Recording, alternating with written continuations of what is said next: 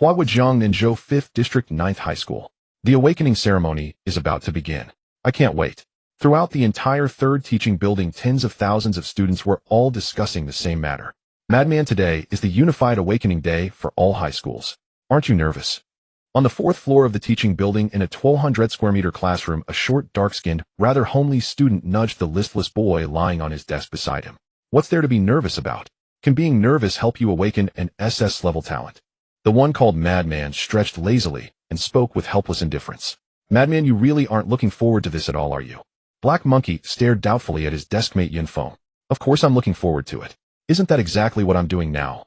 Yet there was no trace of expectation on his face.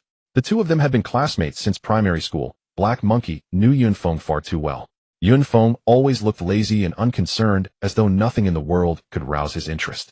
He had thought that Yun Feng might change at least a little on awakening day, yet Yun Feng was still the same. How could I not look forward to it? I've been waiting for this day for 10 years.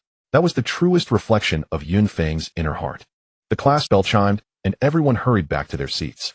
The sharp clack of high heels against the floor echoed down the corridor, drawing nearer and nearer. All the students turned their gazes simultaneously toward the doorway, especially the boys craning their necks, for they knew the homeroom teacher was about to arrive. Even the perpetually languid Yun Feng could not help but shift his gaze toward the door. At that moment, a tall woman with flawless proportions stepped into the classroom. She was Li Yanqing, homeroom teacher of class 32, grade 2. She wore a standard black business suit over a white blouse, a pair of gold-rimmed glasses resting on her nose, her hair casually tied back, giving off a crisp, heroic air. Students, today is the unified awakening day. I want every one of you to perk up and stay focused. In truth, she hardly needed to say it. Everyone below was already brimming with energy, all but one. After all, what happened today would shape their future. Whether they became dragons or worms would depend on this very day. I'm finally going to awaken. I'm already 16 years old plus 25 days, 4 hours, and 7 minutes. I've waited far too long for this moment. I think you've been waiting all for nothing, ha. Get lost. Even if I'm terrible, I'll still be better than you. How about we make a bet? Whoever ends up with the worst talent will. Spurred on by the beautiful homeroom teacher's words, whispering erupted throughout the classroom, growing louder and louder. Heaven bless me. Let me awaken an S-level talent. Why not say you'll awaken an SS-level talent? Can't even dream a little bolder. I'd be satisfied with a B-level talent. Just don't let it be a level or F-level. On this day, not one of them failed to hope for a high-grade talent to stride onto the path of the strong and win the reverence of the masses. Seeing everyone so fired up, Li Yanqing did not interrupt, allowing them to talk as they pleased. When she turned her head, she noticed one student lying on his desk, entirely out of step with the surrounding excitement. That guy, still the same as always. Li Yanqing felt a trace of helplessness at Yun Feng's perpetual lethargy. All right, that's enough discussion. The classroom fell silent at once. You all know how important awakening is. 300 years ago, our predecessors used their blood and flesh to forge the living environment we now enjoy. Yet things have not truly improved. We are still perched on the edge of danger. New dimensional spaces continue to appear, the monsters within grow stronger and stronger, and recently the number of rioting dimensional spaces has sharply increased. The human race needs fresh blood to halt the advance of the monsters, and you are that hope. Later, no matter what talent you awaken, do not lose heart. You must possess the heart of a strong one. Only then can you continually improve and reach higher realms. Li Yanqing's speech left every student in the classroom surging with fighting spirit, blood boiling, as though they could rush into a dimensional space right now to battle monsters. Zhang Xingyu lead everyone to the sports field to assemble for the awakening ceremony. Yun Feng watched Li Yanqing leave the classroom, lifting his eyelids just slightly. Soon everyone in the class followed their class leader Zhang Xingyu toward the sports field. At that moment, the field was packed with people, all full of expectation, whispering in low voices. Look, is that the awakening stone? Everyone turned their eyes toward the ceremonial platform at the front of the field, where a massive golden yellow stone was displayed. An elderly man stepped onto the platform, clearing his throat softly. Though he used no amplification, that slight cough carried across the entire field. Today is the day of talent awakening. I hope every one of you can awaken the talent you dream of. I won't waste words. Let us begin. Yun Feng had expected the vice principal to launch into a long speech, but was surprised when he went straight to the point. Class 2 of grade 2, the first class, stepped out from the far left of the field and headed toward the platform. As one student pressed his palm against the awakening stone, a burst of blue light suddenly flared across its surface. Long Hui level talent element, fire. To think the very first talent is quite good, a lucky start. Level really is pretty decent. In previous years, with 10,000 students per grade, barely 100 level talents would appear. Truly 1 in 100. Long Hui quietly clenched his fist upon hearing his awakened talent. Lin Hu level talent element. Damn, a high burst lightning element talent. What a pity it's only level. If it were clevel or higher, he'd be the primary attacker in any squad. It is a bit of a shame. Amid the chatter, students from Class 1 went up one after another to awaken. Huang Qi level talent. Lu Yun level talent. Self-healing. As the awakenings continued, D and level talents appeared most frequently, with an occasional level talent among them. Zhao Yafeng, a level talent element, ice. When the announcement ended, a roaring discussion erupted. Class 1 produced in a level talent. Amazing. Yes, and an elemental talent at that. If developed properly, her future will be boundless. And a level talent awakener was something rare even across the whole of Jiangnan. Old Qin, your class produced in a level awakener. That really brings you glory. Among the teachers, many stepped forward to congratulate Qin Xiaoyan, homeroom teacher of Class 1. Not at all, I'm sure your classes will have such geniuses as well. Though Qin Xiaoyan spoke humble words, the proud satisfaction on his face was unmistakable. With high-grade talent awakeners in his class, the light of their achievement also shone upon him. Soon Class 1 completed their awakening ceremony, ultimately producing 1 level and 3 level talents. For 9th high school, such results were already outstanding. In a class of roughly 300 students, so few A and level talents only highlighted how scarce high-level talents truly were. Class 2 continue. The officiant called out for the next class. In the end, Class 2's luck did not match Class 1's. No level talent appeared, though they did produce 5 level talents. Then came Class 3 and Class 4. As the ceremony progressed, some were delighted, others disappointed. Yet up to this point, no E or level awakeners had appeared. In Jiangnan schools admitted students based on their parents' awakened talents. In particular, the top 10 schools in each district required that all parents be level awakeners or above. Though parents' talents did not necessarily pass directly to their children, they significantly influenced the potential height of the children's talents. Thus, those who could study here generally came from a generation with strong genes, making the probability of low-grade talents relatively small. At 9th high school, level talents over the years were rare, yet level talents had truly never been seen. Even a level talents were exceptionally few. Holy red light. At that instant, a pillar of red light shot up from the awakening stone, dyeing the entire field crimson. Someone shouted, and the field instantly erupted. This is insane. Red's level talent. That's like a calf boarding an airplane. The cow power just soared into the sky. Class 5 Shangwan Shue's level talent phantom dance. The announcer standing to the side could barely keep his voice steady. After so many years, 9th high had finally produced its level talent. In that moment, everyone on the field rose to their feet, staring at the girl beside the awakening stone. A figure in a white dress, ponytail tied with a butterfly bow, standing as gracefully as a princess. Shangwan Shue. It's actually its level talent. Our school really produced its level awakener. Our school has another level talent. This is wonderful. The happiest of all were naturally the teachers. The appearance of its level awakener would raise the school's reputation and ranking, leading to ever higher quality students in the future. Down on the field, the students were equally exhilarated. Since one's level had appeared, a second or third might follow. They still had hope. 9th high, though ranked among the top 10 schools in the 5th district of Jiangnan, sat at the bottom of that list. Each year, the awakened talents of its students were not poor, but far from exceptional. In past years, level talents in Jiangnan almost always came from the top 3 schools in each district. The other schools were already fortunate to produce a few level talents. Teacher Gu, congratulations. Teacher Gu, our classes must interact more in the future. As homeroom teacher of Class 5, Gu Yun stood frozen in place, still unable to recover from the shock. He had never imagined that such sky-high fortune would land on his head. This was its level awakener. Throughout 300 years of history, every level or above talent in Jiangnan who did not die prematurely had eventually become a powerhouse. What is this? Just as everyone was in an uproar, a powerful pressure swept over them, making it hard for those. It really isn't level talent. A voice of delighted surprise drifted down from the sky. Everyone looked up to see a pair of immense flaming wings beating in the air. That's the principal's fire feathers. The principal has come out of seclusion. Those familiar with the principal recognized the owner of those wings at a glance. From today onward, I will personally instruct her. With a single tremor of the fire feathers, both the wings and Shangwan Shue on the stage vanished from above the crowd. The principal will teach her personally. Shangwan Shue has truly struck gold. If only I could be taught by the principal. Even with a level talent, I'd still have a chance to stand out one day. With your lousy talent, even I wouldn't look twice at it. Why would the principal? Staring at the now empty platform, everyone's faces were filled with envy. If only I could awaken its level talent. Beside Yin Feng, Black Monkey's eyes had lost focus. He was clearly lost in fantasy. Class 6 continue. The awakening ceremony did not pause for the appearance of its level awakener, though the impact of the event was still spreading. Do you think now that its level appeared we might even see the golden legend this year? Stop dreaming. In our 9th high, you really think we'll produce an SS level awakener? Among all 9 states of Huaguo, when has Jiang Ninzhou ever had more than 5 SS-level talents in a single year? A statistics nerd immediately began to sneer. Indeed, as class after class continued their awakenings, no further S-level awakeners appeared. For a school like 9th High, having even one S-level awakener in a year was already heaven-defying luck. The final class, Class 32. Madman, it's our turn. Black Monkey winked exaggeratedly at Yun Feng as they followed the crowd toward the platform. Zhang Xingyu, level talent beast transformation, Tiger. Class 32 greeted the ceremony with its own auspicious start. Their class leader awakened a rare level talent right at the beginning. Next, Zhou Quan. Madman, I'm getting a bit worked up. Hearing his name called, Black Monkey rubbed his hands nervously as he walked onto the platform. The result came quickly. Zhou Quan, a level talent, extreme speed. With the announcement, a fresh wave of exclamations swept across the field, though compared with the earlier level, it felt more subdued. Madman, did you hear that?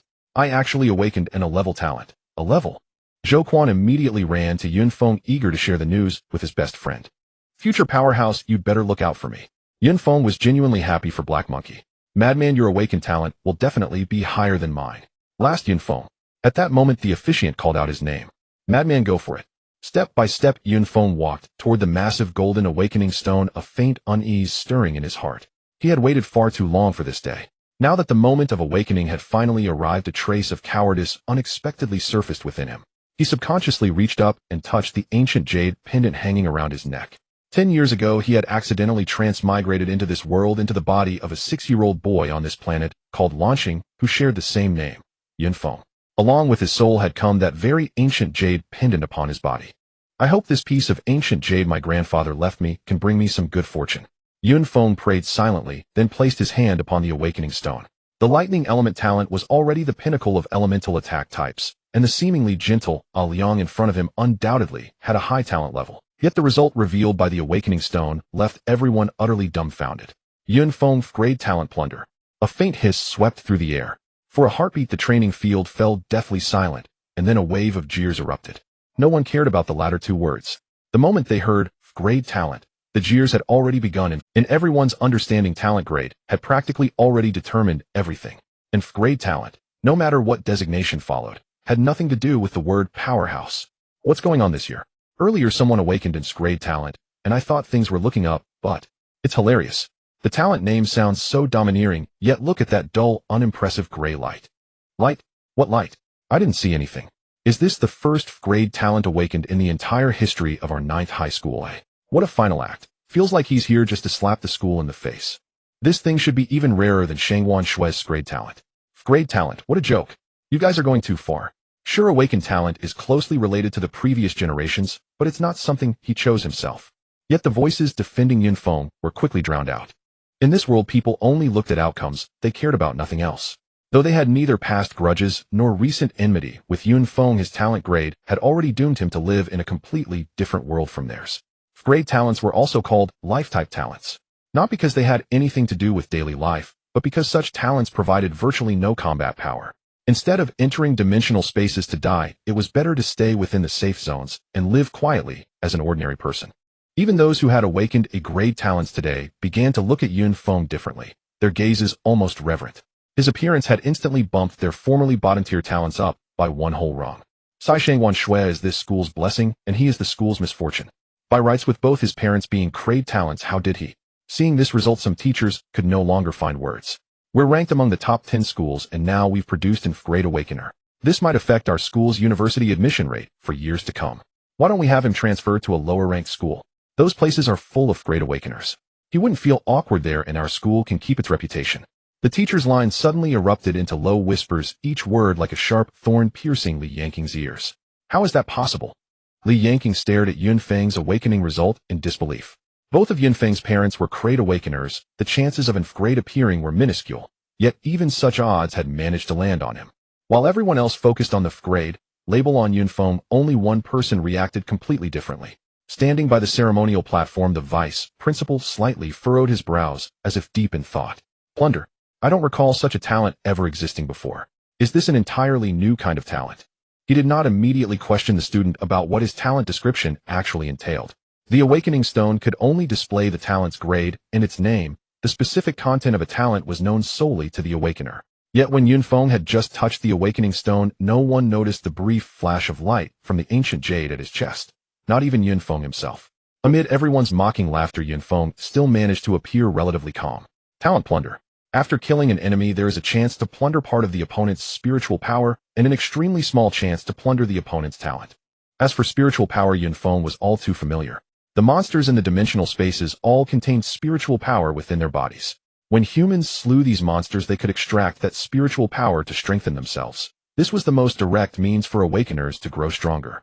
If this talent could be fully developed, it would indeed be formidable. But reality will never give me the chance to grow it. I can't even kill a single monster. What use is a bit more spiritual power? Absolutely none. Yunfeng grumbled inwardly.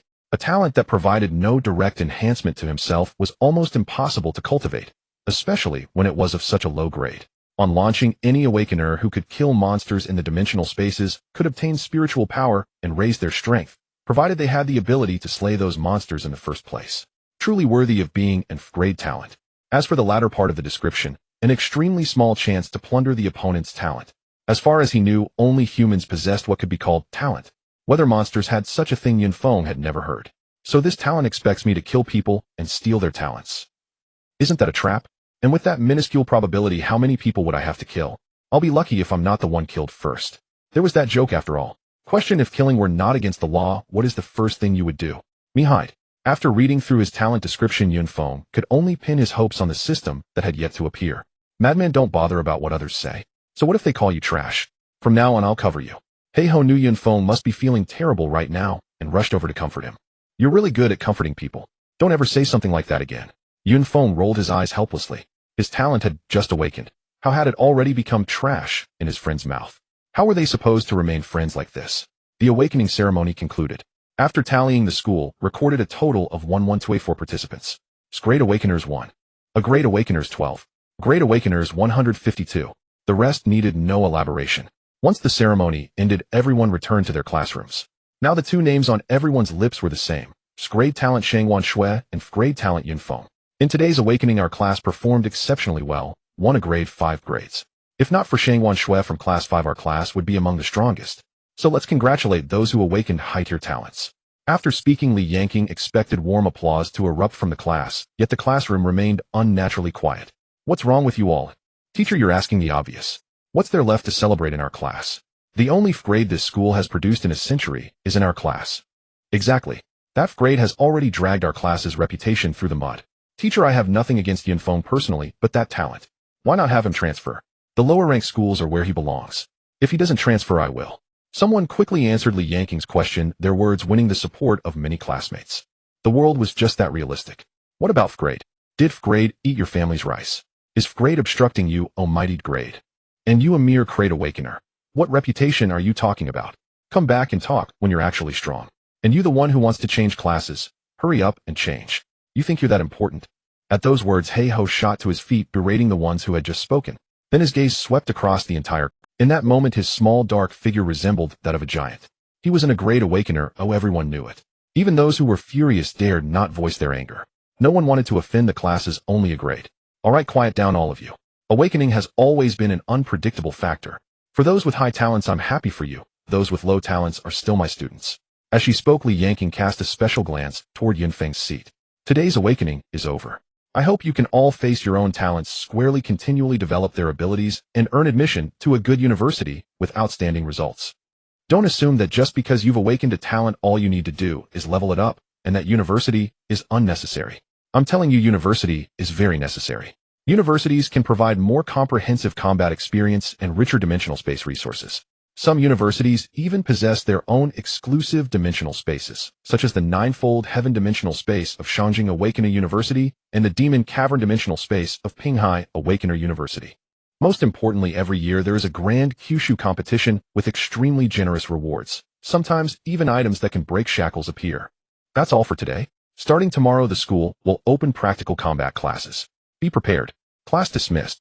Li Yanqing knew that saying any more at this moment would not change the majority's view of Yunfeng. She only hoped he would not lose heart forever because of this awakening. Yunfeng, come to my office for a moment. With that, Li Yanqing headed toward her office, and Yunfeng had no choice. As soon as he stepped into the office, he felt every gaze fall upon him, laden with disdain and contempt. Turns out these teachers aren't all that different from those brats, he thought. Yun Feng chuckled inwardly. Seeing the looks from the surrounding teachers, Li Yanqing suddenly regretted calling him here. Teacher, you didn't call me over just to test how strong my mental resilience is, did you? Li Yanqing's gaze wavered under Yun Feng's eyes. Her original intention had been to comfort him, but now the situation had turned somewhat embarrassing. Teacher, I'm fine. You don't need to worry about me, truly. Yun Feng understood his homeroom teacher's intentions, but he truly did not care. My system hasn't arrived yet. The outcome of heaven and earth is still undecided. Anything is possible.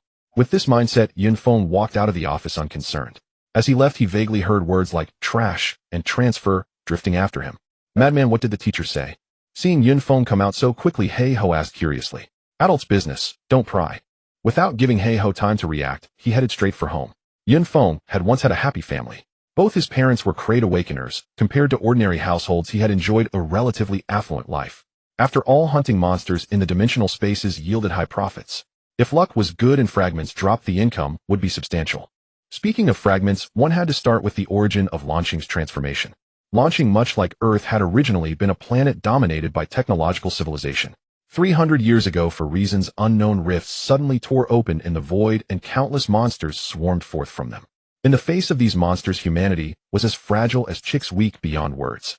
Fortunately, humans wielded their technological creations, hot weapons, to wage a desperate battle against the monsters. After sacrificing countless lives and nearly exhausting their ammunition and supplies, humans finally drove most of the monsters back into those spatial rifts, the very dimensional spaces known today.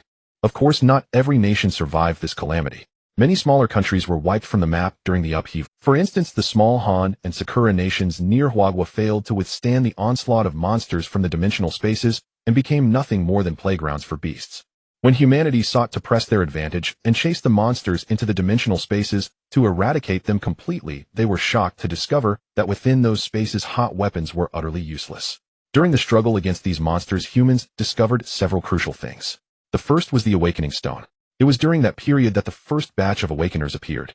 The second was that some monster corpses contained colored fragments.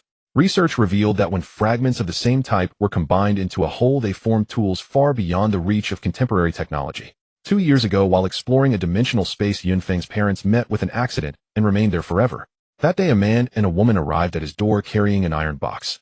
Child, we were your parents' teammates. These are their belongings. Please keep them safe. When Yun Feng heard those words, he numbly accepted the metal box, not even remembering when the two left. From that moment on, he became an orphan. Fortunately, his parents had left him enough to support him through his schooling. It seems the fragments my parents left behind are finally going to have to be sold. After their belongings were returned back, then Yun Feng had opened the box once.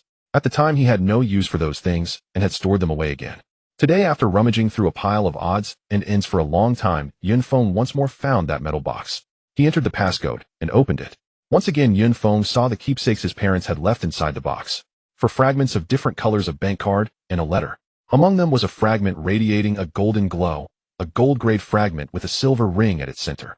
It would be a pity to sell this, but keeping it is useless too. He picked up the golden fragment and sighed.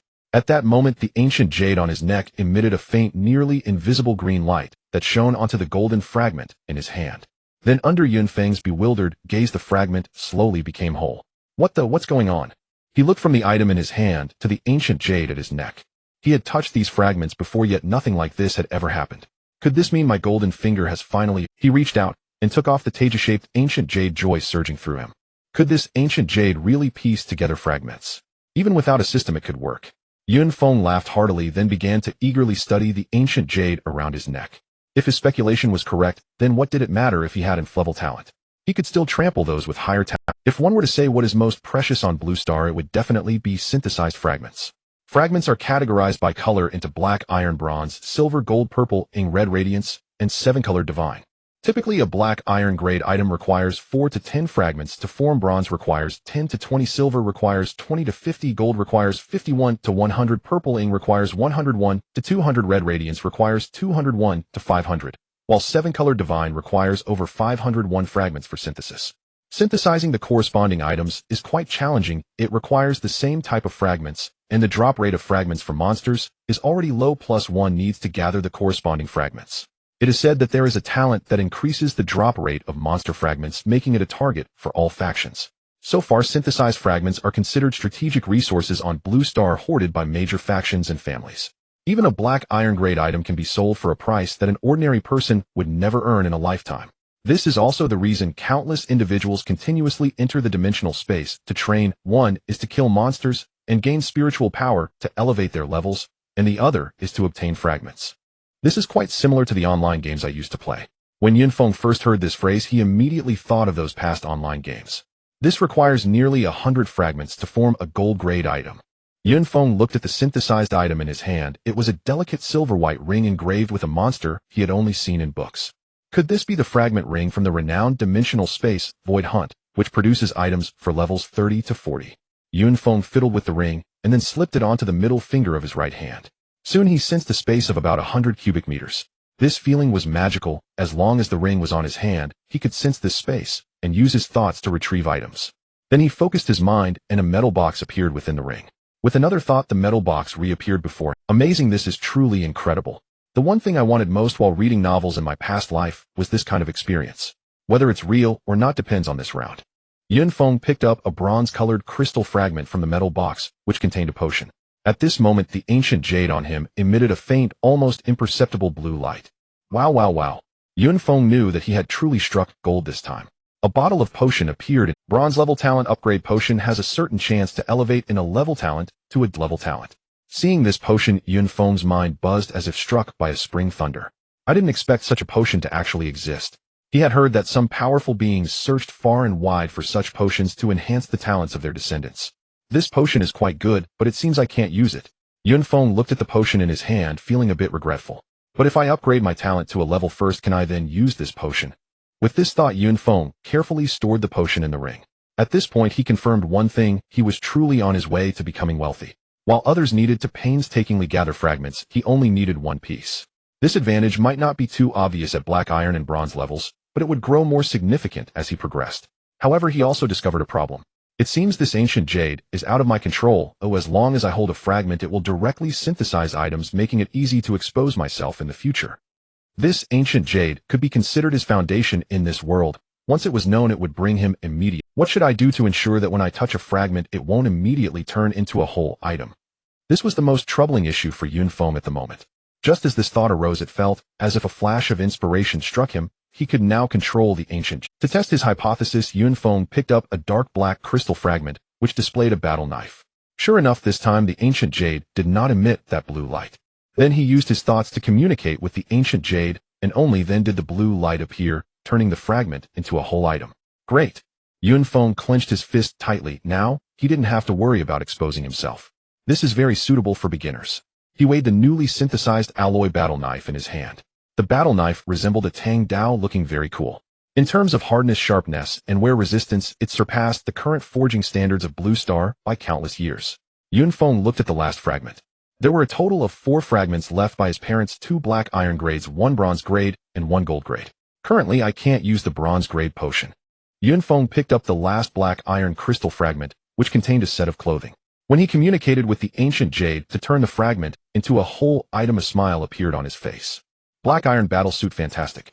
Compared to the black iron alloy battle knife, this battle suit excited him even more. Having lived 2 lives, he knew that survival was the most important thing. He then looked at the other 2 items in the metal box, and opened the slightly yellowed letter he had read many times before. My son Yunfeng, we wish that this letter would never reach your hands, but we often enter various dimensional spaces not knowing which will come first, tomorrow or an accident, hence we leave this letter behind. If you awaken a good talent, the fragments inside may be of some use to you. If your awakened talent is poor, the savings in the card should be enough for you to live safely in the safe zone for a lifetime. From this point on, you will have to walk alone, but we believe that you will surely overcome difficulties and become a brave, upright, and kind person. Looking at the letter in his hand, Yunfeng's eyes turned a bit red. For 10 years, although his parents were mostly not home, their care and concern for him had never ceased. Having awakened commendable talents, they had their own missions. Whether for themselves or for the safety of humanity, they had to enter dimensional spaces and slay monsters. Father, mother, I will not let you down. Yunfeng tightly grasped the metal box in his hand. The few fragments they left behind would be his capital to rise in this world. Wooming Mountain connects to the mountain beyond. The moonlight falls on the sound of water. Self-sung, just then a ring. Yunfeng opened his phone to see that it was a call from Black Monkey Zhou Quan. What good news, little monkey? Yunfeng tidied his emotions and answered the call. Crazy guy Bamboo Pole invited us out for a late-night snack at the snack street. Come over. Bamboo Pole is treating us. Sounds like good news, wait for me. After hanging up, Yun Feng stored the 2 black iron-grade items in the ring and strode out of his house. At this moment the sun was setting and the street lights were beginning to glow. Under the neon lights the street presented a bustling scene. Such a sight was made possible by countless awakeners continuously slaying monsters in dimensional spaces, protecting the peace of the rear. For this, countless lives had been sacrificed. The late-night snack street was not too far from Yun Feng's home. It took about 10 minutes to walk there. Crazy guy, I'm here. The two stood at the street corner, waving at Yun Feng. What are we preparing to eat? How about spicy hot pot? Bamboo Pole spoke up. True to his nickname, he was tall and thin, with all his black hair combed to one side, resembling the character Huawun from Chibi Marukakan. Then let's go for spicy hot pot. I heard a new place called Zhang Liang Spicy Hot Pot just opened. Oh, let's try it out. Black Monkey said as he led the way inside. At this moment the late-night snack street was lively with the air filled with the aroma of various snacks, making one. The taste is pretty good. Ew, I like it spicy. Of course, especially with the girls. Yun Feng casually continued the conversation. Can you two talk about something serious? Don't you want to know what talent I awakened? Seeing the two chatting idly, Bamboo Pole grew a bit anxious. Yun Feng and Black Monkey exchanged glances, understanding each other. Not interested, not interested. Eat, eat. Hearing the two say this, Bamboo Pole couldn't eat at all. He couldn't manage a single bite. I say, are you two doing this on purpose? Even if you don't ask, I will still tell you. With that, Bamboo Pole cleared his throat. To be honest, I awakened a level talent. You two better show some respect when you see me in the future. Yes, yes, a level big shot. The two's perfunctory attitude made Bamboo Pole even more annoyed. Yet the other patrons in the shop turned to look, expressing their admiration. A level talent is already considered top tier among ordinary people. Seeing the gazes around him, Bamboo Pole's vanity was somewhat satisfied. In truth, both knew that Bamboo Pole's only flaw was his tendency to boast. Alright, stop showing off your Black Monkey couldn't bear it any longer and said to Bamboo Pole. He knew that Yun Feng had only awakened an level talent today and would certainly not want to discuss anything related to talents. But as soon as he said that, he regretted it. If a level talent was considered mediocre, then Yun Feng's level talent. I'm done eating, how about you? I'm done too, let's go. Hey, I haven't finished eating yet. Bamboo Pole rushed out while paying at the front desk. The three strolled out of the late-night snack street, arriving at a small riverside where the crowd gradually thinned out. Crazy Black Monkey, quickly tell me about today's awakening results. I'm nearly dying of anxiety. Bamboo Pole walked beside them, looking more uncomfortable than someone with constipation. Can't you see that Crazy doesn't want to talk about talents today? You really have no sense of awareness. Black Monkey nudged Bamboo Pole, trying to make him shut up. Yun Feng, what happened? Bamboo Pole quickly asked. What could have happened? Just ignore what Black Monkey says. Yun Feng felt the concern from his two brothers and waved his hand. It's just that I awakened in level talent, it's nothing serious. What? Yun Feng, you only awakened in level? Bamboo Pole's eyes widened in disbelief. Yun Feng, one of us has an level talent, and the other a level talent. Together with you we can still shine in dimensional spaces. Black Monkey, you have an level talent. This revelation hit him harder than hearing Yun Feng was level, fearing for both his brother's hardships and his brother's luxury. Just moments ago Bamboo Pole was boasting about his level talent and now wished he could dig a hole and hide. A sharp bell chimed. Class had begun. Students sat upright and motionless, their anticipation palpable. After an entire morning of waiting, the long-awaited practical training session was finally about to commence. Zhang Xingyu, you will lead the class to room 8 in Zone C of the practical training building, announced Li Yanqing before stepping out of the classroom. Wow, finally we're entering the legendary practical training building. How thrilling. Indeed, we've always longed to step inside, but only awakened individuals are permitted entry.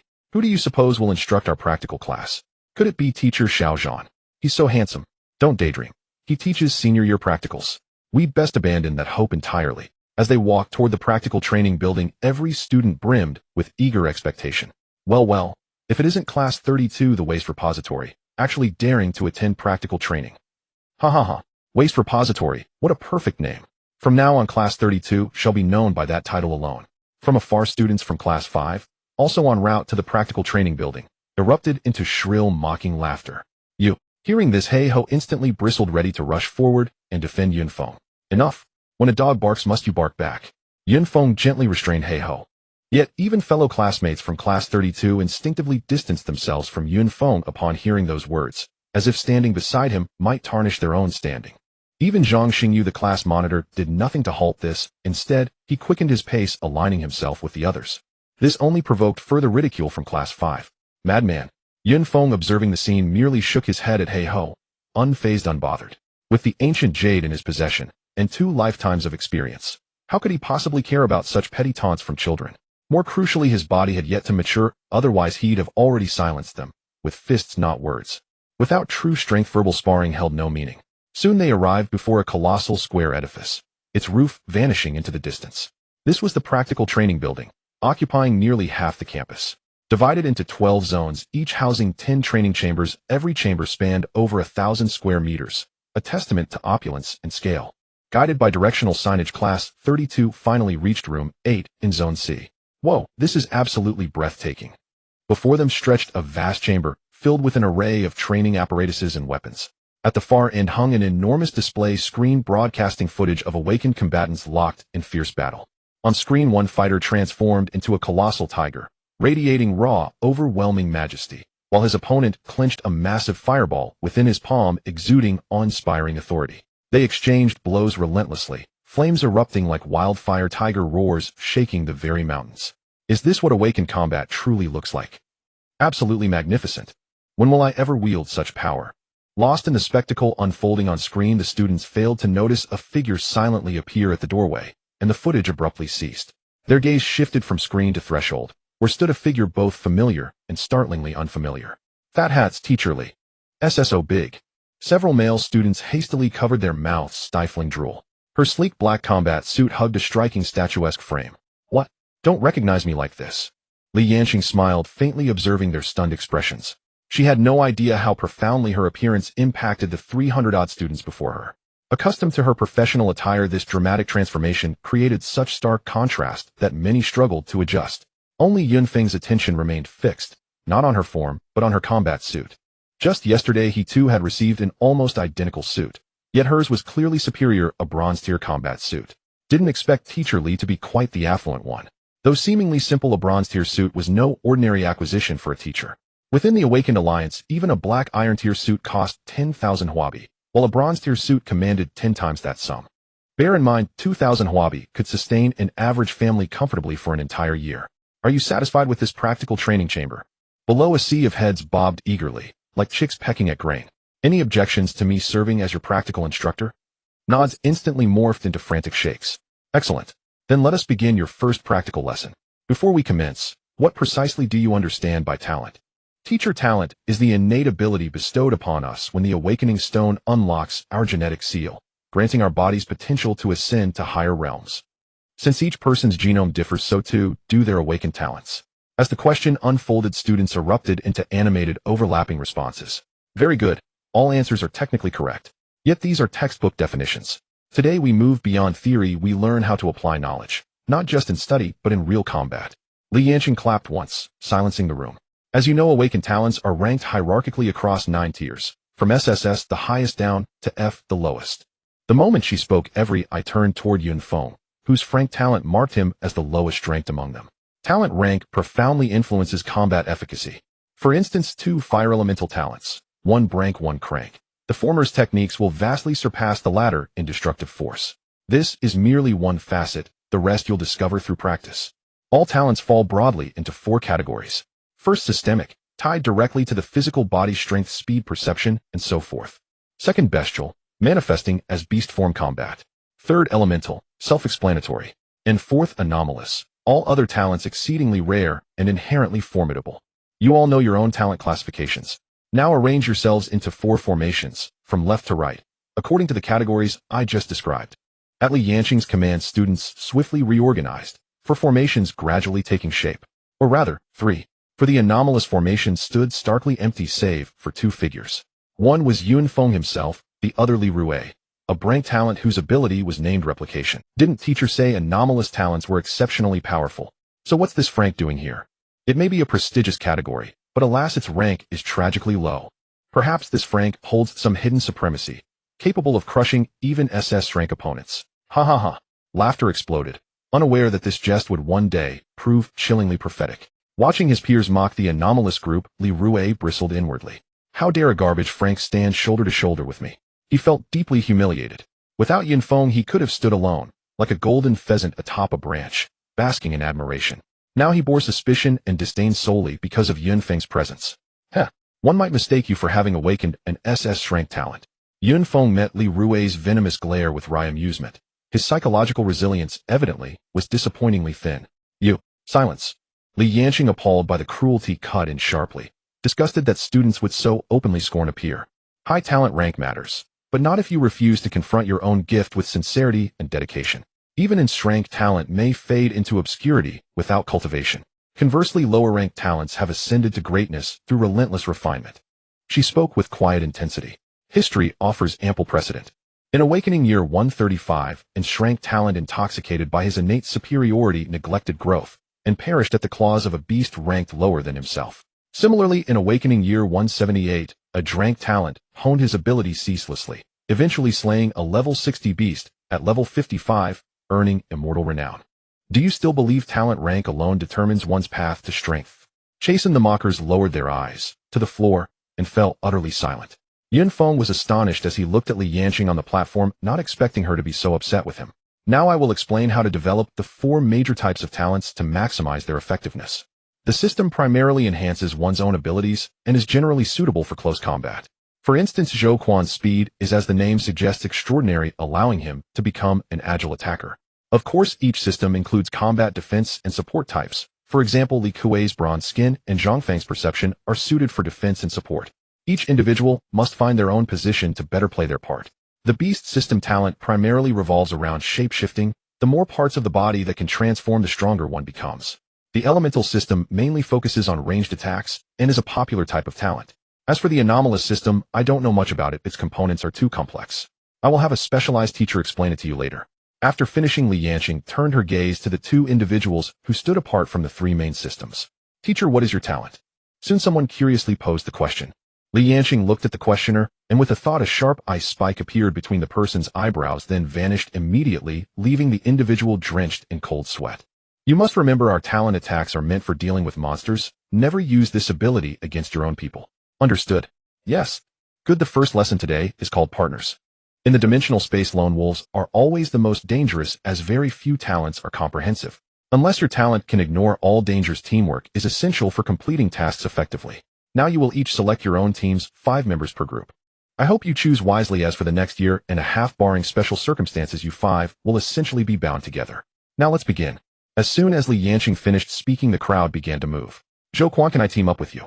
My talent is Crade Iron Bones, and with me in front for defense, I guarantee we can unleash our attack potential. Zhou Quan, add me in. Am a Crade Fire able to assist you with ranged attacks? Zhou Quan, as the only a grade talent holder in the class, he naturally became the object of everyone's desire to team up. Meanwhile, several grade talent holders were also surrounded by many people. However, He Ho ignored them and looked at Yunfeng. I forgot to mention Yunfeng and Li Rue will not participate in this team selection. He Ho, who originally wanted to team up with Yunfeng, had to give up at this moment. With one grade talent holder missing, everyone became more anxious, as nobody wanted to be in a team with low combat power remaining unnoticed and unaccomplished. But with talents varying greatly, it was impossible for everyone to find their ideal team. After much deliberation, all 63 teams were finally formed before class ended. The pairings are quite reasonable. I can rest easy now. From the next practical class onward, you will need to familiarize yourselves with each other's talent abilities to prepare for the dimensional space exercise in a month. Yunfeng, Li Rue, you 2 come with me. Class dismissed. Li Yanqing led Yunfeng and Li Rue away while the others excitedly headed to the classroom.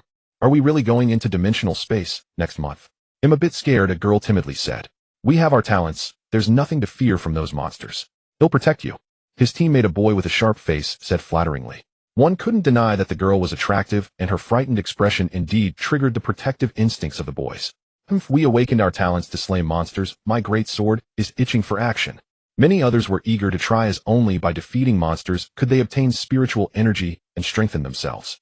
Meanwhile, Li Yanqing had already brought Yunfeng and Li Rue to the teacher's office area. Along the way, Li Rue showed no good attitude towards Yunfeng and kept making snide remarks. Li Rue, I will take you to the Talent Research Institute. Yunfeng, you need to go to the vice principal's office. He wants to discuss some matters with you. Okay, teacher. Also, you look really great in that outfit today, Yunfeng said before hurriedly running towards the vice principal's office. This little brat. Li Yanqing's face turned slightly red at Yunfeng's comment. After all, she also knew that the combat suit on her was indeed a bit tight. However, Yunfeng's ability to say such things indicated that he maintained an optimistic attitude towards his grade talent. Knock, knock, knock. As soon as Yunfeng knocked on the door, it opened automatically. Principal, you wanted to see me. Do you know why I called you here? You're not expelling me, are you? Of course not. It can't be about my grade talent, can it? Yunfeng said awkwardly. Exactly, it's about your talent. The vice principal adjusted his glasses. As far as I know, your talent has never appeared before. It is an entirely new talent with significant research. So you're treating me like a guinea pig, huh? Yun Feng rolled his eyes. Can you tell me the description of your talent? The vice principal ignored Yun Feng's complaints. The awakening stone can only display the talent level and name of the awakener. It cannot reveal the description, which only the awakener knows. Over the years, every new talent that appeared has required registration, allowing the Talent Research Institute to study it, aiding the awakener in better developing their talent and absorbing suitable materials. The talent description is that it can plunder a portion of spiritual energy from defeated monsters. Yun Feng could not refuse the vice principal's question and could only answer. However, he also kept a cautious mind, slightly altering the description and did not mention the latter part, as it felt somewhat inhumane. Plundering refers to stealing spiritual energy. The vice principal furrowed his brows. I need to test how much of this plundered energy you truly have. How will you test it? Yun Feng asked curiously, as he too wanted to know the answer. Follow me. The vice principal led Yun Feng into a large sealed room, and then a hidden door in the wall opened, revealing a metal cage that was pushed out. Principal, do we really need to keep a rabbit in such a cage? Yun Feng walked around the cage somewhat confused. This is no ordinary rabbit. As soon as the vice principal finished speaking, the rabbit in the cage suddenly had blood-red eyes. Then, to Yun Feng's astonished gaze, the rabbit's body suddenly swelled, its muscles exploding, standing upright at about a meter tall. Bang! The rabbit slammed its fist against the cage, producing a thunderous sound. What the hell kind of rabbit is this? This is from the dimensional space. It looks pretty tasty. The vice principal couldn't continue wondering if this was the thought process of a normal person. This is a level 1 monster, the violent rabbit. It'll weaken it to the brink of death, and you can finish it off. Principal, can monsters from dimensional space be brought out? Others can't, but I am from the Research Institute and have that privilege. Yun Feng nodded, finding it reasonable. After that, the vice principal handed him a pair of glasses. What are these? They look a bit cool. Yun Feng took the high-tech glasses and fiddled with them in his hands. You'll know once you put them on that they weren't supposed to be given to you right now. Yun Feng put on the glasses, and a sudden brief pain shot through his temples. Please enter your name. Then Yun Feng saw a virtual screen appear before him with a blank space in the middle and a blinking underscore, clearly waiting for him to input his name. This looks so high-tech. Yun Feng suddenly became interested in the glasses. Yun Feng. As a result, the virtual screen displayed the characters Yun Feng. Not Feng as in crazy, but Feng as in mountain. Yun Feng suddenly felt that this gadget was not as impressive. After the naming was completed, a virtual screen appeared in front of Yun Feng's left side. A row of data appeared. Name Yun Feng. Level 10100. Initial combat power 5. Talent level F. Wow. Yun Feng looked at the data above and exclaimed. Isn't this just like playing an online game in my previous life? However, there is still a significant gap. It only displays some simple data and lacks any equipment or skills, probably because I don't have them yet. Then Yun Feng turned his head to look at the vice principal, where a new virtual screen appeared in front of the right side of his face. Level 49. Combat power 426,348. Warning. Danger. Warning. Danger. A large red exclamation mark flashed on the virtual screen. Wow, over 400,000 combat power. What should a weakling like me do? However, when looking at others, I can only see their level and combat power. Nothing else is displayed. Yun Feng then looked at the violent rabbit in the cage. Monster violent rabbit. Level 1. Combat power 30. Skill Furious Punch, delivers a furious punch, causing extra damage. Being at the same level this rabbit could defeat 6 of itself, Yun Feng felt a sense of defeat. Principal, this thing is too useful. Yun Feng no longer wanted to take off these combat glasses. It took a lot of time to develop this thing. Alright, no more talking, let's start the experiment now. The cage opened, and the violent rabbit instantly rushed out, throwing a furious punch at the vice principal. The vice principal extended a finger and lightly flicked it. Bang! The violent rabbit was sent flying back at a faster speed, crashing into the iron bars, and then sliding to the ground. Yun Feng was truly afraid that the violent rabbit would be killed by that flick. Alright, you can take action now. Principal, you can't let me use this, I'm afraid of pain. Yun Feng raised his fist. The vice principal had no choice but to wave his hand, and a long sword appeared in his hand. What the heck, how did this thing appear? Yun Feng looked at the long sword in the vice principal's hand with disbelief. Actually, he knew that the vice principal must have a spatial ring, but he had to pretend he had never seen such a thing. The vice principal disdainfully urged him to end the life of the violent rabbit and complete the experiment. Yun Feng knew he had acted enough and grasped the sword in his hand. At this moment, the values on the virtual screen changed again, and the combat power became 8. This meant that the sword in his hand increased his combat power by 3. This should be an ordinary alloy long sword, not made from fragments, or even materials forged from monsters, otherwise it would increase more than just this amount. Yun Feng stabbed the sword at the collapsed violent rabbit. Sizzle. The long sword easily pierced through the body of the violent rabbit. Principal, there is no feedback from the combat glasses. The monster isn't dead yet, so of course there's no response. You can't just stab it in the head or heart. The vice principal thought in his heart that Yun Feng had already been categorized as an utterly hopeless student. Yun Feng exclaimed, raising the sword to stab at the violent rabbit's head. Then he felt a special warmth entering his body, making him feel particularly comfortable, as if his body had grown stronger. How is it? What is the number behind your level now? The principal hurriedly asked. This data would be the result of this experiment. It seems to have changed to 666. Is it that much? The vice principal was stunned. No, principal, I just stuttered a bit. It's just 16. The vice principal sighed in relief. That makes sense. In other words, you gain slightly more experience than normal people when hunting monsters of the same level. The vice principal recorded this data. The value of spiritual power obtained by humans from killing monsters is very constant. Defeating monsters of the same level yields 5 points, 1 level higher yields 10 points, and 2 levels higher yields 15 points, and so forth. Below level 10, every 10 points of spiritual power will increase combat power by 1 point. However, I don't know if this 1 point is a true point or 20, so we need to conduct another experiment. Then another cage was pushed out. Inside was a large rooster about a meter tall, with shiny feathers, a gray comb that split from the middle to the sides, and several tail feathers in a rainbow of colors. This time Yun Feng directly looked into the cage, without waiting for the vice principal to introduce it. Monster Combat Chicken. Level 2. Combat Power 60. Skill Iron Mountain Impact uses its wings to strike, causing massive damage. What the heck, a chicken skill is this? This reminded Yun Feng of an old acquaintance. The vice principal said nothing more and struck again. Caught. A scream was heard as the combat chicken flipped over on the ground. Without saying a word, Yun Feng stabbed at the chicken's head with his sword. What is the value this time? Yun Feng looked at the data behind the level. 176 of principal. If I'm calculating correctly, it should be 11. The vice principal didn't want to say anything more. Alright, after 2 tests, we already know your talent's capabilities. You can go back now. After saying that, the vice principal waved his hand, and the previously closed door slowly opened again. However, Yun Feng stood in place for a long time, without any intention of leaving. Do you have any other business?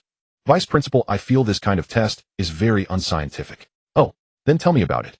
After all, it was Yun Feng's talent, and he was interested in hearing his opinion. I think we should continue testing until we reach level 50 monsters. Only then will the data be reliable. The vice principal didn't expect Yun Feng's opinion to be so shameless. Get lost. The vice principal's good temper could no longer be suppressed. Getting to level 30 is fine, or even level 10 will do. Get lost. Seeing that the vice principal was really about to explode, Yun Feng fled. Remember, in the safe zone you cannot wear combat glasses, or else you will be captured by the enforcers. Got it. Yun Feng took off the combat glasses and stuffed them into his pocket, quickly running out of the laboratory. I got 17 points of experience for free, not bad. Yun Feng said happily. Indeed, to him, this was exactly like gaining experience from killing monsters in a game, except that each time he absorbed spiritual power, his body grew a little stronger. His current combat power value had already become 6. This feeling is awesome. I'm looking forward to the dimensional training a month later. In the laboratory, the vice principal put away the long sword. This kid is quite interesting. Now the vice principal looked nothing like the furious person from before. Though Yun Feng had lived 2 lives and was quite astute, some of his behaviors still seemed somewhat deliberate in the eyes of the vice principal. It's a pity, though, the talent is indeed too poor. That so-called foreign system plundering talent gains too little spiritual power. It has some effect in the early stages, but later on it is completely useless. The vice principal shook his head and then uploaded the results of his tests to the database of the talent research. Students, after a month of practical classes, do you have confidence for the upcoming journey into the dimensional space? Although no one has increased their spiritual power in this month, the cooperation among teams and understanding and application of their own talents have made significant progress. Of course, I can't wait. I have been looking forward to the sights within the dimensional space. Teacher, is there any danger in the dimensional space? Yes, will our absolute safety be guaranteed? As Li Yanqing asked, the students below erupted into their responses showed a polarized situation. A portion of them, mostly boys, were driven by curiosity and eager to venture into the dimensional space for training, while another portion, mostly girls, felt insecure and feared the dangers inside. Entering the dimensional space will indeed entail dangers. Although we will provide protection, we cannot follow you step by step, so the possibility of accidents cannot be ruled out. As Li Yanqing spoke, she scanned the expressions of everyone present. Some individuals showed signs of fear upon hearing about the dangers. So those who do not wish to participate can withdraw now. Once you withdraw, you will no longer participate in practical classes and will forever miss the opportunity to enter the dimensional space. You can live a peaceful life as an ordinary person. Upon hearing Li Yanqing's words, those who were afraid secretly glanced at Yunfeng only to find him sitting there on. Why are you all looking at me? If you're scared, then don't go. There's no shame in being a turtle. After all, no one will die. Yunfeng added fuel to the fire. If even you and Frank aren't withdrawing, how could we possibly back down? Upon hearing Yunfeng's words, those who were frightened immediately retorted, determined not to lose to a worthless Frank. Yunfeng did not expect that they would find their confidence from him. All right, since no one wants to withdraw, let's set off. Led by Li Yanqing, over 300 people walked out to the school gate. What's that? It's so impressive. Have you never seen it? I was fortunate enough to see it once last year when the senior class went out for training. It's an armored vehicle, really awesome. At that moment, 3 massive vehicles with pitch-black metallic shells were parked at the school gate, gleaming under the sun, their sharp outlines exuding a sense of technology. 2 rows of gigantic wheels gave a strong sense of oppression. This is the armored vehicle for leaving the city. Please board in an orderly manner with 20 students per vehicle. It's quite spacious inside, so it won't be crowded. Not long after Li Yanqing finished speaking, the doors of the armored vehicle opened, and 2 rows of ladders extended out. The students orderly walked onto the vehicle. Why aren't you getting on the vehicle? Li Yanqing looked at Yunfeng beside her. Teacher, did you forget? I don't have a team, Yunfeng said with grievance. During this time, everyone has been training in pairs while he has been on the sidelines doing some physical training. The key is that he has nothing to familiarize himself with regarding his talent. Even Li Rui, who is also from a different system, is nowhere to be seen, probably undergoing special training. Then you can join that group. Li Yanqing pointed to a small group of 5 people in the distance. Yunfeng took a look and saw that there were 4 dranks and 1 rank, which could be said to be the weakest team in the entire class. After all, in a school like No. 9, the production rate of a ranks is similar to that of a ranks. Teacher, can I join that team? After all, I'm just there to gain experience. Yunfeng weakly pointed to the team where the black monkey was. That team had 1 rank, 1 brank, and 3 cranks, making it the strongest team in the class without a doubt. Li Yanqing glanced at Yunfeng with a look that seemed to say, do you really think that's possible? All right. Yunfeng could only reluctantly walk towards the weak team. The key point is that as Yunfeng approached, all 5 members of that team looked at him with disdain, internally thinking, please don't come over. However, due to Li Yanqing's intimidation, they could only accept this pitiful reality. While sitting in the vehicle, I can see the entire view outside. It's so cool. After getting on the vehicle, everyone realized that the seemingly pitch-black exterior was transparent inside. Rumble. The armored vehicle started emitting a roar and then slowly drove towards the safety zone. Soon the armored vehicle exited the city gate. Yunfeng had seen the walls of the safety zone more than once, but each time he saw them it stirred his emotions and filled him with awe. However, when he viewed the city walls from the outside, it was even more shocking. The walls towered 50 meters high, majestic and magnificent. The surface was covered with an unknown type of metal, appearing very solid. At the top of the walls, a thick black metal cannon barrel protruded every 20 meters, making men weep and women feel powerless. It serves as a powerful deterrent against the invading monsters. Although humanity has driven most monsters into dimensional spaces, many creatures still exist in the wild, and new dimensional spaces continue to open up. Outside the safety zone, wild grass grew thick and rocks were strewn about, giving a desolate and dilapidated appearance. As they drove, they could still see collapsed skyscrapers and cracked roads. This place may have once been a bustling metropolis, but under monster attacks it has been reduced to ruins. Suddenly someone in the vehicle shouted loudly. Everyone followed where he pointed and saw a 3-meter black bear, its body seemingly clad in a metallic shell, appearing among the ruins, its eyes glowing red. At that moment, Yunfeng wished he could take out his battle eyes to check the attributes of this monster. How could a black armored rage bear appear here? This area should have been cleared. Could it have come from somewhere else? Inside the armored vehicle, a person who looked like an officer frowned as he looked at the monster outside. Then everyone saw the black armored rage bear roar and charge toward the armored vehicle. Ah, the monster is coming. Some female students even screamed. Everyone, don't panic. A monster of this level will not pose a threat to the armored vehicle. Then they saw the officer who spoke leap out of the armored vehicle and charge toward the rushing black bear. As he ran, the officer drew his weapon, which was a spear over 2 meters long. Yunfeng could tell that it was a composite weapon made from fragments, likely at the black iron level. The officer thrust the spear directly at the black bear's head, and the bear, realizing it could not be pierced by the spear, suddenly stood upright and swiped its paw at the spearhead. The officer seemed to have anticipated the black bear's reaction. With a light flick of his wrist, the spear's target shifted from the head to the bear's chest. At this point, the black bear could not react in time and could only twist its body slightly. Even though the black bear had a layer of black armor on its body, it could not prevent the spear from plunging into its flesh. However, due to the bear's last-minute twist, the spear did not hit the heart. Roar. The black bear let out a roar, enduring the immense pain as its other paw viciously slapped at the officer. Seeing this, the officer kicked the black bear in the abdomen, using the force to withdraw, while also withdrawing the spear, swinging it in a large arc. Not only did he evade the black bear's paw strike, but his spear also struck the bear's head. Wonderful, so wonderful. When will I be able to fight like him? The spear in his hand is so cool, ooh, I want one. The crowd hiding inside the armored vehicle continuously cheered. This was their first time witnessing a battle between humans and monsters. It was evident that the black armored rage bear was no match for the officer. After a dozen exchanges, it was already covered in wounds, and ultimately the officer pierced its head with a spear, killing it on the spot. Just when everyone thought the officer was coming back, they saw him carefully peel off the layer of metallic armor. This metal is very useful and quite valuable, the accompanying teacher explained. Returning to the armored vehicle, the officer took out his phone and dialed a number, presumably to relay information to the safety zone. After a brief interlude, the armored vehicle continued forward, and after a while finally arrived at the destination for this training. From a distance, a massive rift in the void loomed across the sky, resembling a giant eyeball. Below the rift, there was a small base with the words Little Jungle Dimensional Space prominently displayed on the gate. Outside every dimensional space, there is a station team to prevent the monsters inside from rioting and breaking out. At the same time, they will also check the individuals entering the dimensional space and collect a certain fee. Not only outside, but there is also a secure area at the entrance of the dimensional space, specifically guarded by personnel. After the armored vehicles arrived at the base, everyone disembarked to gaze at the dimensional space entrance ahead.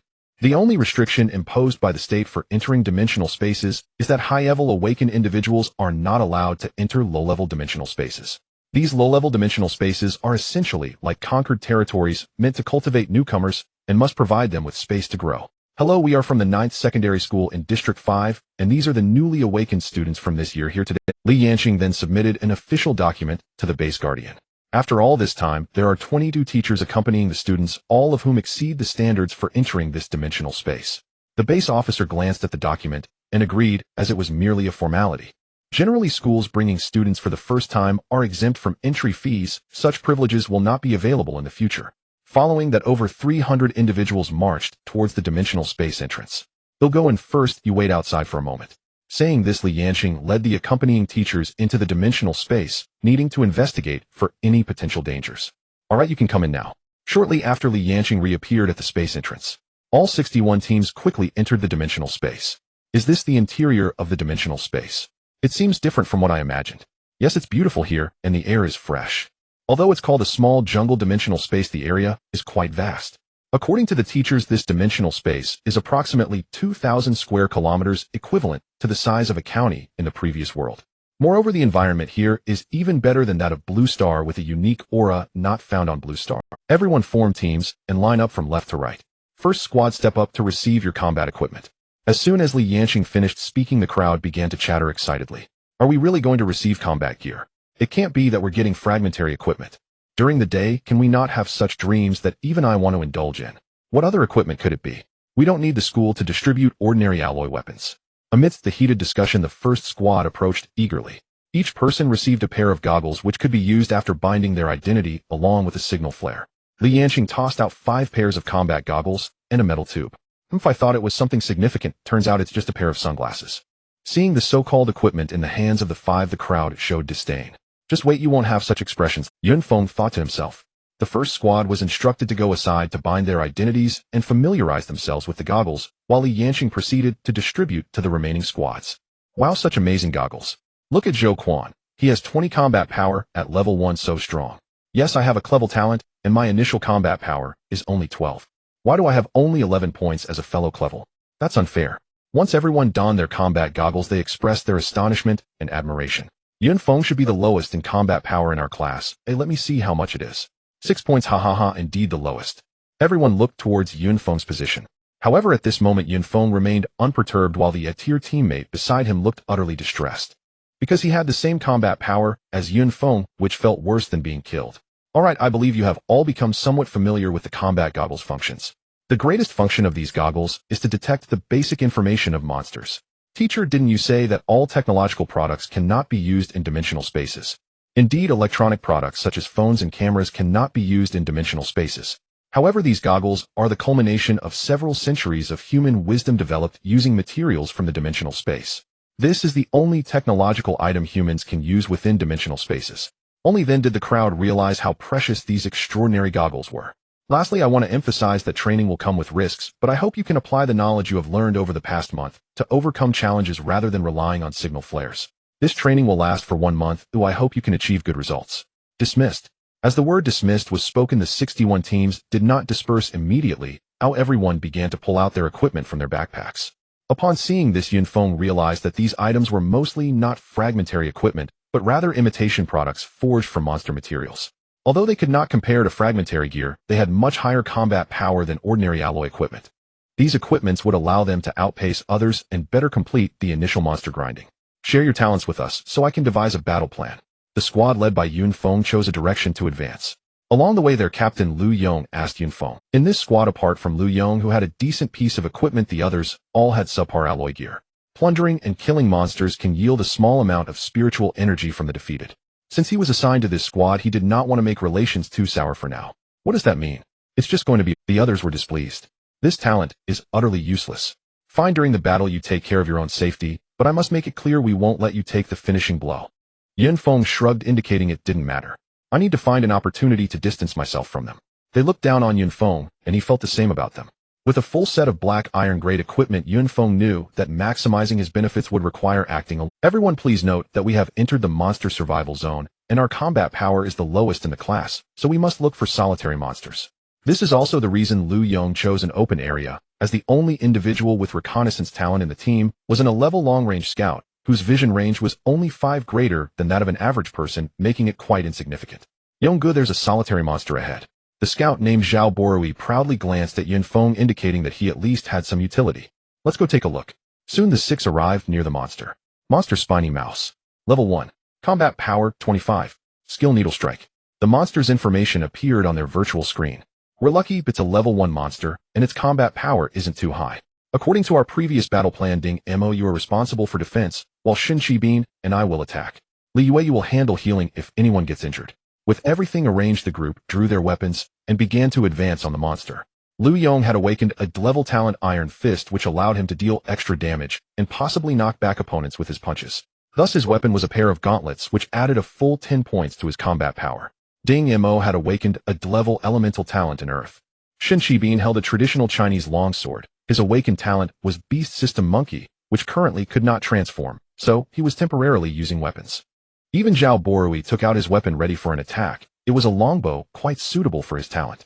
As the only girl in the squad, Li Yu had awakened a level elemental talent in wood and could only heal minor wounds. As they approached within 20 meters of the spiny mouse, the creature finally noticed them. The spiny mouse was gray-black, not very large, about half a meter long, but its fur was sharp like needles. Soon they engaged in their first battle with a monster. For Yunfeng, this first battle was destined to be just a side. The needle mouse, seeing several people surrounding it, immediately showed a furious expression, its eyes turning red as it lunged toward them, its thick tail whipping through the air like a whip. Ding Mo raised his shield and pushed forward while Lu Yong and Shin Qibin flanked from the sides. Yunfeng stood by, nodding quietly. Although these few individuals lacked combat power, their tactics were fundamentally sound. Ding Mo attracted the monster's attacks. Under the protection of the large shield, he managed to cope, albeit with great difficulty. Lu Yong and Shin Qibin were able to attack relatively comfortably, while Zhao Borui nearby occasionally loosed cold arrows. If they continued like this, dealing with this level 1 needle mouse would pose no problem at all. Whoosh! Just as they brimmed with confidence, several steel needles about 10 centimeters long shot out rapidly from the monster and flew toward the 3. Be careful, it's a skill. Lu Yong crossed his fists in front of him, blocking the flying needle aimed at his face, while Ding Mo was shielded and thus unaffected by the attack. Only Shin Qibin, who had just focused on the thrill of attacking, completely forgot that the monster had skills. At this moment it was too late to dodge completely. Sizzle! The steel needle pierced through his arm, bursting forth a spray of blood. Shin Qibin let out a damn! Lu Yong cursed under his breath. They had only just started their first battle, and already there was an injury, which would severely delay their progress. Qibin, you should go back and let Li Yu treat you. The monster should be nearly done by now. Hearing this, Shin Qibin could only grit his teeth and withdraw from the battlefield. Fortunately, the monster couldn't continuously unleash skills, and since it had already been injured, losing one person wouldn't have a significant impact. Can I absorb the monster's spiritual energy? I'm the main attacker, and once I level up to 2, I can deal with monsters more effectively. You all can finish it off later. At this moment, the monster had collapsed to the ground, just one final strike away. Lu Yong suddenly spoke to everyone. In truth, everyone understood that this allocation method was the most suitable for their small team. However, after the previous battle, they all knew that even level 1 monsters were not easy to deal with. Only by becoming stronger could they respond to potential dangers. I agree. Once Brother Yong levels up, we will be safer. 20 level 1 monsters. I can wait for that. At this moment Zhao Borui spoke up, noting that as an E-class, even if he leveled up to 2, he would still be of little use, and if it weren't for Lu Yong taking him and no one in the class would want him. The others could only silently accept this, glancing at each other, without seeking Yun Feng's opinion. With a single punch the needle mouse was finished off, and a stream of spiritual energy flowed into Lu Yong's body. The others could only silently accept this, glancing at each other, without seeking Yun Feng's opinion. The so-called loot consisted of hairs like steel needles. Basically, every monster had usable materials on them. These materials were the primary economic source for cultivators, while the fragments depended on luck. Shen Qibin, how is your injury? I just had some treatment, and it's already much better. At that moment the blood on his arm had stopped, and he had performed a simple bandaging. Elemental talents have limited effectiveness in the early stages, especially since he only had a level talent. Just being able to stop the bleeding was already commendable. However, elemental talents became more comprehensive in later stages, and wood-type talents could both attack and defend. Today is our first battle. It's normal for some mistakes to occur, but I hope such blunders do not happen in the battles. Shen Qibin knew he had been careless today, and humbly accepted the criticism. Lu Yong is indeed a very competent captain, capable of formulating battle plans, possessing ideas and responsibility, and also summarizing after battles, if only his talent level. Yun Feng assessed internally. After taking a moment to rest, the group continued their search for the next level. The group worked together to kill a level 1 monster, which didn't take much time. They spent most of their time searching for monsters. Before long the sun set and darkness was about to fall. After half a day the 506 of them had killed a total of 28 monsters, with Lu Yong single-handedly taking down 20, logically leveling up to 2, while the other 4 each received 2 monsters, and Yun Feng could only watch helplessly. Moreover, as Lu Yong had mentioned earlier, after he leveled up to 2, the speed at which he killed monsters had increased significantly. He had originally wanted to suggest that Ding Mo level up to 2 first, as that would allow them to handle 2 monsters at the same time, but ultimately decided against it, knowing this would surely provoke discontent among the others. It's time to find an opportunity to detach from them. Yun Feng pondered strategies. Following these individuals, he was unable to unleash his abilities, and even gaining experience was impossible. Kaiser, can you handle 4 monsters? Don't worry, Monkey Bro, it's all good. On the other side, the Black Monkey's team had a much simpler time dealing with monsters, directly facing off against 4 violent rabbits at once. The Grey Diamond talent is indeed impressive. The defensive power is quite substantial, Zhou Quan praised. His team composition was also 2 attackers, 1 defender, 1 support, and 1 scout. In the dimensional space, scouting talents are extremely important. Every dimensional space has significant differences in environment, monster characteristics, etc. The battle goggles could provide some information about the monsters, but it was very limited, and there were some monsters that sometimes couldn't even be seen with the naked eye.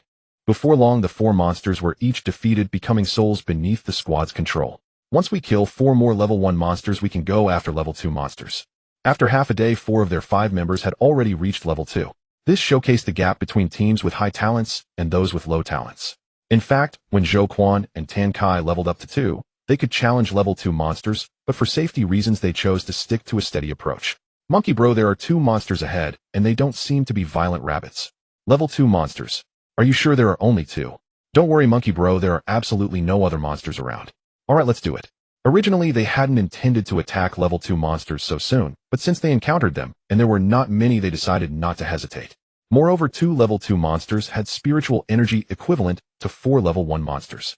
Subsequently, Zhou Quan led his team to attack the 2 level 2 monsters. This monster is quite interesting. At that moment, the creature before them was the combat chicken with a center-parted hairstyle that Yun Feng had seen earlier. The battle quickly commenced. The pressure from the level 2 monsters was indeed greater than that from level 1. And even Tan Kai, who was already level 2, found it somewhat challenging to defend. Kaiser, hold on. I know, but should be fine, Tan Kai said with difficulty. Compared to the 30 combat power of the violent rabbit, the 60 combat power of the combat chicken posed more than double the pressure. Seeing Tan Kai struggling, Zhou Quan and another teammate with a fire elemental talent could only quicken their attack pace to relieve some of his pressure. Cluck, cluck, cluck. The combat chicken, which had been attacking with its sharp beak, suddenly extended its wings, tilting its head to the side and crashing towards Tan Kai. It was evident that it had activated its skill, Iron Mountain Crash. Clang! The collision between the chicken wing and the shield produced a metallic sound, visibly denting Tan Kai's shield. Tan Kai, who had been struggling to defend, spat out a mouthful of blood. Already under pressure, he was directly injured by this strike. Kaiser. Zhou Quan saw Tan Kai get hurt and wielded his dual daggers with increased speed. His talent speed was not only about movement, but also about attack speed. Huff huff, Black Monkey charged in, panting heavily. Using his talent at full strength, placed a considerable burden on his body. Fortunately, they managed to kill one of the combat chickens in the shortest time possible, making the subsequent battle much easier. I didn't expect that level 2 monsters aren't as simple as just 2 level 1 monsters. I was too careless. He felt he had to take some responsibility for Tan Kai's injury. He had been somewhat greedy and reckless. Then the black monkey looked back towards where Yun Feng's team was moving. I wonder how the madman is doing right now. I should have fought for him to join my team back then. Brother Yong, we've been in here for quite a while now. It should be dark outside, but it seems like the sky here hasn't changed at all. Zhao Borui scampered behind Lu Yong like a loyal dog. You clearly weren't serious during the practical class. The teacher said that the flow of time in the dimensional space is different from the outside. Time here seems to pass exceptionally slowly, as if there is no distinction between day and night. The sky looks the same now as it did when we entered. Brother Yong, I found another lone monster. Zhao Borui exclaimed joyfully. Lu Yong quickly led the group toward the location of the monster. Attack! Lu Yong commanded, and everyone took their positions. The battle soon erupted. With Lu Yong reaching level 2, a battle that originally took 5 minutes to finish now only required 3, and injuries were nearly non-existent. Squeak! Suddenly, a second needle mouse appeared about a minute and a half into the battle. Not good. Lu Yong's face changed dramatically upon seeing the new monster.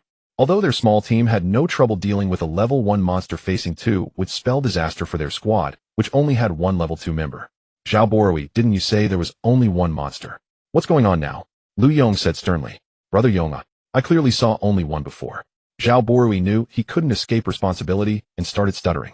Moreover, if 2 monsters appeared simultaneously without someone holding them back, it could endanger the entire team. It seems we need to send a distress signal. Lu Yong had no other options, but sending a signal meant their current training would essentially be over. What's wrong? Can't handle it, huh? Just as they were getting anxious, they heard a mocking voice nearby. Yunfeng, what? Lu Yong was already feeling flustered, and Yunfeng's comment only fueled his anger. Nothing, just curious to see who you would sacrifice to get through this crisis. Hearing Yunfeng's words, Zhao Borui's face turned pale. This situation was caused by his oversight, and being the least talented in the team, he realized that if Lu Yong truly wanted to sacrifice someone, it would be him. Beside them, Li Yu's hands trembled slightly. She too feared being abandoned. If one person can distract the needle mouse, we can avert the crisis. Yunfeng continued to manipulate Lu Yong. Brother Yong, I can't do it. Please don't make me go. Zhao Borui cried out in panic as Lu Yong's gaze turned toward him, though he didn't flee just yet. Brother Yong, if it comes to it, I'll do it. Li Yu said with a trembling voice. She knew that if she went to lure the monster, chances of escape were slim. Don't worry, none of you need to go. As long as we're alive, there's hope. Worst case, we abandon this training. After saying this, Lu Yong prepared to ignite the distress signal, as the other monster was already very close. Wait! Yunfeng shouted as he charged toward the needle mouse. This was the perfect moment for him to break away from the team, a chance he had long awaited and would not let slip away. What he had just said was merely to gauge everyone's reactions, satisfying his malicious curiosity. Yunfeng, Lu Yong didn't expect him to take such action. Throughout their journey, although Yunfeng had not contributed in any way, he hadn't taken any spirit energy, either remaining entirely uninvolved. Yet at such a dangerous moment, he was willing to sacrifice himself to create an opportunity for them. However, they were unaware that Yunfeng had happily led the needle mouse away. However, he couldn't reveal his trump card just yet, so drawing the needle mouse away alone was extremely perilous. Why are you still dawdling? Quickly deal with the monster and go save Yunfeng. Lu Yong threw his fists at the needle mouse in front of him, not dodging even against the monster's skills, taking the needle strike directly as he killed the needle mouse. At this point, it didn't matter who delivered the finishing blow. However, they would not let the opportunity Yunfeng had worked so hard for be wasted. By the time they killed the needle mouse and chased after him, Yunfeng's figure was already out of sight. I hope Yunfeng can escape danger. Lu Yong sighed. He brought this upon himself, who can he blame? Zhao Borui retorted sarcastically. Slap. A resounding slap echoed on his face. Remember, it's because of him that we can continue our training and level up. Seeing Lu Yong's fury, Zhao Borui, having been slapped, dared not speak further. At that moment, after escaping to a safe distance, Yunfeng took out a black iron-grade war knife from his storage ring. As soon as the war knife appeared in his hand, his combat value instantly changed to 106. This meant that the weapon provided him with a staggering combat power of 100. Although 100 may not seem high, the combat power of level 3 monsters was only around 100. This meant that with the war knife, Yunfeng could take on 2 levels single-handedly. Truly a coveted fragment synthesis item. Holding the war knife, Yunfeng turned and slashed at the pursuing needle mouse. Swish! The blade flashed coldly, and the oncoming needle mouse, caught off guard, was sliced in half by a single blow. What a powerful war knife! This will last me until level 5, or even 10. Afterward, Yunfeng put on the battle suit, and the values on his virtual screen changed once more. Name Yunfeng. Level 123,100. Combat power 207. Talent F grade.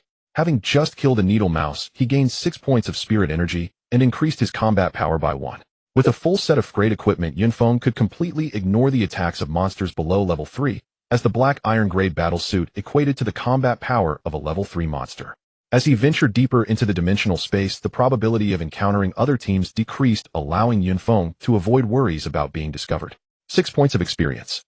Another 6 points of experience. Why haven't I reached the level 2 area yet? Due to the previous cautious advancement of the small team, their current position was still close to the area of level 1 monsters. Finally, after defeating over 10 monsters, he encountered his first level 2 monster. In order to save time, he did not collect any of the loot. A majestic black dog appeared before Yunfeng. Monster Iron Claw. Level 2. Combat power 55. Skill tier: wounds inflicted by beast claws are difficult to heal. This creature's combat power is even less than that of the battle chicken. Despite its seemingly fierce appearance, the Iron Claw only had 55 points of combat power. Without hesitation, Yunfeng charged forward with his knife. The power gap was too great. This level 2 monster was no match for him. With just a couple of strikes, he collected 11 points of spirit energy. His level finally rose to level 2. Level 2 monsters are nothing to worry about. Yunfeng continued deeper without collecting any loot. According to his teacher, the highest level monsters in this dimensional space are only level 5. Based on his estimation, the combat power of a level 5 monster should be around 500. Next, even when discovered by the level 2 monsters, Yunfeng did not pause for a moment enduring their attacks, as he pressed further into the depths. After nearly a day's journey, Yunfeng finally reached the area of the level 3 monsters. Strangely, even though a day had passed in the outside world, the sky inside remained unchanged, with the blazing sun still appearing as if it had just risen. The level 3 monsters resembled wild boars with green skin and tusks about half a meter long protruding from their mouths. Monster Steel Tusk. Level 3. Combat power 124. Skill Tusk Charge. The data of the monster was quickly recognized by the combat goggles. Indeed, the combat power of the level 3 monster had already reached over 100.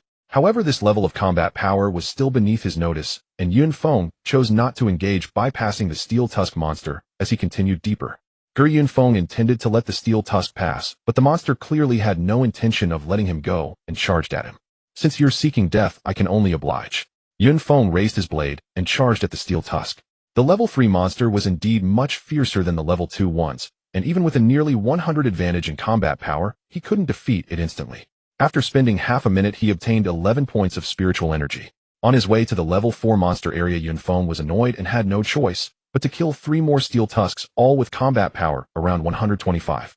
The area of level 3 monsters was significantly larger than that of level 2 monsters, and it took Yunfeng 2 full days to reach the level 4 monster area. During this time, he finally felt a bit fatigued and cooked some Steel Tusk meat to solve his hunger. Yunfeng checked his data. Name: Yunfeng. Level 2, 45,500. Combat power 219, 1 point increase for every 10 points of spiritual energy acquired. Talent: F grade. At the same time, the information of the level 4 monster was displayed on the goggles. Monster Earth Wolf. Level 4. Combat power 206. Skill: Earth Spike. Originally, Yunfeng thought the monster's name was quite ordinary, but it turned out that this Earth was not the same as the common Earth. A level 4 monster is already an elemental type, which poses a bit of a challenge, and my combat power is not significantly higher. Yunfeng recalled his previous experiences battling monsters and knew that with each level increase, a monster's combat power escalated dramatically. Originally planning to rush straight to the level 5 area, he realized that he might not be able to defeat a level 5 monster now. Then I might as well level up to 3 here. Currently, Yunfeng was only level 2, and by killing a level 4 monster, he should gain 16 points of spiritual energy, but leveling up was still a long way off. Yunfeng approached the Earth Wolf with his blade. As the monster levels increased, the occurrence of monsters clustering together diminished significantly. Though the name Earth Wolf sounded simple, its physique was imposing, standing about 2 meters tall, towering over Yunfeng. Its earth-colored fur was smooth and shiny, and its limbs were sturdy like pillars. What was most striking was that small stones were floating around it. Roar the Earth Wolf, seeing the tiny human daring to approach, became enraged. The surrounding stones coalesced into a sharp spike and flew toward Yunfeng. Damn, this Earth Dog actually used a skill right away, showing no martial ethics at all. Yunfeng dared not take the hit with his black iron grade combat suit. He could only roll to the side to dodge the Earth Spike skill. After launching its skill, the Earth Spike shattered into numerous stones, slowly coalescing again around its body. It seems that the time for the stones to return is the cooldown for this skill. Yunfeng dodged the attack, stood up, and gripped his blade, tightly slashing at the Earth Wolf's abdomen. The Earth Wolf lifted its body and turned sideways, avoiding Yunfeng's attack. Is its combat instinct really that high for just being level 4? Yun Feng frowned. No wonder the trials in the dimensional space were never easy. Without hesitation, he adjusted his grip and aimed for the Earth Wolf's waist.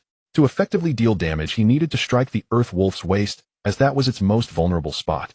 Of course, there was an even better target, but it was well protected by its tail, preventing Yun Feng from executing a move that would reveal its weakness. The Earth Wolf was taken by surprise by Yun Feng's swift maneuver and was struck by the blade, blood flowing along the blade. However, the blade did not penetrate deeply as it was caught by the Earth Wolf's thick skin. Yun Feng prepared to make a horizontal slash to inflict a massive wound, but the Earth Wolf's tail was already swinging toward his head, forcing him to withdraw his blade and wait for another opportunity. This Earth Element monster has quite high defenses.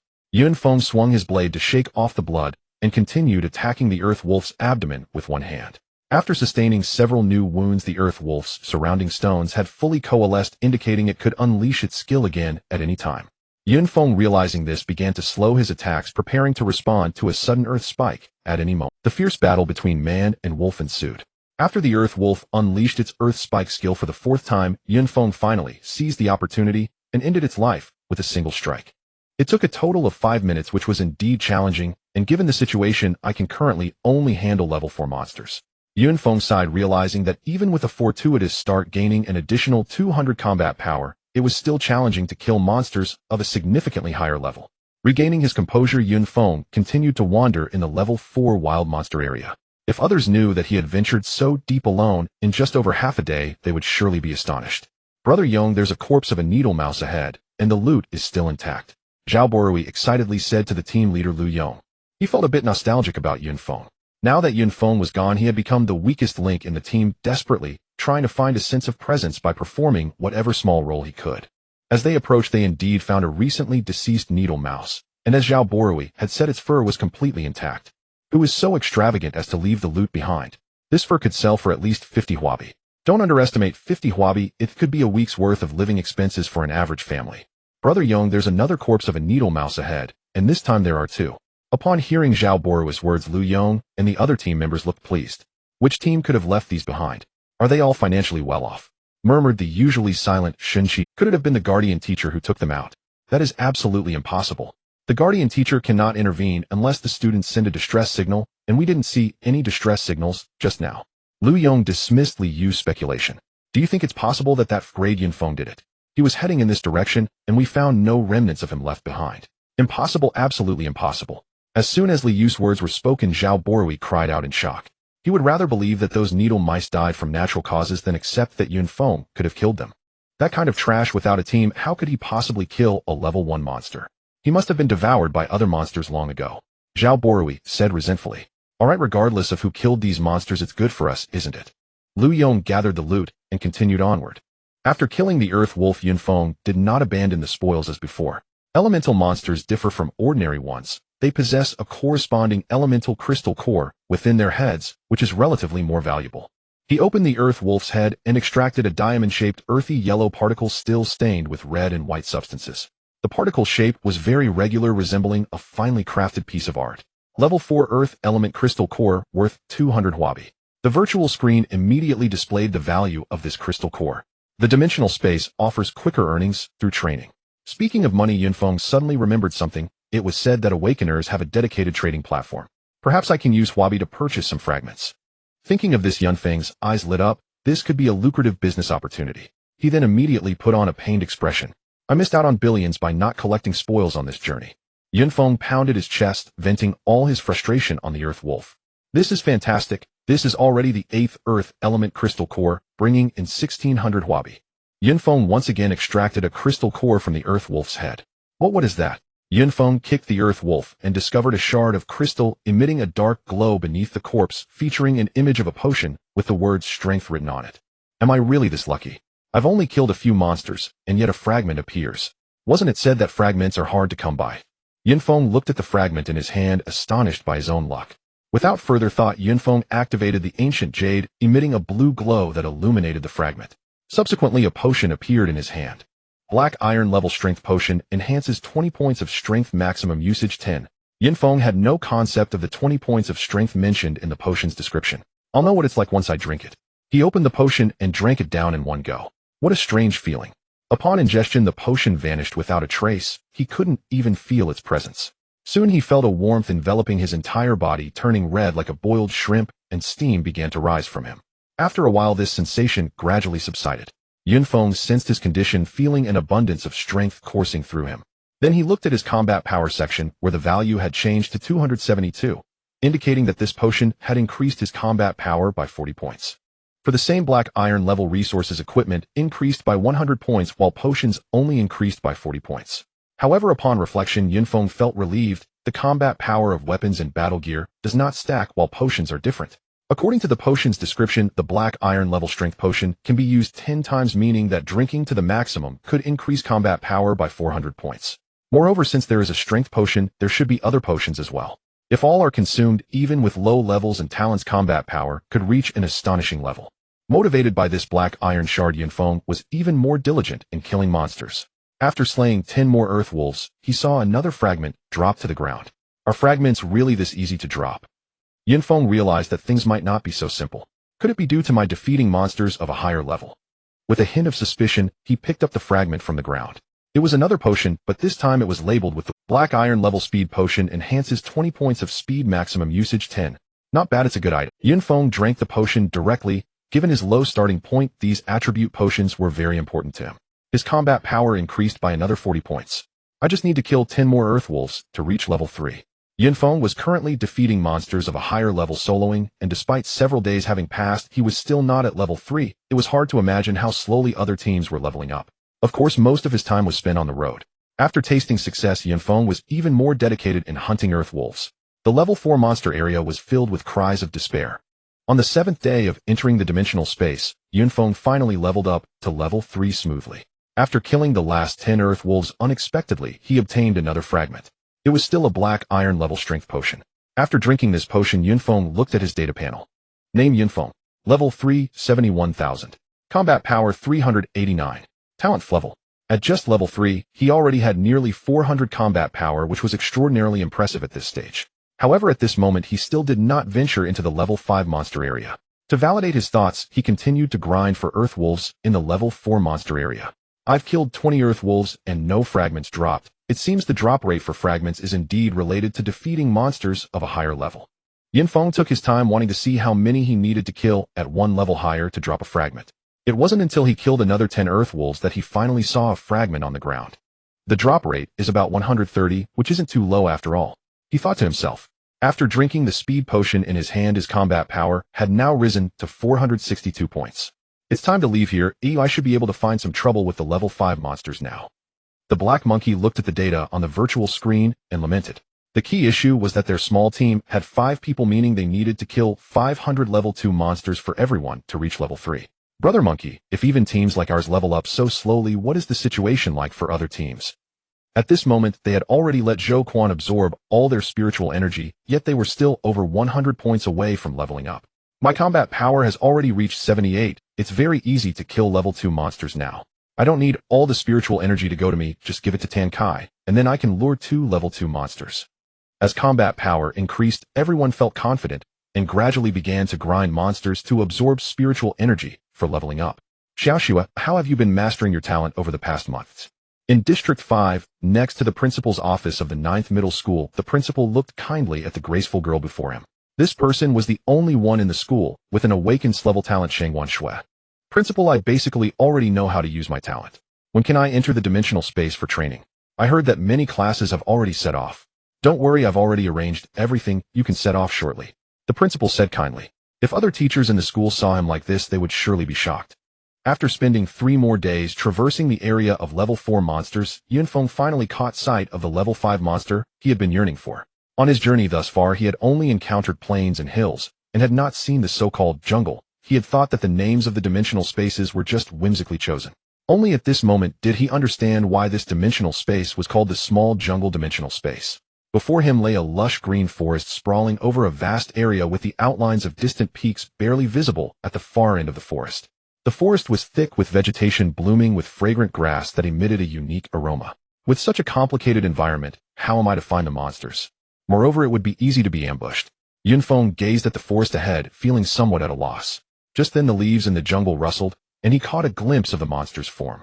Monster Cloud Leopard. Level 5. Combat Power 456. Skill Cloud soar into the air for a distance with a slight increase in attack power and attack speed. Upon landing, the monster's information appeared on the virtual screen. It was a gigantic leopard 3 meters tall and 5 meters long with white fur interspersed with black spots and a pair of light blue eyes that stood out strikingly. As it moved, its 4 limbs were shrouded in mist, giving it an exceptionally graceful appearance. With my current combat power, I should just be able to deal with it, but I wonder how significant this skill enhancement will be. Yunfeng furrowed his brow, contemplating for a moment. After all, his current advantage was not substantial. If the opponent activated its skill and gained a significant boost, it could put him in a dangerous situation. That's not a prudent approach. Yunfeng turned and headed towards the level 4 Earth Wolves. There was no need for him to take risks at this moment. As long as I kill 30 Earth Wolves and obtain a fragment, it will be much easier to face the level 5 monster later on. Sorry, little Earth Wolves, but I need your help. After silently mourning the Earth Wolves for 0.5 seconds in his heart, he unhesitatingly struck. Now with his combat power exceeding 460, dealing with the 200 combat power Earth Wolves posed no challenge. The Wolves only had one chance to use their Earth Spike skill. This time luck was on his side. After killing 28 Earth Wolves, he obtained another speed potion. Are these the only 2 types of potions that drop here? Can't they drop anything else? It wasn't that the attribute potions were bad. He was just curious whether any fresh items might spawn. After drinking the second speed potion, Yunfeng's combat power had surged to 533. Now his combat power had surpassed that of the level 5 monster by nearly 100. Even if the Cloud Leopard unleashed its skills, he should still be able to handle it. With this thought, Yunfeng strode confidently into the jungle. The first time he was a bit far from the Cloud Leopard, so nothing happened. This time Yunfeng had entered the Cloud Leopard's roar. The Cloud Leopard was furious at the intruder in its territory and charged towards the human. As it ran, its limbs left the ground, soaring into the air, and its speed suddenly increased significantly. Goodness, it launched its skill right away. Fortunately, having previously experienced the skill ambush from the Earth Wolves, Yunfeng was well prepared. With both hands gripping his sword, he faced forward, but his center of gravity had slightly shifted to the side. As the Cloud Leopard approached, Yunfeng suddenly executed a backward bridge maneuver, falling backward while raising his battle blade ready to deliver a lethal strike to the Cloud Leopard. The leopard, being a feline creature, was incredibly agile. Failing to pounce on him, it quickly leaped upward, using its skill to gain an extra 10 centimeters in height, narrowly avoiding the deadly blow. As the Cloud Leopard landed, Yunfeng glanced at its combat power, which had now changed to 508.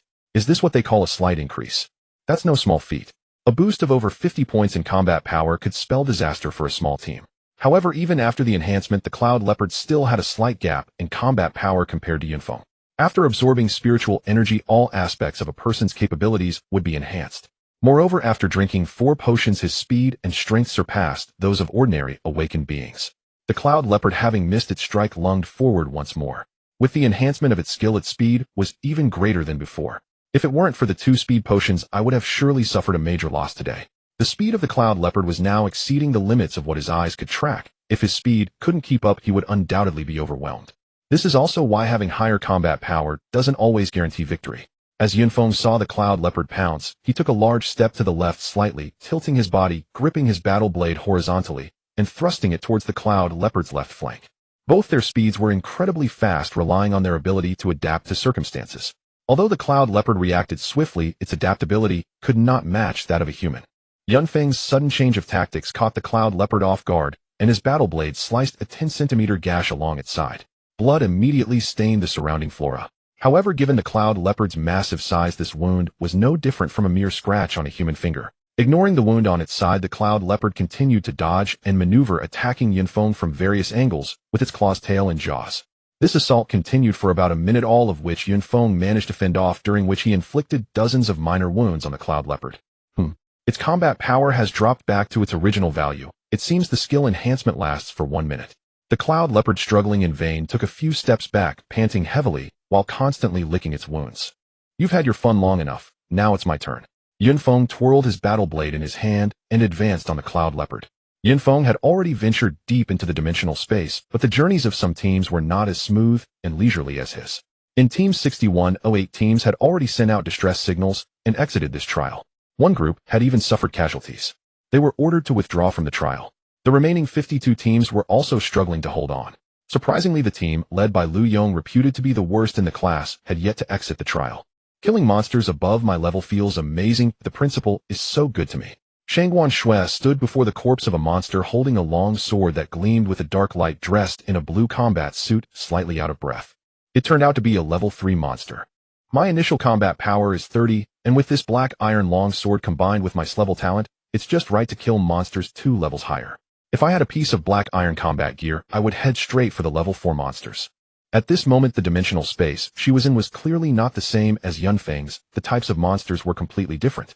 I heard those teams operate in groups of 5, but I still prefer working alone. Shangguan Shui proudly raised her head and continued deeper into the space. In this dimensional space, the initial level of monsters was level 3. That girl indeed has some combat talent. Watching Shangguan Shui distance herself, the principal manifested as he had observed the entire battle just now. Although it was her first encounter with a monster, her handling and use of talent were surprisingly seasoned. It's mainly because I taught her well. The principal boasted to himself and hurriedly followed in secret. She was his precious student, the hope of the school's rise, and he couldn't let anything happen to her. Without any skill bonuses, the Cloud Leopard had become a lamb waiting to be slaughtered in Yunfeng's eyes. Take advantage of your illness to take your life. Oh, don't even think about releasing the skill a second time. After seeing that the mist around the Cloud Leopard's limbs had reassembled after using the skill, Yunfeng intensified his attacks. Finally, before the Cloud Leopard could unleash its second skill, he eliminated this level 5 monster. Yunfeng glanced at the data on his virtual screen. Name, Yunfeng, level 3661, 1000, combat power 536, talent F grade. With the 16 points of spiritual energy obtained, Yunfeng now only needed to kill 22 more Cloud Leopards to reach level 4. Based on the fragment drop pattern, I calculated it's possible to drop 2 more fragments before reaching level 4. Yunfeng thought to himself, feeling invigorated. As he stepped into the jungle, the light suddenly dimmed, and the extending branches severely affected visibility. At this moment, having a sensing talent is so crucial. Oh, what good is that little bit of spiritual power to me? Yunfeng lamented his great talent as he thought about it. The environment of the jungle was far more dangerous than before, with the constant threat of monsters leaping out from any direction. Yunfeng could only proceed cautiously, moving steadily and ready to confront any monsters that might appear. Crack! The sound of a branch snapping caught his attention. Turning to look, he saw a Cloud Leopard lurking at the base of a large tree, its gaze fierce as it stared at him. Surprisingly, it isn't launching a sneak attack. That's somewhat honorable. Watching the Cloud Leopard approach with stealthy steps, Yunfeng drew his weapon. I'm not one to uphold such honor. Having gained experience from his previous encounter with the Cloud Leopard, this time, it was smooth sailing. After 3 minutes, he tearfully accepted the 16 points of spiritual energy.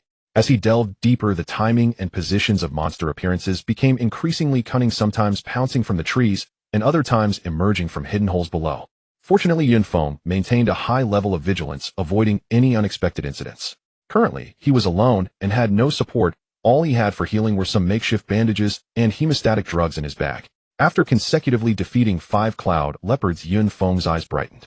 Beneath the corpse of one Cloud Leopard, a black iron grade fragment appeared once more. Black iron grade defense potion enhances defense by 20 points, limit of 10 uses.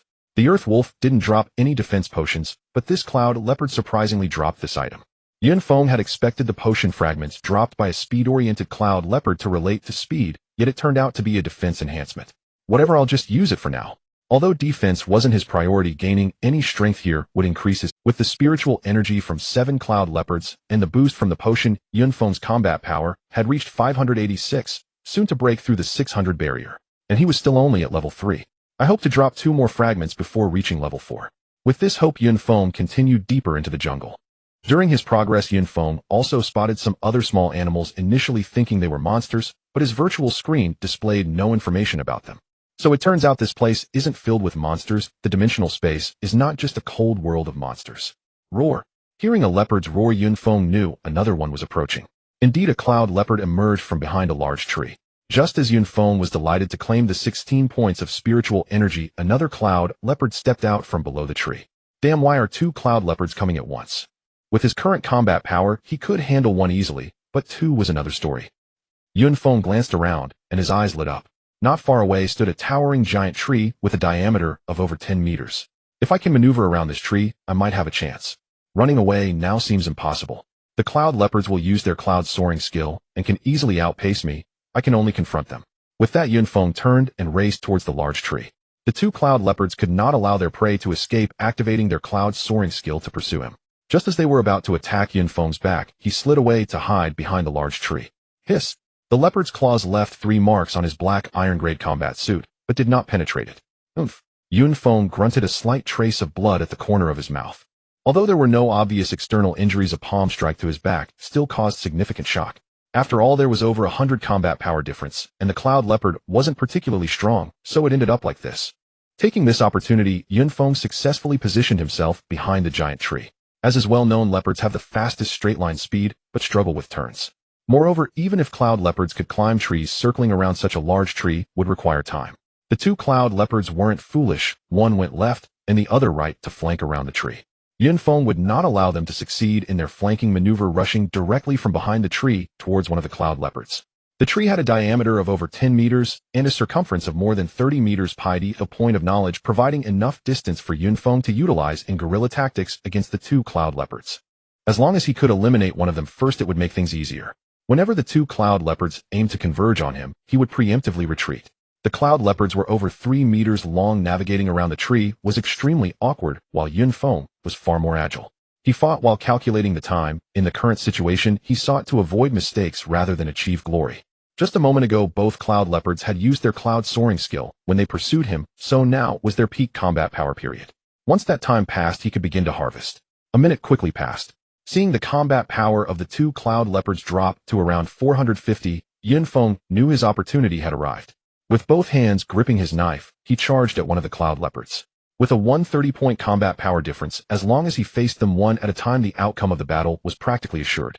Under Yun Feng's guerrilla tactics, one of the cloud leopards was swiftly slain. Roar! The other cloud leopard let out a mournful cry upon witnessing its partner's demise. However, no amount of roaring could change its fate. Within 2 minutes, the two cloud beasts lay neatly at the foot of the towering tree. Yun Feng cut off the tips of the foreclaws of the cloud leopard, and after collecting his spoils, he casually kicked the two corpses. He hadn't anticipated finding any additional loot this time, yet beneath one cloud leopard's corpse, he spotted a fragment. Is the drop rate for fragments this high? Yun Feng felt that his previous assumptions might have been mistaken. Could it be that facing two monsters of a higher level simultaneously increases the drop rate for fragments? But I currently lack the ability to verify my thoughts.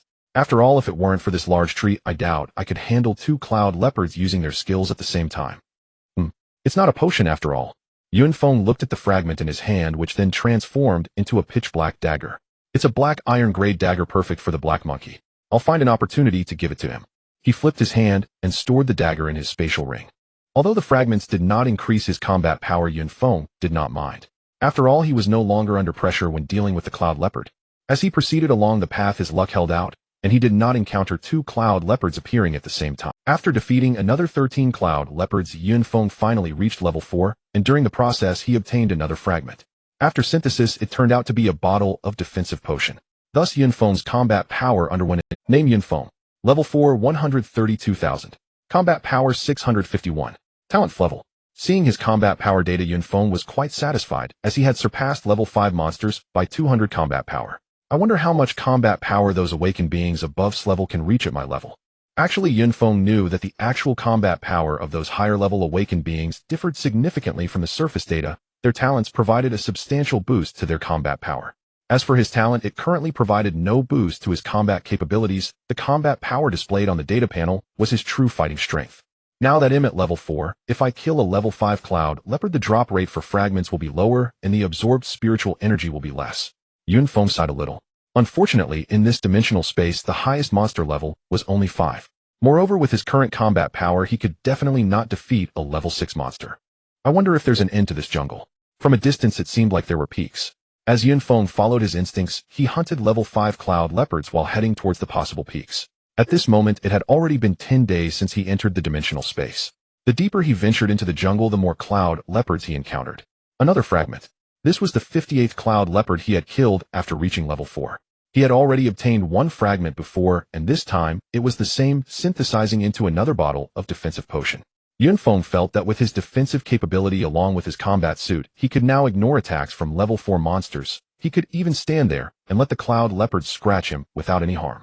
After all, he had already consumed 4 bottles of black iron-grade defensive potions, increasing his defense by 80, equating to a full 160 combat power. Just as Yun Feng thought he could rely on his formidable defense to kill the cloud leopards, an unusual sound rang out. Yun Feng looked around, but did not find the source of the sound. This doesn't seem to be the sound of a cloud leopard. What could it be? Could it be another type of level 5 monster? Yun Feng warily observed his surroundings. Whoosh, a sound of air breaking echoed. With his mental energy highly concentrated, Yun Feng reacted as soon as the sound emerged. He tilted his head, turned, and raised his blade to block in one smooth motion. Although he had completely reacted, the force of the opponent's strike exceeded all his expectations. Yun Feng was knocked back 5 or 6 meters, his legs leaving clear scratches on the ground. Is it really that fierce? He believed that in this dimensional space, no monster could threaten him anymore. But just this one strike shattered his illusion. Even now his hands were still trembling slightly. If he hadn't blocked the attack, he would have definitely been seriously injured. Yun Feng looked up at the monster that had attacked him.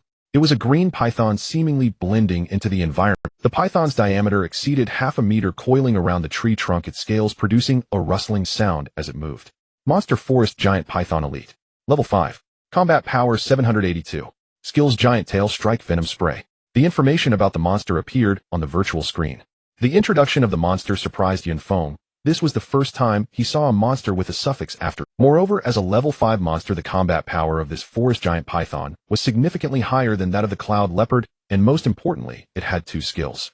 Although there were no descriptions of the skills, Yun Feng roughly understood the effects of these 2 skills. After all, he had just experienced the first skill's attack.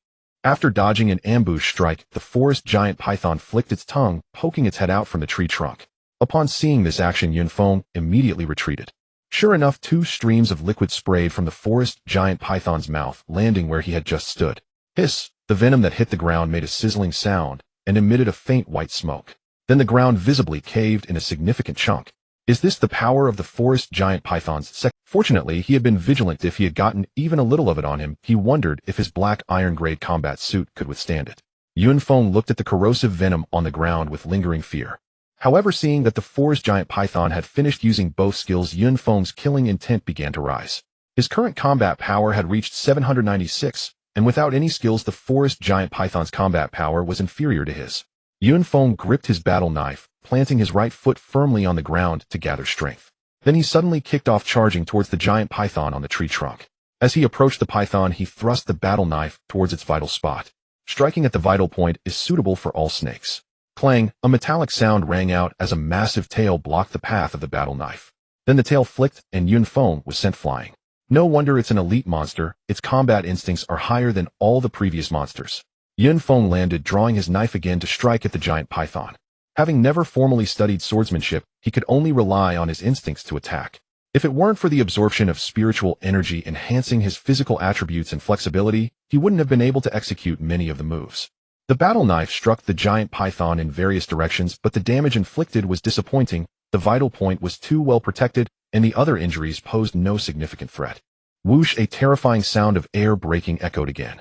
Yun Feng could only abandon his attack and turn to defend. A tremendous force struck, slamming him into the ground. The forest giant python used its giant tail strike once more. After blocking this blow, Yun Feng remained vigilant for its venom spray skill. A full minute passed, and this skill did not reappear. It seems this skill has a long cooldown. With his worries eased, Yun Feng launched another offensive against the forest giant python. This creature has such hard scales, it's truly a tough nut to crack. After 5 full minutes, he had not inflicted any significant wounds on it, let alone a fatal one. At that moment, a movement from the giant python sparked an idea in Yun Feng. Though it was risky, if successful, it could severely injure or even kill the creature. At this moment, under his assault, the giant python poked its head out again, signaling the release of its venom spray. Yun Feng attacked while calculating his position relative to the giant python. His 2 streams of venom shot out.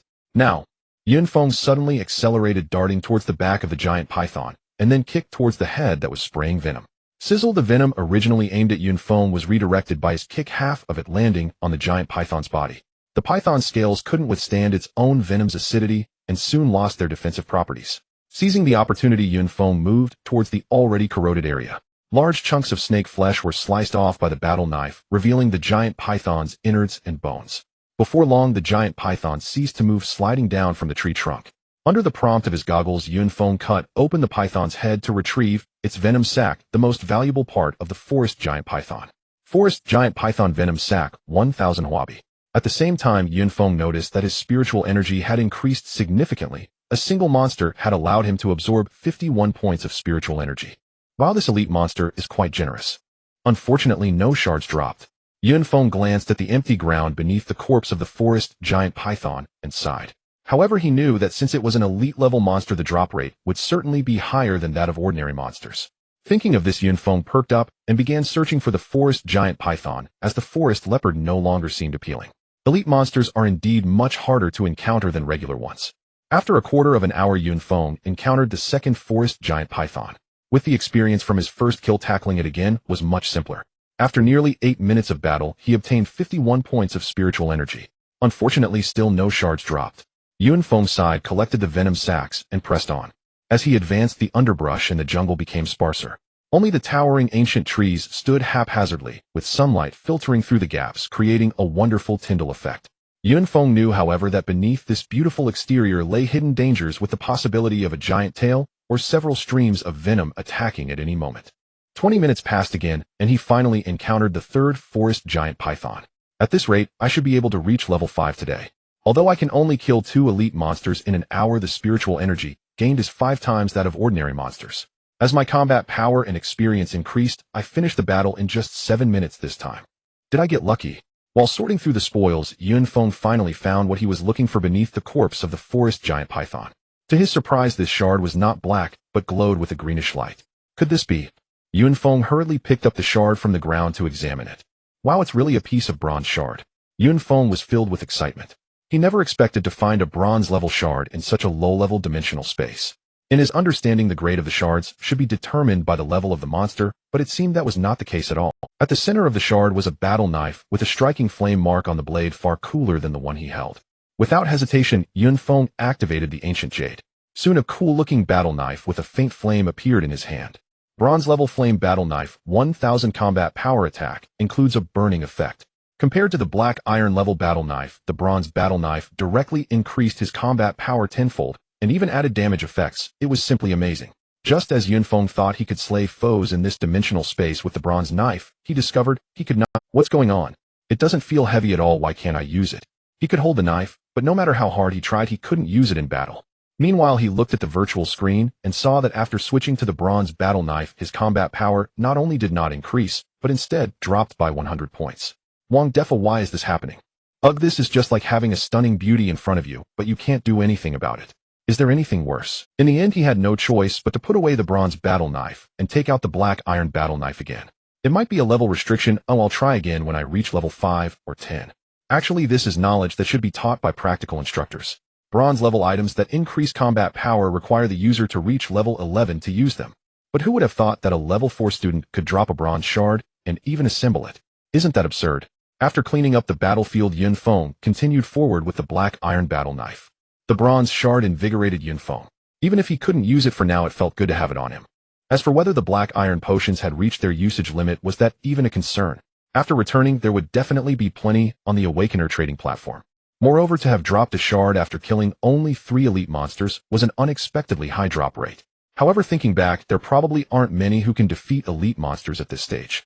Even an SS level awakened one with an initial combat power of 50 points would only have around 410 points upon reaching level 4. Even with a full set of gear like Yun Feng, it would only amount to 610 points. Of course, if you factor in the SS level talent bonuses, it might be possible to challenge elite monsters, but those are SS level awakened ones. In all of Huagua, only a few awaken each year.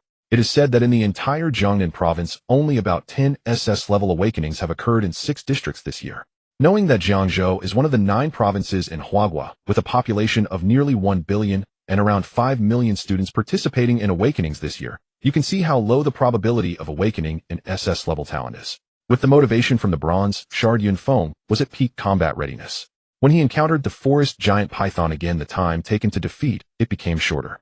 It seems there's only this type of elite monster here. Yun Feng killed 4 more forest giant pythons.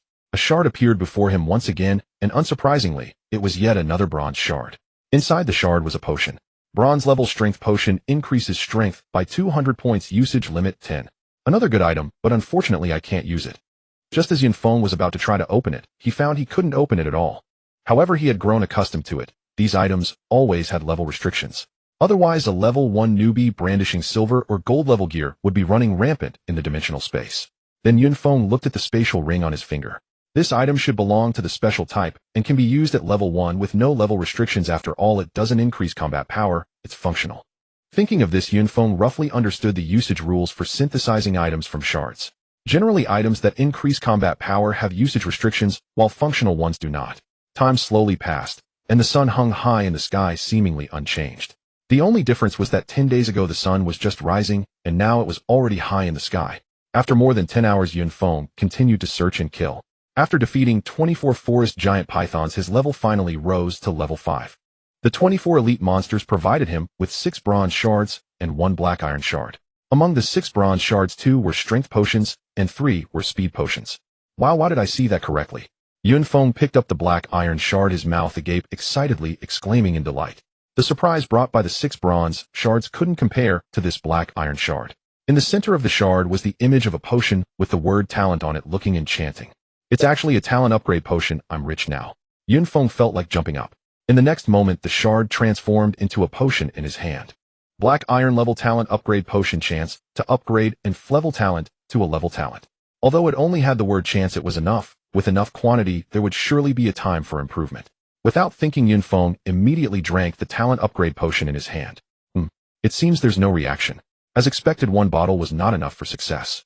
The demand for black iron level talent upgrade potions is not very high in the outside world. Even upgrading and level talent to a level, the effect is quite limited, and it's not guaranteed that 1 potion will succeed. But in Yun Feng's eyes, it was a priceless treasure. According to the teacher, when a talent awakener reaches level 5, they will automatically comprehend a talent skill, and every subsequent 5 levels will grant further comprehension. Yun Feng felt a pang of sadness as he looked at himself, realizing he had not comprehended any skills. This is the tragedy of enfranked talent, which is touted as a lifestyle talent. Even reaching level 5 does not grant any related skills. Once a skill is comprehended, the awakener experiences a significant boost. This is especially true for those with elemental talents. Having a skill and lacking one represents 2 different levels of power. With my pathetic talent, even if I were to comprehend a skill, it would probably be of no use. Yun Feng mocked himself, then turned to the virtual screen. Name: Yun Feng. Level 5, 283,000. Combat power, 927. Talent, F rank. So far he has consumed 4 bottles of defense potions, 3 bottles of speed potions, and 2 bottles of strength potions. Since there are talent upgrade potions dropping here, I should grind slowly and level up to 5. The drop rate reduction won't matter much then. Yun Feng continued to grind against the forest giant python deep in the jungle. Ever since he reached level 5, the spiritual energy provided by the forest giant python has been halved, yet it still amounts to 26 points, which is sufficient. Now it requires 3,000 spiritual energy to level up. Fighting ordinary monsters of the same level means I would need to kill 600 monsters to level up. Yun Feng found this terrifying to consider. Fortunately, he can kill monsters above his level. However, once they reach level 5 and comprehend skills, they might also be able to fight above their level. These are not his concerns. As long as he has the ancient jade, he can remain far ahead. The main task at this stage is to gather enough talent upgrade potions to elevate his frank talent T. Deep within the jungle, it was dark and silent. Even under the midday sun, it felt gloomy. If only there were more forest giant pythons. Yun Feng now needed about 5 minutes to kill a forest giant python, and most of that time was spent looking for monsters. Unfortunately, the drop this time wasn't a fragment of the talent upgrade potion. After killing 10 forest giant pythons, a fragment dropped once more. Black iron level mental potion increases mental power by 20 points, maximum usage limit 10. Another new potion. This potion seems particularly suitable for elemental awakener. Yun Feng observed, looking at the potion in his hand, its liquid shimmering like the night sky. He'll drink it and see. He poured the potion into his mouth. Unlike the other 3 potions, the feeling after consuming the mental potion was completely different. Yun Feng felt his mind clear and bright. He felt revitalized, and the fatigue from continuous fighting vanished without a trace. This mental potion is quite interesting. Although the current effects of this potion only make him feel more comfortable sensorially, its enhancement to combat power is far inferior to the first 3 potions. Time passed quietly, and Yun Feng had been in the jungle for 3 days. As he continued to slay forest giant pythons, it seemed as though their numbers were dwindling. What used to take about 20 minutes to encounter one now required over half an hour. In 3 days, he had killed a total of 100 forest giant pythons. Besides the initial mental potion fragment, he had also obtained 9 more fragments. In total, he obtained 3 bottles of talent upgrade potions, 4 bottles of mental potions, 1 piece of black iron level combat gear, and 1 bottle of bronze level strength potion. The harvest was quite substantial. This time Yun Feng did not immediately use the talent upgrade potions. He wanted to save them up for a combined consumption. Perhaps due to playing card games in his past life, he felt that a 10-fold draw had a much higher probability than a single draw. Is it really that fortuitous for these fragments to drop? Yun Feng exclaimed joyfully. Previously he had obtained a black iron level dagger, and now he received a piece of black iron level combat gear, perfectly completing a set for the black monkey. As for the bamboo pole, his family is not short on money, so they should prepare this equipment for him. Have I reached the end already? At the edge of the jungle, he had spotted the mountain. Yunfeng approached, intrigued by the sloping mountain range. Elite-level monsters had begun to appear deep in the jungle. Could there be even more formidable beings on that mountain? With curiosity in his heart, Yunfeng walked towards the mountain. The 1-month training period was drawing to a close, and the small jungle's dimensional space seemed to be in the twilight. A red sun hung in the western horizon, blood-red and half-obscured. Groups of teams returning gradually cast long shadows in the sunlight. At the dimensional space's exit, the number of gathered people increased. This leveling up is too difficult. In a month, I couldn't even reach level 5. Oh, and I faced numerous perils. Who can blame me? I'm still only level 4, and my combat power is merely 356. I'm only a crank talent. Heavens, your combat power is that high. I'm only at 287. Most teams returned here with downcast spirits, clearly indicating that this month had not gone well. A team of 5 needed to kill a significant number of monsters to ensure that all 5 members level up. Lu Yong, come with me.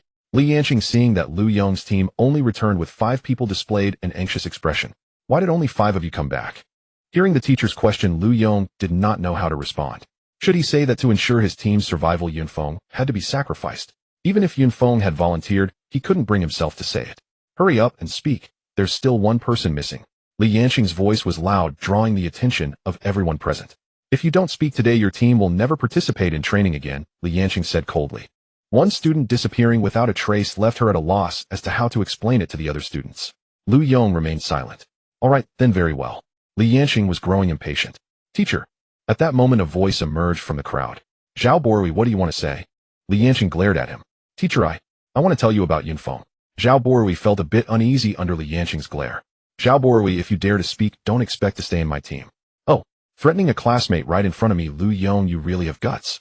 Li Yanqing found the situation absurd.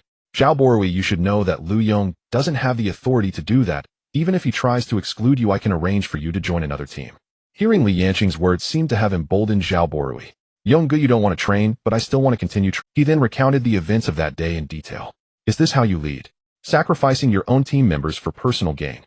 Clearly a level 1 Frank talent awakener, facing a monster alone, had no chance of survival. Teacher, we followed in his direction later, but found nothing at all. Since Zhao Borui had revealed everything, Lu Yong also did not hide the fact that his team not only failed to find Yunfeng's body or belongings, but had also picked up many monster loots along the way. Upon hearing Lu Yong's words, Li Yanqing frowned slightly. In the end, she could only sigh helplessly. I hope, however, unlike Li Yanqing's sorrowful expression, other students seemed somewhat gleeful. Yunfeng's relationships with other classmates were already poor, and sometimes he could be particularly abrasive with his words in the class. He only had Zhou Quan as a friend. Now that he had awakened the worst Frank talent to them, he was just a nuisance. And Frank talent encountering misfortune is quite normal, isn't it? The teacher also mentioned that training involves risks. Yeah, if you're weak, just don't come in, but it's better this way. Oh, I won't have to change classes anymore. I was even preparing to transfer schools, so I only stayed because I heard the school planned to expel him. Stop talking, Zhou Quan's team is back. Just as everyone was vigorously discussing, a team of 5 marched towards them with confidence. It was indeed the strongest team, led by Zhou Quan. Crazy. How did your training go? Even before they arrived, the voice had already carried over. However, the silence at the scene was deafening. Then the black monkey looked towards Lu Yong's location, knowing that Yunfeng was in their group. Lu Yong, where's the crazy one? Why do I only see you guys? Seeing the atmosphere was off, the black monkey felt a bit anxious. Zhou Quan, I'm sorry. As soon as the words "I'm sorry" left Lu Yong's mouth, the black monkey felt as if something was blocking his chest, making it hard to breathe. If it weren't for the fact that he had absorbed a large amount of spiritual energy over the past month, significantly improving his physical condition, he would likely have fainted by now. Don't you dare say sorry to me. What the hell happened? The black monkey shouted angrily. Everyone was taken aback. They hadn't expected such immense energy to be contained within that frail body. Zhou Quan, calm down. Li Yanqing could only step in to mediate at this point. How can I calm down? Everyone in the class returned, but I can't see my brother. How can I calm down? The black monkey was becoming somewhat hysterical at this moment. Enough. Stop making a scene. Training is inherently fraught with risks. Oh, I've said this many times before. Li Yanqing suddenly unleashed her aura, forcing the black monkey to calm down. Although she understood his feelings at that moment, this was not the time to address this issue. Moreover, the sky in the dimensional space was about to darken. Before the sun completely set in the dimensional space, Li Yanqing and the teachers brought all the students out of this dimensional space. There were originally 306 students, but only 302 remained. In training, even the lowest level dimensional space poses huge risks with accidents lurking everywhere. After they exited, the entire dimensional space fell into darkness, and a full moon slowly rose, transitioning from day to night. If one were to look from high above at this moment, countless scarlet lights would illuminate the entire dimensional space. Meanwhile, the protagonist that everyone was discussing was still climbing the mountain. Am I encountering a ghost wall? How come I've been climbing for so long without seeing the top? Yun Feng looked up, feeling that the distance to the summit was still far. They should have exited the dimensional space by now, Yun Feng thought to himself. It took him a full 10 days to reach this point from the foot of the mountain, and if he hadn't wanted to avoid going out with the main group, he would have given up. As for why he didn't return with the main group, it was simply because his current combat power was hard to explain. With N-level talent, his level 5 combat power had already exceeded 1,000. Was there any fairness in that? Is there still a rule of law? In fact, he had long ago considered that once he exited this dimensional space, there would be no need to return to school. He believed the school would be very pleased to hear this good news. I can only keep this hidden from you two for now, and make it up to you later. Along the way, he had hardly encountered any monsters. In 10 days, he had only killed 38 forest giant pythons, which was not a small number. The only consolation was that these forest giant pythons had dropped 3 fragments. Including the previous ones, he currently had 5 bottles of black iron level talent upgrade potions, 5 bottles of black iron level spiritual potions, 4 bottles of bronze level strength potions, 3 bottles of bronze level speed potions, 1 bronze level battle knife, 1 black iron level dagger, and 1 set of black iron level combat gear in his storage ring. As the sky darkened, Yun Feng's visibility was greatly hindered. What is that? A pair of scarlet lights lit up not far away, sending chills down his spine. This can't really be a ghost, right? Yun Feng looked around. A ghost wall combined with a ghost seemed quite reasonable. Meanwhile, that pair of scarlet lanterns began to draw closer. Damn it, I really encountered a ghost. Yun Feng shouted and began to retreat. It wasn't that he was cowardly. Having read too many supernatural novels and watched horror films in his past life, he was indeed quite apprehensive about such things. Fortunately, the sky had not completely darkened yet. In the dim light, Yun Feng finally saw the true appearance of the approaching entity. It was just a forest giant python. However, this forest giant python was somewhat different from before. Monster Forest Giant Python Berserk Elite Level 5 Combat Power 1028 Skills Tail Strike Venom Spray. The monster's level and skills had not changed, but its combat power had suddenly surged by over 200 points. No wonder the teacher repeatedly emphasized before the training that this session only lasts a month. Once the time is up, we must exit. At night, the monsters here enter a berserk state, which is indeed too difficult for that group of young Kalami. However, Yun Feng himself was not included in that group. He glanced at his virtual panel. Name Yun Feng level 5, 1546, 3000, combat power 1119 talent level. Even if the forest giant python was in a berserk state, his combat power still far exceeded that of the monster. Since his combat power was superior, what was there to fear? Even a ghost could be taken down. Yun Feng charged forward with his knife. After a few rounds, he discovered that under the condition of exceeding combat power, the berserk mode of the forest giant python was actually easier to deal with. Although this creature had a significantly increased combat power, its intelligence had dropped considerably, relying mostly on instincts to fight. This made the battle much simpler. In less than 2 minutes, the forest giant python completely closed its bloody eyes. It was time for the joyful looting phase, but unfortunately no fragments were found. Yun Feng kicked the giant python's corpse and continued his ascent to the summit. The dark environment made him increasingly cautious. However, after experiencing several battles, he could only say, what is there to be vigilant about? The 2 red lanterns could be seen from a great distance. It was hard not to notice them. After killing another forest giant python, he finally had a reward. Yun Feng pulled a fragment from beneath the forest giant python's belly. Originally, he thought that with the monster's combat power increasing, the drop rate of fragments would also rise, but on the contrary, it seemed to have lowered. Why is this still a spiritual potion? Yun Feng looked at the potion in his hand and drank it without thinking. What is this? Although his vision did not improve in the dark, he felt that his sensing ability had become extraordinarily strong.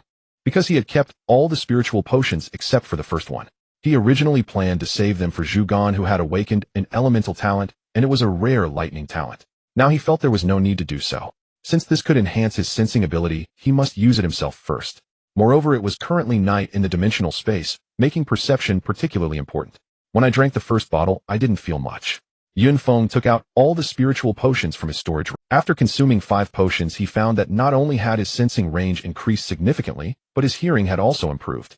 After drinking 6 bottles of spiritual potions, his combat power rose to 1375. However, he knew that without an elemental talent, this current combat power felt somewhat hollow. Should I upgrade my talent as well? Forget it. This probability increase is somewhat hard to grasp. I should wait until I accumulate 10 before using them all together. After all, even if he upgraded to a level, it would only add some spiritual power and wouldn't significantly enhance his combat power. Not wanting to dwell on these matters any longer, he continued towards the mountain peak. With the enhancement of the spiritual potions, his sensing range expanded and his traveling speed increased significantly. Moreover, the frequency of encountering forest giant pythons decreased as he ascended. A day later, Yun Feng could barely see any forest giant pythons, and the sky had grown even darker. However, Yun Feng did not dare to light a torch. Lighting a fire in such a place was equivalent to sending a message: "I'm here, come and attack me." Bang! While walking, Yun Feng was suddenly knocked back by a tremendous force hitting his chest. What the hell is that? Yun Feng clutched his chest, feeling utterly unwell with no reaction as he was sent flying. Bang! His back was attacked again, knocking him down and sliding on the ground in a beautiful trajectory. Yun Feng hurriedly got up, spat out the leaves in his mouth, and concentrated all his mental energy to sense the surroundings. Damn it, could there be something dirty here? Within his sensing range, nothing was detected, nor did he see the familiar scarlet eye sockets. Pity this pair of goggles lacks night vision and thermal imaging. Perhaps such technology is simply inoperative within this dimensional space. Yun Feng sighed softly. Click. After several attacks, Yun Feng finally heard a faint sound, the crisp snap of a dry twig. To the left, Yun Feng sidestepped sharply to the right, and at last sensed a gust of wind whipping past his side before vanishing behind a tree, leaving no trace of presence.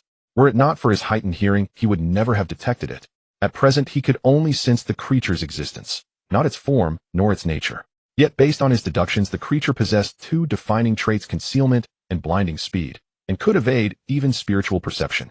The silver lining: its strikes remained within his capacity to withstand.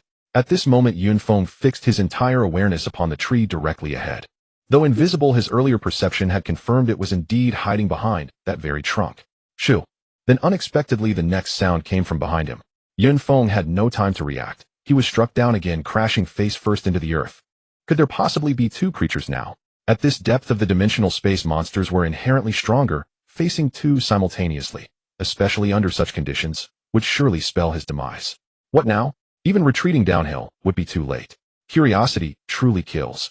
Yun Feng pricked up his ears once more, straining to catch every whisper of sound around him, his sole means of tracking the creature's movements. Yet the creature seemed to toy with him, darting forth unpredictably from behind different trees, landing blows with cruel precision. Still, this erratic pattern revealed one vital truth: there was only one such beast. Time dragged on. Wounds accumulated across Yun Feng's body, growing ever more severe. Yet his face betrayed neither despair nor fury. In the next instant, he brushed blood from his lip, and a subtle, almost imperceptible smile flickered across his mouth. Then, without warning, he slashed his blade toward an arbitrary direction. Clang! The strike rang like steel striking metal, sparking a brilliant flash. A moment later, something clattered onto the layer of dead leaves. His smile deepened. Though battered relentlessly, he had at last discerned the creature's attack rhythm and its method. Clang! Another casual slash, another searing spark in midair, and this time beneath the metallic ring a faint cry of pain echoed. Thereafter his blade carved through the air in utterly unpredictable arcs, each strike igniting another spark. After dozens of exchanges, the creature realized its stealth had failed and stepped forth from the shadows. Dimly visible stood a diminutive figure, barely 20 centimeters tall. Simultaneously, its data materialized upon Yun Feng's virtual interface. Creature Shadow Weasel Rare. Level 5. Combat Power 1220. Skills: Shadow Transit, Phantom Strike, Unperceivable Passive. A wholly novel suffix, and 3 formidable abilities. Its combat power rivaled that of ordinary level 5 creatures by nearly threefold. Clearly, its ability to shift positions at will stemmed from Shadow Transit, and its cooldown was astonishing. Unperceivable must mean it evaded all forms of detection, a passive skill of exceptional potency. No wonder it proved so vexing. This must rank above elite-tier beasts. Moreover, it had not entered a berserk state. That above all else was crucial. Yun Feng seethed inwardly to have nearly been slain by a creature whose combat power fell below his own. Such humiliation demanded swift retribution. Now that he had mastered the Shadow Weasel's attack cadence, its annihilation was merely a matter of time. As blade met weasel again, and again the sparks grew fewer, until at last the sickening yielding thud of steel biting flesh echoed clearly. 7 or 8 minutes later, the Shadow Weasel let out a final agonized shriek and ceased all movement. Yun Feng felt a gentle warmth flood his body. The numbers on his virtual interface shifted accordingly. One Shadow Weasel granted him 51 units of spiritual energy, 10 times the yield of an ordinary creature of the same level. At last, it is done. He gasped for breath, exhaustion clinging to his limbs like damp mist. Were light available, one would see sweat glistening across his pallid face, and his hand gripping the blade trembling faintly. This creature had posed the gravest peril he'd faced since beginning his cultivation trials. Fortunate indeed that its velocity came at the cost of raw strength. Otherwise he would have perished. Yun Feng approached the corpse. His fingers met not soft fur, but fine overlapping scales now fractured and brittle from repeated clashes with his blade. Shadow Weasel Carapace, 500 Hua coins. Yun Feng nearly swore aloud. Is this truly worth so much? 50,000 Hua coins. That buys half a black iron grade artifact.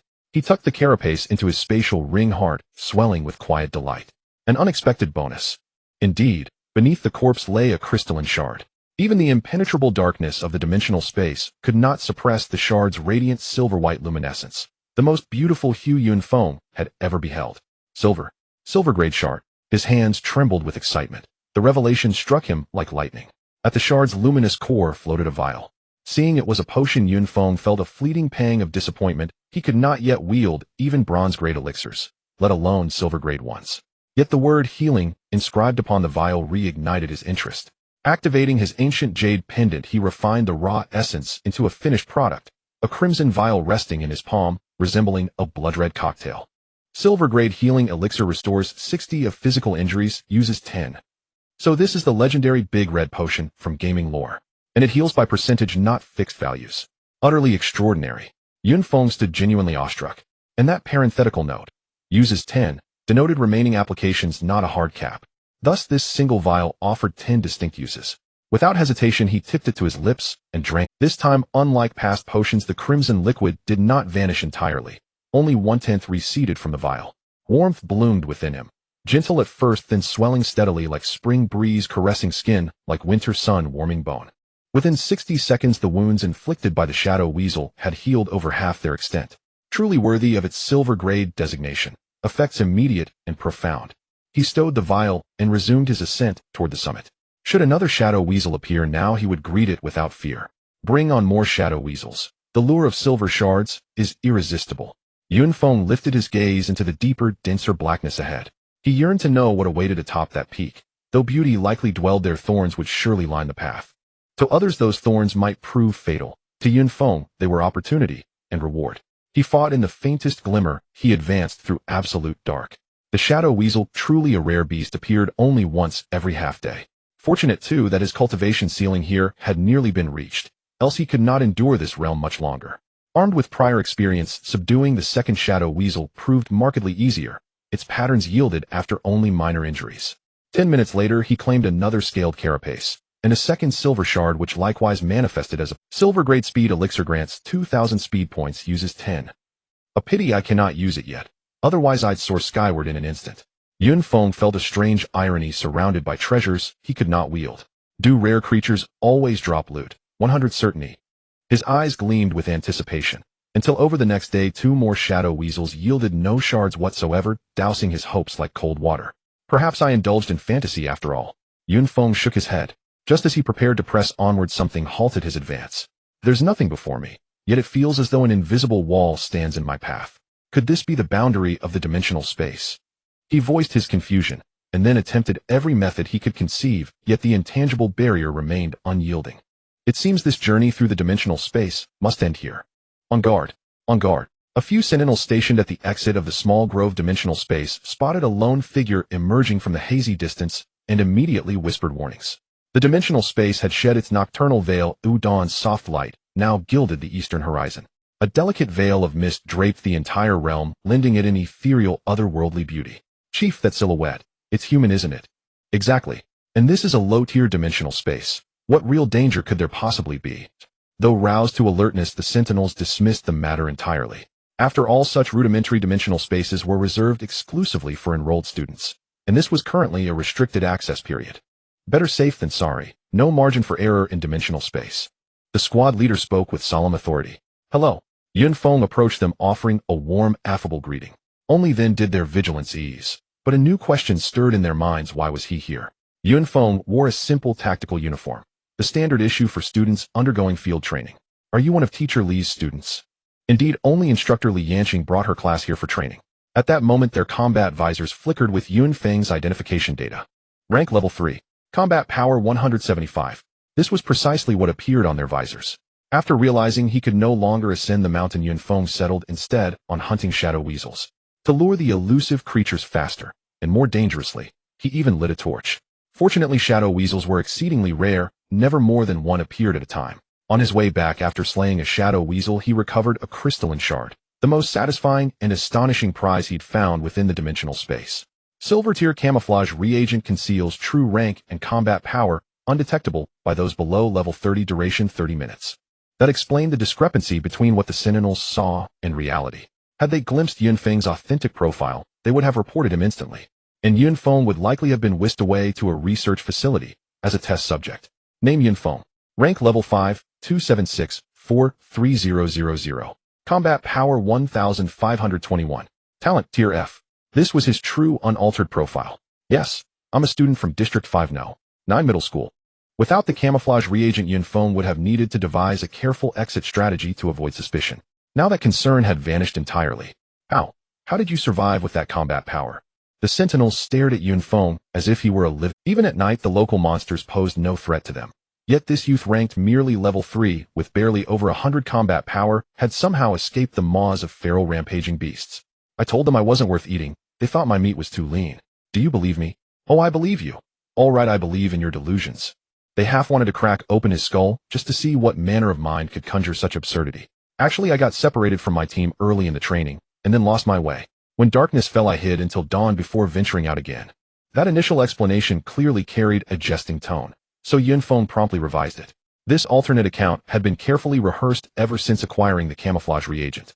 Though riddled with inconsistencies and utterly implausible upon scrutiny, the reagent's illusion rendered even these seasoned sentinels unable to detect any flaw.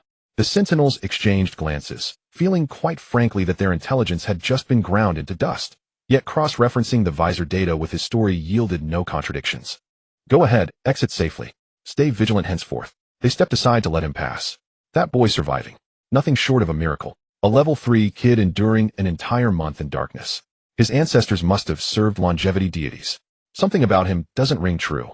Once Yun Feng had cleared the dimensional rift, the sentinels stood divided, some stunned, others deeply unsettled. You just emerged from in there. Stow your visor. They're prohibited outside dimensional zones. After a pause, the officer added, also, a small armored vehicle. Yes, He repeated his revised account verbatim. The officer studied him with quiet skepticism, then said nothing further. Stow your visor. They're prohibited outside dimensional zones. After a pause, the officer added, also, a small armored vehicle departs for the safe zone in 6 hours. You'll ride with it. Thank you, sir. Yun Feng snapped a crisp salute, then withdrew to wait. 6 hours stretched interminably in idle anticipation. During the wait, Yun Feng inventoried his haul from the dimensional space. From the black iron tier gear, he kept only what he could use directly, a dagger and a full set of tactical apparel. Among the bronze tier items, only a flame battle saber stood out. The rest were assorted reagents. His silver tier acquisitions included a single strength enhancer, 2 speed boosters, and 1 used healing tonic. His spoils were extraordinarily rich. Some awakened cultivators spent decades gathering fragments for synthesis, yet still failed to match the yield of this single expedition. Rumble, rumble. The armored vehicle's engine roared to life. Yun Feng boarded, and glanced back once at the shimmering spatial rift behind him. Someday I will pierce the veil beyond the spatial wall and uncover its secrets. By the time he reached the safe zone, dusk had already deepened into twilight. First stop, the exchange hall. His storage ring overflowed with trophies. He needed to clear space. He also required funds to acquire more fragments, and these spoils would serve as his first capital. As for the modest inheritance left by his parents, he'd draw on it only when truly desperate. With that, Yun Feng hailed a taxi bound for the safe zone's exchange hall. In times past, he'd have hesitated. Public transit remained free throughout the safe zone. Jiangnan continent comprised 6 major districts, each housing a colossal exchange hall dedicated primarily to awakened cultivators returning from dimensional trials. Though prices weren't fixed, offers were consistently fair, and buyers were plentiful, not singular. Not only could one sell hard-won spoils, but also procure desired artifacts. Soon the taxi halted beside a towering edifice. Lamplit dusk bathed the exchange hall in golden radiance. Yun Feng had passed it countless times, each glimpse stirring longing in his heart. Yet stepping inside, he froze, stunned as if thrust into a bustling bazaar. Within the hall's 20-meter vault, a sea of heads stretched endlessly. A cacophony of voices filled the air. Buying venom sacks, any quantity accepted. Weapons and armor for sale. Come take a look. Fragments. I buy fragments. Name your price, I'll meet it. Look closely. This gilded armadillo carapace took me months to collect. Barely a scratch. Your offer is insultingly low. I'm here in good faith. Don't swindle me. Can this alloy longsword go cheaper? The exchange hall was divided into two vast sectors: acquisition and sales. Pushing through the throng, Yun Feng finally reached a relatively quiet acquisition counter. Off to the periphery, far less crowded than others. Before entering, he'd emptied every trophy from his storage ring. When confronted with several bulging coarse sacks laid before him, the appraiser blinked in utter bewilderment. Young man, we don't accept trash here. Please remove these.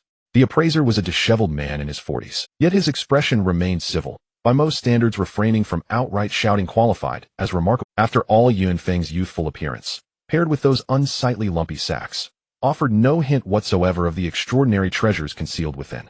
Ha, where did this little kid come from bringing some bags to make us laugh? The nearby people at the purchasing station all burst into laughter. Old Zhang, you either don't open a shop, or when you do, you go all out. Old Zhang, when did you start collecting waste? You should have told me earlier, I would have brought some from home.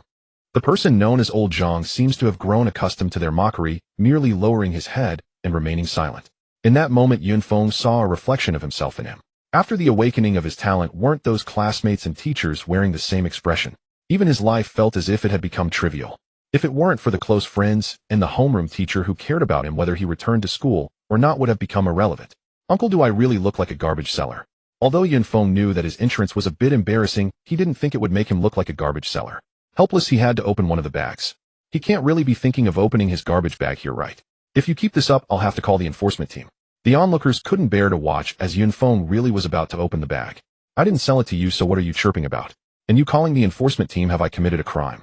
What are you even talking? Yun Feng initially didn't want to engage with them, but seeing that they were getting more riled up, he could only choose to respond with virtue. Little friend, do you know where this place is? What audacity to speak here. What is this place? Is it your living room? Or your kitchen? Yun Feng, when confronting them, showed no mercy, leaving them momentarily speechless. After all, this was a safe zone, and it wasn't illegal to talk back. Yun Feng decided to ignore them. Uncle, you can open it yourself, though it shouldn't disappoint you. Seeing Yun Feng's sincere expression, Old Zhang gritted his teeth and chose to open the bag. Even if it really was a bag of garbage, it would at least help him resign to his fate. His purchasing station was in a remote location, and his stubborn personality meant that few people came by. Recently, he hadn't been able to acquire enough items for a long time, and if this continued, he might not even be able to pay the rent here. What is this? Old Zhang lifted a corner of the bag, and what was revealed surprised him. Those who worked in purchasing usually had broad knowledge, but the items in this bag still amazed him. What's wrong, Old Zhang? Is the garbage too smelly and has you choking? Huh. No matter how smelly it is, it can't compare to your mouth.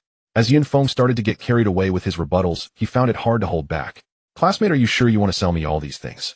Coincidentally, the first item he saw when he opened the bag was the outer shell of a rare monster, the Shadow Weasel. He didn't ask Yun Feng where these items came from, as it was the professional conduct expected of a purchaser. He just didn't expect that someone would bring such rare materials here to sell. Of course, why else would I come here?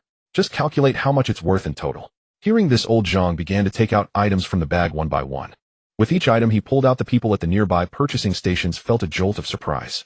It wasn't that the items inside were of particularly high level or worth much, but a portion of them were rare materials, which were incredibly hard to find even if they weren't of high grade. Damn, I actually misjudged this. How could this be? Classmate, I don't think Old Zhang has the ability to purchase all your items. Should we take some off your hands? Right, my prices are very fair. Seeing that the bag was really filled with monster-sourced items, the few people who had just been mocking him transformed their expressions, smiling at Yun Feng like they had just seen a miracle. Yun Feng turned to look at the middle-aged man who was calculating the price, as if asking if what they were saying was true. Classmate, up until now the items you were selling are still within my purchasing capacity. Old Zhang wore a bitter smile, since he hadn't even finished calculating the items from a single bag yet. No problem, just finish calculating everything first. Nearby, a few purchasing dealers heard Old Zhang's words, and were cursing inwardly. What's the point of pretending to be a big shot if you can't even afford it? An hour later, all the items in the 3 bags had been accounted for. Classmate, the total is 123,532 yuan. Yun Feng wasn't too shocked by this figure. It roughly matched the value he had estimated in his mind. However, since some were whole, and some were in pieces, it's impressive he could calculate it all. The 3 bags looked like they contained a lot, but most of it was just items produced by low-level monsters not worth much. The most valuable items were still the 12 sets of Shadow Weasel shells, and nearly 200 venom sacs from forest giant pythons. How about this? Considering you provided so many materials and a portion of them are rare, I'll give you a fair price and round it up to 120,000. Hearing the middle-aged man's bold tone, Yun Feng was filled with question marks. If he heard correctly, the earlier value of these items was over 123,000. So your fair price isn't for me, but for yourself, huh? Are you serious? Yun Feng replied speechlessly. Young friend, I'm a bit nervous and my hands are shaking. Can you cut me some slack? Yun Feng could tell that the other party genuinely wanted to purchase the batch of materials he had, but he clearly didn't have much capital, otherwise he wouldn't be trying to negotiate down. I've been trying to purchase a few fragments, but haven't succeeded, which has led to a cash shortage. But don't worry. Fragments? What fragments? You don't even know what fragments are. Old Zhang began to doubt whether these items truly belonged to Yun Feng. Yun Feng was actually asking what grade the fragments were, but Old Zhang didn't understand the implication. What I meant was, what fragments do you have? If there are some that interest me, I could potentially use them to offset the debt. Yun Feng realized that his previous disdain had lessened. Is what you said true? Old Zhang hurriedly presented all the fragments he had on him. Yun Feng looked over and saw a total of 8 crystal fragments. 5 were dark, 2 were glowing green, and 1 was shining silver. Wow, there's even a silver fragment. Yun Feng was overjoyed. As he examined the 8 fragments, he found that the 5 black iron grade fragments were all useful to him, 1 for strength, 1 for speed, 1 for defense, 1 mental potion, and 1 healing potion. As for the 2 bronze fragments, Yun Feng lost interest. 1 was a defense potion, and the other was a mental potion. After all, even if he combined them now, he couldn't use them. Once he reached level 10, he probably wouldn't need these anymore. Then he turned his gaze to the last silver fragment. Inside the shiny crystal fragment was a book with the words Sky Slaughter Blade Technique, written in large letters. Yun Feng finally understood why he had a silver fragment in his hand. It turned out to be a martial arts fragment. If this had been at the beginning of the awakening period, such a martial arts fragment would definitely be one of the most valuable. At that time, in order to collect a complete set of martial arts fragments, the state would directly intervene and collect them nationwide. After extensive research, it finally became possible to create copies of these martial arts. Although the effect of the copy is only 1/3 of the original, it is still much more convenient than gathering the fragments for study. Thus, by later on, very few people went to collect martial arts fragments unless it was a brand new martial art, otherwise they had little value. This was also the reason why Old Zhang's silver fragment was stuck in his hands. Others could easily spend a little more money to buy an entire set of martial arts copies. Oh, why bother buying a useless fragment? But that was others. When Yun Feng saw this fragment, his eyes lit up. The demonstration effect of the martial arts copy is only 30, while the original can reach 100, which is not even on the same level. Lu Yun level talent. Self-healing. As the awakenings continued, someone once conducted an experiment below level 10. The probability of learning black iron grade martial arts from a copy is 50, meaning that using 2 books will generally allow one to fully learn it, while the probability of learning bronze grade martial arts drops to around 10, and for silver grade martial arts, it's less than 1. However, using the original, the probability of mastering anything below golden grade is basically 100. I think all 8 of these fragments are good. In order to alleviate the other party's concerns, Yun Feng decided to also take the 2 bronze fragments that he wasn't interested in. Little brother, take a closer look at that silver fragment. The other purchasing agents nearby knew that Old Zhang had an unsellable silver martial arts fragment and quickly reminded Yun Feng. I see it, even if I can't use it, it's still a good collectible. This time he didn't retort since they were speaking up for him. Young friend, are you serious? You want that silver fragment too? Old Zhang wished he could kneel down and call him father. Yun Feng not only helped him purchase enough materials, but also took away the silver fragment that no one wanted. Stop rambling, hurry up and calculate the value. The black iron fragments are 15000 each, the bronze fragments are 500 each, and for the silver fragment, let's say it's 100 totaling 29500. Old Zhang pressed the calculator while muttering to himself. Young friend, I'll give you 9600. I don't have cash here. Should I transfer it to you? No problem, oh, just transfer it to my card. Yun Feng thought for a moment and found no issues handing over his bank card. Since his phone had been taken by the teacher when entering the dimensional space, he could only use the card. This was actually arranged by his parents for convenience in managing living expenses. Old Zhang hurriedly stuffed the 8 fragments into Yun Feng's hands, while also transferring the money to his card. Young friend, if you have materials in the future, feel free to come again. As the saying goes, a person in good spirits is invigorated. Old Zhang, who had previously been despondent, now appeared energetic and beaming.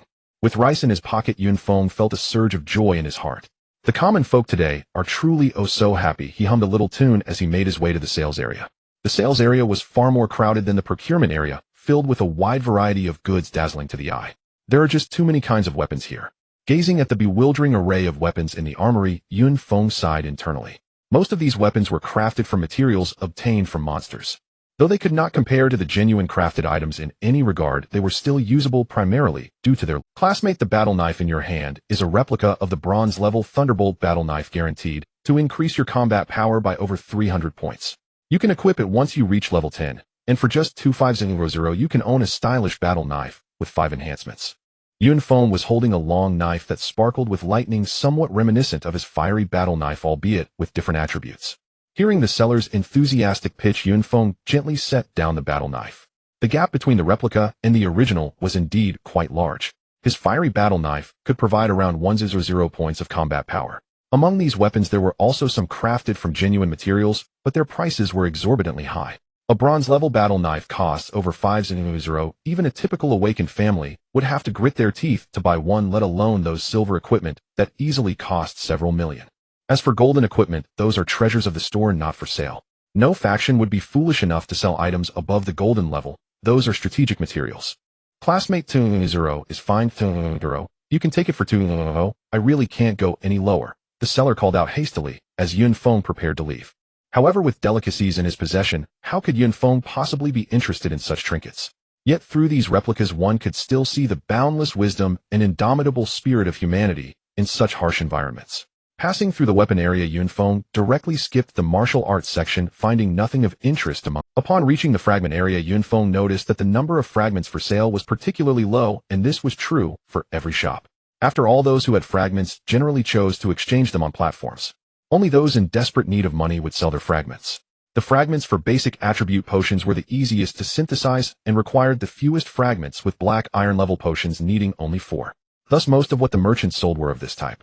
Although Yun Feng's basic potions had not yet reached their limit, he did not plan to buy such fragments here. Money needed to be spent wisely.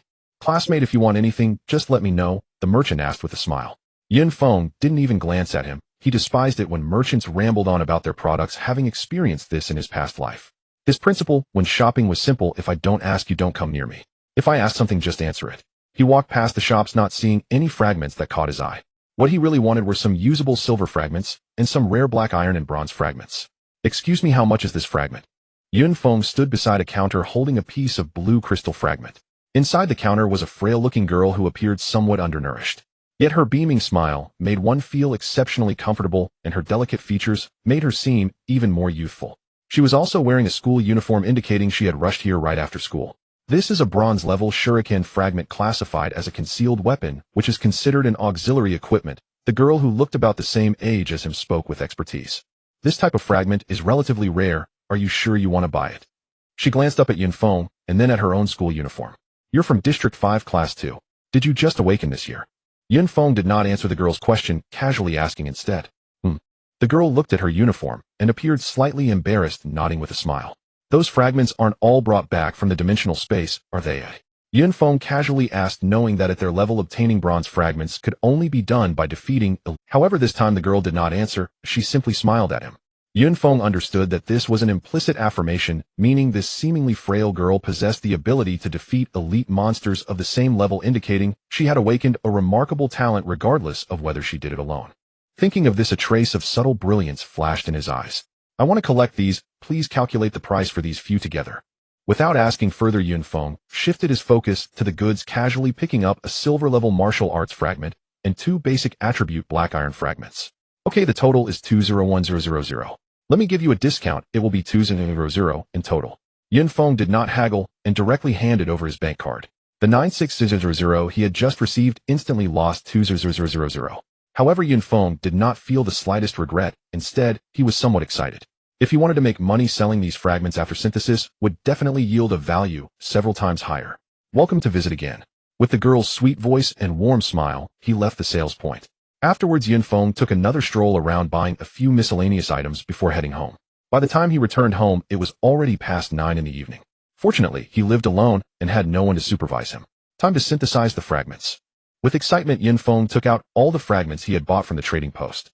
The first ones to be synthesized were a few black iron fragments. He received 2 bottles of strength potions, 2 bottles of speed potions, 1 bottle of defense potions, and 1 bottle of mental potions.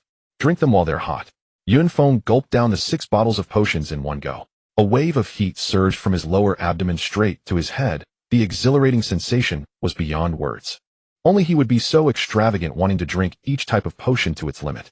Typically people would take targeted potions. For instance, Zhou Quan focused on speed potions with strength potions as a supplement, finding no real need for the other two types. As for elemental types, they primarily focused on mental potions with speed potions as a supplement. After the potions, Yun Feng took out that bronze fragment. Upon synthesis, a small shuriken appeared in his palm. This is a good item, but unfortunately, I can only use it after reaching level 10.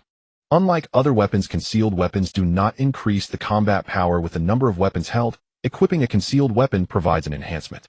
Putting away the shuriken and 2 bottles of bronze potions, Yun Feng looked at the 2 silver fragments he was most eager to see.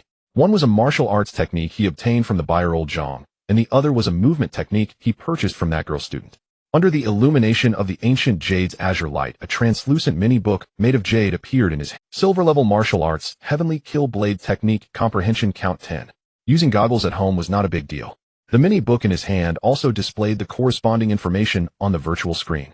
No wonder they say it's much simpler than replica martial arts. This is a one-time product, whereas this one can be used 10 times. Yun Feng cherished the martial arts book in his hands, then pressed the small jade book to his forehead. It was icy and cool. As he slowly closed his eyes, a black and white ink painting unfolded in his mind. In the vast white background, a black silhouette stood holding a battle knife, poised and dignified.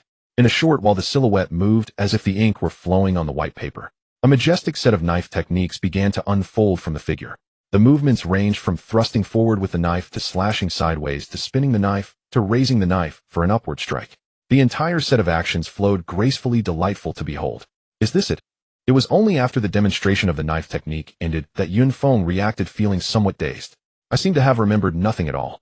Unwilling to give up, Yun Feng took out his black iron battle knife, trying to replicate the movements, but found it utterly impossible. This is too difficult. No wonder they say higher-level martial arts are harder to learn. Oh, a silver-level technique just left me dumbfounded.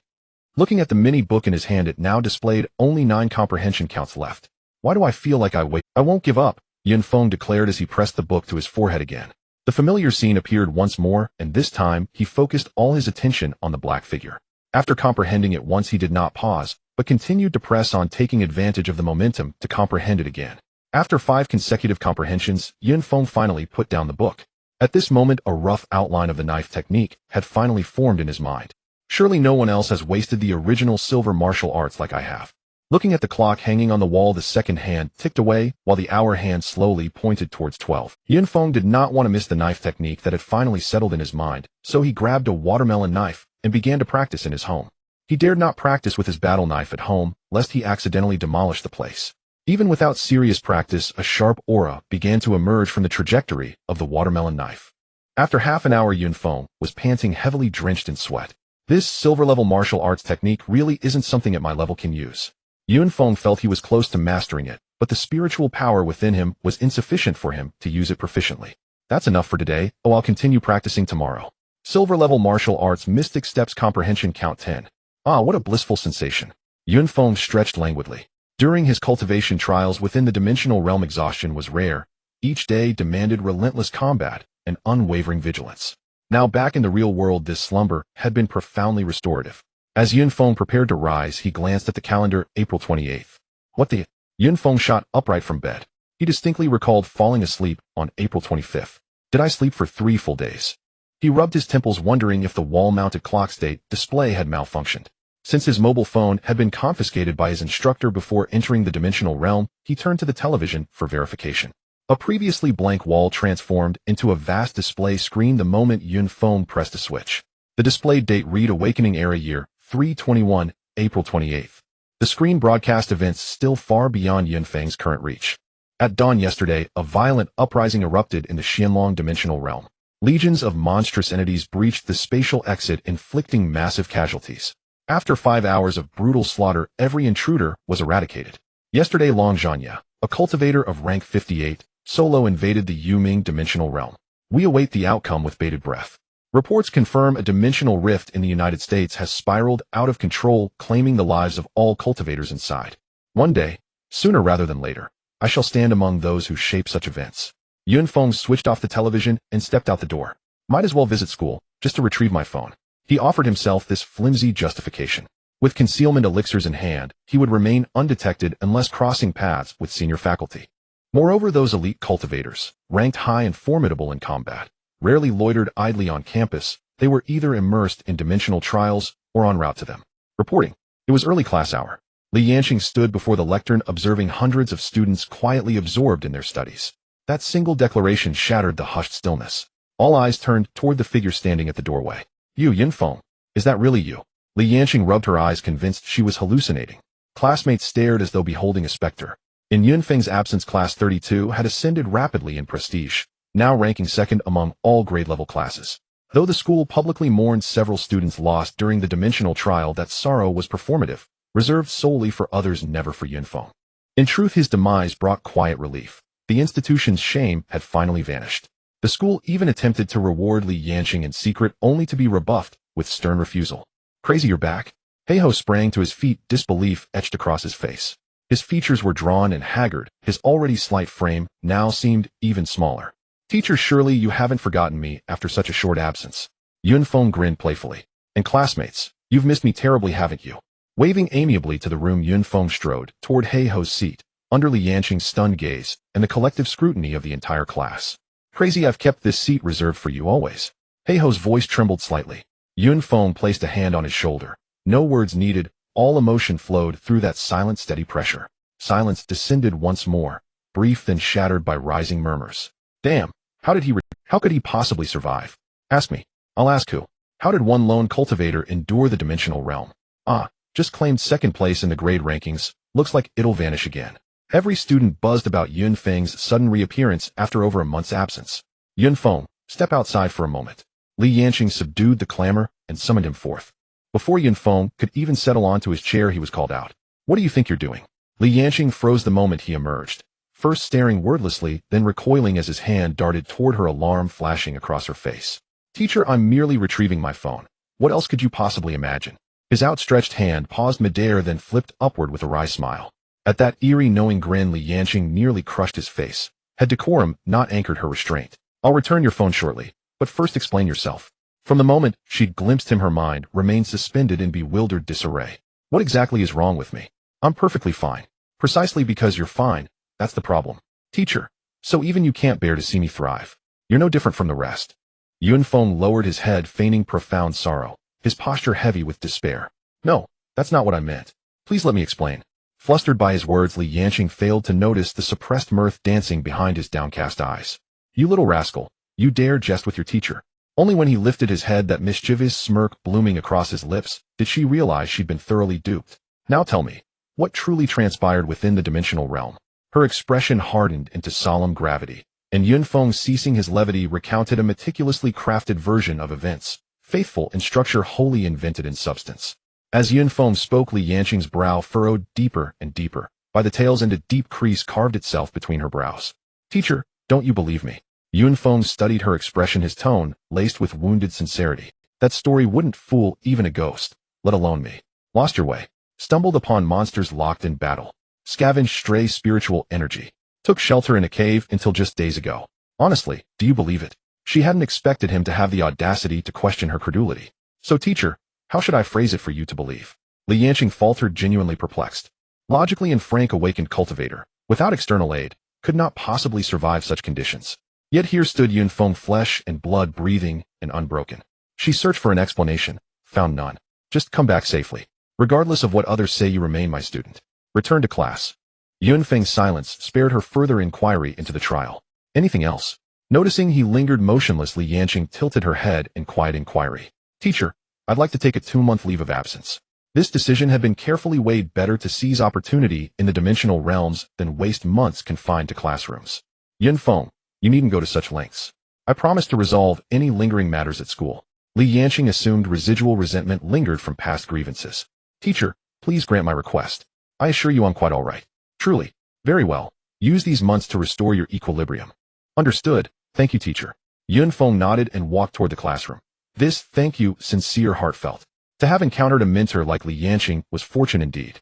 As Yunfeng turned away, Li Yanqing discreetly activated her ocular scanner. Yet the readings left her unsettled, ambiguous, inconclusive. Could everything he said actually be true? Before reaching the doorway, Yunfeng caught the cacophony within, like a bustling marketplace, every voice dissecting him. Most astonished of all was Lu Yong. He'd long harbored doubts. Had Yun Feng truly perished? Were the spoils they collected along the path remnants of Yun Feng's own kills? Yet each time doubt surfaced, he dismissed it outright.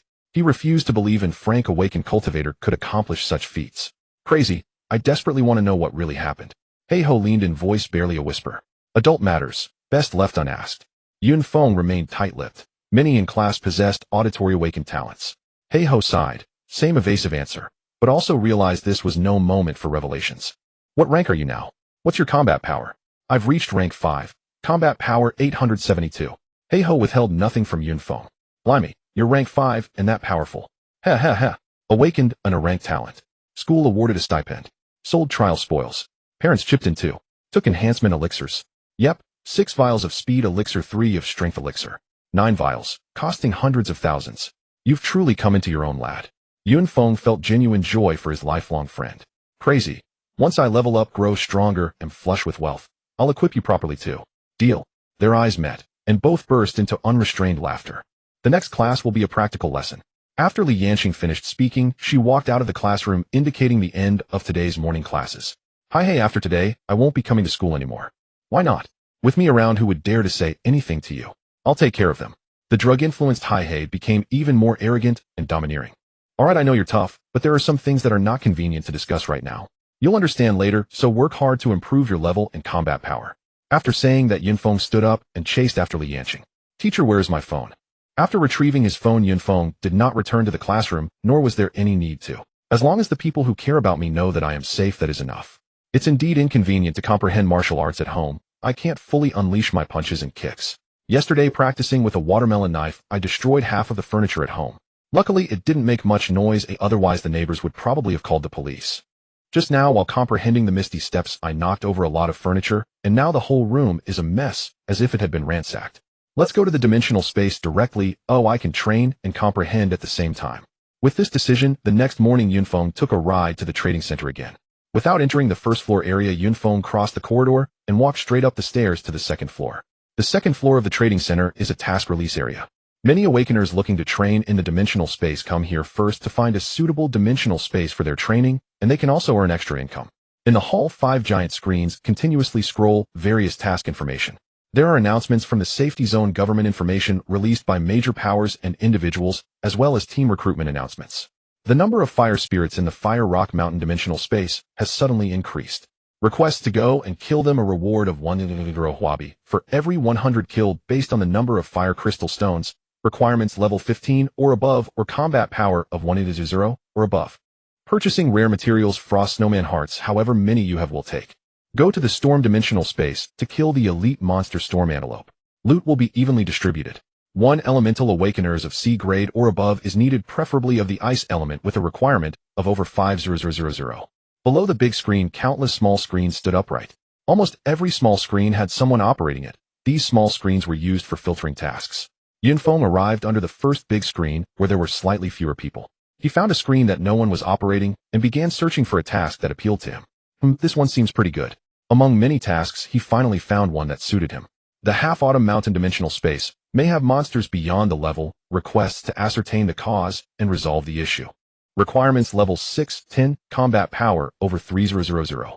Judging from the task requirements, this is definitely a dimensional space above level 5, which meets Yun Feng's requirements. Moreover, the combat power requirement is relatively high. Normally, to reach a combat power of 3000, and a Great Awakener would need to reach around level 10, except for those under the influence of drugs. Although Yun Feng does not currently meet the combat power requirement, he believes he will soon meet it after entering the dimensional space. After pressing the task acceptance button, a transparent water card emerged from the side of the instrument. This is the proof of his task acceptance. After entering the dimensional space, he just needs to bring the task card close to the goggles to input the corresponding task information.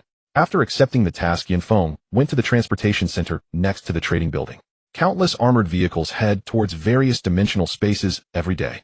After waiting for a while, Yun Feng boarded an armored vehicle heading to the Half-Autumn Mountain dimensional space. This is a small armored vehicle with about 10 awakeners seated inside. From their appearance, they all seemed quite young, with the oldest not exceeding 18 years of age. The others were clearly in groups of 5, while Yun Feng sat alone, inevitably attracting attention. Brother Long, does that kid over there want to venture into the Half-Autumn Mountain alone? Maybe he has an SS grade talent. You think SS grade talent is like cabbage? You just awaken whenever you want. Yunfeng glanced at the scenery outside and ignored the discussions around him. With the ancient jade in hand, he is bound to walk a lonely path as a strong person. Friend, I see you are alone. Would you like to join our team? At that moment, one person from another team approached and quietly asked. Those who dare to venture into the dimensional space are either very powerful or very foolish. Yunfeng withdrew his gaze from the distance and turned to look at the person who asked. He was about 1.78 meters tall with a square face and sword-like eyebrows, looking quite righteous. Sure, Longbin was a bit stunned when he heard Yunfeng agree so readily. The script seemed a bit off. Shouldn't experts have their own pride? Shouldn't he have arrogantly said, do you think you're worthy? Did I misjudge him? At a glance I can tell that your team is extraordinary, definitely filled with experts. Joining you means I won't have to do anything, just pick up the pieces and collect the loot. Yunfeng widened his big bright eyes and looked at the other person with a naive expression. Longbin suddenly began to doubt his sixth sense. Sorry for the interruption. Longbin could only retreat in embarrassment.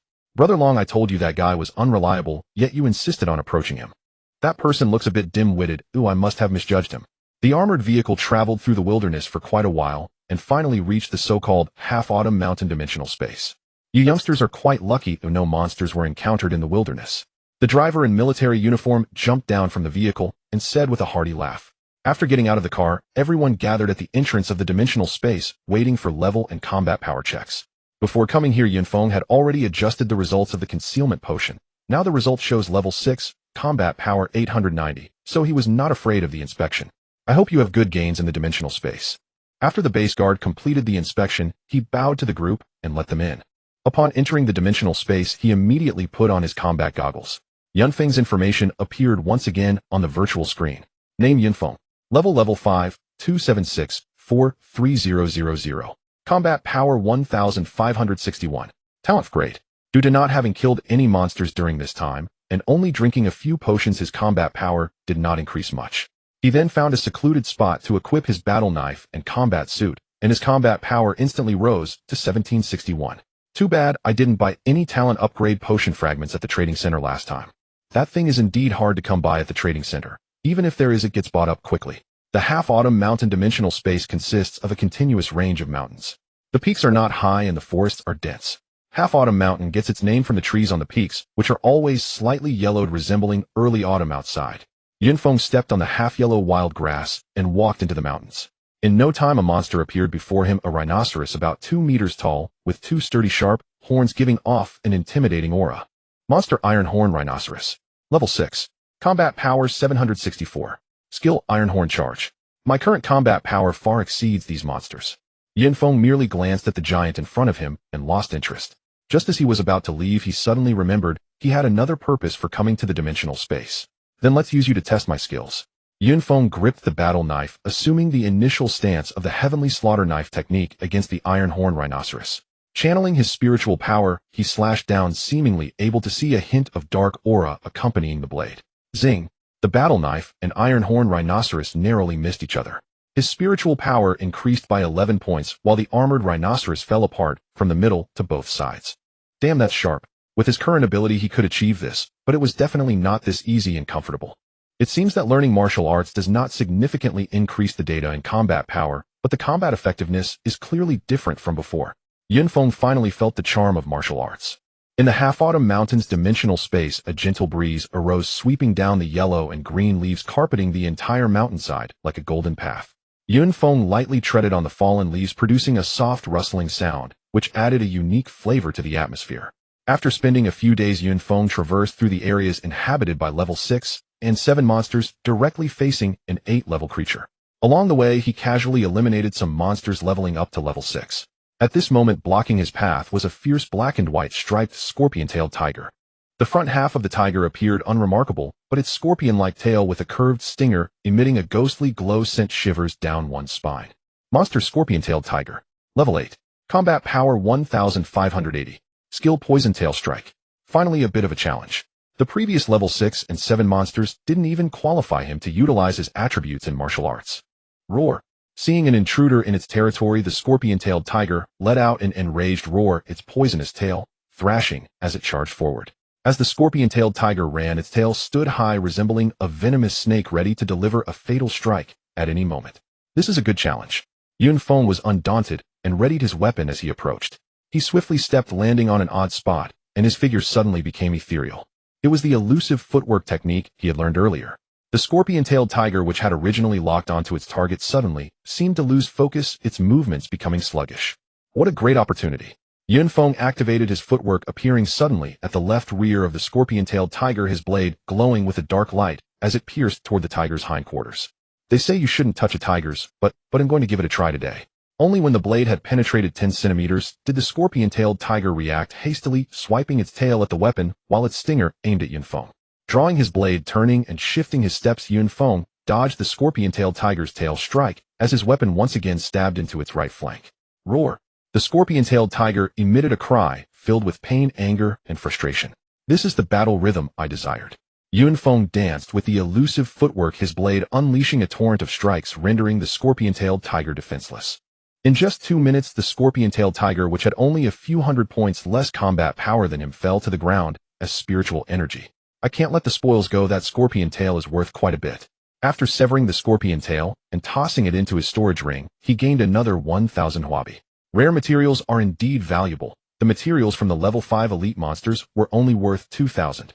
Yun Feng reminisced about the elite monsters' yields and eagerly anticipated the appearance of rare creatures. He did not rush deeper, as the level 8 monsters were already sufficient for him to absorb spiritual energy and hone his martial arts. After effortlessly defeating dozens of level 8 scorpion-tailed tigers, 3 roars echoed around him. He realized he had been surrounded by 3 scorpion-tailed tigers while collecting his spoils. This isn't logical. How could 3 scorpion-tailed tigers appear at once? How could tigers operate in packs? This isn't a zoo. However, Yun Feng did not panic. Through fighting the previous dozens of scorpion-tailed tigers, he had achieved a high proficiency in the 2 silver martial arts he had learned, though he felt slightly fatigued from continuously activating both martial arts.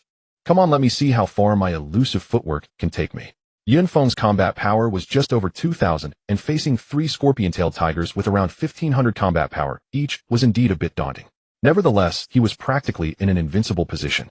Along the way, he had also acquired 2 black iron speed potions. Even if he couldn't win with speed on his side and the elusive footwork, escaping wouldn't be a problem. It is better to lose a finger than to injure all 10. Taking them down one by one is the best way to deal with being surrounded. Yun Feng drew his blade and charged at one of the scorpion-tailed tigers. Although the 3 scorpion-tailed tigers had formed an encirclement, they clearly lacked coordination, each fighting independently. This gave Yun Feng an opportunity. Rushing toward one scorpion-tailed tiger, Yun Feng feigned an attack, then redirected his blade, and using the elusive footwork lunged toward another scorpion-tailed tiger. This maneuver caught the 3 attacking scorpion-tailed tigers off guard, disrupting their rhythm. Monsters are still monsters. Even if their combat instincts are impressive, their intelligence is somewhat lacking. Yun Feng scoffed, and the tip of his blade pierced the only soft spot behind the scorpion-tailed tiger. A whoa!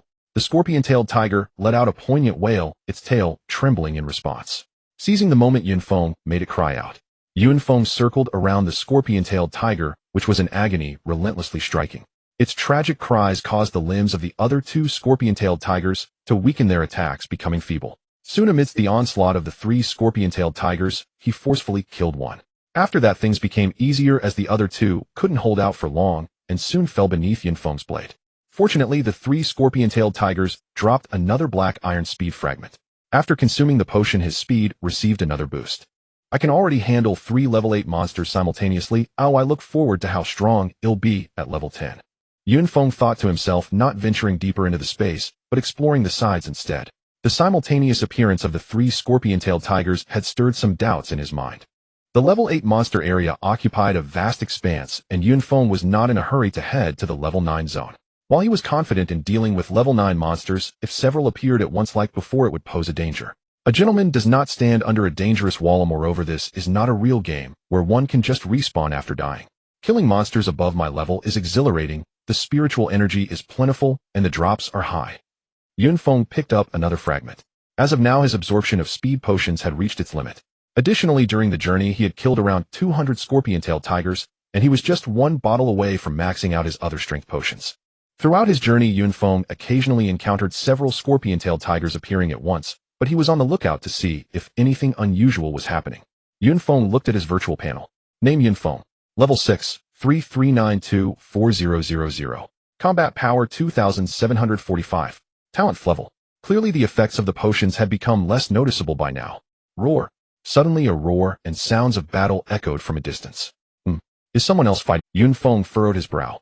The area of the dimensional space was broad, and in such a low-level space the number of people was generally not too high, making it rare to encounter other awakened individuals. Following the sounds of battle, he soon arrived at the edge of the battlefield. 3 scorpion-tailed tigers were launching an assault on a single person. He saw that the person was dressed in a black combat suit with red trim, appearing somewhat frail. In their hand was a 3-foot-long silver sword, the constantly swirling sword flowers producing a series of ringing sounds. A ponytail swayed rhythmically during the battle, resembling a dancing spirit. However, the bloodstains on the combat suit shattered this beautiful combat scene.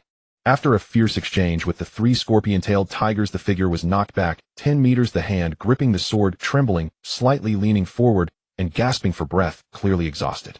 Is that her? Upon recognizing the person's face, Yun Feng exclaimed in surprise. With a heavy breath, Bai Li Xiaoyun supported herself with her sword, gasping for air. The blow she just delivered was her strongest attack, a skill she comprehended after reaching level 5, which, although it repelled 3 scorpion-tailed tigers, did not result in any kills. Am I destined to perish in this dimensional space today? Why are there so many scorpion-tailed tigers appearing here? Bai Li Xiaoyun felt a tinge of despair. Previously she could barely handle 2 at once, but now she had reached her limit. No, I can't fall here, I still have many things to accomplish. Bai Li Xiaoyun attempted to pull out the sword stuck in the ground, but her hands had no strength left. The 3 scorpion-tailed tigers that had been repelled, now even more ferocious from their injuries, roared and charged at her again. Need help? Just as Bai Li Xiaoyun felt despair, a deep voice resonated behind her. It was Yun Feng. Bai Li Xiaoyun recognized him as the young girl selling items she had encountered at the trading post. Is it you? She turned in delight, knowing that another awakened one had arrived. Don't worry about me, just leave.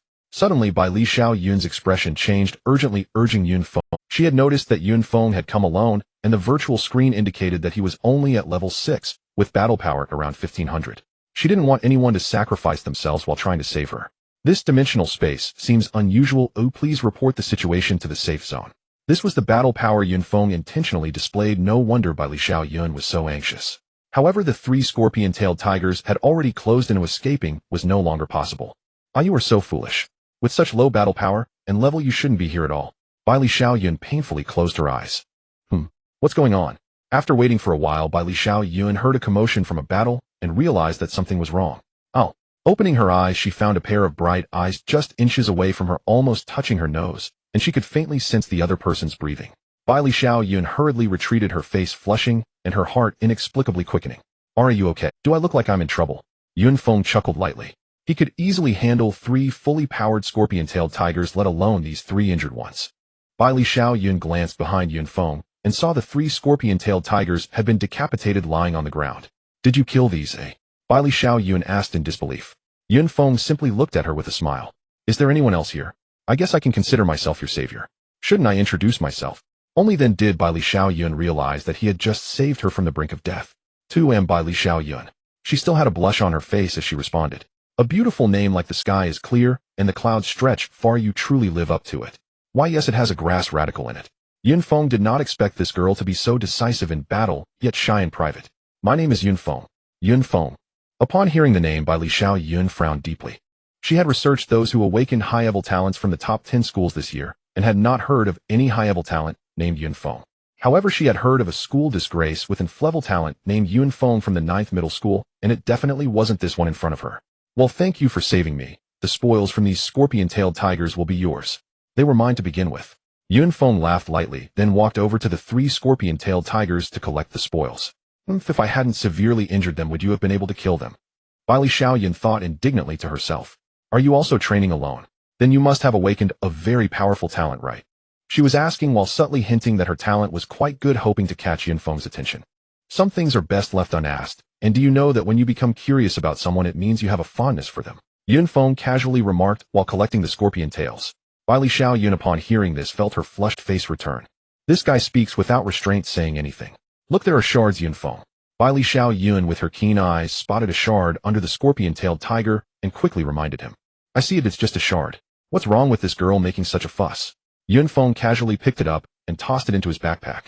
With outsiders present, he couldn't reveal his storage ring. After all, it was a bit unreasonable for someone of such a low level to possess a golden-grade storage ring. What will you do next? Bai Li Xiaoyun asked.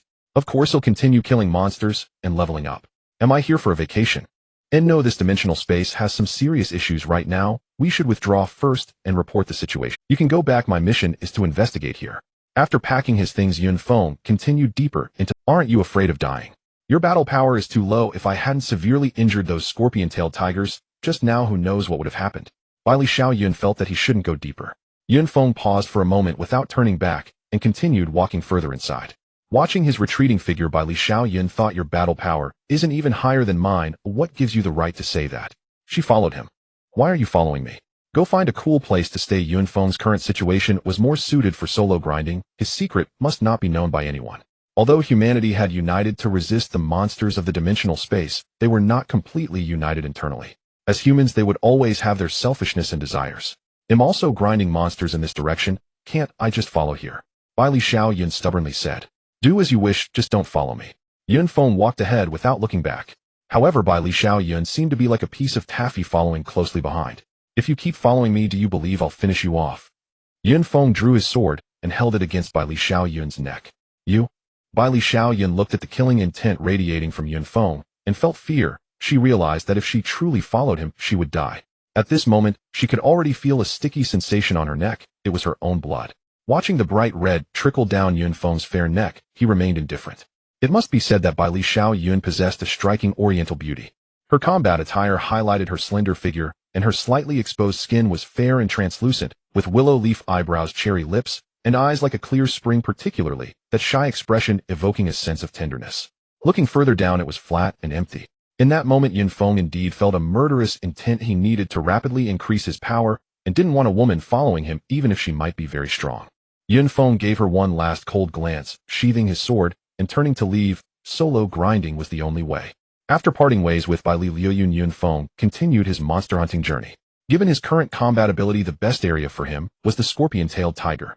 Soon Yun Feng encountered two scorpion-tailed tigers gathered together, glaring at him from either side. 3 would be no challenge for me, let alone just 2. Yun Feng swiftly dashed to one of the scorpion-tailed tigers, executing 4 or 5 strikes in quick succession, not giving his opponent any chance to unleash its skills, and collected 16 points of spiritual energy. The other scorpion-tailed tiger, seeing its companion fall silent so quickly, had its eyes turn red and pounced fiercely toward Yun Feng. Unfortunately, its actions merely delivered more spiritual energy to Yun Feng. Not bad, I've gained another piece of black fragment.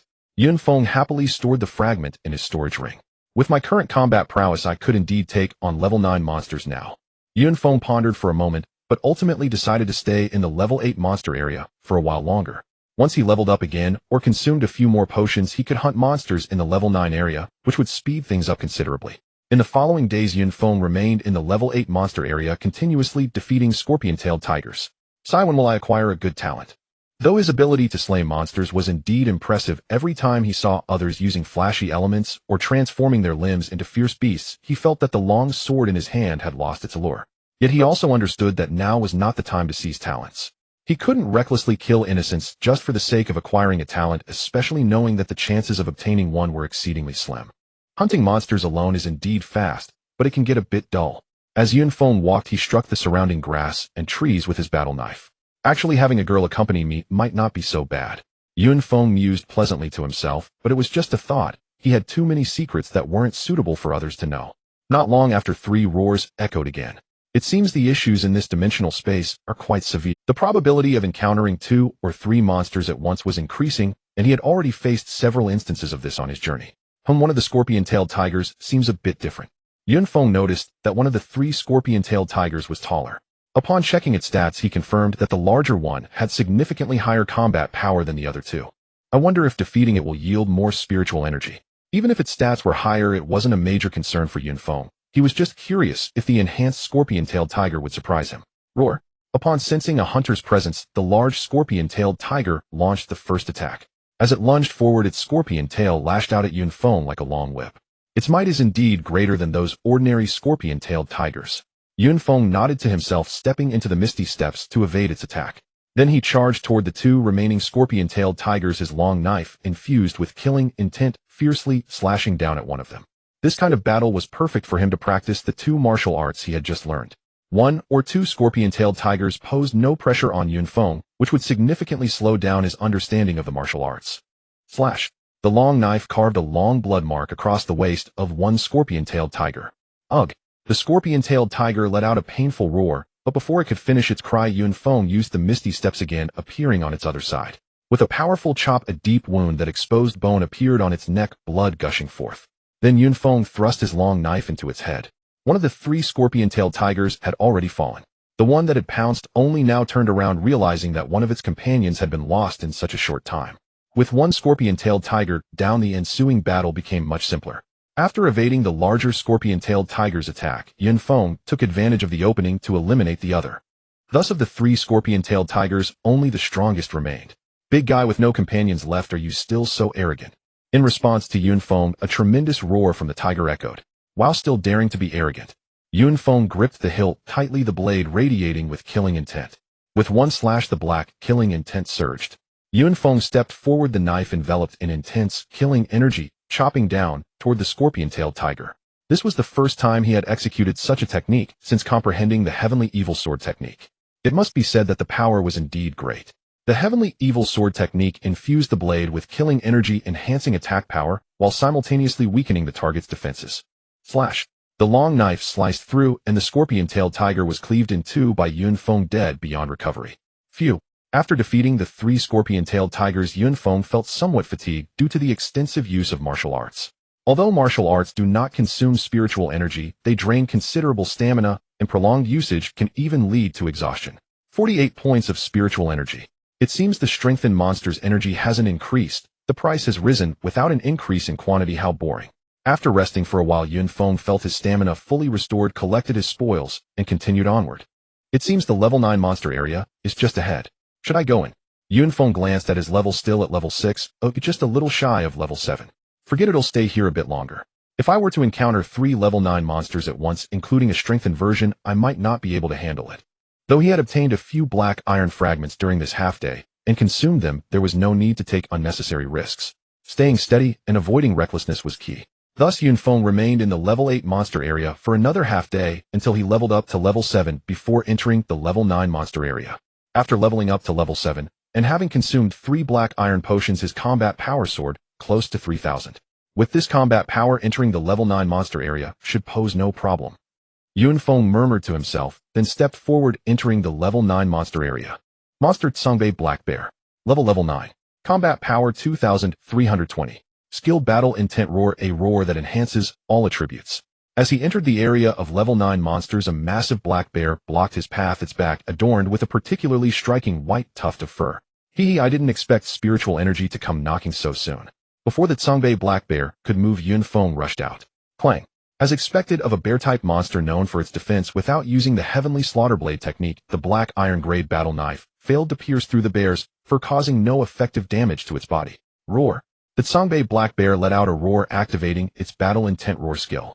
The combat power value on the virtual screen surged to 2,648, an increase of over 300. This skill is fierce. Smack! While Yun Feng was still marveling at the bear's skill, he was dealt a slap. Hiss! Yun Feng inhaled sharply. He had been careless and got scratched by the bear's claws, leaving several marks on his combat suit. Although it did not tear his combat suit, it had already caused harm to Yun Feng. It seems I must remain vigilant. After activating its skill, the bear's combat power is no longer insignificant and shouldn't be underestimated. Coming back to his senses, Yun Feng focused on dealing with the Tsongbei Black Bear. A faint layer of malevolent energy covered his battle knife, and after these days of practice, he had become increasingly skilled with this technique. With the aid of the malevolent energy, the defense of the Tsongbei Black Bear was no longer as formidable, and it soon fell to Yun Feng, transforming into spiritual energy. Yun Feng at level 7 killed the level 9 Tsongbei Black Bear and obtained 16 points of spiritual energy. Initially, he encountered them one at a time, but as he delved deeper, he began to encounter more Tsongbei Black Bears. Encountering 2 at once became increasingly common, as if it were part of a cycle. Of course, with Yun Feng's current combat power, handling 2 Tsongbei Black Bears posed no difficulty, but 3 would be a bit challenging. Just as I thought. A day and a half later, Yun Feng encountered 3 Tsongbei Black Bears appearing together. The presence of 3 Tsongbei Black Bears already placed pressure on Yun Feng. After a fierce battle, both his forearm and thigh sustained some injuries. Fortunately, before exhausting his stamina, he managed to take down all 3 Tsongbei Black Bears, though he was left utterly exhausted. Yun Feng glanced at his virtual panel. Name Yun Feng. Level 7, 2982500. Combat Power 3565. Talent Grade. His level had reached 7.5, and after drinking a few black iron grade potions his combat power visibly increased. Sigh, it seems I can't take on 3 Songbei black bears at once yet. Yun Feng sat down under a large tree to rest. In this situation monsters were unlikely to appear nearby. Once his stamina fully recovered and the wounds healed, Yun Feng stood up and set out again. In an unknown scenario, Yun Feng felt that even without using the Heavenly Slaughter Blade technique, he could easily kill a Songbei black bear, as his combat power had significantly surpassed it. Even if the bear activated its battle intent roar, the difference in combat power still exceeded nearly 1,000. But facing 2 or more at once was not so easy. Fortunately, in the subsequent battles, nothing worse occurred. The most he encountered at any one time were 3 Songbei black bears. If I kill one more wave of Songbei black bears, I can level up to level 8. Looking at his spiritual energy nearing its limit, Yun Feng smiled brightly. Roar. At that moment several bear roars echoed simultaneously, and then 5 Songbei black bears emerged from behind 5 trees. How is this possible? Seeing 5 black bears appear at once, Yun Feng broke out in a cold sweat. While he could handle 3 with relative ease, taking on 5 at once was nearly impossible. Should I take the plunge? Currently, he only needed to kill 4 Songbei black bears to level up to 8, and with 5 in front of him, finishing them off would just bring him to the next level. Moreover, he was now surrounded by the black bears. Trying to break free would require a bloody battle, so he might as well seize this opportunity to level up. Yun Feng wanted to maneuver like he did against the cloud leopard circling around a pillar, but he found that the area here was quite open with no large obstacles to hide behind. Let's go for it. Yun Feng gripped his battle knife, the black malevolent energy enveloping the blade.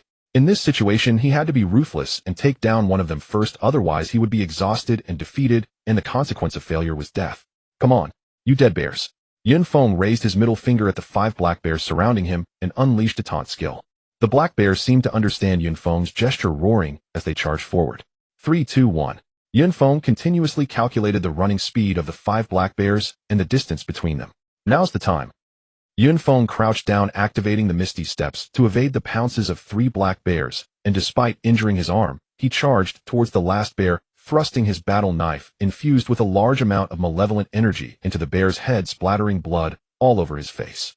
However, Yun Feng had no time to wipe the blood off his face. After killing that black bear, he quickly withdrew his knife and rolled to avoid the paw of the 4th black bear.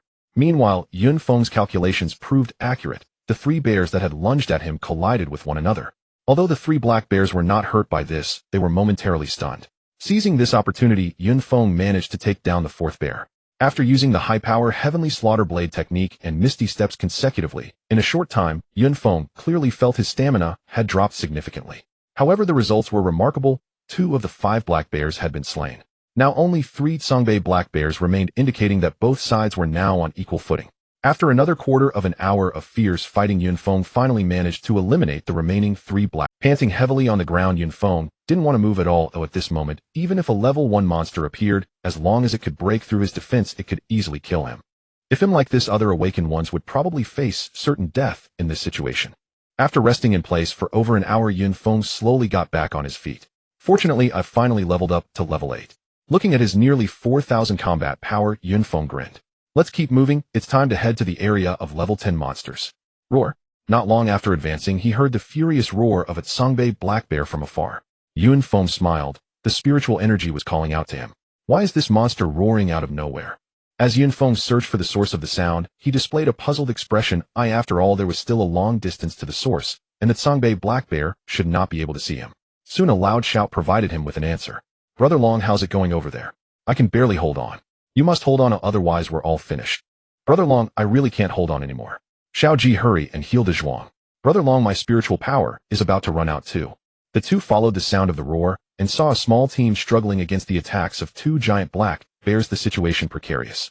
Among the team, a defender awakened with defensive talent was locked in a fierce struggle with one of the black bears, covered in injuries, clearly on the verge of collapse, while the other 2 main attackers were desperately attacking the other black bear. Among the 2 support members, the water element one was still able to occasionally cast a healing spell, but the effect was very limited, and she was also close to exhaustion. The other scout could only use a regular crossbow from a distance. Things are looking grim. Yun Feng stood at a distance, stroking his chin, and ultimately decided to intervene. After all, lives were at stake, and besides, killing the 2 black bears would yield spiritual power. Once Yun Feng intervened, the crisis facing the 5-member team was swiftly resolved. However, Yun Feng did not go all out, he merely helped them out of their predicament. In the end, under the assault of several people, the two giant black bears quickly became Yun Feng's spiritual power. This dimensional space has become somewhat abnormal. I advise you all not to stay here any longer. While collecting the spoils, Yun Feng spoke to the others. It's actually you. The leader of the 5-member team was none other than Long Bin, who had arrived in the same vehicle as Yun Feng. Level 9. Combat Power 2258. This was Long Bin's displayed combat power on the virtual screen. Clearly this combat power was quite mediocre among level 9, comparable to that of a level 9 giant black bear. If the opponent used skills, he would not be able to withstand it at all. The data of the other team members was similar to his, with most even lower than his. Dealing with a single giant black bear was more than enough, but facing two at once led to the current predicament. If you don't want to die, get out of here. Seeing they had shared a past encounter and had a decent impression of each other, Yun Feng advised. After collecting the spoils, Yun Feng habitually kicked the black bear's corpse. A dark crystal fragment emerged. Hey, an unexpected gain. Yun Feng bent down to pick up the fragment. Wait. At that moment, the opposing support member suddenly spoke up. We are about to kill these two monsters. Your sudden arrival has already robbed us of some of our spiritual power, but the spoils must be left behind. Lu Liang, shut your mouth. Brother Long was somewhat angry. If it hadn't been for Yun Feng, his team would have been completely... Brother Long, did I say anything wrong? This person is clearly here to pick up the pieces, otherwise that fragment would be ours. What do you all think? The other three exchanged looks, their expressions very conflicted. But in the end, they could not resist the temptation. Brother Long, I think Liang Gu is right. The spoils must be kept. You all. Brother Long was somewhat speechless, but ultimately said nothing. Upon hearing their words, Yun Feng did not go for the fragment, but instead stepped on it with his foot. Want the fragment? Then come and take it, he said, looking disdainfully at the others. He did not expect that they would turn against him for a fragment, disregarding the favor he had done for them. Brother Long, those spoils must be ours. Lu Liang looked at Yun Feng, his eyes filled with greed. Long Bin's team was a standard setup, with the support member being a metal element talent. The metal element is actually a relatively powerful attribute capable of both ranged and melee attacks with later defensive capabilities, making it a quite comprehensive category. If you all take the fragment today, we will part ways here, each going our own way. Though Brother Long spoke decisively, he did not step in to stop them. Even as the team leader, he found himself helpless against the insistence of the 4 teammates. Hand over everything you have, and we might spare your lives. Lu Liang, along with the others, surrounded Yun Feng and his companion, their gazes fixed on Yun Feng's hands. Seeing the unmasked greed in their eyes, Yun Feng quickly understood the situation. They were not interested in the black iron fragment at all. They were after his entire fortune. When he had just intervened, he hadn't used his full strength, which led them to mistakenly believe his combat power was not strong, and they were also misled by the disguise potion. Just you, Yun Feng said disdainfully. Lu Liang was somewhat intimidated by Yun Feng's aura, but the data on his virtual panel gave him courage. Your combat power is about the same as ours, but we have 5 people. Is that so? Yun Feng turned to look at Long Bin. Long Bin said nothing, looking away. Seeing Long Bin's attitude, Yun Feng felt no more concerns. Check if there are any other teams around. Liang Gu, I checked, there are none. Liang Gu, you can't really be thinking.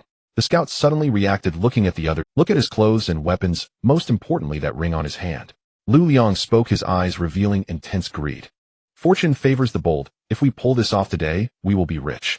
With more money and equipment, we can enhance our combat power faster.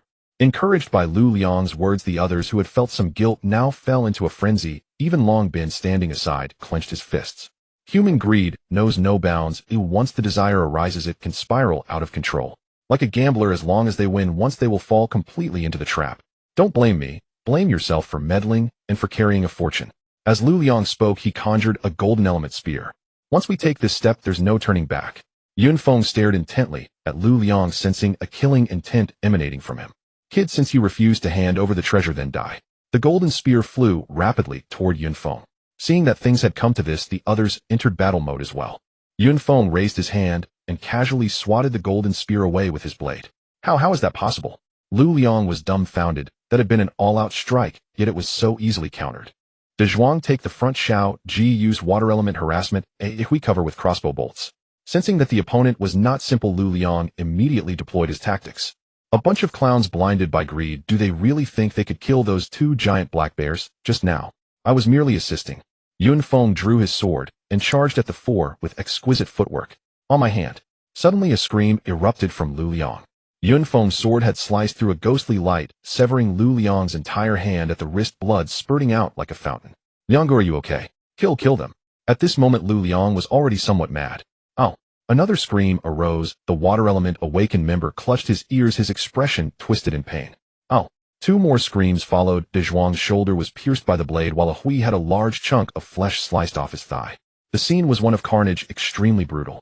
Enough. Long Bin suddenly stepped between Yun Feng and the others, unable to hold back despite knowing his teammates were in the wrong as he witnessed their tragic state. Are you going to stand up for them? Yun Feng scoffed. Little brother, one should spare others when able. What if I don't? Yun Feng had refrained from killing just to see if Long Bin would take action. Brother Long, we were wrong. Save us, please save us. At that moment the others shouted desperately, as if grasping a lifeline. Little brother, they have been on the same team with me from the start. I cannot just watch them suffer. Long Bin said with a troubled expression. When they wanted to kill me just now, where were you? Isn't it too late to show? No matter what, let's end this here today. Ha ha, you think it ends just because you say so? Who do you think you are? Yun Feng charged at the four again with his sword. Clang. His battle knife struck against a giant axe, sending sparks flying.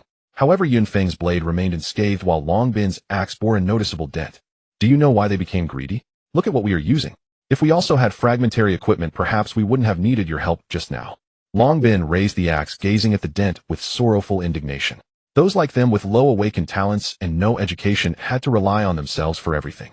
Seeing the items on Yun Feng, how could they not feel envious? Hee, is this their reason for killing and seizing? Yun Feng sneered and cut in again without hesitation. He no longer wished to engage in such pointless arguments with Long Bin. Long Bin's involvement seemed to invigorate the other four. The previously defeated and injured group suddenly regained their spirit. Their usual teamwork against monsters was now directed entirely at Yun Feng. There's some spirit, but if you make a mistake you must take responsibility for your actions. Yun Feng directly activated two martial arts techniques. Although he hadn't fully comprehended them, a dying camel is still bigger than a horse. This was silver-grade martial arts. The figure of Yun Feng appeared somewhat blurry to the others. What chilled them further was the battle knife in his hand, emanating a chilling black gleam like a death talisman. A head was thrown high into the air, blood splattering everywhere. Lu Liang, the instigator, hadn't even reacted before his body was split apart. After killing Lu Liang, Yun Feng stood stunned. Just moments ago, he felt a slight increase in his spiritual power, feeling even less than a monster of the same level. It directly increased by 2 points of spiritual power. What the hell is going on? How could it increase? Suddenly, he recalled the description of his talent. Talent plunder. After killing an enemy, there's a chance to plunder some of their spiritual power, with an extremely small chance to plunder their talent. The description referred to enemies, not monsters. I can gain spiritual power from killing humans. Isn't that a bit inhumane? Thankfully, when he spoke with the vice principal, he only mentioned gaining extra spiritual power from killing monsters. Thinking of this, cold sweat broke out on Yun Feng's back, and even his current murderous intent diminished significantly. You actually killed Brother Liang. You murderer, you deserve to die. A piercing voice brought Yun Feng back to reality as a metal arrow struck his chest, blood slowly oozing out. Yun Feng grasped the arrow shaft and pulled it out, his expression slightly pale. Thanks to his black iron-level combat gear, the arrowhead hadn't penetrated deeply. However, this arrow reignited Yun Feng's fury, and his killing intent surged once more. In a short while, the other three collapsed in pools of blood, leaving only Long Bin still struggling. Why? Why must it be like this? They only made a tiny mistake, and you do this. Seeing his teammates all fall, Long Bin's eyes were filled with bloodshot veins, his body trembling. If I were weaker than them, would I be lying here today? Would you still say the same then? Hearing this, Long Bin fell silent. The scene fell into a brief silence. It's not the breeding of evil thoughts that's terrifying, but the moment you take action. As Yun Feng swung his battle knife, all five perished. Having lived 2 lives, this was Yun Feng's first time killing someone. To say he felt nothing would be a lie. Watching the tragic deaths of the 5, his heart churned, and even breathing became labored. After several deep breaths, he finally adjusted himself. If one does not offend me, I will not offend them. Yun Feng indeed needed to kill to seize talents, but he was not the kind of person who would indiscriminately kill the innocent. Since these people wanted to kill him, he had no choice but to take their heads. Indeed, the murderous aura emanating from Yun Feng was somewhat frightening. Standing in place for a long time, he finally dispersed the oppressive feeling from killing. It's a pity I only gained some spiritual power and did not plunder any talent. Yun Feng sighed and shook his head, lamenting that the probability of plundering was too low. The opponent's metallic ability was something he liked and urgently needed. Even if its grade was low, possibly only D or even E, it was still invaluable to him. After dealing with the scene, Yun Feng left this place of trouble. While moving forward, he glanced at his virtual panel, his heart racing. Name: Yun Feng. Level 8, 55,000. Combat power 3,940. Talent: F plunder. Of the 5, just now 2 provided spiritual power, approximately 4 points. I must not let anyone know about this, or I will surely become humanity's public enemy. No one wants someone in their race who can prey on their own kind to grow stronger. If he were truly just an ordinary grade talent, it would be fine with no ability to hunt others. It's a pity that the subsequent entries did not activate that extremely small chance. Who knows how minuscule it is, probably akin to winning the lottery. Yun Feng thought. He wouldn't deliberately kill others for these spiritual powers and that elusive talent, but if it fell into his hands he wouldn't mind making use of them. In fact, he hoped more such waste would come his way. Should I consider intentionally exposing my wealth to lure? Yun Feng pondered silently. However, he also knew that it was best not to test human nature, otherwise his hands would be stained with blood, ultimately becoming like those he tested. Be careful, the dimensional space has been quite unstable lately. Understood, father. Are you not aware of my abilities? I truly cannot rest easy with you alone. At this moment, at the entrance of the half-autumn mountain dimensional space, a middle-aged man continuously advised a young lad.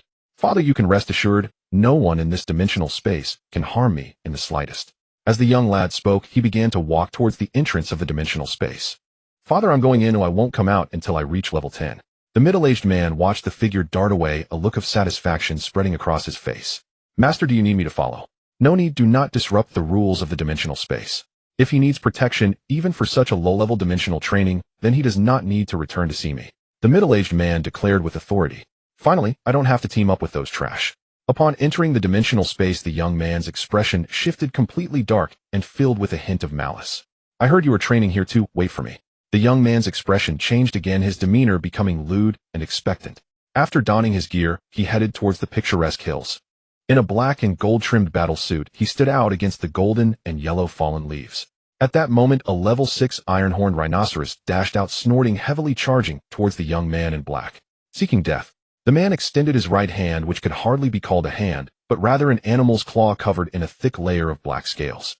His fingers curled forward, nails sharp as blades, piercing and keen. The claw, accompanied by a fierce wind, reached for the side of the iron-horned rhinoceros. Sizzle. 5 massive gashes appeared, blood and entrails spilling onto the ground. What a delicious flavor. The young man licked the blood from his claw, revealing a moment of enjoyment. The attacked iron-horned rhinoceros let out a thunderous roar. The pain was unbearable.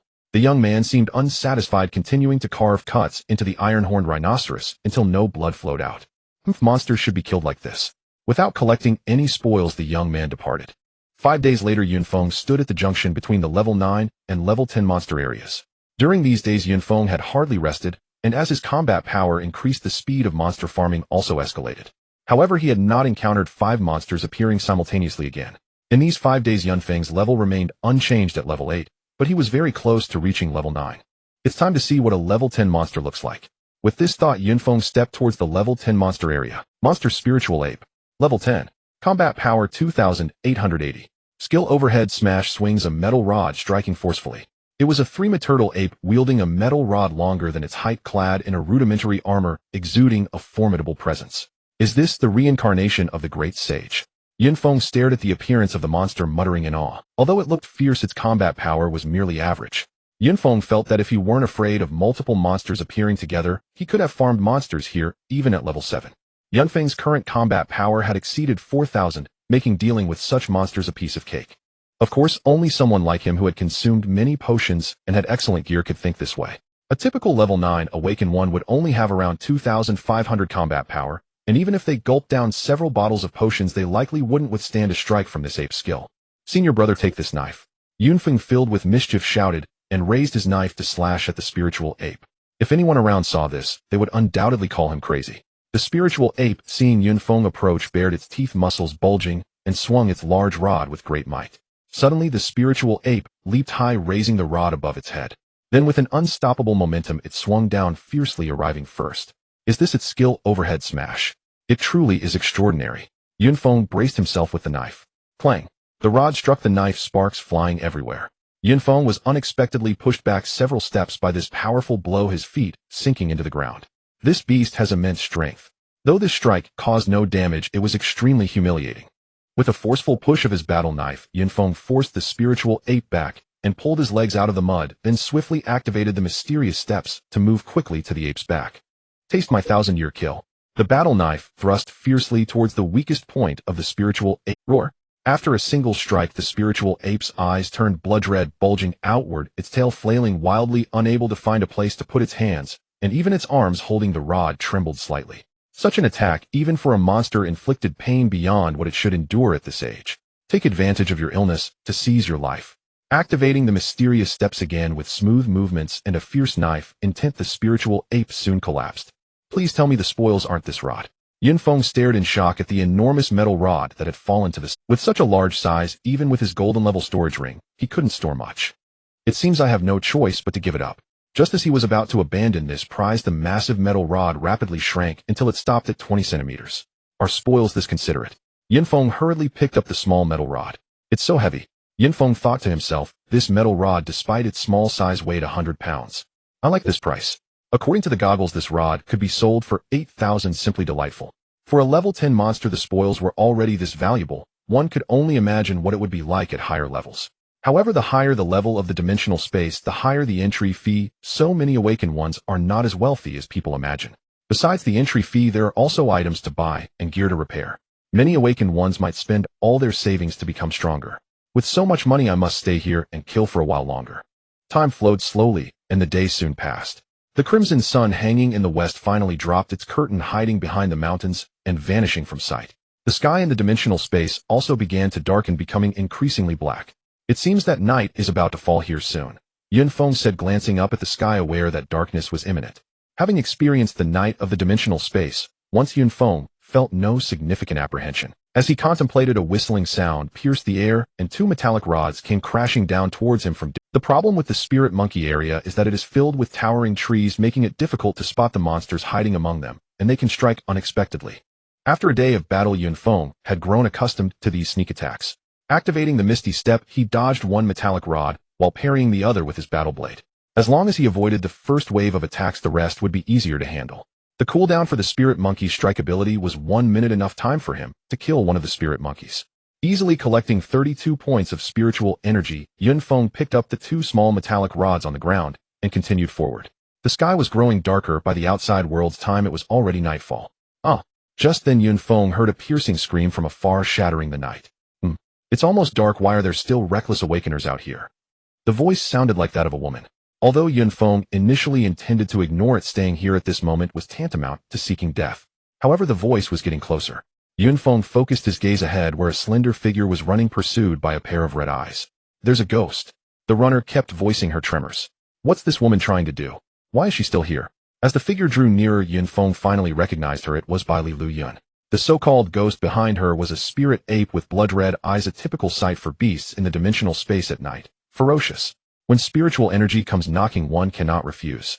Yunfeng sidestepped and appeared in front of the furious spirit ape, taking less than a minute to absorb 16 points of spiritual energy. Is it really you? Thank you for saving me once again. Yunfeng exclaimed. Are you out of your mind? Knowing it's getting dark, why don't... Despite his scolding, Yunfeng observed through his goggles that during this time the girl's level hadn't dropped at all. Her combat power was nearing level 10.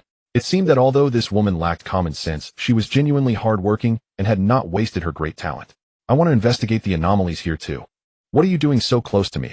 Seeing Bai Li Lu Yun inching towards him, Yunfeng cautiously took a few... I'm afraid of the dark, Bai Li Lu Yun said, lowering her head in embarrassment. At this moment, Yunfeng felt 1,000 words of frustration bubbling up inside him. Why stay here if you're afraid of the dark? Let's head back now, okay? Yunfeng pointed in the direction they came from, speaking sternly. Two can't. How about you lead me? I'm really strong now. Hearing her words, Yunfeng even suspected she had been following him all along, putting on a show. However, her trembling body didn't appear to be faked. At that moment, Bai Li Lu Yun let out another shriek, clinging to Yunfeng's shoulder, too terrified to look ahead. Yunfeng glanced, spotting a pair of crimson eyes hovering in the void. What are you afraid of? That's just a spirit ape. Yunfeng steadied Bai Li Lu Yun, pointing into the distance. I can't tell if you're in front of me or behind me with you clinging to me like this. Just sense it yourself and you'll know. Bai Li Lu Yun slowly moved her hands away from her eyes, letting out a soft breath. Roar. The spirit ape charged in like an angry bull without any strategy. Be careful. Yunfeng pushed Bai Li Lu Yun aside and charged forward. You don't care about girls at all. Bai Li Lu Yun stumbled back from the push, almost falling, mumbling under her breath. Despite her words, she finally overcame her fear and faced the crimson eyes directly. The virtual screen displayed the status and combat power of the monster ahead. Such high combat power. It's almost 30 higher than usual. With a thud, the metallic rod struck the ground, sending leaves flying. In the end, it's just my spiritual energy, Yunfeng, whose combat power exceeded limits, found it increasingly easy to deal with the enraged monster. The chaotic spirit ape soon collapsed to the ground, yet its low growl expressed its resistance. If you refuse to accept it, then I'll send you on your way. Yunfeng's battle blade fell, separating the spirit ape's head from its body. Can I follow you? I'm really scared to be here alone. While collecting the spoils, Yunfeng noticed her frightened expression and felt a pang of compassion. You can follow me, but you must listen to my orders, or else get lost. After much contemplation, Yunfeng finally agreed to her request. The situation now was different. Previously she could survive without following him, but now without him, she would surely perish. In the dimensional space at night, our perception decreases significantly. I'll be cautious. Yunfeng reminded her as they continued forward. Yunfeng, you seem very familiar with the darkness of the dimensional space. Baili Luyan sought to find a topic to dispel her fear. My only request of you is to shut up and not speak. Baili Luyan quickly covered her mouth, nodding to indicate she understood. Roar. Not long after, a pair of crimson eyes blocked their path, then charged forward. You go. If you don't go, then get lost. Alright, I'll go. Baili Luyan whimpered, drawing her longsword and approaching the enraged spirit ape. It was evident that she was indeed frightened. Facing the spirit monkey's attack, she appeared like a novice and was watching from the sidelines. Yunfeng did not intervene. She needed to overcome her mental barrier, otherwise she wouldn't be able to progress further. After some time, Baili Luyan finally set aside her fears. She quickly killed the spirit monkey. Thank you. Sometimes people are simply forced into action. Time in the darkness always feels incredibly long. It is only when encountering monsters that one feels time is flowing. Remember, in battle at night, perception is crucial. If you get the chance, I suggest you fully consume spirit-enhancing potions. After the battle, Yunfeng reminded her. I understand. With Ren as her combat partner, even facing 3 enraged spirit apes, she could easily emerge victorious. The iron rod is yours, the fragments are all mine. No objections, right? Whatever Yunfeng said, she agreed, for she had made it this far thanks to him. Yunfeng, there's a black iron-grade fragment. After defeating the 3 enraged spirit apes, Baili Luyan pulled a crystal fragment from under one of the spirit apes' bodies, appearing somewhat excited. Let me see. Yunfeng took the fragment from her hand. In the center of the fragment was a small bag. It's actually a fragment of a black iron-grade storage bag. This thing is valuable. Yunfeng fondled the fragment in his hand, reluctant to part with it. Although he already possessed a golden-grade spatial ring, no one would ever think such an item was too much. It's a pity that it requires 10 fragments to synthesize a storage bag. Yunfeng didn't respond further and simply pocketed the fragment. 10 fragments. That's something for the common folk to worry about. I, the young master, don't need such trivia. We should be approaching the elite monster zone soon. After traversing the darkness for 4 or 5 days, both had amassed substantial spoils. Yunfeng glanced at his current stats. Name Yunfeng. Level 9, 22785000. Combat power 4205. Talent rank F. Plunder. He then turned to look at Baili Luyan, level 10. Combat power 3700. His combat power seemed unusually high. Do we stand a chance against a level 10 elite monster? Baili Luyan asked, her voice edged with concern. Having spent 5 days immersed in perpetual night, she had fully adapted. We should be close. Only test. Yunfeng eagerly anticipated the elite monster's fragment drop rate. After all, his first fortune had been forged almost entirely from such foes. The more spiritual energy he absorbed, the higher his level rose, and the keener his perception of the surrounding world became. The two stepped beyond the level 10 monster zone and entered a realm even awakened cultivators dared not tread. Boom! As they advanced, a flaming sphere the size of a wash basin hurtled toward them at blinding speed. Glowing fiercely against the blackness, the fireball had been spotted well in advance. The pair evaded it with swift precision. It struck the ground where they'd stood moments before, igniting the dry leaves in a crackling blaze. Damn it! Arson leads straight to prison. Yunfeng cursed, inwardly glaring at a pair of crimson eyes gleaming from the distance. Monster Flame Demon Crow, Elite Rampant. Level 10. Combat Power 3864. Skills Fireball Technique Obsidian Feather Piercing. Indeed, elite monsters far surpassed ordinary ones in strength. In its rampant state, this creature wielded over 1,000 additional points of combat power compared to a standard level 10 foe. Even Baili Luyan, who had just ascended to level 10 and consumed numerous potency-enhancing pills, still fell slightly short in raw combat power. Have you unlocked a new skill? Can it strike from range? Against flying adversaries, Yunfeng possessed no reliable countermeasure, for now. I believe so. I'll draw its attention, you strike. Yunfeng felt a quiet curiosity. What extraordinary ability had she just awakened? Then shall I try it? Baili Luyan had never yet deployed her new skill. Its efficacy remained unknown. Without hesitation, Yunfeng shot forward, charging the distant monster. Its name alone betrayed its nature, a ranged attacker. Screech. Enraged by the intrusion, the flame demon crow shrieked and flapped violently into the air. Yunfeng pushed off the earth, launching himself skyward to close the distance. then rebounded off a tree trunk, propelling himself higher still, his battle blade raised high above his head as he cleaved downward toward the demon crow silhouetted against the void. True to its elite status, the flame demon crow retained cunning even in rampant fury, rising sharply to widen the gap. Shishisho. Countless obsidian feathers rained down from above. Damn it, this is downright cheap. Yunfeng retreated into defense mid-pursuit, biding his time for another opening. While Yunfeng probed the flame demon crow's defenses, Bailey Luyun was no idle spectator. She began mastering her second awakened skill. Rise. With a soft incantation, the long sword lying on the ground trembled faintly, as if stirred by an unseen hand. I feel it. A flush of delight lit Bailey Luyun's face. Rise. The sword quivered more intensely, then levitated, hovering steadily before her. Is this sword art of flight? How wondrous. At that moment, the suspended blade felt as natural in her grasp as if held firmly in her palm. Go. At her mental command, the blade shot forward like a silver streak, racing toward the battlefield. What the hell is that? Yunfeng, locked in fierce combat with the demon crow, recoiled in startled alarm as the weapon materialized behind him. Just as he braced to evade, the sword traced a graceful arc beside him, then pierced upward, striking the airborne crow. Screech. The flame demon crow had no inkling of such an assault. The blade tore cleanly through one wing. Not only the crow, but Yunfeng himself stood stunned by the sheer precision and power of the strike. So this is her second skill? Unbelievably dazzling. Her earlier sword chi belonged to the realm of martial chivalry, yet this leaped straight into immortal cultivation. A trickle of awe nearly escaped his lips. Such talent, such mastery was simply staggering. What if I possessed this talent, this skill? Yunfeng dared not dwell further. He feared that one more thought might kindle murderous intent within him. The sword, having pierced the crow's wing, whirled midair and reoriented itself, aiming unerringly at the creature's heart. Wounded and grounded, the flame demon crow could no longer fly. One decisive thrust would leave it mortally wounded, if not dead. Oomph! Just as the blade neared its target, it clattered abruptly onto the earth. A muffled groan echoed from behind. Yunfeng knew not what had transpired, but first he finished off the floundering crow, then rushed to Bailey Luyun's side. Are you alright? No, I'm fine. Just severe spiritual exhaustion. Bailey Luyun shook her head, assuring him she was unharmed. Let's rest here for a moment. Against aerial foes, Bailey Luyun's newfound ability had become indispensable. A triumphant debut. Our very first elite monster yielded loot.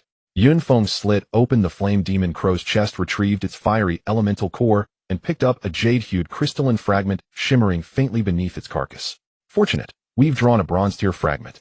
Bailey Luyun's eyes gleamed as she gazed at the shard in Yunfeng's palm.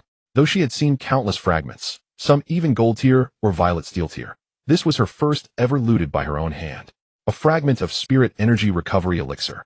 Once synthesized, I can use it immediately. Bailey Luyun exclaimed, elated. Such recovery elixirs bore no level restrictions, yet their synthesis demanded far rarer fragments than those required for attribute-specific elixirs of equivalent rank. Their low drop rate, high material cost, and consumable nature severely limited practical deployment. Rest assured, elite monsters yield abundant fragments. We shouldn't lack these. One complication with elites here is their flight, but your second skill arrived at precisely the right moment, perfectly countering them. I'm fully recovered. Let's continue.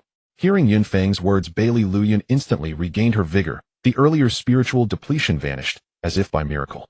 No rush. Rest a little longer. Don't collapse after one strike. You're the one who'd falter after a single, in high spirits, and perhaps softened by days of shared trials. The two exchanged light banter, their rapport deepening with each passing word. After Bailey Yun completely recovered, the two continued their journey. What is your talent? Although Yunfeng initially hesitated to ask, curiosity got the better of him due to the other party's skills. After all, talent is not something too private. It becomes known to everyone on the first day of awakening, while the skills comprehended are the most personal. Have you really not heard of my name before? Bailey Yun asked curiously, since there were very few students from the same cohort who did not know her, being one of the rare S-level talent awakeners. Are you quite famous? I am one of the only two S-level talent awakeners from the second high school in District 5. Anyone with a bit of intelligence should know that. After saying this, Bailey Yun turned her head away, feeling a bit proud. S-level indeed impressive, but it's just that much, I suppose. In the eyes of others, an S-level talent may seem unattainable, but for him it was only a matter of time. Sour grapes mentality. Bailey Yun muttered as she saw Yunfeng's indifferent expression. It should be related to swords, right? Yes, it is a talent called Heavenly Gift Sword Soul, which greatly enhances attack power when using a sword. Heavenly Gift Sword Soul. So this is the talent reputed to be unparalleled in offense. Yunfeng felt a twinge of envy. Haven't you considered learning a sword technique or martial art? I did have that thought, but my uncle vetoed it. My uncle's exact words were, "You are currently a pure white sheet of paper. Any sword technique or martial art would be a blemish on this white sheet. Only by comprehending the sword technique yourself can you create the most beautiful painting on this white sheet." Hearing this, Yun Feng suddenly felt enlightened. That makes sense. Your uncle is quite remarkable. Yun Feng nodded repeatedly, expressing his agreement. Of course, my uncle is a master of the sword path. I've told you everything. Shouldn't you tell me your Actually, if we're talking about curiosity, Bai Li Xiao Yun was more curious about his talent. My talent. Level talent, which allows me to gain some spiritual energy when defeating monsters. If you don't want to say it, then don't. No need to be perfunctory. Bai Li Xiao Yun clearly had confidence. If you don't believe me, then forget it. Believe what you want. Then why is your combat power so high? Let's stop the mutual questioning here. Yun Feng firmly ended the topic.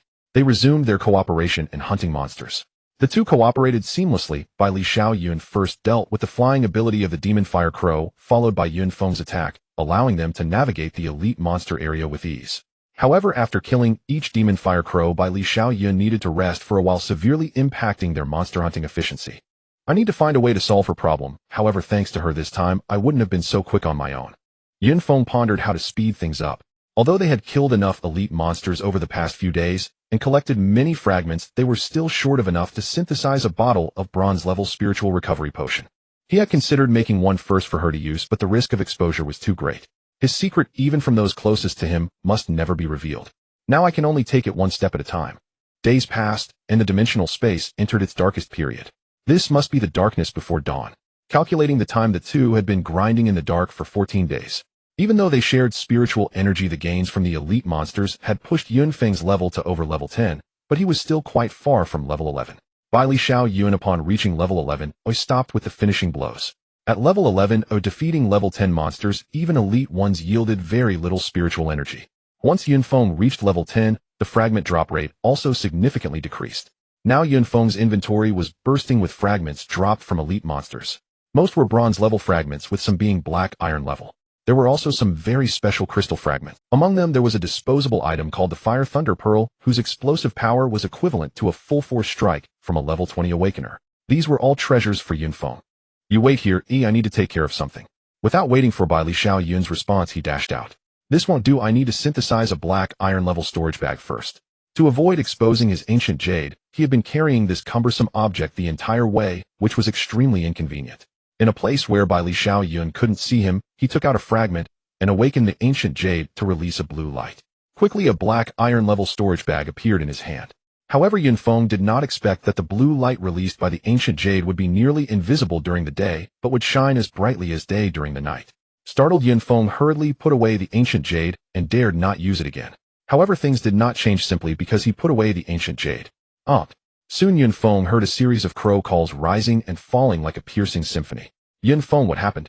Bai Li Xiao Yun also sensed something amiss and hurriedly asked. She had seen that blue light earlier, but she did not ask about it. Instead, she was considering how to resolve the current predicament. From their position, they could see pairs of crimson eyes lighting up from afar, particularly striking against the Damn, I've made a blunder. Yun Feng did not expect that in trying to make things easier for himself, he would cause such a Since it has come to this, what's the harm in lighting up a few more times? Yun Feng took out a bottle of spiritual recovery potion and some bronze-level attribute potions, subsequently turning all the fragments into potion products. This wave depends on you now. Bai Li Xiao Yun was already at level 11 and could use bronze-level attribute potions. Quick, drink all of these. Returning to Bai Li Xiao Yun's side, Yun Feng shoved a pile of potions into her hands. Bai Li Xiao Yun, bewildered, received the potions and sensed them. Her eyes nearly bulged out. In her hands were 2 bottles of bronze-level strength potions, 2 bottles of bronze-level speed potions, 3 bottles of bronze-level mental potions, 1 bottle of bronze-level spiritual recovery potion, and 1 bottle of bronze-level healing potion. How do you have so many finished potions? Over the past few days they had been together, and she was very familiar with the quantity of fragments. It was absolutely impossible to synthesize this many potions. Shut up, let's get through this wave of crisis first. In the darkness, the number of crimson eyes increased, drawing ever closer. In the distance, more crimson lights flickered. Bai Li Xiao Yun understood that the situation was critical and hesitated no longer. After taking the attribute potion from Yun Feng's hand, she gulped it all down. She kept 2 more vials of potion close at hand, ready for immediate use. Have we stirred up a monster's nest? Why are there so many? Yun Feng looked at the densely packed demon fire crows, feeling his scalp tingle. Beside him, Bai Li Xiao Yun, who had consumed the bronze potion, was absorbing its power, her body glowing red with steam rising brighter than the crimson eyes of the monsters. We must withstand this wave. Yun Feng stood in front of Bai Li Xiao Yun, watching her as she absorbed the potion. The heavenly slaughter blade technique. We must withstand this wave. Yun Feng stood in front of Bai Li Xiao Yun, watching her as she absorbed the potion. The heavenly slaughter blade technique was activated, and he could no longer care about the consumption of spiritual energy. The 2 vials of spiritual energy recovery potion in his pocket were his confidence. However, the fireballs and feathers were coming in too densely for Yun Feng to block them all. To prevent Bai Li Xiao Yun from being affected, he had no choice but to take the hits with his body. After a round of attacks, Yun Feng was covered in wounds. His black iron combat suit had turned into rags marked with cuts from the flying feathers and stained with his own blood. Fortunately, these demon fires were ranged attackers, and after a wave of skills they did not come any closer, waiting for their skills to recharge, which gave Yun Feng a moment to breathe. After drinking the healing and spiritual energy recovery potions, his injuries were half healed, and his spiritual energy had recovered somewhat. But like the red and blue potions, they could not be used consecutively. Is it ready yet? I can hardly hold on. Seeing the second wave of attacks approaching, Yun Feng felt anxious. He regretted giving her so many potions all at once. He could have given her more, but was afraid of this situation. However, the red glow around Bai Li Xiao Yun had weakened, but it was clear she had not finished absorbing the potion. Why did I hastily activate the ancient jade in the dark? Yun Feng would have loved to slap himself. Just one more wave to withstand. He could only endure another wave now. Hurry up, my life depends on you. Boom. A huge fireball and a sky full of feathers came rushing in again. Damn it, let's go for broke. Yun Feng stood in front of Bai Li Xiao Yun, swinging his battle knife, striking at the incoming fireballs and feathers. After the second wave of attacks, Yun Feng was extremely weak, covered in wounds, and the exhaustion of spiritual energy was a major reason for his state. Just as he was about to take a moment to rest during the skill cooldown, a new batch of demon fire crows was already approaching. Looking at the fireballs and feathers surging toward him again, Yun Feng's arms hung limply. Swoosh! A sound of sword ringing echoed from behind, and then countless rays of sword light burst forth, targeting the surrounding demon fire crows. Huff huff. Yun Feng finally dared to exhale the breath he had been holding. Where the sword light reached, the demon fire crows hastily dodged, and those that could not escape were all slain. With just one strike, dozens of demon fire crows fell. Yun Feng looked at Bai Li Xiao Yun. His battle power had surged to 7,364, nearly double what it was before taking potions. Yun Feng, are you okay? Seeing Yun Feng drenched in blood and panting heavily, she asked with concern. I'm fine, now it's your turn to perform. How? How should I perform? Yun Feng's words sounded strange to her, and she was shocked by her current battle power. You deal with the immediate crisis first. I need to recover a bit. After enduring several waves of attacks, he was indeed feeling exhausted. Alright, you just fought hard to protect me, now it's my turn to guard you. It's still more satisfying to kill elite monsters. About 10 kilometers away from Yun Feng, and Bai Li Xiao Yun, a young man in black, was also engrossed in killing monsters. However, the demon fire crows that were circling him suddenly flapped their wings and flew off into the distance. What's happening over there? The young man in black looked towards the direction the demon fire crows flew, where a strong blue light had just erupted. Could there be some treasure emerging from the dimensional space? No matter what it is, it must belong to me, Chu Tsongming. The young man in black followed the demon fire crows, heading in that direction with a charming smile on his face. Look, isn't that the elite monster area over there? Has something significant happened? It feels like the monsters are going berserk. Retreat. Hurry and retreat. Even a single monster that strays out of there is enough to give us a run for our money. The few squads that were still grinding monsters in the dark looked towards the crimson light constantly flickering in the depths of the mountains, their hearts racing. Quickly get out and report the situation here. The members of several squads were in a panic, retreating towards... Isn't this a bit too brutal, eh?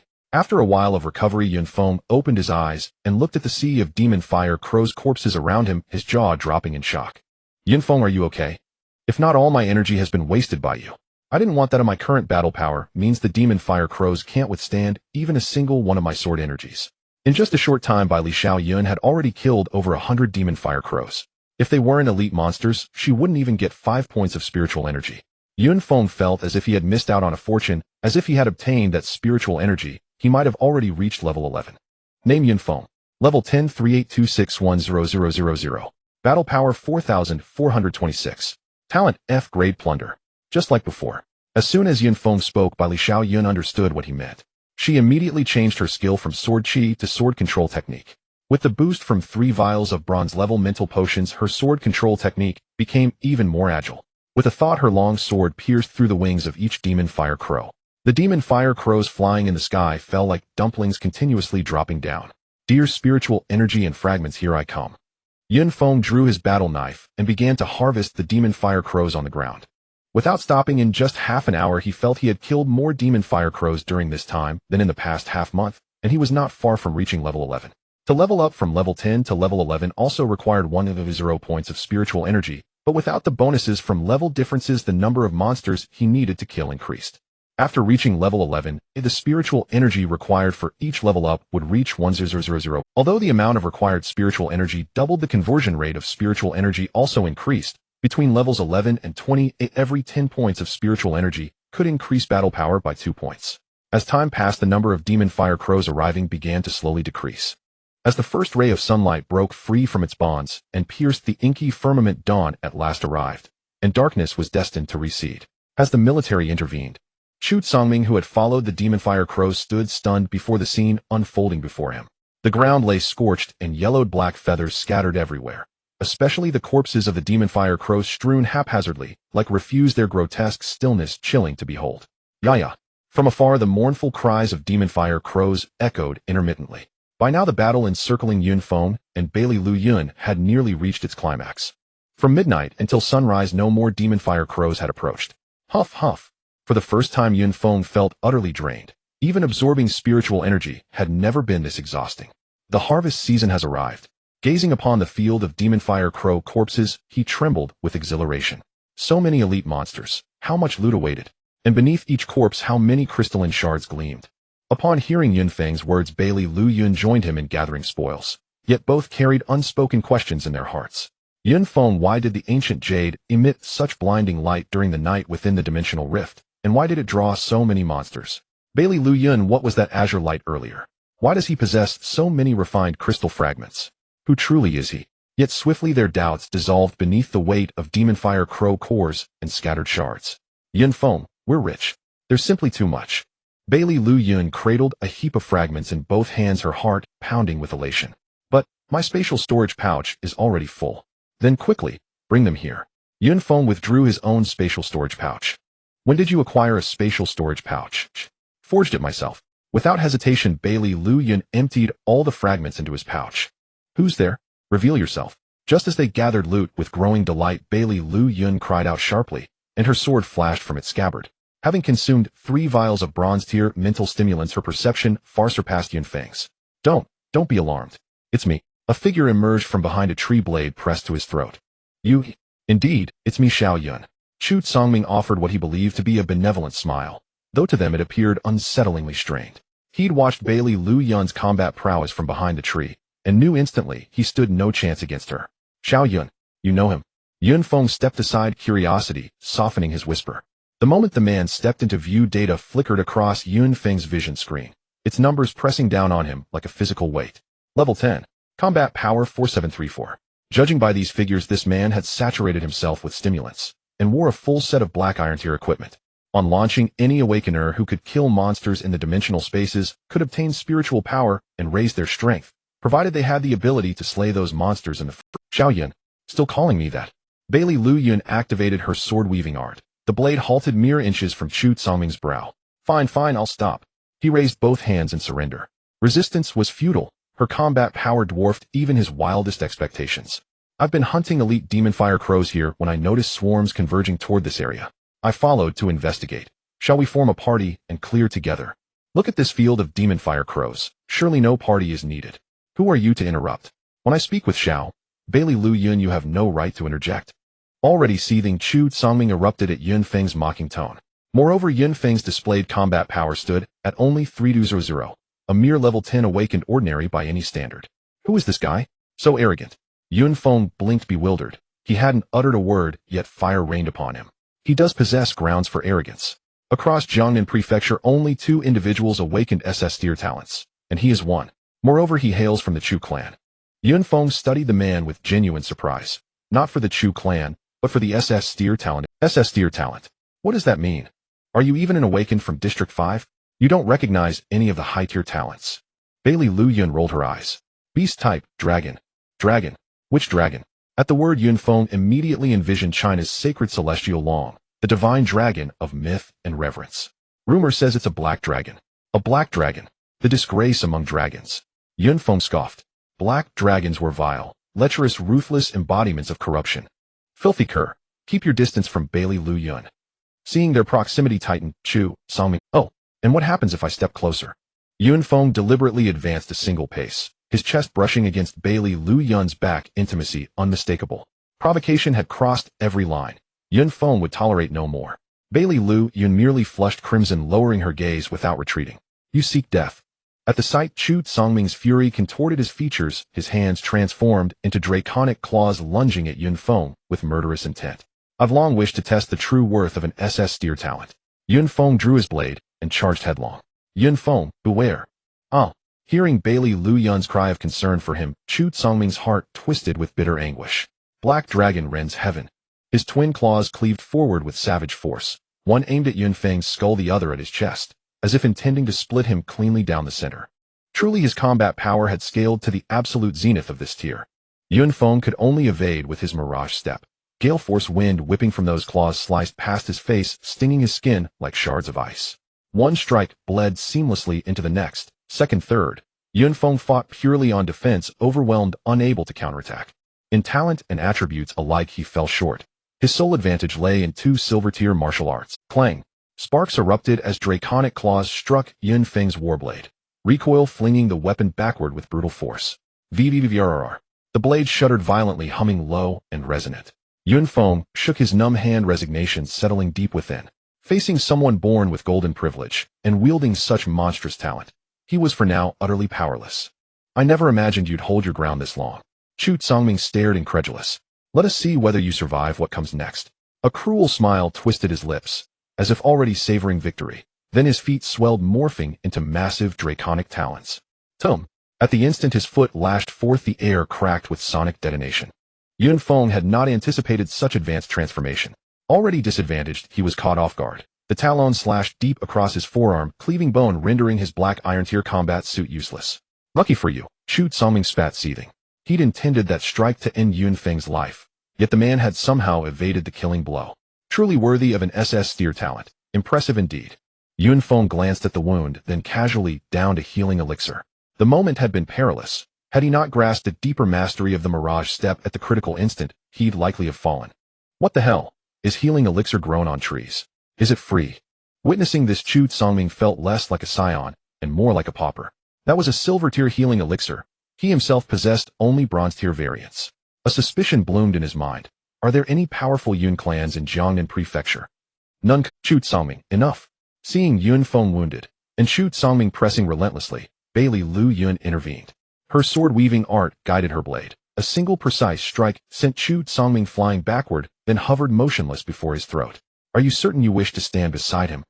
Think carefully before you answer. Chu Songming lay half-propped on the ground, his face dark with venom, as he glared up at Bailey Lu Yun. This is my affair, leave. Now. Chu Songming wiped the blood from the corner of his mouth, stood up with a grim smile, and looked at Yun Feng and Bailey Yun without saying a word before turning to leave. This guy is a big trouble. Letting him go today means he will definitely cause us unrest in the future, Yun Feng said softly. However, he himself couldn't defeat the opponent and had no way to force Bailey Yun to kill him. Yun Feng, the forces behind him are too powerful, and an SS-level awakened individual is entangled in too many matters. If he is killed here, it will be difficult for us to escape unscathed. Bailey Yun had many concerns, and certain things could not be discussed with Yun Feng here. How you deal with the person you have defeated is your own business. There's no need to explain to me. Yun Feng's expression changed. Bailey Yun tightened her grip on the sword in her hand, and finally let out a— If Chu Songming truly encountered trouble in this dimensional space, those who entered during this time would likely end up on the Chu family's blacklist, including her own family. Not wanting to dwell on those troubling matters anymore, Bailey Yun suddenly turned to look at Yun Feng. I have many questions in my heart right now. No, you don't. Yun Feng turned to leave. You? Bailey Yun was at a loss for words. She indeed had many questions she wanted Yun Feng to answer, but it was clear that Yun Feng had no intention of acknowledging her. Hey, where are we going now? Shouldn't we be leaving? Seeing Yun Feng moving deeper inside, Bailey Yun was puzzled. I told you I came here with a mission to investigate the truth behind the issues in this dimensional space. The problem started with the scorpion-tailed tiger, and I must clarify it. Then I'll accompany you to the death, noble sir. Bailey Yun followed him. In fact, during this time, she gained a lot from fighting alongside Yun Feng. Now that her combat strength had increased, she couldn't just leave alone. What are you following me for? Here you can hardly get any spiritual energy. It's better to take advantage of your current strength to go to other dimensional spaces and hunt stronger monsters. Besides, I saved you once, you saved me once, so we're even. Bai Li Yingyun hesitated for a long time. That last time doesn't count. If it weren't for your potion, we both would have been in trouble. You could say you saved yourself. Yun Feng thought to himself that this reasoning seemed a bit forced. Alright then, but these monsters basically won't have anything to do with you. Perhaps due to the excessive killing of the demon fire crows earlier, the two had walked for 2 days without encountering a single one. Could it be that we've killed all the demon fire crows? Bai Li Yingyun looked around feeling somewhat bored. You're overthinking it. When have you ever heard of a dimensional space where all the monsters were wiped out? I was just saying, do I not understand better than you? According to my speculation, we should be nearing the rare monster. Rare monsters. I've only heard of them before, but I've never seen one. Hurry, take me there. Bai Li Yingyun was already a bit impatient. With my current strength, I don't know if I can handle a rare monster. Awakened individuals have 10 levels per stage, and as they approach the end of a stage, the increase in combat strength becomes more difficult. But there's still me, right? I'll knock it out, you finish it off. Bai Li Yingyun confidently patted her not yet developed. That's the only option. If not, we can temporarily retreat. Yun Feng's combat strength was already very close to the 5,000 mark, and with the hidden bonuses from martial arts, he still had the strength to fight. The two continued forward, and it was as if the demon fire crows had completely vanished as they had not appeared again. Monster Millennium Demon Maple Rare Level 10 Combat Strength 48, 26 Skills Demon Vine Whip Absorb Thick Skin and Flesh Being. At this moment, a gigantic maple tree appeared not far from them, as if it had always been there. The trunk with a diameter of several dozen meters was covered in wrinkles, and the slender branches swayed back and forth like demon vines.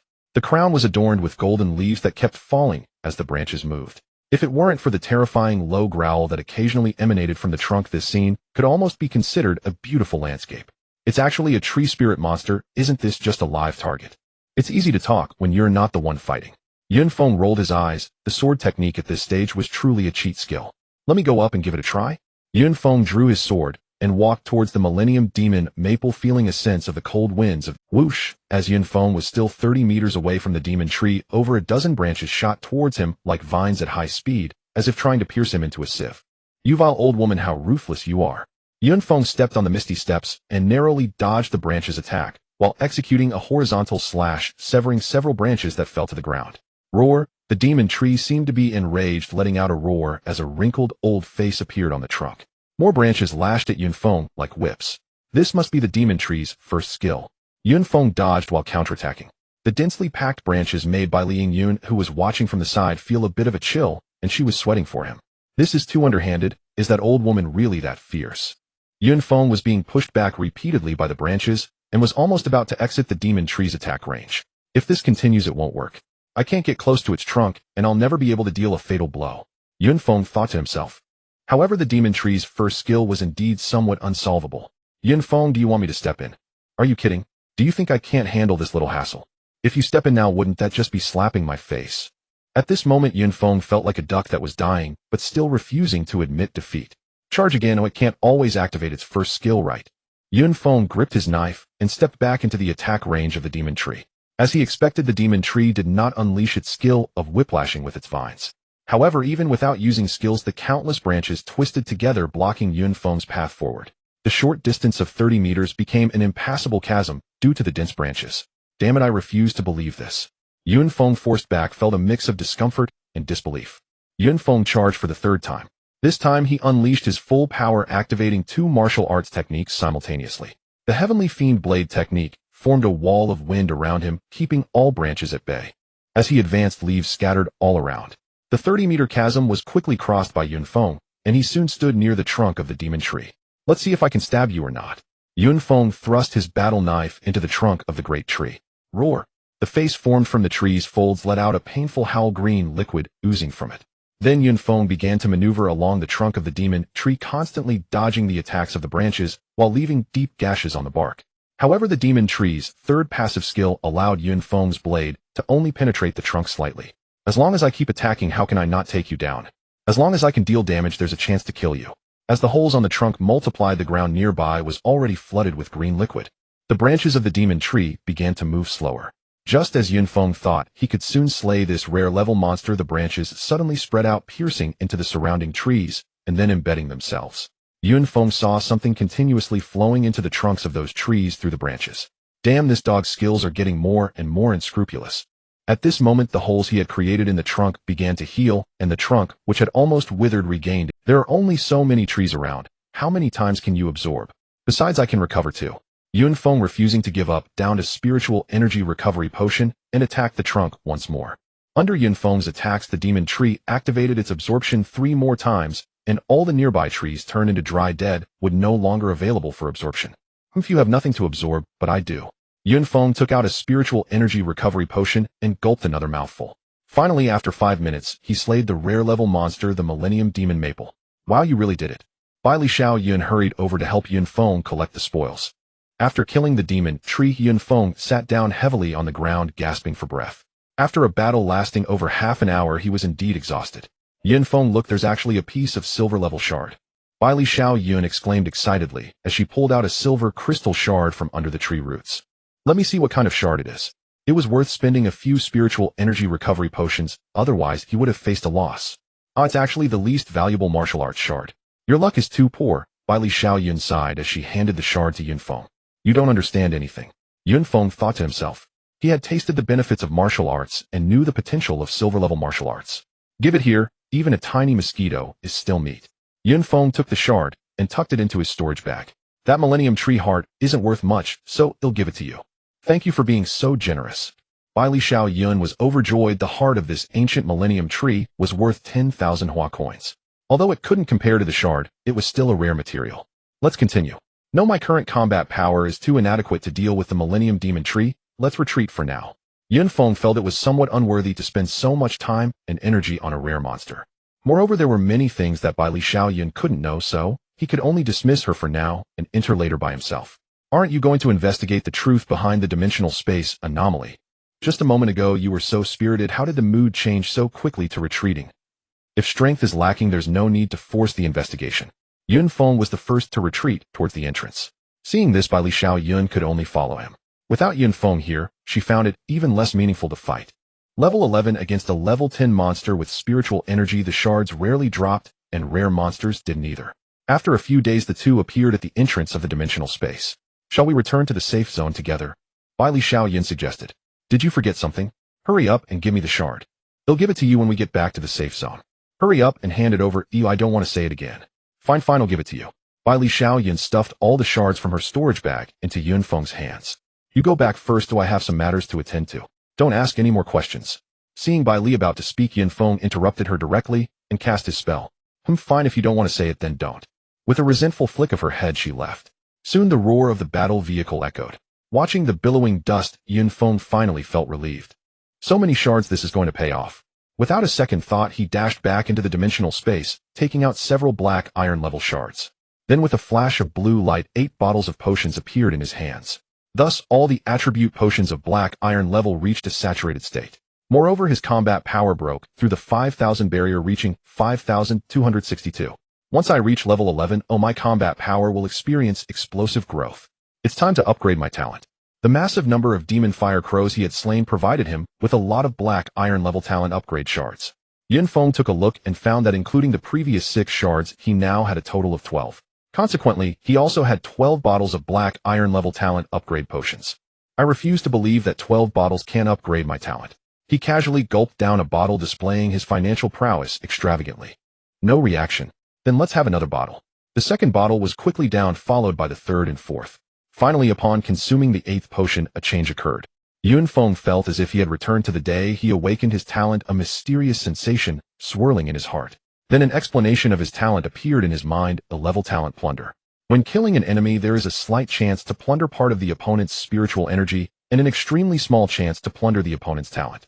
The talent upgraded from level to a level with the attributes basically unchanged, only the probability changed from extremely small to very slight. Moreover, Yun Feng discovered a critical issue. Even if the talent was upgraded to a level, there were no related skills to comprehend. After spending 9 bottles of talent upgrade potions, I had 1 previously. Is this all I get?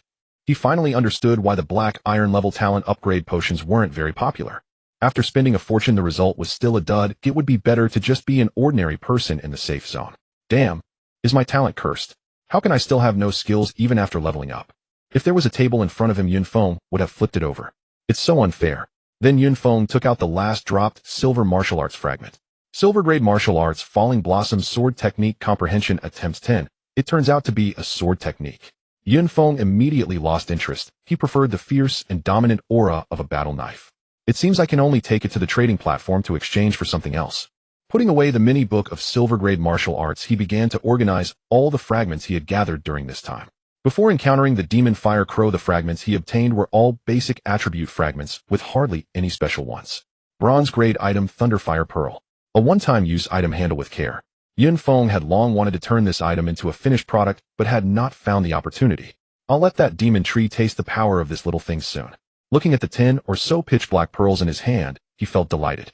Besides the Thunderfire Pearl, nothing else excited Yun Feng anymore. Basically, they were just some attribute potions and recovery potions. First, I need to deal with those rare monsters, otherwise if I reach level 11, the gains will drop significantly, and that wouldn't be worthwhile.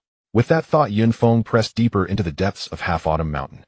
I aim to complete the mission before dark and return here. He ran all the way without stopping, even refraining from attacking any monsters he encountered. What the hell is that person insane? Running around in the dimensional space alone. Given that posture, they probably think they're delivering supplies to the high-level monster area. I think so too, but I've seen fast before. I've never seen someone rushing to their doom this fast.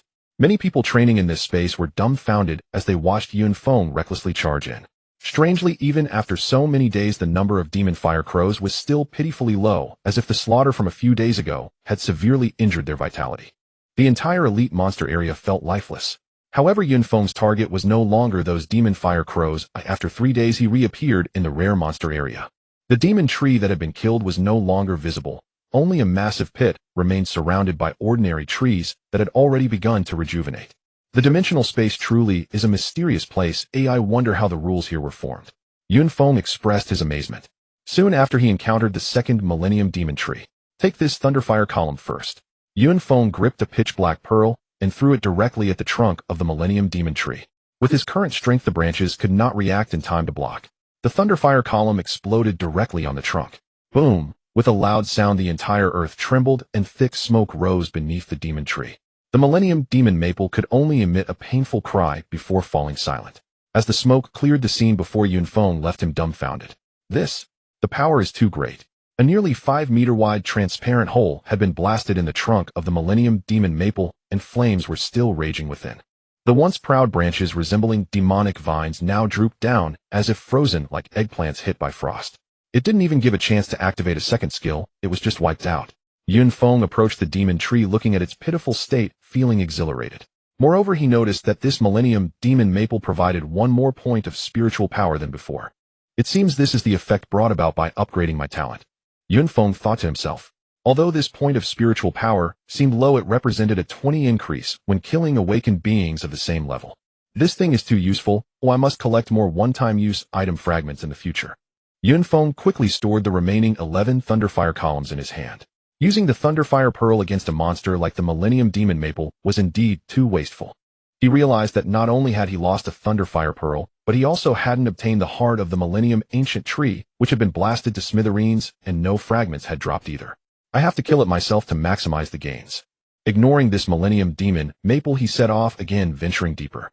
After filling up on basic attribute potions, Yun Feng's combat ability saw a slight improvement, especially with the 5 bottles of defense potions, granting him more leeway when dealing with monsters. Soon he encountered the third demon tree. Now aware of the demon tree's skill characteristics, Yun Feng first destroyed the surrounding trees before attacking. Indeed, without absorbing the target, the demon tree was unable to recover from its injuries. The second skill had only a minor effect, and within less than a quarter of an hour it was dealt with by Yun Feng. With experience, the next steps would be much smoother. Moreover, he discovered that without using items, the drop rate of silver fragments was extremely high. Furthermore, he could also obtain the complete heart of the ancient tree. Rare-level monsters basically do not drop basic attribute potions. As night approached, after mingling in the rare monster area for about 4 days, Yun Feng finally reached the deepest part of the dimensional space. On the last day, Yun Feng had completely lost interest in the Millennium Demon Tree. A day ago, he had already Moreover, after reaching level 11, he began to down all the prepared bronze-grade basic potions one by one. He only lacked 2 bottles of mental strength potions, all others had been filled. Just absorbing these potions took him a good half a day. After finishing the potions, Yun Feng changed into the prepared bronze-grade flame battle knife, and combat suit along with the sleeve arrows he had long wanted to carry. Looking at his virtual screen again, he was startled by his current combat power. Name Yun Feng. Level 11 321-0000. Combat power 23,358. Talent A grade plunder. At this moment Yun Feng just wanted to shout who else. Bailey Yin Yun with her S-grade talent had only increased to over 7,000 combat power with the few potions he provided, while he was now 3 times her strength. At this level, who can achieve this combat power? Having good talent is not as effective as taking more potions and having better equipment. Bronze-grade potions are 10 times more effective than black iron-grade ones. Yun Feng took out the ancient jade hanging from his chest and kissed it a few times with resentment. This thing was too domineering. In the deepest part of the dimensional space, he again touched the layer of ethereal yet real gas wall. This wall seemed to declare the end of a world, yet it also seemed to express the unreality of this world. However, Yun Feng no longer cared about these things. He knew that without adequate strength, even the greatest curiosity would only bring about unnecessary troubles. Along the gas wall, Yun Feng explored both ends. The sun in the west gradually sank and the sky in the dimensional space grew darker. It seems that completing the mission before dark is no longer possible. Yun Feng thought to himself. Just as he was about to retreat, a shadow flashed by not far from him. Did something just appear? He wasn't sure if he had seen it wrong, so he hurried to the spot where the shadow had just passed. However, he found nothing. Crack! A faint sound came from behind him like leaves on the ground being lightly stepped on. When he turned around, he still found nothing. Damn, it can't be that disgusting creature like the shadow weasel again, right? At this moment, the sky darkened, and Yun Feng calmed his mind, beginning to use his spiritual sense.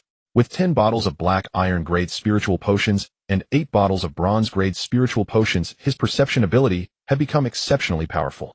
So that's how it is. At this moment there was indeed a beast around him, but it wasn't like the shadow weasel that could block perception. Rather, it was incredibly fast, faster than Yun Feng's naked eye could track. The beast seemed to realize that it had been detected, and it no longer used the soul transfer technique to avoid. At this moment Yun Feng finally saw the true appearance of the creature. It was a silver-white silver fox with a pair of green eyes that exuded a hint of eeriness. With a slight upward curl of its lips, it unexpectedly revealed a hint of a human-like smile. Human boy, being able to sense me means you have my recognition. Retreat, and you may live. As Yun Feng continued to observe, the silver fox surprisingly spoke human words carrying a hint of authority. For some reason at that moment his goggles seemed to malfunction. Monster-level combat power skills, all information remains unknown. Could this be a new type of monster that hasn't been recorded in the combat goggles database yet? Yun Feng, if I have your recognition, should I kneel down to thank you? Yun Feng rolled his eyes, feeling no surprise at the beast's ability to speak. He had heard from his teacher before that in some high-level dimensional spaces and special dimensional spaces there were indeed many monsters capable of speech. He just didn't expect that in a dimensional space with a level cap of 10, there would actually be a monster that could speak. Boy, I've given you a way out, don't seek death. Seeing Yun Feng still acting nonchalantly, the silver fox's tone grew cold. Its fur bristled, standing on. A terrifying aura erupted from it. Yun Feng had just experienced a tremendous boost in combat power. How could he be deterred by a single word from this monster? First tell me, were the scorpion-tailed tigers and the demon fire ravens gathering to ambush humans because of your schemes? Whether it was me or not, what right do you have to question me? Not killing you is already a great mercy. Hearing this, Yun Feng's smile widened. Although the combat goggles could not read the opponent's combat power at the moment, he knew that the monster was bluffing. Monsters never showed mercy to humans. Oh, I would like to see how merciless you can truly be. At this moment, Yun Feng had already drawn his flame battle knife, its fiery patterns particularly prominent, resembling a blazing flame. You are courting death. The silver fox snorted coldly and lunged at Yun Feng like a shadow. Clang! Its sharp claws collided with the battle knife, sparking a flurry of sparks. It's useless, your speed is fast, but you can't escape my perception. At this moment, Yun Feng closed his eyes, slightly lowering his head with the battle knife angled defiantly toward the ground. The silver fox was unperturbed, continuing its assault. Oomph! Suddenly Yun Feng grunted, his brow furrowing slightly. Bang! Then his body flew backward as if struck by a speeding car. Boy, now you understand the severity, right? My offer stands: retreat, and you may live. The silver fox halted, standing atop a large rock, not far from Yun Feng, looking down at him. However, Yun Feng merely stood up slowly, gently brushing off the leaves from his body, shaking his arms, as if nothing had happened. How is this possible? The silver fox displayed a shocked expression upon seeing Yun Feng's demeanor. Did you put all your points into speed? That strength felt truly weak. Yun Feng replied dismissively. At that moment, the silver fox did not become enraged by his words, but instead stepped back a few paces. It was not an ordinary foolish monster, it possessed wisdom. The opponent's extraordinary perception and defense posed a serious threat to it. Weren't you just acting all high and mighty? Yun Feng stepped closer to the silver fox. Human, what do you want? First tell me what has happened in this dimensional space. How did you come to be here? Yun Feng knew that the monster before him had undoubtedly transcended this dimensional space. The unknown information, the incredible speed, and the astonishing intelligence all indicated the silver fox's uniqueness. These matters are not for a little brat like you to know. I can only tell you that the dimensional space is not as simple as what it said was essentially meaningless. After traversing for 10 years, although Yun Feng did not know the truth, he could guess that everything happening on Blue Star was far from simple. No other final words. Seeing that the silver fox was unwilling to reveal more, Yun Feng prepared to take action. Do you really think I am made of clay? The silver fox let out a cold snort and darted away. Yun Feng felt a flash before his eyes, and he suddenly lost sight of the silver fox, unable even to sense its presence. Damn it, boasting while doing the most cowardly thing. He discovered that the silver fox had actually escaped. Yun Feng could not let it go so easily. He hurriedly chased after the direction in which the silver fox had vanished from his perception. Although his speed was not as fast as the silver fox's, it was not too far behind. Perhaps the silver fox could not maintain that high speed for long. Soon after, Yun Feng sensed it again. Human boy, are you determined to make it a fight to the death? The silver fox appeared somewhat fatigued, its silver white fur looking a bit dull. Fight to the death. If you truly had that determination, you wouldn't have run away. Yun Feng chuckled. It seems I really need to teach you a lesson. The silver fox spoke solemnly. Yun Feng was unconcerned, feeling that the opponent was all bark and no bite, even lacking the bite. However, this time he was mistaken. Suddenly the tails behind the silver fox stood upright, shaking and transforming into 2, then 3 tails. As he watched the 3 tails sway, Yun Feng's mind began to drift, feeling everything around him become hazy. In the misty white fog, a seductive figure appeared, teasing in various enticing poses. Come on, let's have some fun. A sultry voice echoed from the white mist. Is there such good fortune in fighting a monster? Yun Feng stroked his chin, gazing into the white mist with an expression of anticipation. Male humans are all this way. The silver fox, observing Yun Feng's lecherous expression, wore a face. Yun Feng slowly approached the alluring figure. However, he did not walk in a straight line, but swayed left and right as if drunk. Just as the silver fox was reveling in its skill, a sudden sound of a knife ringing out erupted, rippling. Yun Feng's previously vacant eyes suddenly sharpened, and the battle knife appeared in his hand, carrying an unparalleled momentum as he slashed down at the silver fox. How is this possible? Weren't you trapped in an illusion? The silver fox shrieked. The previous slash left a deep wound on it, staining its silver white fur with blood. The silver fox, with a sharp voice, looked incredulously at the nearby Yun Feng. It never expected that this human would be so difficult to deal with. Logically, a level 10 dimensional space should not have a being more powerful than itself. Can you tell me the truth about the situation now? Yun Feng's battle blade rested against the opponent's neck. If the silver fox dared to utter a single word of refusal, the blade would strike. Human, I advise you not to make a move against me, otherwise this dimensional space will become a forbidden ground for low-level practitioners. With the weapon pressed against him, the silver fox did not lower its stance and continued to threaten Yun Feng. Swoosh. The battle blade of Yun Feng swept across, and a head fell to the ground. To threaten me at this moment is seeking death. Yun Feng did not care whether this dimensional space would become a forbidden zone for humans, as such matters were beyond his concern, as the manager of the safe zone would make the decisions. Even if all the monsters inside went berserk, it was of little consequence, as they were merely low-level creatures that would at most lead to abandoning this training space. After slaying the monster, Yun Feng stood there in a daze. This particular monster had directly provided him with 377 points of spiritual energy. Subsequently, Yun Feng calculated based on the patterns of spiritual energy acquisition, determining that this monster could be a level 15 creature and of a rarity surpassing the rare grade. Now, without the battle goggles providing any prompts, I can take the entire silver fox corpse back. Fortunately, the silver fox was not large, and he could simply toss it into his storage ring, otherwise he would have been at a loss. Wow, there's an unexpected gain. At the location of the silver fox's corpse, a golden shimmering crystal fragment caught his eye. Good heavens, a golden fragment. Yun Feng was overjoyed. This surprise had come too suddenly, and he had not yet mentally prepared. For others, it was merely a fragment that required gathering dozens of pieces to obtain an item, but in Yun Feng's hands it represented a golden item. I still have silver-level items waiting to be used, and now I'm getting gold ones so quickly. Yun Feng sighed. If others heard this, it would not just be a simple matter of him bragging, it would likely incite public outrage. Picking up the golden fragment, he found it resembled a large handgun, but significantly larger than a typical pistol and exuding a sense of technological beauty. This is definitely some kind of tool. Among composite items, attribute potions appeared the most, requiring the least amount for synthesis, hence having the lowest value. Next were recovery potions and equipment. Finally, there were martial arts and tools. However, due to the reason of copying, the value of martial arts had greatly diminished, while the value of tools remained high. It seems this should be quite good. Yun Feng activated the ancient jade, and a stylish gun full of technological flair appeared in his hand. Golden level laser pulse gun powered by light, it fires a powerful laser pulse bullet with tremendous penetration. Charging time is 24 hours. Once fully charged, it can fire 8 bullets. Upon seeing this, Yun Feng exclaimed in amazement. Although technology from Blue Star is not allowed in dimensional spaces here, he could synthesize such an impressive technological product. He touched the combat goggles on his eyes, feeling that there was nothing to worry about. When I reach level 31 and wield this laser pulse gun, I will undoubtedly be the most dazzling one in the entire dimensional space. Storing the handgun in his storage ring, he could already imagine the wonderful scene. With everything packed up, the sky had completely darkened. It's time to conclude this training session. With the setting sun at his back, stepping on the soft fallen leaves, Yun Feng walked step by step towards the entrance of the dimensional space. What he did not know was that after he killed the silver fox, the previously stable dimensional space had descended into chaos. The sun had not yet fully set, and the monsters inside began to enter a frenzy. What the hell is going on with these monsters? Isn't it still not night yet? Why are they going crazy? Stop wasting time, hurry up and deal with this spirit ape. Ooh, I sense something is off. Some teams still training in the dimensional space were thrown into chaos by the sudden rampage of the monsters, disrupting their attack rhythm, and some weaker ones even suffered casualties. Boss, there was an announcement earlier that some dimensional spaces have encountered problems. This half-autumn mountain is one of them. You insisted on entering. What do we do now? Some teams were already surrounded by more than 2 rampaging monsters, and despair was evident on everyone's faces.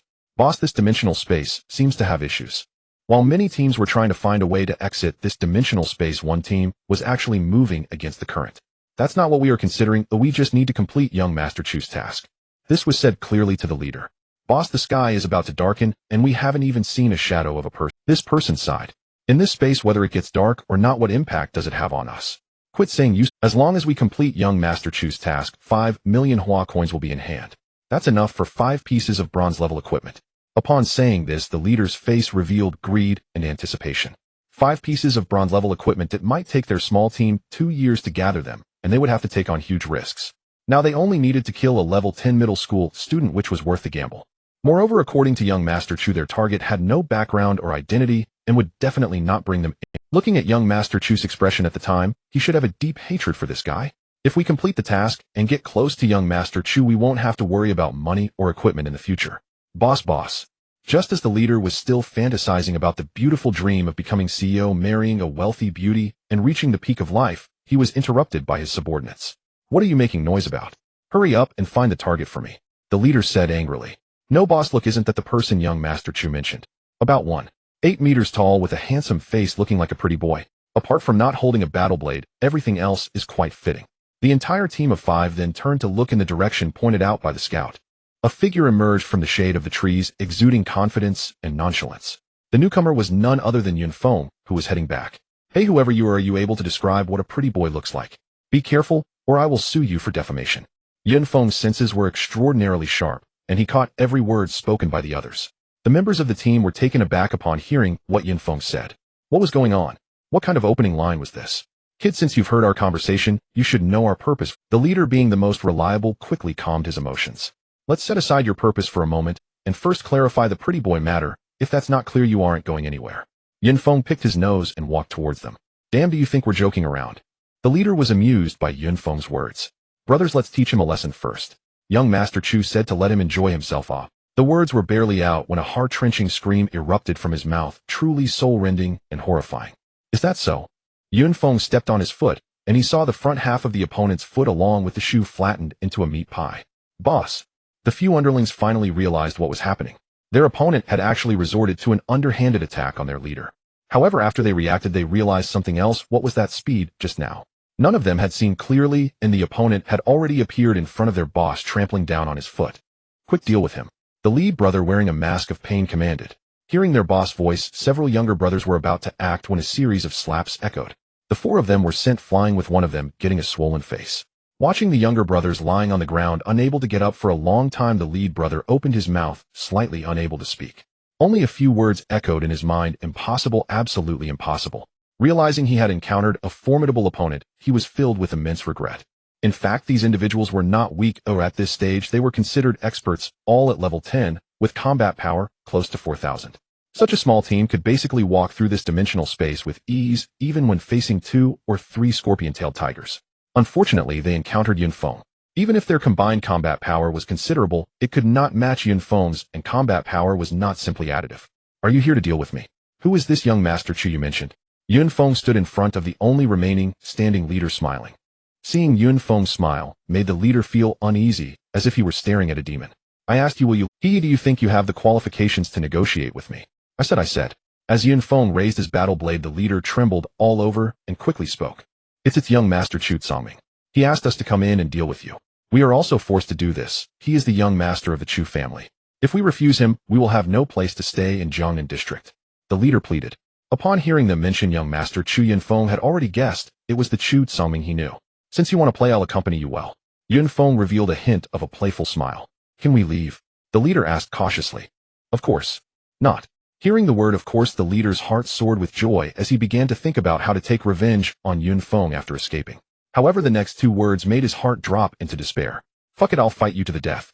The leader knew that Yun Feng would not let them go and prepared to fight desperately. However, this could only belong to his powerless rage. The vast gap in combat power could not be resolved by courage. 5 people, 5 seconds, and 5 corpses lay on the ground. The 5 of them surprisingly contributed only 100 points of spiritual power from one individual. It seems that after upgrading the talent, the spiritual power obtained from killing others has become 2, but the probability has not increased. Seeing this data, Yun Feng felt a chill down his back. It was terrifying. Glancing at his virtual panel name, Yun Feng level 11-213 combat, power 23768, talent a level plunder. His talent still showed no changes, indicating that the second attribute of his talent had not activated successfully. He collected the backpacks and equipment from the 5 individuals and placed them into a specially prepared storage bag. Although these items were unmarked, it was better to be cautious. Exiting the dimensional space, Yun Feng returned to the base outside the space. At this moment, the base outside seemed different from when he entered. Standing outside were many people, all in military uniforms, imposing and powerful. You come here. At that moment, a stern voice sounded. Standing at the front of the group was a man. Level 28, combat power 82348. Seeing this data, Yun Feng relaxed a bit. At least the opponent's level did not exceed the limit of his disguise potion. Officer, may I ask what your orders are? Yun Feng jogged over. You just came out from the dimensional space. Do you know what happened inside? What happened? Yun Feng lowered his head, pondering how to answer best. Officer, take a look at this. Yun Feng took out the corpse of the silver fox. After thinking for a moment, he felt it necessary to explain the situation. There was no need for him to bear it alone. What is this?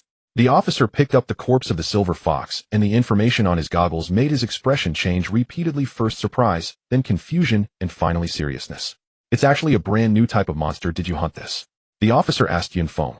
Yes, I encountered this at the boundary of the dimensional space, and I deduce it should be a being of a higher tier than rare monsters. Yun Feng's words left the officer increasingly shocked. You wait here for a moment. After speaking, the officer hurriedly ran toward a building. Yun Feng watched as a group of people stared at him wide-eyed, feeling uncomfortable whether to move or stay still. However, soon the officer returned. Little brother, what is your name? The officer's serious face broke into a gentle smile. Yun Feng felt a bit uneasy due to this sudden change in attitude. Officer, you're scaring me. Yun Feng even took a couple of steps back.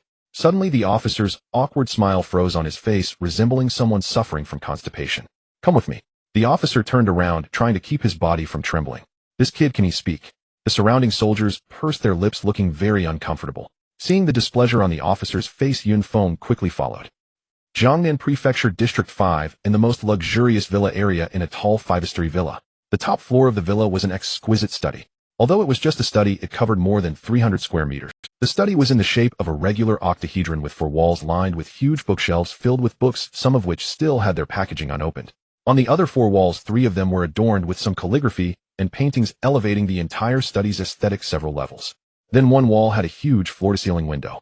At this moment, a robust man holding a goblet gently swirled at his gaze fixed on the pitch-black distance. At this moment, that detestable fellow should already be buried in the dimensional space. The man was Chu Tsangming, who had a feud with Yun Feng at Half-Autumn Mountain. In the entire Jiangnan Prefecture, no one dares to offend me, Chu Tsangming. Chu Kangming's gloomy voice made the air in the study turn cold. Then, as if remembering something, the goblet in his hand shattered. The red wine inside flowed down his arm like fresh blood, dripping onto the ground with a ticking sound. And that bitch by Li Xinyun, one day, I will make you understand my might, not in any other place, but in bed, ha. At this moment, Chu Kangming's smile appeared sinister and perverse. Young master, the old man requests your presence. A figure suddenly appeared behind him and said respectfully, as if he had seen and heard nothing of what had just transpired. Understood, I'll be right down. After saying this, Chu Kangming's expression changed in an instant. The previous sinister and terrifying demeanor vanished, replaced by the innocent look of a well-behaved child. Under the guidance of the officer, Yun Feng arrived outside a pitch-black metal house at the base. Go inside. The officer gestured for Yun Feng to enter alone. The house appeared to be quite secretive, with no windows and only a door in front. It was entirely wrapped in metal, giving it an extremely secure appearance. There won't be any traps or mechanisms waiting for me inside, right? Yun Feng looked nervously at the officer, hesitant to enter. Stop talking nonsense, just go in. The officer was too annoyed to continue speaking with this frustrating person. Yun Feng peered inside the door and received a kick to the rear from the officer. There's no need for this, right? Yun Feng, having been pushed into the room, rubbed his backside, looking displeased. Inside the room, it was a stark contrast compared to the outside. The lights illuminated the entire room, and a gigantic display screen hung on the wall, showing an electronically synthesized figure who was watching him with great interest. The figure wore a white lab coat and had an elderly face with white hair and beard. Young man, did you bring the Silver Fox corpse with you? Don't be afraid, I am from the Talent Research Institute. You can call me Professor Bai, the old man kindly said, assuming Yun Feng was intimidated by his presence. Hello, Professor Bai. Yun Feng shyly greeted, realizing he needed to put on an act. He knew very well what kind of people worked at the Talent Research Institute. Although their combat power might not be high, they were undoubtedly the top-tier individuals in the entire country. I did indeed kill this silver fox on Feng Yun Mountain. Can you tell me more about the situation? This is a brand new monster species and is of great research value. Of course I can. Yun Feng understood that this was a significant matter. By clarifying the monster's information and inputting it into the central database, future awakeners would not encounter this kind of monster unprepared. Yun Feng then recounted in detail the circumstances he faced after encountering the silver fox and shared his speculations. Did you kill it by yourself? Yun Feng was taken aback. What did this have to do with the research on the silver fox? Yes, he answered honestly. What level are you now? What is your talent level? What is your combat power? Professor Bai quickly bombarded him with questions. But Professor Bai, isn't this about the silver fox monster? Why are you asking about me? Hearing Professor Bai's relentless questioning made Yun Feng break out in a cold sweat. Haha, young man, don't be nervous. I'm just curious about how you managed to kill it. Professor Bai smiled. Based on what you said, I think your reasoning makes sense, but how you managed to kill it is the biggest question. The entry restriction for Feng Yun Mountain is level 10. Even if you level up to 11 inside, even if you have an SS level talent, your base combat power would only be around 6,000 at most. Even if you consumed all the basic potions for black iron level, your combat power would only reach 7,600, which is far from enough to kill a silver fox. After a series of deductions, Professor Bai looked at Yun Feng, wanting to see what this young man would say. However, Yun Feng simply stared at Professor Bai, saying nothing. Well, I won't say anything, you just guess as you like. Don't you have anything to say, young man? Yun Feng remained silent, playing the fool. Alright, since you don't want to speak, I won't force you. Thank you for your cooperation regarding the silver fox. Once the body is transported to the Institute, I will conduct further research. For now, this is my number. You can give me a call if anything comes up. A string of numbers appeared on the screen and faded after a while. Seeing the screen darken, Yun Feng finally let out a sigh of relief. Speaking with someone so engrossed in research was indeed somewhat oppressive. Young man, can you tell me your name? Just then the screen lit up again, and it was still Professor Bai. Professor Bai, I'm still young, oh please don't scare me like that. Just when he felt relieved, his heart sank again. Professor Bai, my name is Yun Feng. Well, I'm still a student. As soon as Yun Feng finished speaking, the screen went dark again, coming and going in a hurry. He had originally wanted to ask about the silver fox's body, which had been taken away, and what would happen to his task, but now there was no way to ask. The task reward is only a few 100,000 huabi. If it's gone, it's gone. For such a small amount of money, Yun Feng truly didn't care much now. After ending the video call, he walked out of the room. He thought the officer would interrogate him further, but instead he was directly escorted to the armored vehicle back to the safe zone. That was fine, it spared him a lot of trouble. It was early May when he went in, and now it was already late June. By now school should be about to start summer vacation, and I wonder how those two guys are doing.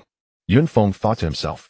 He had previously mentioned giving 2 pieces of equipment to the black monkey, but now that so much time had passed, he had nearly forgotten about it. The roar of the armored vehicle's engine erupted, charging towards the safe zone. Jiangnan continent, at the very center of the safe zone. A skyscraper stood tall, as if overlooking the entire area. Deep within the building, there was a different scene. A vast area was brightly lit, filled with various instruments and equipment. It was evidently a gigantic. Inside, everyone wore white lab coats and masks, bustling about, fully engrossed in their work. In the largest laboratory, there was only an old man holding a lifelike silver fox corpse. It looks like a work of art. The old man praised. Yun Feng. As long as I know your name, finding you won't be. The old man then called over his assistant and whispered a few words before sending the assistant away. He continued to study the monster in his hands. Finally back, it was another long trial, but the rewards were indeed plentiful. After the armored vehicle returned to the safe zone, it went straight to the trading center. Just in time, he had a batch of materials that needed processing, and regardless of whether the task was completed, he needed to come here to deliver. The trading center was always crowded no matter the time. Young friend, you've come. Seeing Yun Feng walk straight to his stall, old Zhang was overjoyed. Last time, thanks to Yun Feng's materials, he was willing to let him use fragments as collateral, turning his stall from losses to profits. Yes, I have some materials to sell. In fact, he didn't have too many materials. The spoils from killing the monster were all with by Li Yun, and he only took all the fragments. These materials were all left over from his solo runs. Don't worry, young friend, my prices are absolutely fair, old Zhang said quickly. Yun Feng took out a storage bag and placed the materials he had prepared for sale inside. You can check and give me a quote. Alright, doing business with you is always refreshing. After a short while, the materials were counted. In total, it's 887650. He'll give you a round number. It won't be 880,000, will it? Yun Feng interjected, vividly recalling old Zhang's last quote. That's not possible. Last time was a special case. Hey, let's make it an even 900,000. Alright, then it's 900,000. Yun Feng happily walked towards the sales area. After walking around, he silently exited, looking back at that familiar shop as he left, but unfortunately the familiar person was not inside. Returning to his small room, Yun Feng began to tally up his gains. Compared to the first trial, this time's harvest was undoubtedly much greater. Just that one golden level item had already surpassed all of his earnings from the first time. Moreover, having killed so many elite-level demon fire crows and collected many ancient maple fragments, he had quite a bit of bronze and silver fragments as well. Most of them had been synthesized into complete items, and he still had many complete items on him that needed to be sold. Yun Feng ran to his parents' room. Although no one lived in the room, it was still clean and tidy. To his surprise, this smart brain still had a day of use. He looked at a small metallic box about 20 centimeters. The top of the metal box had a tiny pinhole with a flickering red light inside. Jones. With Yun Feng's call, the flickering red light turned blue, and then a large virtual screen appeared above the metallic box. Long time no see, young master. What can I do for you? Jones was the name of this smart brain. Yun Feng remembered that when he first crossed over, he often played with this smart brain because it was true artificial intelligence, unlike the fake ones back on Earth. Jones opened the fragment trading page. Sure, young master. The virtual screen then displayed countless fragment trading information, some for barter, some for direct sale, and others for purchase requests. From black iron level to red glimmer level, everything was covered, and Yun Feng even saw someone looking to buy divine level fragments. Please help me search for silver level and above disguise potions. He felt that disguise potions were still very useful, as they wouldn't expose too much about him. If he could find higher level disguise potion fragments, it would be easier to enter and exit dimensional spaces. In fact, disguise potions were considered relatively rare, and the user demographic was not high. Many prominent families would have their protectors use disguise potions to safeguard their outstanding heirs, but each entry required a potion, which was not easy to afford. However, this was only in the beginning. Later on, there was hardly any market for them. Young master, I found 56 pieces of information, including 38 golden level fragments, 11 purple level ones, and 7 red glimmer level ones. It seems that the 7 color divine level fragments are still too rare. Yun Feng then looked at the prices for the various. Yun Feng intended to purchase all these fragments. After all, the potion's effect lasted only 30 minutes, and he frequently relied on it to survive the perilous early stages. Skipping the 2 lower tiers, Yun Feng turned his gaze directly to the highest tier, Crimson Radiance grade. On the trading platform, the minimum listed price for a Crimson Radiance disguise potion fragment was 1.78 million huabi. Such a sum proved burdensome even for an average awakened family, and moreover, no ordinary awakened would ever spend money acquiring such a fragment. It appears that once a fragment attains a certain tier, its price remains exorbitant, even if demand is virtually non-existent. Yun Feng shook his head. Though he currently lacked 1.78 million huabi, he resolved to acquire this fragment at all costs. I have several items to sell. Scan the platform for the lowest current asking price for each, then list them at that price. He then retrieved all his unused black iron grade items.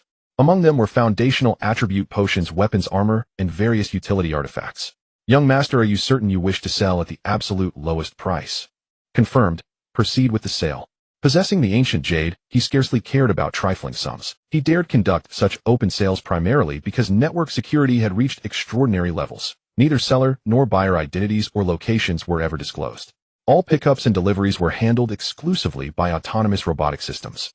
Now all that remained was to await responses. Having priced everything at the market floor, success seemed inevitable. Indeed, barely half an incense stick's time had elapsed when a notification arrived. Young master, 15 bottles of strength potion, 23 bottles of speed potion, 18 bottles of defense potion, and 7 bottles of mental fortitude potion have been sold. Total proceeds for 84 million huabi. Average unit price 76800 huabi. Upon seeing this figure, Yun Feng would have been lying had he claimed indifference. In his past life, he had never laid eyes on such wealth. Daily exploited by his employer, his hair thinning under relentless stress, yet his earnings remained meager. Now merely selling fragments yielded sums others could not amass in a lifetime. Soon as transactions multiplied and his balance swelled, he grew numb to the shifting digits. The moment the first payment cleared, he purchased every available disguise potion fragment, including the Crimson Radiance Grade 1.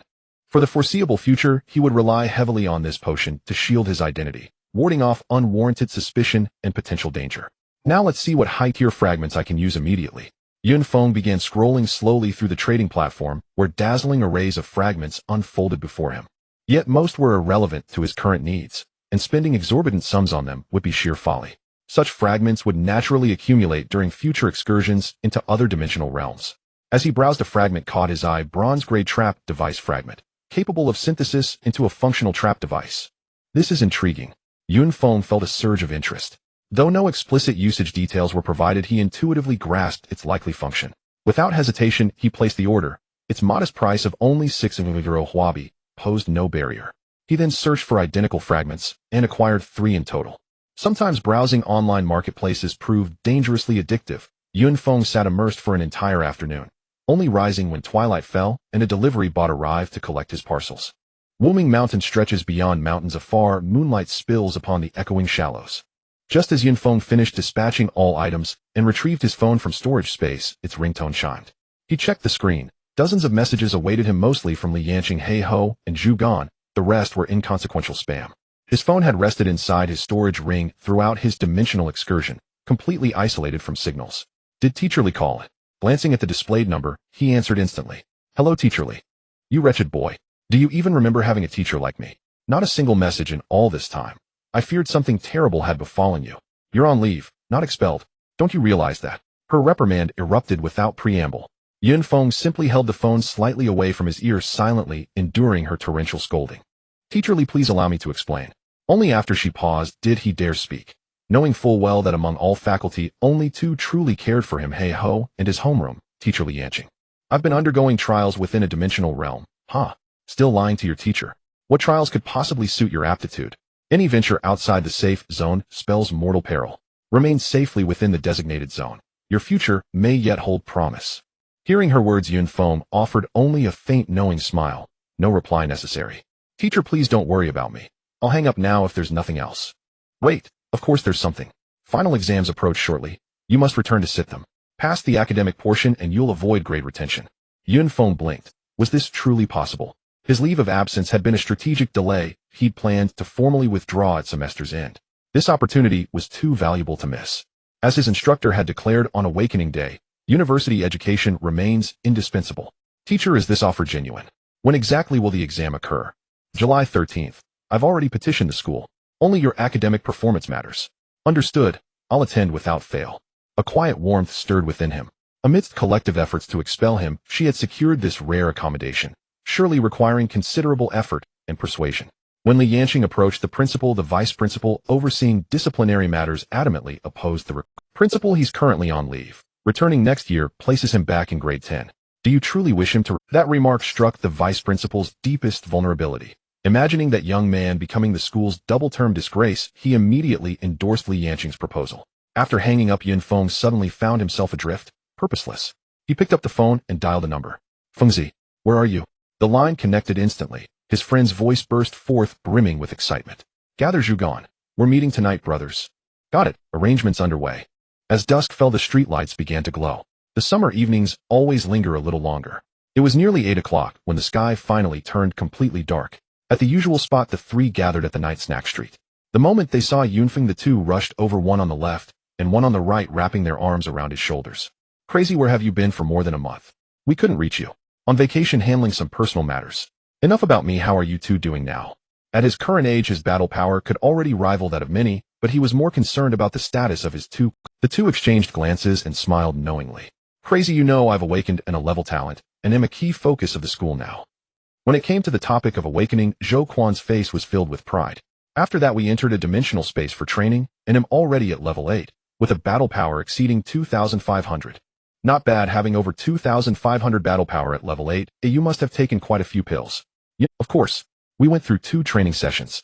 Although we didn't get many fragments, those materials are worth quite a bit, and the school also gave some rewards. Zhou Quan said, quite pleased. What's there to be proud of? Zhao Jingmu, the lanky one, said sourly from the side. With his level talent, and being in one of the top 3 schools in District 5, he hardly garnered any attention. Crazy him now at level 9, with a battle power of 3,120. Aren't I impressive? The lanky one chuckled, waiting for Yunfeng's praise. Not looking, Yunfeng said disdainfully. The lanky one was left stunned, frozen in place, while the black monkey burst out laughing. Haha, that thing looks like a toothpick. I won't look either. You guys are too much. The lanky one's face turned dark like it had been smeared with coal. Alright, I know your family is wealthy, but lacking in talent you rely on pills to make up for it. The black monkey actually envied the lanky one a bit because his family produced S-level talent, thus maintaining a position in Jiangzhou. Unlike him and Yunfeng, who both came from ordinary awakening families and had to rely on themselves. Had it not been for his A-level talent, he would likely have faded into obscurity. Thinking of this, he glanced at Yunfeng. Yunfeng's awakened parents had perished during training, and now he had awakened the lowest level talent, leaving him uncertain about how far he could go in the future. Lanky, what are you planning to treat us to? Yunfeng's question interrupted the black monkey's thoughts. Aren't you the one who called us out? Why is it always me treating? You have money, right? If you don't treat, who will? So it's because you have money that you only focus on me, huh? Just say whether you will treat or not. Final treat, what do you want to eat? Let's go for barbecue. Watching the two in front with their arms around each other happily heading towards the barbecue shop, the black monkey followed suit. Perhaps this is the purest form of friendship. Yunfeng, are you planning to drop out? The group chatted while eating in the barbecue shop. I did consider it, but I received a call from Teacher Lee today. As long as I pass the final exam and my cultural grades are up to standard, I will still be a senior in high school next year. That's definitely not an issue. There may be challenges elsewhere, but for cultural grades you have always been first in the entire grade. Hearing this, the black monkey and the lanky one knew that Yunfeng could continue his studies. By this time next year you will be facing the college entrance examination. Have you thought about where you want to go to university? Of course, it's the Awakening Institute of Jingping University. Hearing Yunfeng ask this, the black monkey immediately replied. This has always been his lifelong dream. You must be joking. While an A-level talent is impressive, you might still fall short. Unless you level up to level 30 within a year. The lanky one seized the chance to strike back at the black monkey. Even if you level up to 30, you still can't get it. The black monkey was unyielding and shot back. In just a year's time, going from level 8 to 30 is basically impossible. The higher the level, the harder it is to advance. If one were to simply grind monsters, to level up, reaching level 20 would already be a great achievement. So I guess I'll just find a university in Jiangnan Prefecture. My parents wouldn't want me to go too far away. The lanky one said somewhat dejectedly. Why do you look so miserable? I see you secretly wishing to stay here. Otherwise, wouldn't all those female admirers be dying for you? The black monkey saw through the dirty thoughts immediately. Hey, don't say nonsense, or I'll sue you for defamation. After saying that, he looked around suspiciously, which made the two laugh heartily. Good times always seem too short.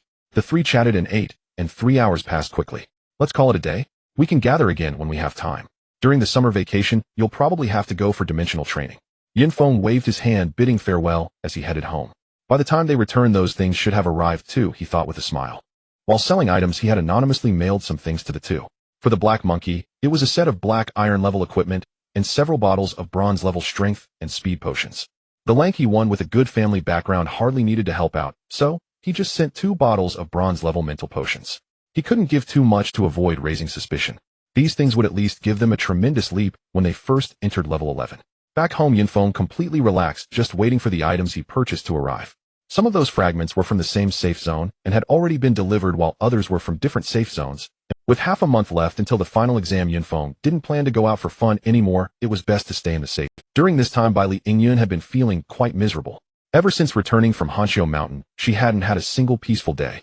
Originally, her gains were plentiful and her battle power surged, which should have been a cause for celebration, but due to the incident with Chu Songming, she now had to face pressure from her family. Feng Yun just listened to Dad's advice and apologized to young Master Chu.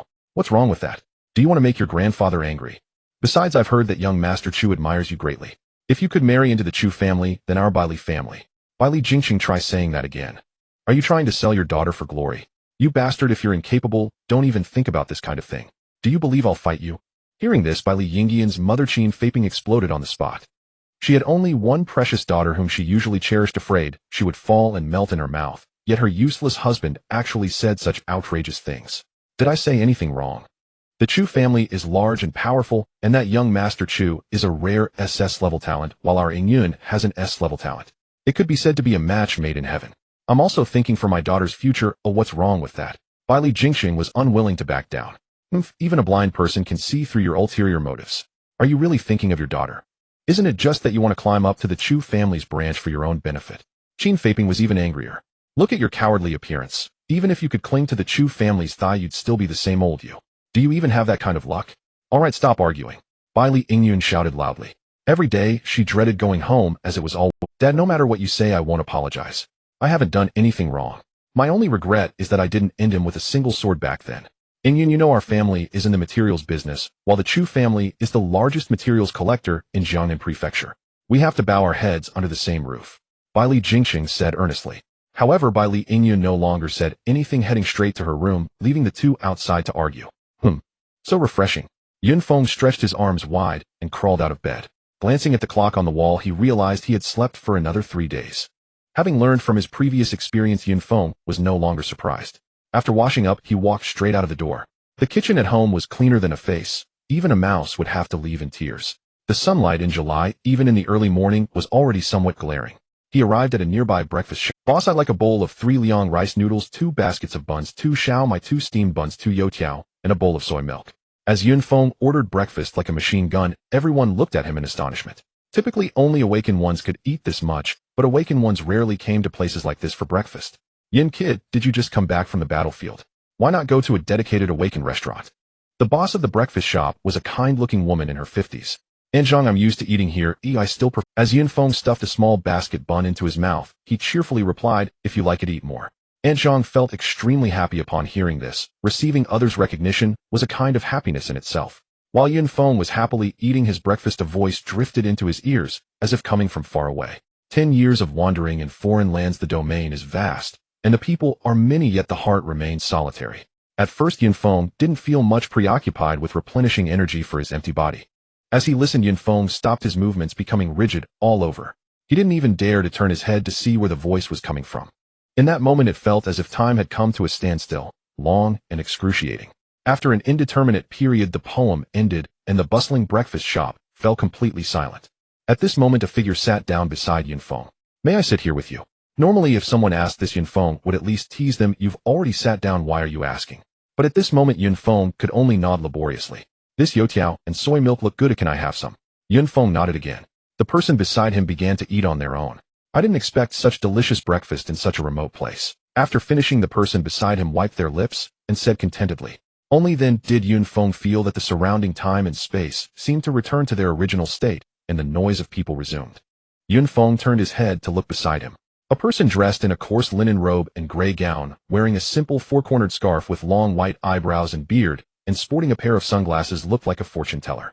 Beside him, leaning against a fabric banner, he could vaguely see the 8 characters: know the destiny of heaven, understand the fate of people. Yun Feng's first thought was like a toad yawning. What an audacious claim. He was someone who did not believe in fate. His life motto was that destiny is determined by oneself, not by heaven. But thinking about the poem this person had recited earlier, he felt it necessary to show some respect to the individual before him. Young friend, I see your forehead is dark. You may have a disaster of bloodshed. Yun Feng's throat moved as he wanted to say something, but the words wouldn't come out. This sounds so familiar. Why do I feel a sense of charlatanry? Yun Feng thought to himself, but didn't respond, still savoring the previous 4 lines of poetry. Don't be nervous, young friend. Just follow me. The fortune teller stood up, picked up the somewhat worn fabric banner, and Yun Feng didn't dare to dawdle, and quickly followed.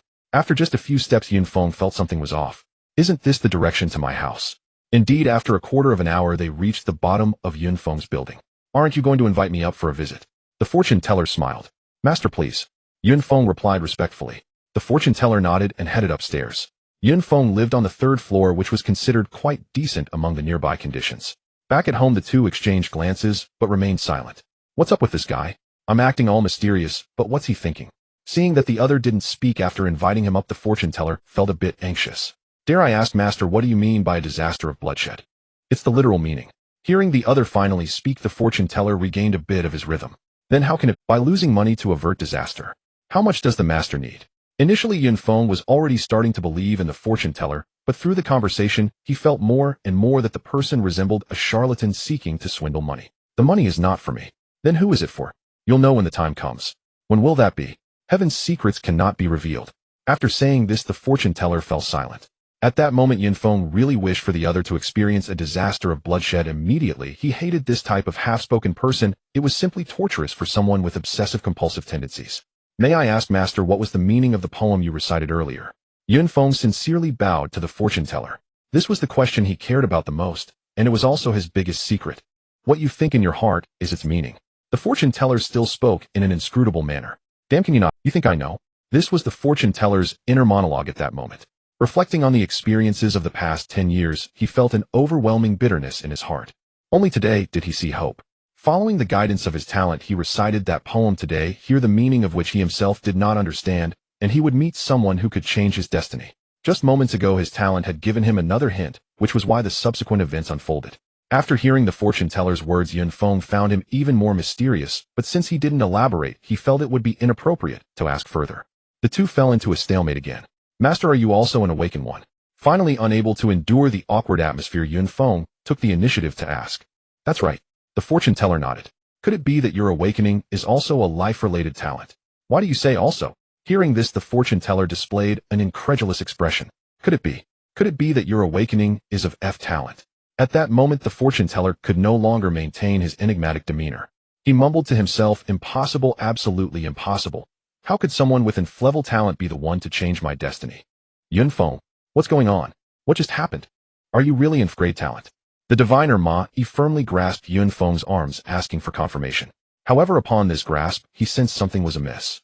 Impossible, your arms are strong and powerful, clearly the result of absorbing a significant amount of spiritual energy.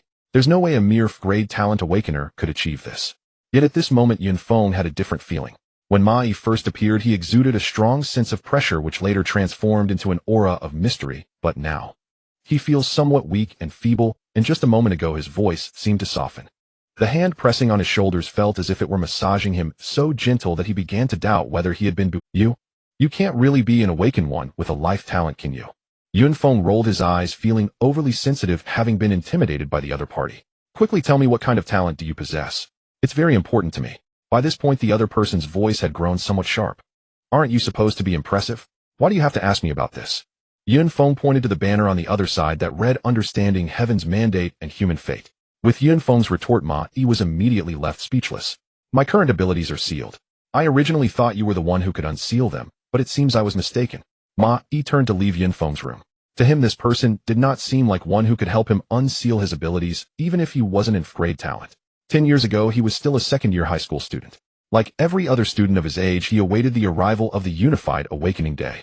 As he stood before the awakening stone, filled with ambition and dreams, the moment he touched the stone, golden light surged skyward, startling the entire school. Everyone cheered and shouted for him. In that instant, he felt like the protagonist of this era, a powerful figure soon to be named on the heavenly ranking. However, the unexpected came so suddenly. Grade talent, meditative thought. As the host of the awakening announced this, the entire school fell into silence, and his heart plunged into an icy abyss. There must have been some unknown anomaly with the awakening stone that caused the golden light, but his talent is indeed displayed as grade. No, I am truly an grade talent. I am not in grade talent. He wanted to explain and refute, but no one believed him. Is he crazy? Grade talent is grade talent, and he claims to be grade. Even self-deception shouldn't be this ridiculous. Such a person is a disgrace to the school. Throw him out. Throw him out, throw him out. The cheers that were once for him turned into mockery and abuse. The ups and downs of life were vividly reflected in this moment. He lowered his proud head, aimlessly walking out of the school and into a desolate area. Talent, destiny, grade, self-sealed, currently grade, effect unknown, waiting for the extraordinary to unseal. This is the entry that formed in his mind at the moment of awakening. It had no effects, and the conditions for unsealing were vague. Even the term extraordinary was unclear to him.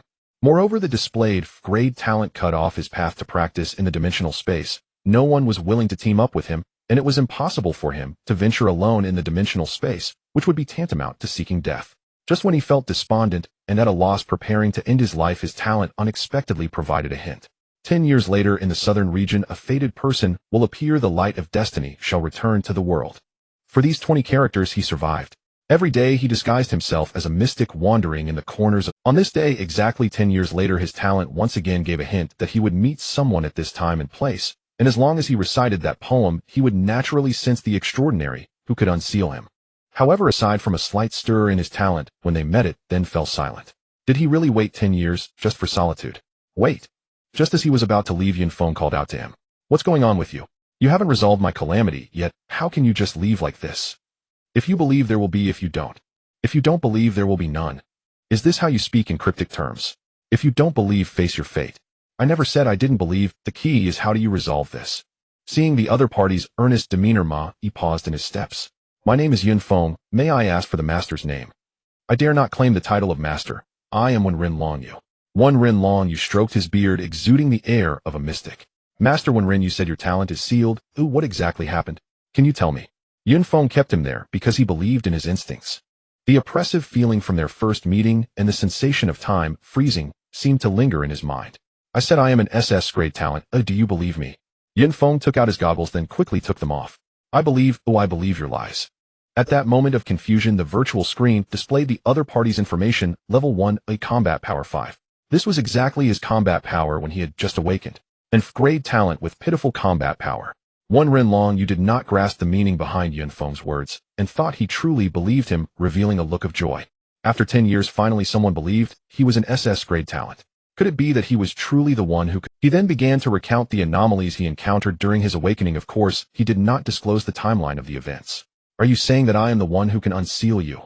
Hearing Wenrin Long narrate his story, Yun Feng gradually began to believe. If the hint is correct, it might. Wenrin Long, you wasn't very confident either. Does your talent have any other indications now? Wenrin Long, the last hint my talent gave me was find you, follow you. Follow me. Yun Feng stroked his chin. He now truly believed the other party's words. As for whether the other party was deliberately approaching him, Yun Feng had his suspicions, but felt it was unlikely. After all, in the eyes of others, he was merely an grade awakeners, and he came from an ordinary family with nothing that would warrant others scheming against him, let alone being able to recite such verses.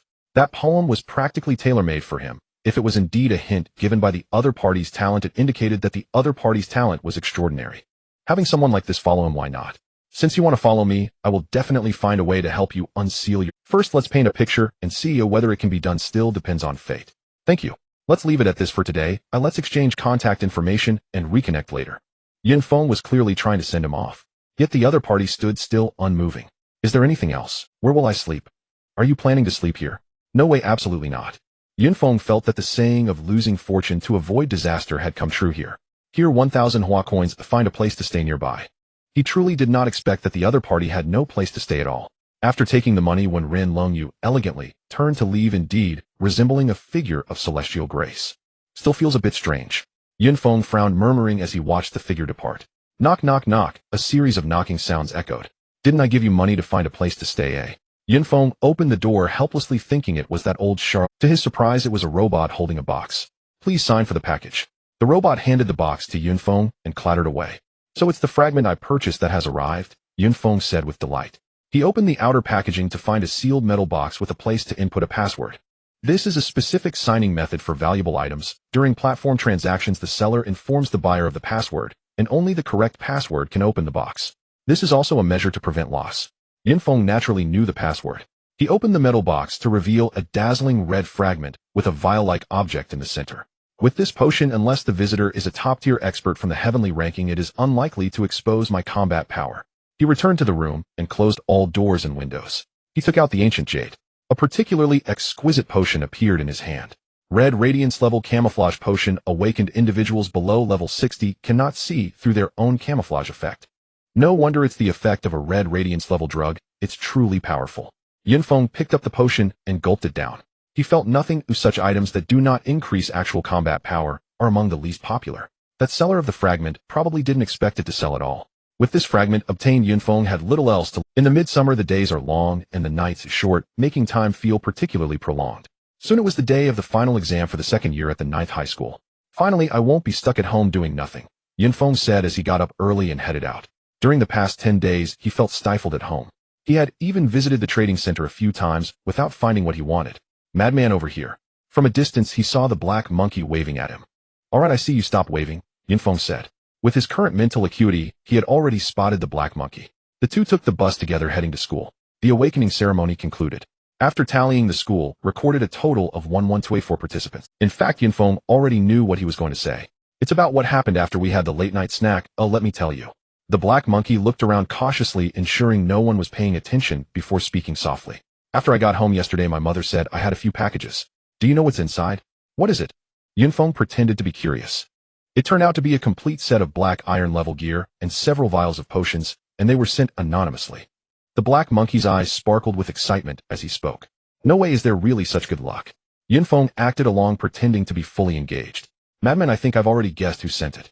Upon hearing the black monkey's words, Yunfeng became genuinely curious, eager to see what he would come up with. Madman, do you think my parents are hiding something from me? They are already quite wealthy, they just pretend to be poor because they fear I might squander it. Is it possible that I'm a hidden rich second generation, eh? Yunfeng rolled his eyes. This guy has quite the imagination, but as long as he doesn't suspect him, it's fine. I think it's very possible. Did they recruit anyone? If not, you should apply some pressure on them. What pressure? When I got home yesterday, I kept asking and almost got a double team from them. Ha ha ha. The two chatted and laughed, quickly arriving at the school. They probably knew that after today's summer vacation would begin, so everyone appeared relatively excited. Madman, do you have confidence in today's exam? Don't worry, it's a sure thing. The cultural exam is like Uzi playing Kaisa. It's incredibly easy for me. After all, I was also a top student at a 985 university in my past life, and high school knowledge is a breeze. As he made his way to the classroom, Yunfeng noticed that people around him were starting to point and whisper. With his current perception, he could catch snippets of their discussions. That waste already said he was dropping out. Why is he here again? Exactly, he's such an eyesore, as someone with that kind of talent shouldn't be allowed to enter the school as a student again. Sigh, I wonder what the school is thinking of. Why not just expel him? Keeping him here just invites humiliation. Sigh, having keen senses has its downsides. Although these words wouldn't affect him, hearing them was still unpleasant. The black monkey glanced at Yunfeng while walking and noticed he had no change in expression, which put him at ease. Having a lower level can be beneficial. With less perception, you can't hear those nonsensical remarks, which is nice.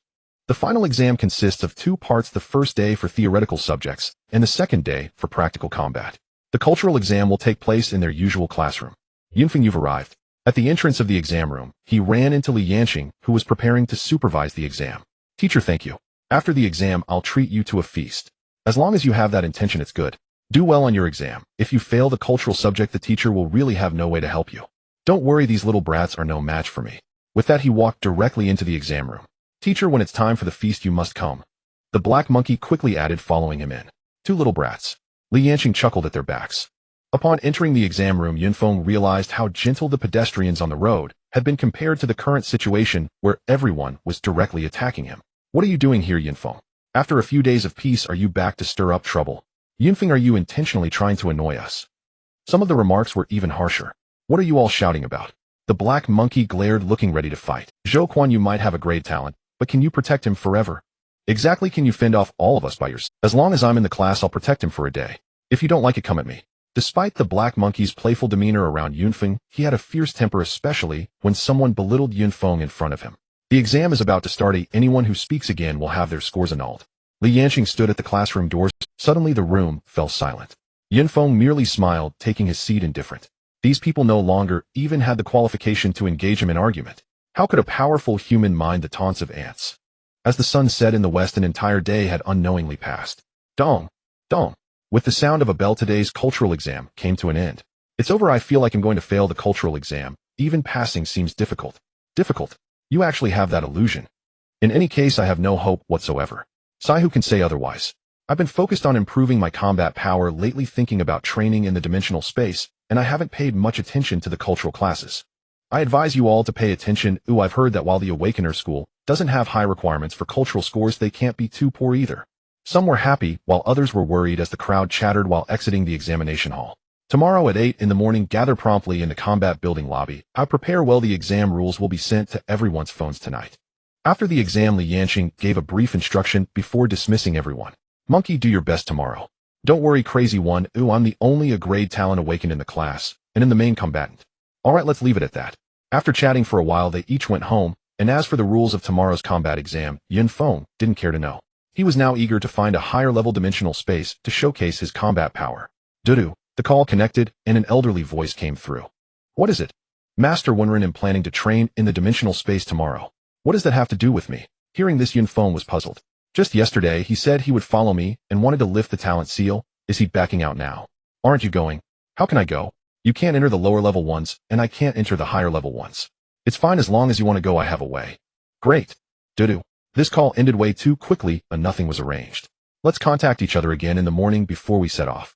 After saying that, Yun Feng took out 2 mini books and continued to comprehend martial arts with 5 comprehension opportunities remaining for each book. Now he no longer needed to demonstrate it at home. With the increase in his mental attributes, he could refine martial arts within his consciousness. Wonderful, wonderful. I finally have the chance to enter the dimensional space. In a small apartment less than a kilometer from Yun Feng's home, a fortune teller dressed in coarse linen had no appearance of an otherworldly master jumping and laughing in the room. Moreover, judging by his voice, there was no sign of age, but in fact it sounded quite crisp. It's been 10 years. I've been silent for 10 years, and I can finally enter the dimensional space for training.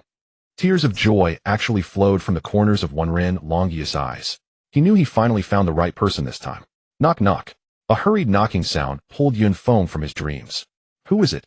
Disturbing my sweet dreams early in the morning. Yun Feng blinked half-open eyes and dragged himself out of bed. Opening the door, it was none other than the fortune teller, Wenren Longyu. You? Seeing Yun Feng shirtless, Wenren Longyu quickly turned his back. Yun Feng had a puzzled expression, wondering what was wrong with him. You should put on some clothes, we need to set off. Yun Feng looked at himself. Oh, with his physique, defined chest, and abs, was he really that unpresentable? Master, this is unnecessary. Oh, we should at least prepare a bit. I just woke up, it's not that serious really. Yun Feng was truly baffled. Wenren Longyu seemed to realize he had overreacted. Then hurry up, I'll wait for you outside. After saying that, he slammed the door shut, nearly hitting Yun Feng's nose. So impatient, where's the demeanor of a master? Yun Feng rubbed his head and walked back into the room. Actually, there wasn't much to prepare, you just bring the spatial equipment, and the rest was pretty inconsequential. Dressed and ready, Yun Feng stepped out of the door. Master Wenren, drink this before entering the space. Wenren Longyu took the small vial Yun Feng handed over, and upon closer inspection his hand involuntarily trembled. Golden grade disguise potion. This. Wenren Longyu was so excited he could barely speak. How do you have such a thing? Don't ask, don't inquire. I don't want anyone to know. I'm an invisible wealthy person. Yun Feng said with a serious demeanor, startling Wenren Longyu. An invisible wealthy person? Are we taking the bus? Otherwise, how could I be called an invisible wealthy person? Yun Feng pretended not to hear the sarcasm in Wenren Longyu's tone and continued walking towards the bus stop. It seems we need to get some transportation. Yun Feng pondered to himself. Soon the two arrived at the trading center. Do you want to buy anything? What do you want to buy? Wenren Longyu asked curiously. First, let's get you a combat goggles, and then we can see if there are any suitable tasks or dimensional spaces on the second floor. Combat goggles are sold in many places, and some people prepare several pairs since no one can guarantee that the goggles won't shatter during a fight. After purchasing the goggles, Wenren Longyu suppressed his curiosity about them and followed Yun Feng to the second floor. After a quick survey of the task hall, Yun Feng quickly locked onto a target. Alright, let's set off. Yun Feng picked up the task card and led Wenren Longyu directly to the transportation center. The dimensional space they were heading to was quite far from the safe zone, requiring a day's travel by armored vehicle. The journey to the dimensional space was always exceedingly dull. Although there were many people on the vehicle, most were resting with their eyes closed, preparing for the upcoming training. The trip was uneventful, and the next morning the two arrived at their destination. Master, have the parameters for the disguise potion been set? Don't worry, as you said, there's no problem. Wenren Longyu stroked his white beard with one hand, while making an okay gesture with the other. By the way, you had me set it to level 11. Are we going to a dimensional space above level 11? Is there a problem? Taking me a burden along with you, isn't that a bit risky? Don't worry, since you want to follow me, I won't joke with your... It's not that I'm afraid of death, I just worry about affecting your level up. Yun Feng thought to himself, you're just being stubborn.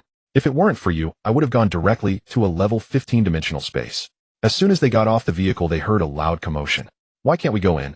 It's not easy for us to come out for What's going on with these dimensional spaces recently? It's always something wrong, and every dimensional space I've been to has been like this. So I will just have to wait. What else can we do? After all, they are concerned for our safety. Outside the base, quite a Yun Feng and Wenren Longyu approached and inquired, only to find out that this dimensional space seemed to have encountered some issue and was temporarily closed. Officer, what exactly happened inside? After all, he had received no notifications when picking up the task in the task hall. Don't ask, just stay put. The officer said sternly, clearly not planning to chat with him. Yun Feng, since we can't go in, why don't we head to a lower level dimensional space instead? At this moment, only Wenren Longyu displayed a hint of joy. What's the rush? Let me think it over. Yun Feng picked up his phone and stepped aside. And the call was answered almost instantly. Young Master Yun Feng, it's been a while. Professor, by greetings. Yun Feng greeted politely. And the voice on the other end belonged to Professor Bai of the Talent Research Institute, whom Yunfeng had briefly communicated with once before at the Feng Yun mountain base. Professor Bai had answered so promptly out of genuine curiosity, profound, unrelenting curiosity. After Yunfeng had revealed his name that day, the professor had immediately ordered a comprehensive search across Jiangnan province for any student named Yunfeng possessing exceptional talent. Yet across the entire province, more than 10,000 people bore the name Yunfeng, over 1,000 were currently enrolled students, and even the most gifted among them possessed only in-class aptitude, still not matching the individual he sought. At one point, Professor Bai even suspected the young man had spoken falsely. May I ask, young master, what brings you to me today? He raised the matter in preparing to undertake cultivation trials within the skull dimensional space, but it appears some anomaly has recently occurred there. I'd like to understand its nature. Such a trivial matter.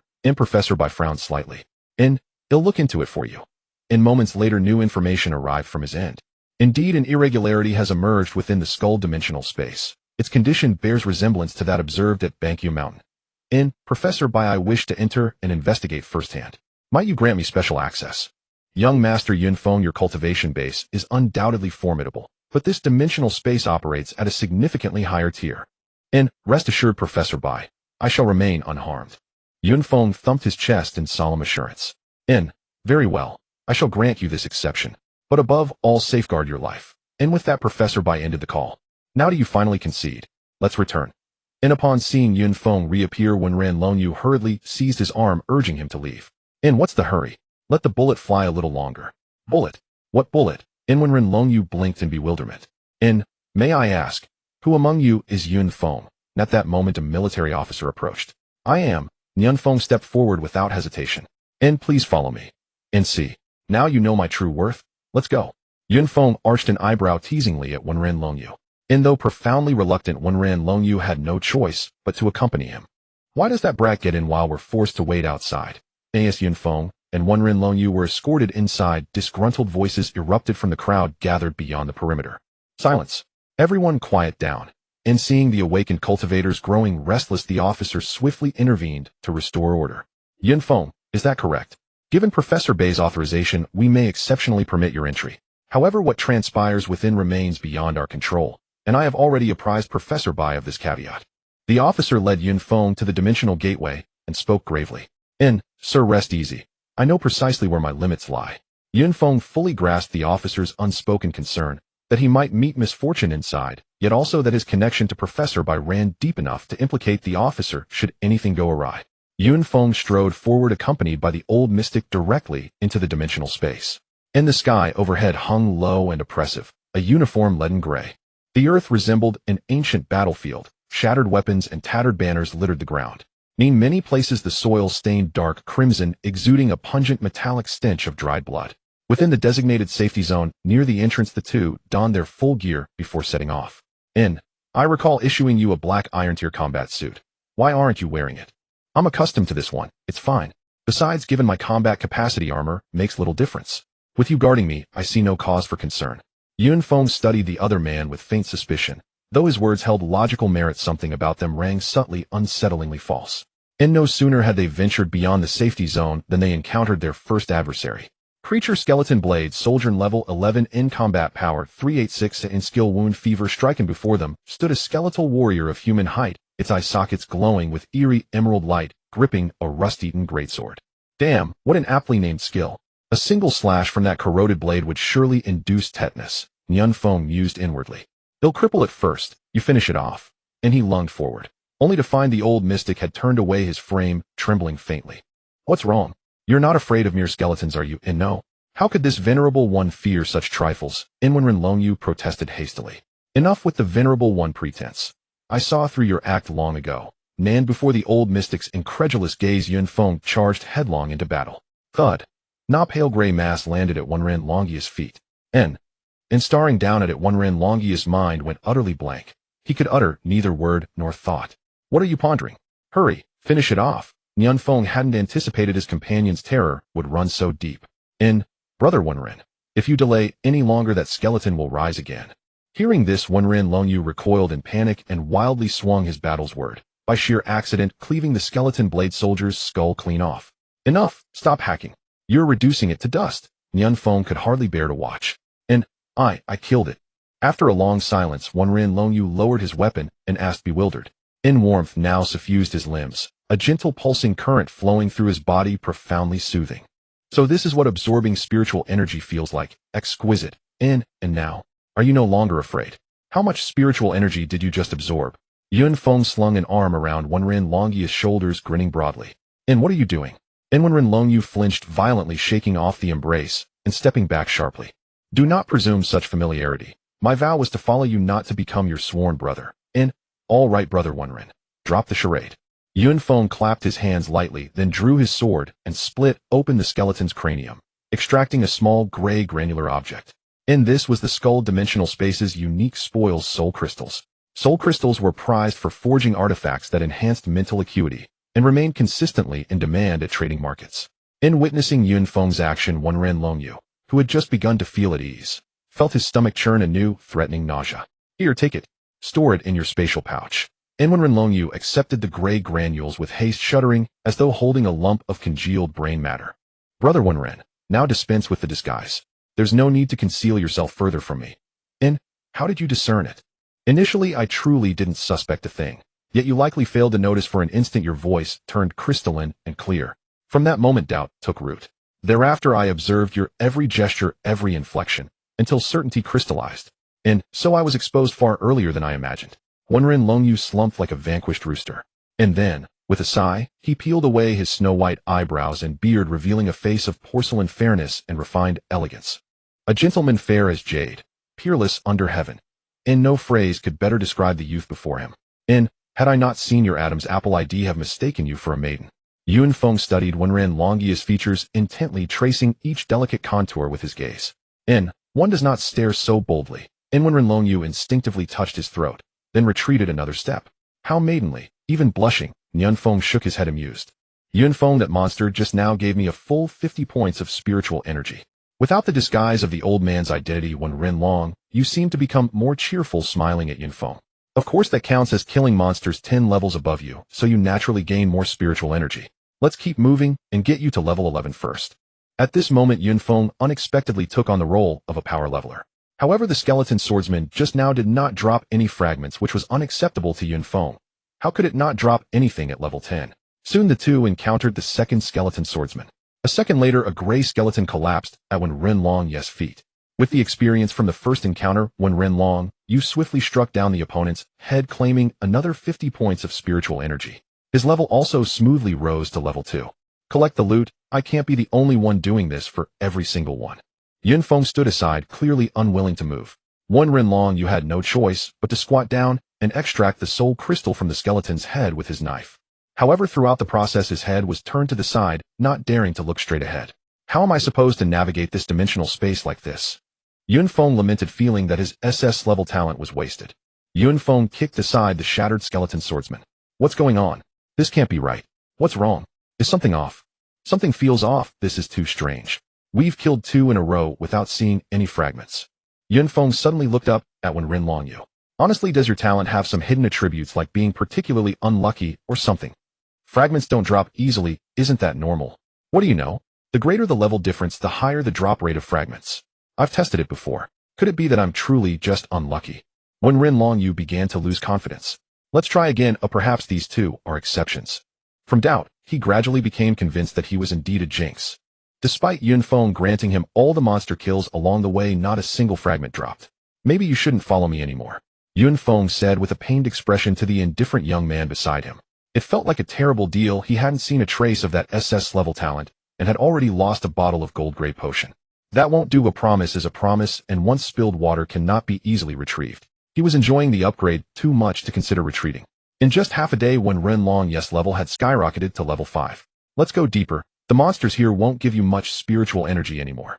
Having reached level 5, along with the absorbed spiritual energy and equipment he wore, Wenren Longyu was no longer in the awkward position of being easily defeated by monsters. Moreover, Yun Feng wanted to investigate what changes had occurred in this space. Soon they entered a zone with level 12 monsters. Monster Skeleton Axe Warrior. Level 12. Combat Power 4831. Skills Spinning Axe. The level 12 Skeleton Axe Warrior appeared visibly stronger than the level 11 Skeleton Swordsman with sturdier bones. The two axes in its hands gleamed coldly, exceptionally sharp. Upon seeing Yun Feng, the monster immediately launched its axes in a spinning motion. So you come to cause trouble right away, huh? Yun Feng raised his battle sword. With a mere flick, the two axes flew away. The skeleton that had thrown them froze in place. How could it attack now that its axes were gone? Shouldn't it strike first, and then pick them up again to continue attacking? It felt like there was no experience at all. Seeing the skeleton axe warrior staring blankly at the axes flying away, Yun Feng couldn't help but chuckle. Ha ha ha, this is too funny. Unexpectedly, when Ren Yu burst out laughing first from the side. Bang! A skeleton fell at his feet before he could finish laughing. Stop laughing and finish it off. For Yun Feng's brazen attitude, when Ren Yu could only think to join in. To level up from 5 to 6, he needed 3,000 spiritual energy, and his leveling speed had slowed down. 5 days later, the two passed through several monster zones and reached the depths of the dimensional space. At this moment, when Ren Yu finally leveled up to 10. Just as he reached level 10, he was shocked to find that his talent had made some progress. Yun Feng, I have good news and bad news.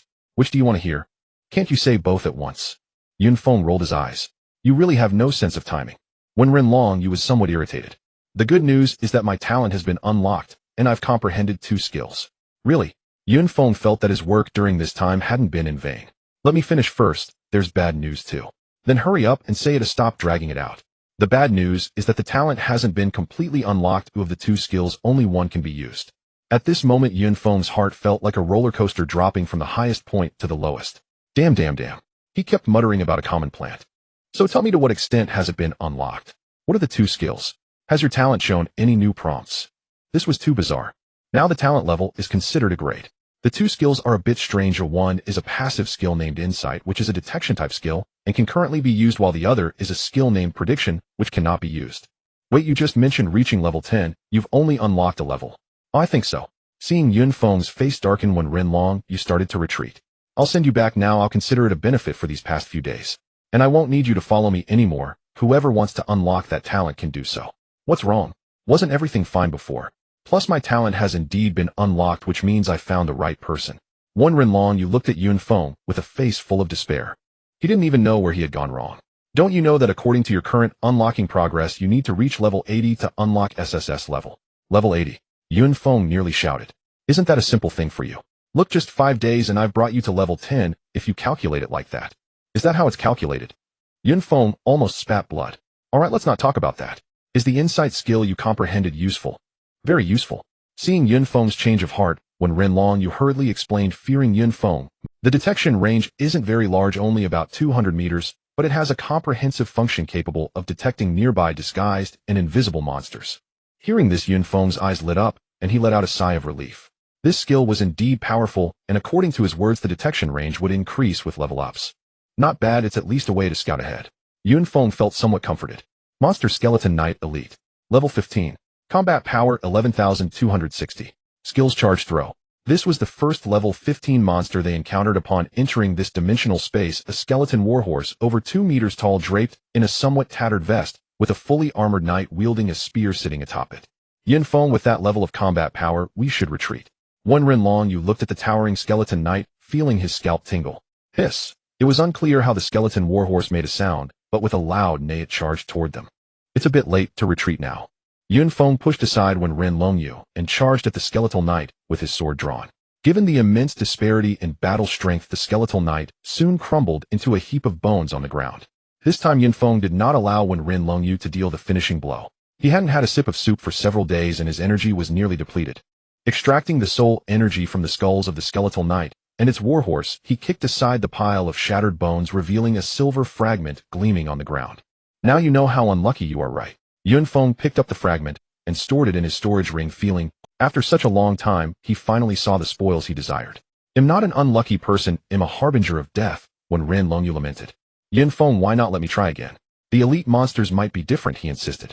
From here on we'll be facing elite level monsters. Don't even think about getting the finishing blow, it would be a waste to give it to you. Come on, there's no way. We've killed thousands of monsters along the way, and none have dropped a single fragment. Moreover, Yun Feng needed to absorb spiritual energy to enhance his combat power. Killing elite monsters 4 levels above him yielded significant spiritual energy.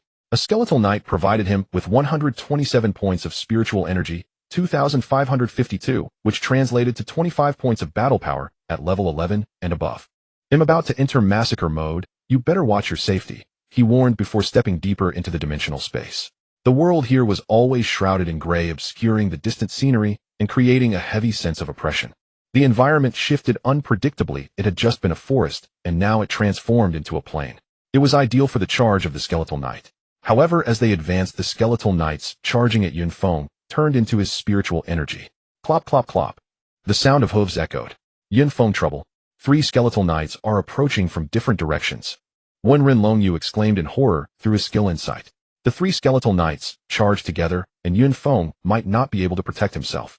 Yun Feng frowned. This situation was strikingly similar to what had happened at Bangkyu Mountain. Could it be that monsters beyond their level have appeared here? Thinking of this, Yun Feng could hardly contain his excitement. Yun Feng, are you scared? Are we going to perish here? Seeing Yun Feng trembling beside him, when Rinlongyu felt despair, his SSS talent had yet to make any difference. Boom, boom. 2 enormous explosions interrupted his thoughts. 2 small mushroom clouds rose, engulfing the 2 charging skeletal knights, who seemed lost in the smoke and never emerged. Yun Feng meanwhile charged towards another skeletal knight. As the smoke cleared, a 2-meter-wide pit appeared filled with broken metal and shattered bones. At the same time, Yun Feng had dealt with another skeletal knight. The entire process took no more than 10 seconds. What was that just now? So powerful. Just a small tool. Stay calm, stay calm. Yun Feng was quite satisfied with the power of the Thunderfire Pearl. Using such a disposable item was to ensure that when Rinlongyu did not encounter any accidents, and as long as a silver fragment dropped, it would be worth the cost. He rummaged through the skeletal remains of several skeletal knights, and by luck found a silver fragment. At his current level, the chance of obtaining fragments from killing skeletal knights was about 30. Moreover, in spaces above level 11, the probability of obtaining bronze and silver fragments from killing elite monsters at a higher level was nearly equal. With Yun Feng's endless strategies, when Rinlongyu had begun to believe he was an invisible millionaire.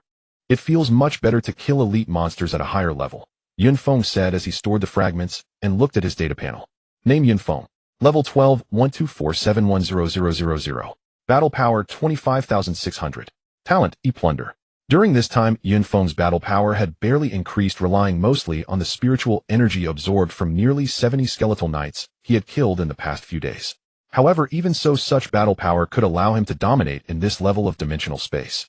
Of course, heirs with talent from wealthy families like Chu Tsangming would probably also have the capability to fully use a bronze-level potion at his stage. But Yun Feng believed that this advantage could only be leveraged in the early stages. The further he progressed, the greater his advantage would become. Such advantages could not be compensated with money, as some fragments were strategic-level materials that money could not buy, and he only needed 1 piece. Should we continue? Wen Rinlongyu asked timidly. He was unsure how many powerful disposable items Yun Feng still had, and whether he would continue to spare them for him. Of course we should continue. Yun Feng initially planned to take Wen Rinlongyu to level 10 before switching to another dimensional space. This was also the reason he chose to come here, as there was a zombie dimensional space nearby the skeletal dimensional. If Wen Rinlongyu found out, he would definitely be shocked. The two continued forward, repeatedly pressing the skeletal knights into the ground. They encountered several scenes where multiple skeletal knights charged together. As long as there were more than 3, Yun Feng would pull out a disposable item to deal with them. During his time at home, Yun Feng often wandered around the trading platform and bought quite a few disposable items. In addition to the Thunderfire Pearl, there were also others like explosive grenades and freeze bombs, all of which could effectively deal with these monsters, and for him, they were not expensive. Yun Feng, I'm in awe. I truly admire you. You're not an invisible millionaire, you're just a millionaire. No one uses expensive bronze-level disposable items to farm monsters, those are all for survival. Glad you understand, let's keep moving forward. Yun Feng stored his loot and continued. If he wasn't mistaken, they should encounter a rare-level monster soon. As expected, after crossing a small hill, a massive solitary city appeared before them. The city walls towered dozens of meters high, pockmarked and showing signs of having endured countless wars. The city gate was half open with blood stains visible, quite eye-catching.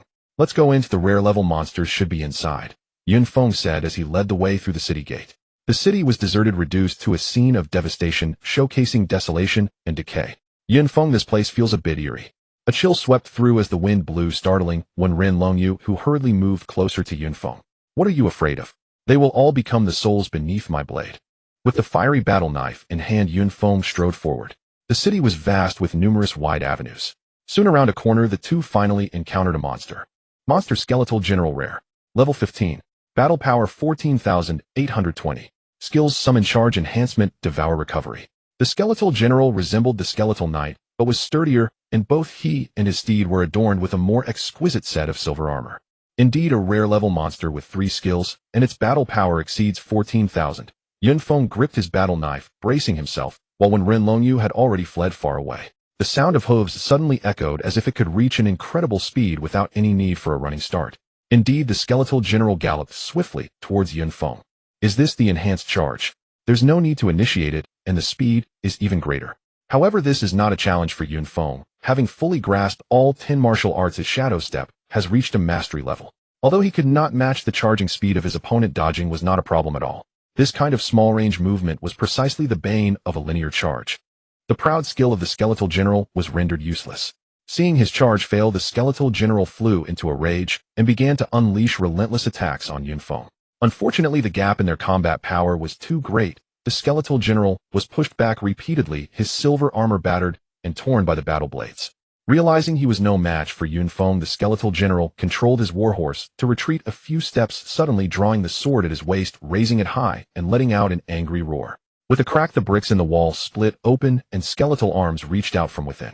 Yun Feng looked on, surprised to see information displayed on his goggles. Monster Skeletal Guardian summoned, creature level 15, combat power 800 skills none. This is the skeletal general's first skill summoning. Although these skeletal guardians have low combat power, their sheer numbers, 20 in total, make them formidable. I wonder if they drop spiritual energy when defeated. If they do, it would be great. Yun Feng gripped his blade, eyeing the closest skeletal guardian. Under the flames of the battle blade, their bodies were as fragile as paper. Indeed, I was too naive to think otherwise. Looking at the shattered remains of the skeletal guardians, he found that he had not absorbed a single point of spiritual energy.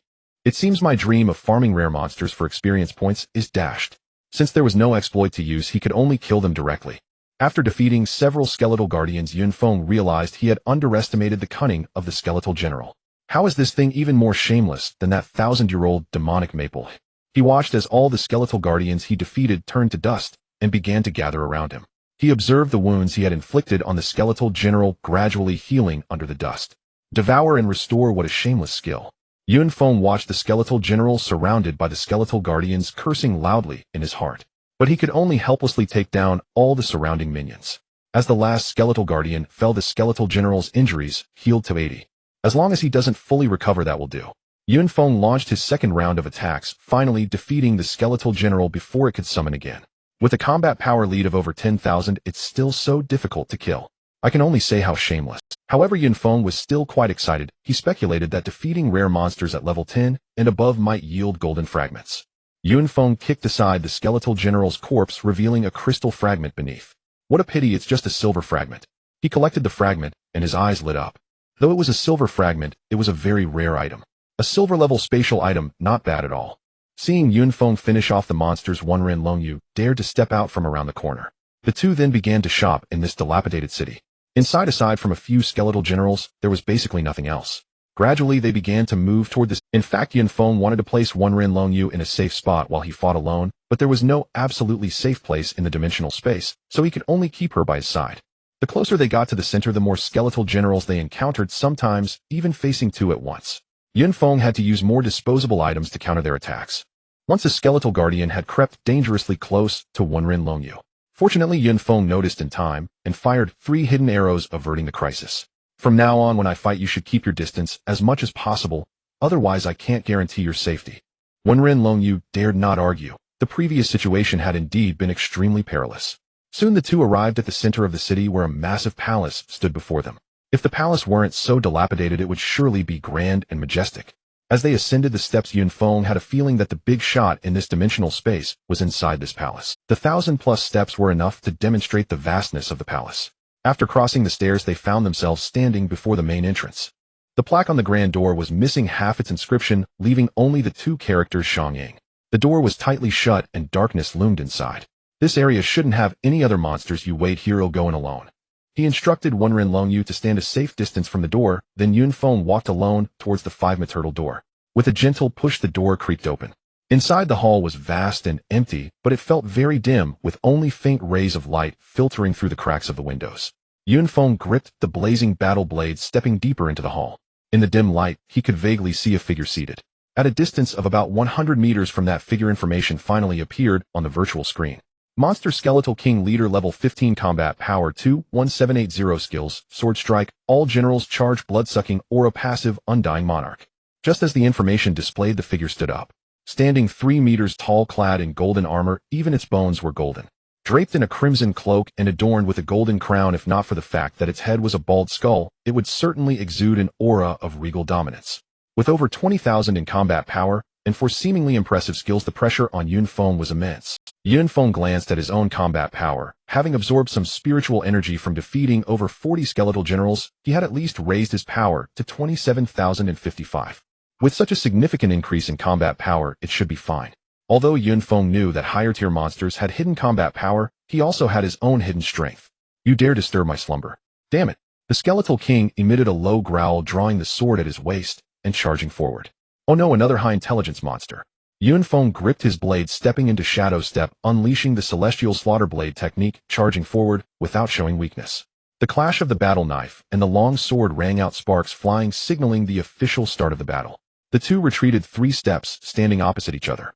Such immense strength. He had consumed 10 bottles of black iron and bronze strength potions. Facing an equally matched opponent, Yun Feng felt a surge of excitement. One tall and one short, one golden and one black, the two figures intertwined in the vast hall. Their strengths were indeed similar, but the Skeleton King moved like a rusty machine lacking fluidity. Yun Feng, having mastered the Misty Steps, kept the Skeleton King in a passive state for most of the time, and the golden armor on the Skeleton King was already showing signs of damage. Suddenly the Skeleton King let out a roar, sharply thrusting the long sword upward. Yun Feng instinctively swung down his battle knife with great force. Yun Feng was directly knocked back several dozen meters by a single strike. Damn it, using skills sneakily, how shameless. He clearly felt that this blow was different. The sword misses indeed. Interesting. Yun Feng shook his arm and continued his assault. Although that last strike had caught him off guard, it would take more to injure him. Seeing that his first skill had no effect, the Skeleton King felt his authority had been greatly provoked. Gripping the sword hilt with both hands, the tip pointing down, he thrust it fiercely into the ground. Arise, my minions. It resembled the scene when the Skeleton General activated his summoning skill. Countless cracks spread from the sword tip in all directions across the hall. The cracks grew larger, and rows of silver-armored skeleton warriors emerged from them. Monster Skeleton General summoned creature level 15 combat power 1253 4 skills none. Looking at the dense army of silver-armored skeleton generals before him, Yun Feng was stunned. Is this its second skill? 10,000 generals coming. Thankfully it's not really a million. Were all these skeleton monsters so shameless? If I can't win, I'll call my little brothers. Counting them, there were exactly 30 skeleton generals. Thankfully these summoned creatures had real combat power and no skills. Damn, if only the silver grade items could be used, I would blow you all to bits at once. Yun Feng thought. He then took out several thunderfire pearls and grenades from his spatial ring. Kill. With a shout from the Skeleton King, all the summoned skeleton generals charged towards Yun Feng. This is the moment I've been waiting for. Seeing all the summoned creatures swarm together, Yun Feng threw the 3 thunderfire pearls and grenades among them. Boom, boom, boom. The explosions rang out in succession, shaking the entire hall. The skeleton generals at the center of the blast were obliterated, and those further away were also blown away. Even the Skeleton King deep in the back was blown back several steps, his armor shattering and revealing the golden bones beneath. I wanted to treat you as a normal opponent, but what I've received in return is a sneak attack with skills and a despicable summons. Enough pretending. I'm laying my cards on the table. I have plenty of items. Looking at the now isolated Skeleton King, Yun Feng grinned. The Skeleton King naturally couldn't understand him, roaring as it launched another attack. Without your little brothers you are nothing. The black malevolence flickered on the flame battle knife. The malevolence attached to the Tian Sha blade technique wasn't very effective against skeletons, but it had a corrosive effect on his armor. As the battle continued, the armor on the Skeleton King became increasingly damaged, and cracks began to appear in its golden bones. Crack, crack. After a quarter of an hour, the bones of the Skeleton King shattered completely, finally turning into a pile of fragments on the ground. Finally over. Yun Feng let out a sigh of relief. What's going on? He realized that after defeating the Skeleton King, he hadn't absorbed any spiritual energy. Could it be? Yun Feng looked at the pile of shattered bones, and to his astonishment, they began to reassemble into a new half-kneeling Skeleton King. King unyielding. With a low growl, the Skeleton King planted its sword in the ground and slowly stood up. Damn, it actually resurrected in full state, right where it fell. Can it be any more shameless? Yun Feng cursed inwardly and had no choice but to continue the fight, and after another quarter of an hour, the Skeleton King finally fell again. This time the surge of spiritual energy left Yun Feng feeling invigorated. In truth, it was only a boost of 400 points, but for an ordinary person, that would require defeating 80 monsters. Having defeated the Skeleton King, it was now time to collect the spoils. The goggles displayed that the Skeleton King had two rare materials, a soul crystal clear as day in its skull and its undying heart. Moreover, the value shown in the goggles was exceptionally high. The combined worth of the two items exceeded 1 million. The most exciting moment has arrived. Yun Feng rubbed his hands together, staring expectantly at the pile of golden skeleton fragments. Carefully turning over the fragments, he searched through them. A purple glow emanated from the bone fragments, leaving Yun Feng momentarily stunned. It really is a purple ing-level fragment. According to my speculation, within the dimensional space of levels 11 to 15, there is indeed a chance to obtain purple ing-level fragments by defeating elite creatures, but the probability is similar to that of stealing talents from others. I can't believe I'm using up all my luck in one day.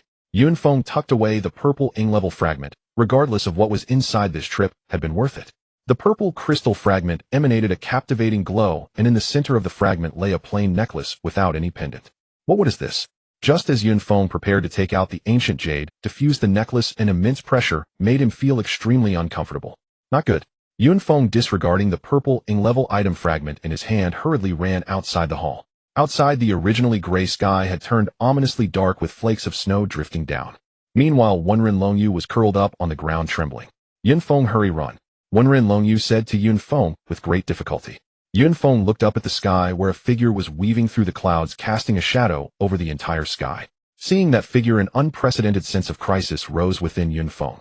Monster-level combat power skills. The appearance of such information reminded Yun Feng of the silver fox he encountered last time at Half-Autumn Mountain. Moreover, the pressure brought by this monster was 10 times greater than that of the silver fox, even though he had already reached level 12 and was nearly done with the bronze potions. You go into the hall first. If I don't come for you, don't come out. Yun Feng's expression was grave as he looked at the terrifying figure in the sky. Although the information about the monster was not displayed, Yun Feng was very familiar with this figure. In his previous life, he had encountered this kind of silhouette more than once in the game, resembling the frost dragon from Warcraft. Its body was composed of ice-blue bones with ghostly blue flames flickering in its dragon eyes. Cold frost emanated from its mouth, and as it flapped its bony wings, snowflakes fell with sharp and menacing claws. A low, deep roar erupted, as if sensing Yun Feng's gaze upon it, instantly covering the ground in a layer of frost. I knew it would be like this. Yun Feng had realized when facing the Skeleton King that the anomalies within the dimensional space were definitely not caused by him. While the Skeleton King could speak human language, it was as if it was merely programmed, mechanical, and dull. Moreover, the Skeleton King was a normal monster within this space, and did not exceed any level. However, the frost dragon that appeared at this moment was a true being that surpassed the spatial level, and it was definitely not marginally so. Facing such a colossal creature, there was no hope of escape. Whether he could flee or not was left to fate. Yun Feng glanced at the grand hall behind him and ran towards the city outskirts. Seeing Yun Feng fleeing before battle, the frost dragon sneezed in disdain and then swept its tail, adjusting its direction to chase after Yun Feng. As for Wenren Longyu in the grand hall, he had already become the dragon's meal. Damn, this speed is insane. Looking back and seeing that it had only flapped its wings once to close the distance significantly, Yun Feng had just abandoned his idea of leaving the city. Outside the city was an open area, and he would undoubtedly be a lamb waiting to be slaughtered. Human, what is the point of your escape? I can already smell its scent on you. The frost dragon had caught up to Yun Feng and unleashed a blast of icy dragon breath in his direction. At that moment, Yun Feng had just reached the corner of a street and immediately activated the misty steps, adjusting his direction to turn into another street, narrowly avoiding the dragon breath. However, the ground and walls that were swept by the dragon breath froze immediately, then quickly shattered. Yun Feng didn't dare to look back, only feeling a chilling presence brush past his back, freezing him from heel to crown. Such terrifying power! If I had been touched by that dragon breath even slightly, I would have been crippled. Yun Feng privately rejoiced. Yet the crisis was still not averted. Yun Feng recalled the fragment synthesis items he had collected during this time, and among them was something that could help him escape the current predicament. It was a piece of a rare golden-grade potion fragment he had bought on the trading platform, named the Invisibility Potion. At the time he saw this potion, Yun Feng was overjoyed. Who wouldn't like the ability to become invisible? However, as a potion, it wasn't permanent and could only last for half an hour. While this potion could allow him to escape, Wenren Longyu would surely have to wait to die in the Grand Hall. No matter, being pursued by the frost dragon like this is not a solution. I must first get out of its line of sight. With that thought, Yun Feng took out the precious potion and prepared to drink it. The frost dragon followed closely behind Yun Feng, occasionally exhaling dragon breath, which Yun Feng narrowly dodged each time. Human, have you killed a silver fox? What silver fox? I'm not sure. Just as Yun Feng was about to drink the potion, he suddenly halted, sensing he could glean some information from the frost dragon. Indeed, upon hearing Yun Feng's answer, the frost dragon ceased its dragon breath and continued questioning while pursuing Yun Feng. Humans are truly cunning as stop pretending. Only those who killed it would carry its scent. The frost dragon shook its massive head, clearly disbelieving Yun Feng's words. Are you here to avenge it? Yun Feng retorted. Avenge it? Does it even deserve that? You merely disrupted certain plans by killing it, so you must pay with your life. What if I hadn't appeared in this dimensional space today? Yun Feng asked curiously. I appeared here purely by chance. Even without me, there would be someone like me to find you and kill you no matter the space, unless you never enter dimensional spaces again. Final question, what plans do you have? Yun Feng hurriedly inquired. The frost dragon felt it had said a bit too much, yet it was not regretful, for in its eyes Yun Feng was doomed. Die, and when you're dead you'll know. Before the frost dragon could finish its words, Yun Feng vanished completely from its sight, leaving not even a trace. Roar. Just moments ago the frost dragon had been toying with Yun Feng, now realized it had been tricked, and let out a furious roar. Human, you can't escape, you absolutely cannot escape. Then an endless stream of dragon breath was shot from its mouth, scattering across various parts of the city, yet there was no sign of Yun Feng. At this moment Yun Feng was hiding in a secluded corner, watching the torrent of dragon breath fall. I need to quickly think of a way to deal with the frost dragon, or else Ren's life will be in jeopardy. I brought him here, so I must do my utmost to ensure his safe exit. By the way, I previously exploded a purple-grade fragment, though I still don't know what it is.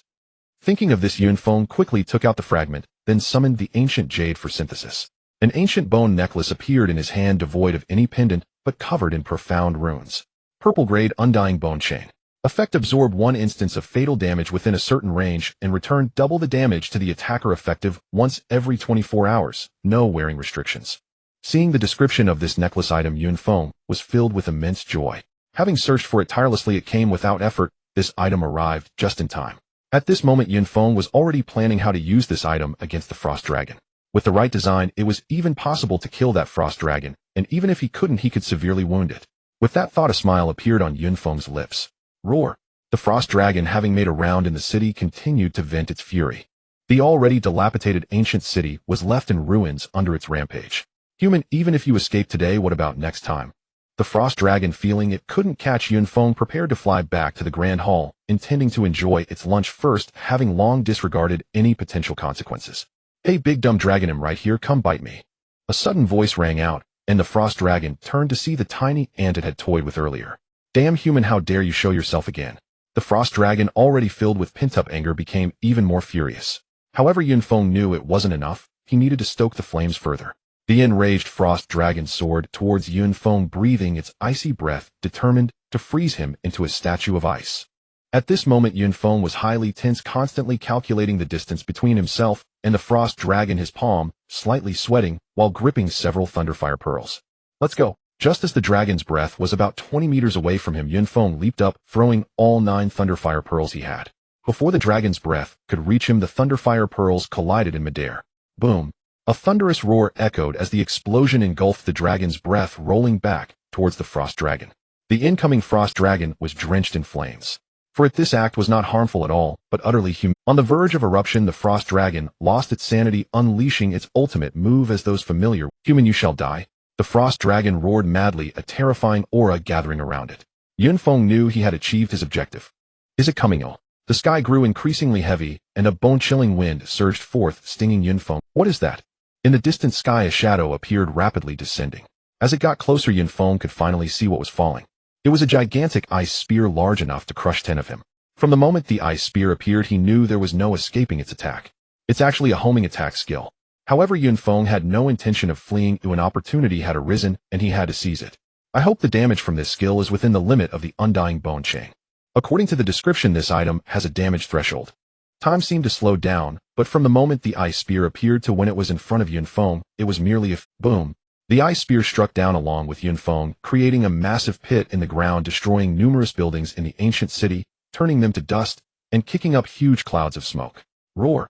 Just as the frost dragon reveled in its masterpiece, an inexplicable pain stabbed at its heart, causing it to emit a mournful roar. Moreover, it noticed that the ice-blue bones on its body had begun to crack, and the situation was worsening.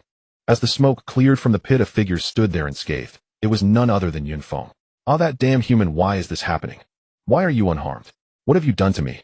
The frost dragon roared as it flew away. It was afraid, it truly was afraid. Its strongest attack had inflicted no damage on the human before it, yet it had been inexplicably struck by a terrifying force. Unfortunately, this blow wasn't fatal to it. Watching the staggering frost dragon flee, Yun Feng let out a sigh of regret. Although he hadn't achieved his desired result, at least he had scared it away. Let's get out of here. Yun Feng called for Wenren Longyu at the entrance of the hall. Yun Feng, why are you still here? What? Did you think I wanted you to stay here while I escaped alone? That's not what I meant. Enough, don't say any more, let's hurry and go before that big guy comes back. Without further ado, the two quickly made their way out of the dimensional space.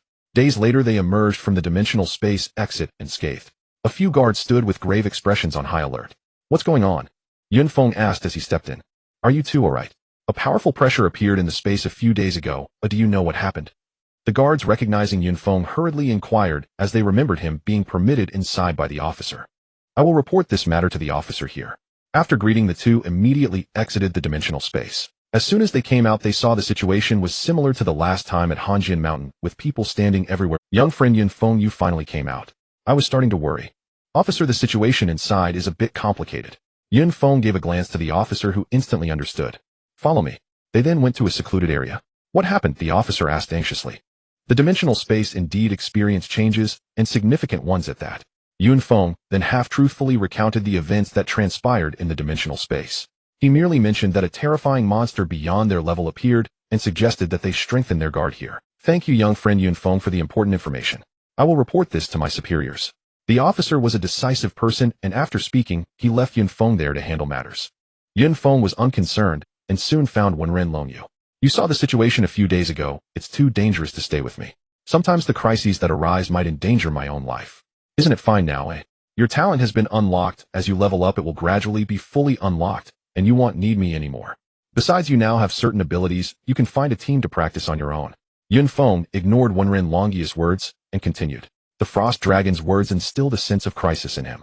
If he encountered such terrifying beings every time he entered the dimensional space, he would inevitably become a lone wolf in the future, which suited him just fine. Seeing that Yun Feng was resolute, and that he was indeed a burden now, Wenren Longyu could only accept reality. Let's go back. Yun Feng was originally planning to venture into the neighboring zombie dimensional space, but today's events made him feel a sense of urgency. He decided to prepare more before exploring and upgrading. On the way back, the armored vehicle only had the two of them inside. Even in a small one, it felt quite empty. Yun Feng, is there something on your mind? Noticing Wenren Longyu's hesitance, Yun Feng asked curiously. When we part this time, when will we meet again? If you want to meet, you can come find me anytime. You know my address and contact details. Yun Feng chuckled. His big brother was being shy. Oh, the armored vehicle fell into silence again. A day later, the two returned to the safe zone. They first returned to the trading space.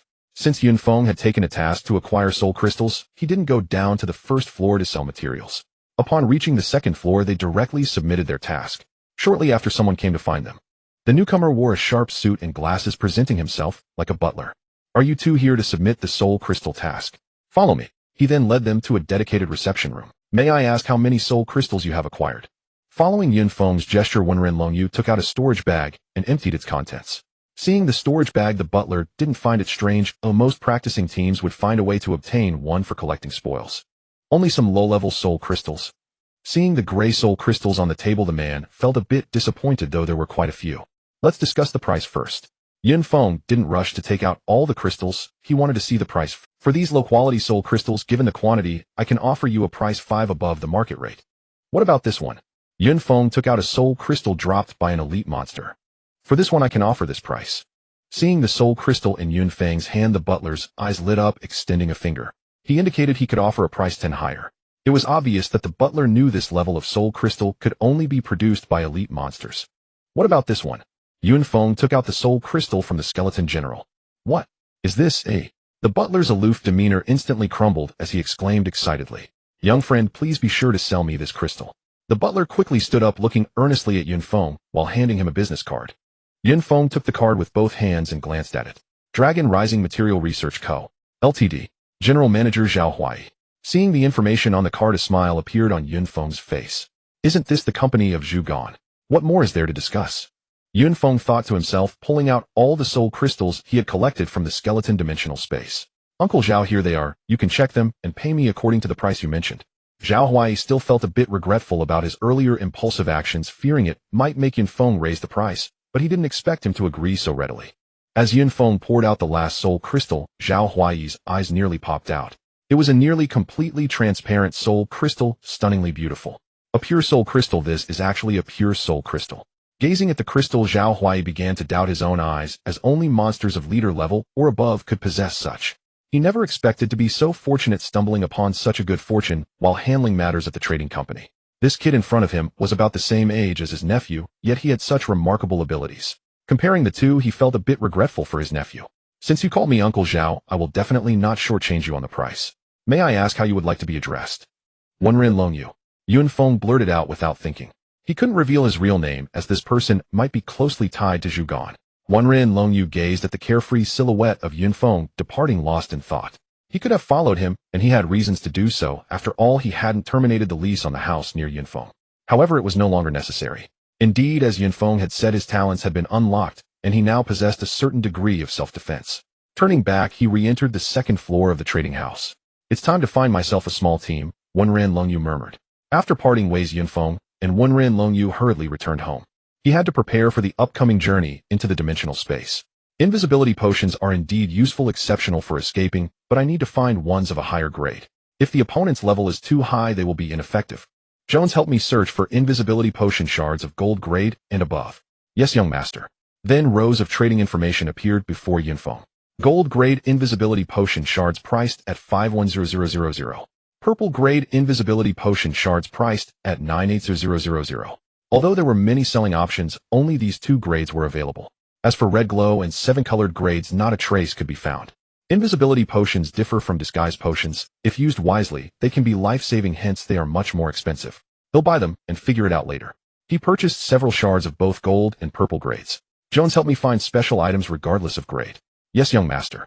Soon a dazzling array of items filled the interface, overwhelming Yunfeng. Many of these items left him both amused and bewildered.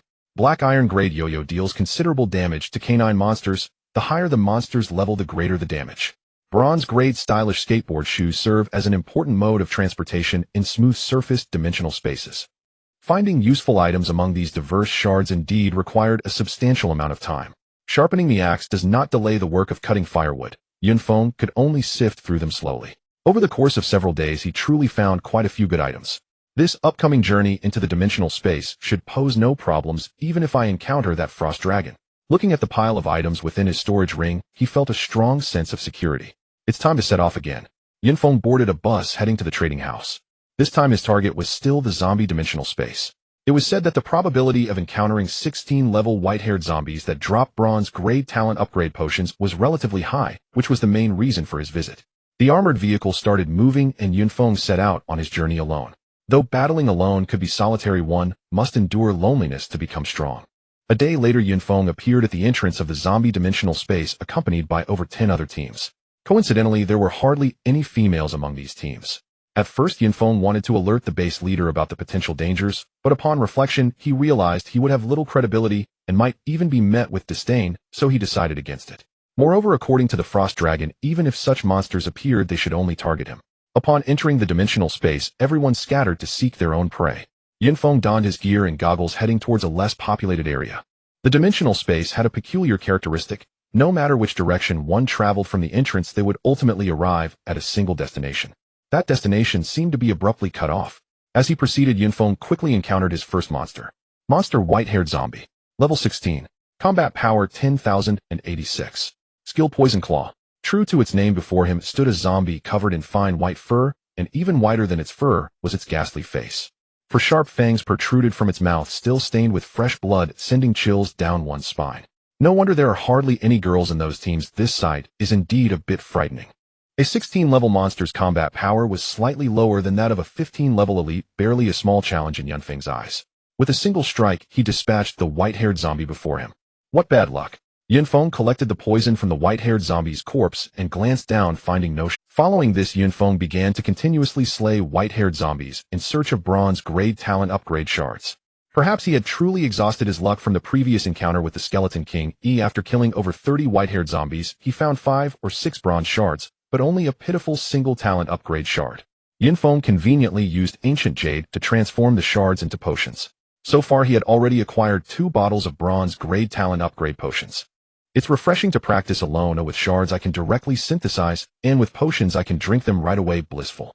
He gulped down the 2 upgrade potions. As expected, there was not even the slightest change in his talents. However, Yunfeng was not in a hurry for him, it was merely a matter of time. Still a bit too slow, it seems I need to speed things up. Yunfeng took out a trap-like item. It was the bronze-grade trap he had obtained earlier. Although it resembled an animal trap, its function was entirely different. As long as it was placed on an open area, it would emit a peculiar scent to lure monsters over. Now I just need to wait for the monsters to arrive. This trap can only last half an hour, so I hope it doesn't disappoint me. Yunfeng placed the trap on a large flat area, and then climbed up a nearby tree. 5 minutes. 10. To his surprise, not a single monster had appeared. Could it be a faulty product? Just as Yunfeng was about to leave a bad review, he heard a noise not far away. A white-haired zombie was hopping towards the position of the trap. It seems I was too anxious. After all, the effective time is only half an hour. Soon more and more white-haired zombies began to appear. By the time half an hour had fully elapsed, over 100 white-haired zombies had gathered in the area. Time to reap the harvest. Yunfeng smiled as he took out several Thunderfire pearls from his storage ring. With so many zombies, he did not want to kill them one by one. Boom, boom. Several Thunderfire pearls landed near the trap, creating a violent explosion. Yunfeng felt a surge of spiritual energy rushing into his body, a sensation beyond description. Except for a few white-haired zombies slightly further out, the rest were annihilated. Yunfeng jumped down from the tree and dealt with the remaining 10 or so white-haired zombies. This wave granted him nearly 3,000 spiritual energy. Only Yunfeng could level up by killing monsters like this. Others might not even recoup the ticket price. Let's see how many shards I can find among these more than 100 white-haired zombies. Yunfeng rummaged through the bodies of the white-haired zombies. I suspect that guy transferred his bad luck to me. Yunfeng looked at the 3 bronze-grade talent upgrade shards in his hand, nearly in tears. Wenren Longyu. Yunfeng blurted out without thinking. He couldn't reveal his real name, as this person might be closely tied to Zhugan. Reaction. He then tried the second bottle, still no reaction. Who can afford this? The success rate of bronze-grade upgrade potions is noticeably lower than that of black iron-grade ones. Yunfeng was now cursing under his breath. However, he thought to himself, if the talent upgrade potions were so easy to succeed, humans should be able to accumulate some high-grade talents. Forget it, if it doesn't work, I'll just keep trying. Oh, what a pain. Yunfeng downed the last bottle of bronze-grade talent potion. This is too much to bear. Yunfeng was so angry, he was jumping up and down. After consuming 5 bottles in total, he hadn't even stirred a ripple. I refuse to believe this. Yunfeng took out another trap and set it in a different location to try again. Not far from him, several other teams were also hunting the white-haired zombies. After all, the talent upgrade potions dropped from these creatures were quite valuable. Captain, isn't something off? The number of white-haired zombies seems too scarce. Right, this is the lowest level zombie here. Illogically, there should be the most of them. Several teams searched the area for a long time, but couldn't find a single zombie, leaving them puzzled. Captain, what's that white pile over there? One of the teams approached the area where Yunfeng had previously killed the white-haired zombies. Let's go check it out.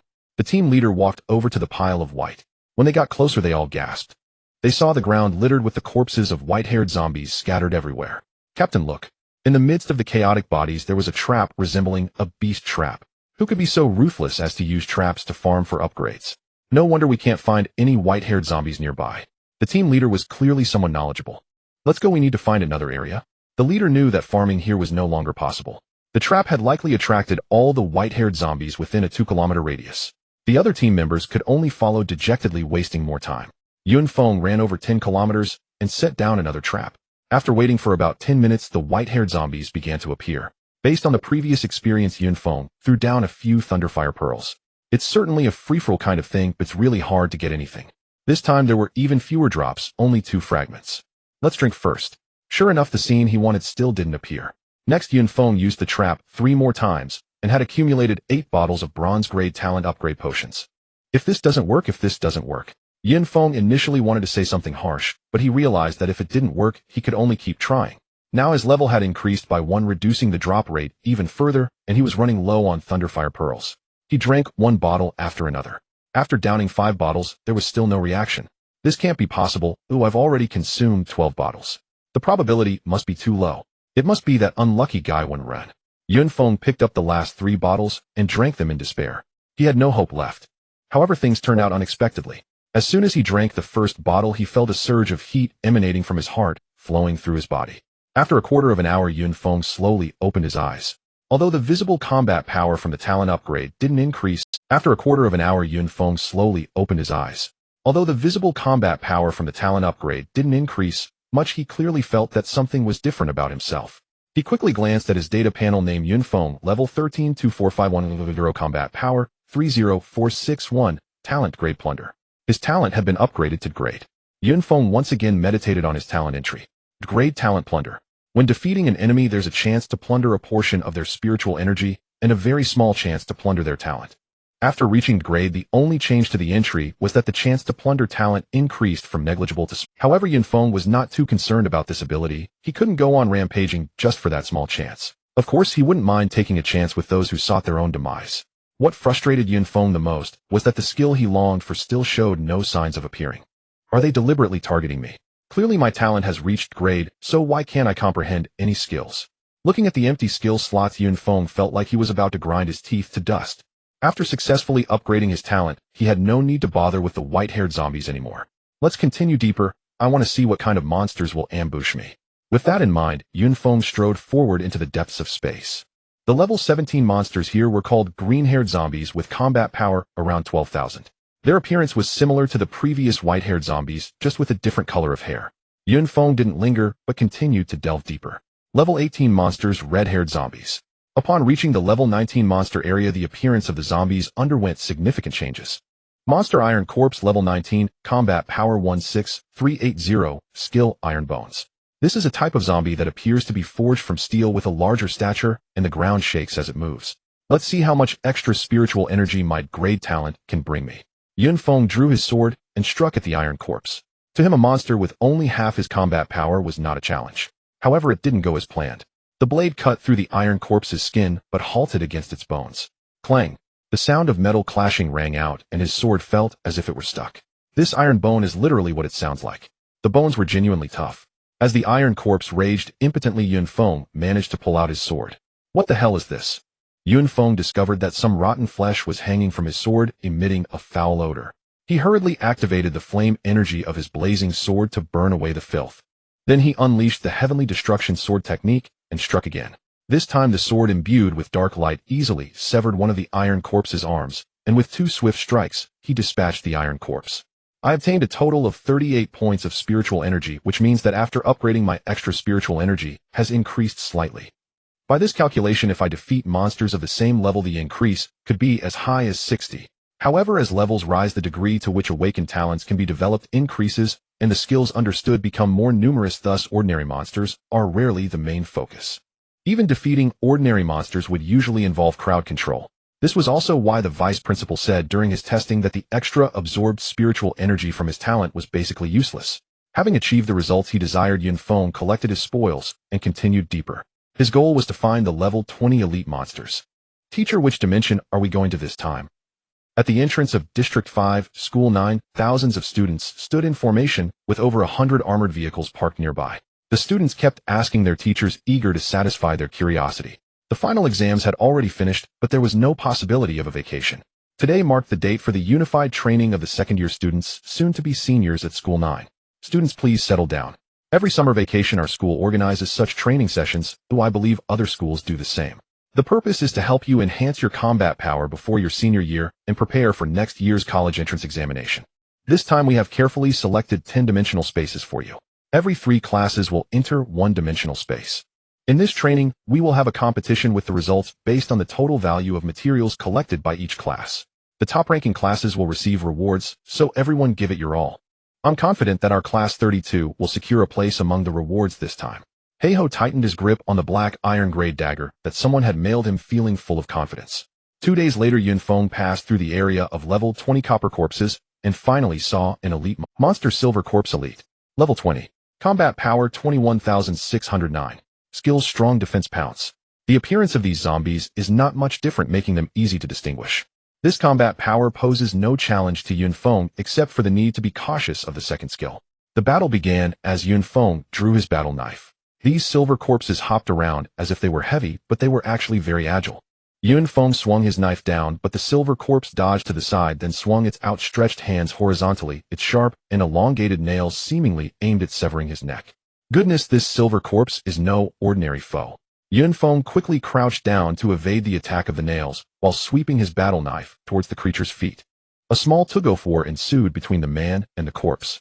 The silver corpse suddenly jumped back, and Yun Feng thought the monster was going to flee only to see the silver corpse bending its knees, as if preparing to squat.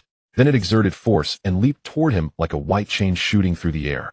The speed took Yun Feng by surprise. Hiss! Yun Feng tried to dodge to the side, but was just a fraction too slow. The sharp nails grazed his bronze-level battle attire, leaving a bloody cut on it. Damn my battle attire. This cut would require at least 100 currency to repair back home. Battles do incur damage, however Yun Feng had previously almost never been injured. Of course, whether it was crafted from fragments or human-made, as long as it didn't suffer catastrophic damage, it could be repaired upon returning to a safe zone. Glancing at the scar on his right arm, Yun Feng glared at the silver corpse. You better drop a good fragment for me today. Not long after the silver corpse fell to the ground defeated by Yun Feng's furious attacks. The zombie dimension space, like the skeleton dimension space, only has one type of loot, which is corpse poison, though the type varies by the level of the zombie. After collecting the corpse poison, Yun Feng kicked the silver corpse aside, revealing a blue fragment lying quietly there. What a loss. It turned out to be just a bronze-level fragment.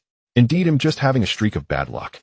Yun Feng shook his head, helplessly regretting mentioning the name Wen Ren Longyu when he faced Zhao Huai. Although it was a bronze fragment, it was still considered a rare item fragment, providing Yun Feng a bit of solace. After putting away the fragment, Yun Feng continued to search for silver corpses. The level and combat power of the silver corpses were quite suitable for his current training, especially since they provided a good amount of spiritual energy. He was hunting monsters across 7 levels, and each elite monster yielded 178 spiritual energy. For the next period, Yun Feng basically stayed in the silver corpse area. Is what the frost dragon said true? Yun Feng had been here for a few days, and his level was about to reach 15, yet he had not seen any particularly special monsters appear. What am I even expecting here? Isn't it better that nothing has appeared? Yun Feng chuckled self-deprecatingly and continued hunting monsters. After half a day, his level finally rose again. Name Yun Feng. Level 15, 681-0000. Combat power 33,680. Talent level plunder. Yun Feng had become quite calm about not gaining any skills upon reaching level 15. It's time to face some stronger monsters. He left the elite monster area and ventured deeper. The sky in the zombie dimension was already beginning to darken, and the originally gloomy sky was now even more ominous. Looks like it's about to get dark here. I came at a bad time.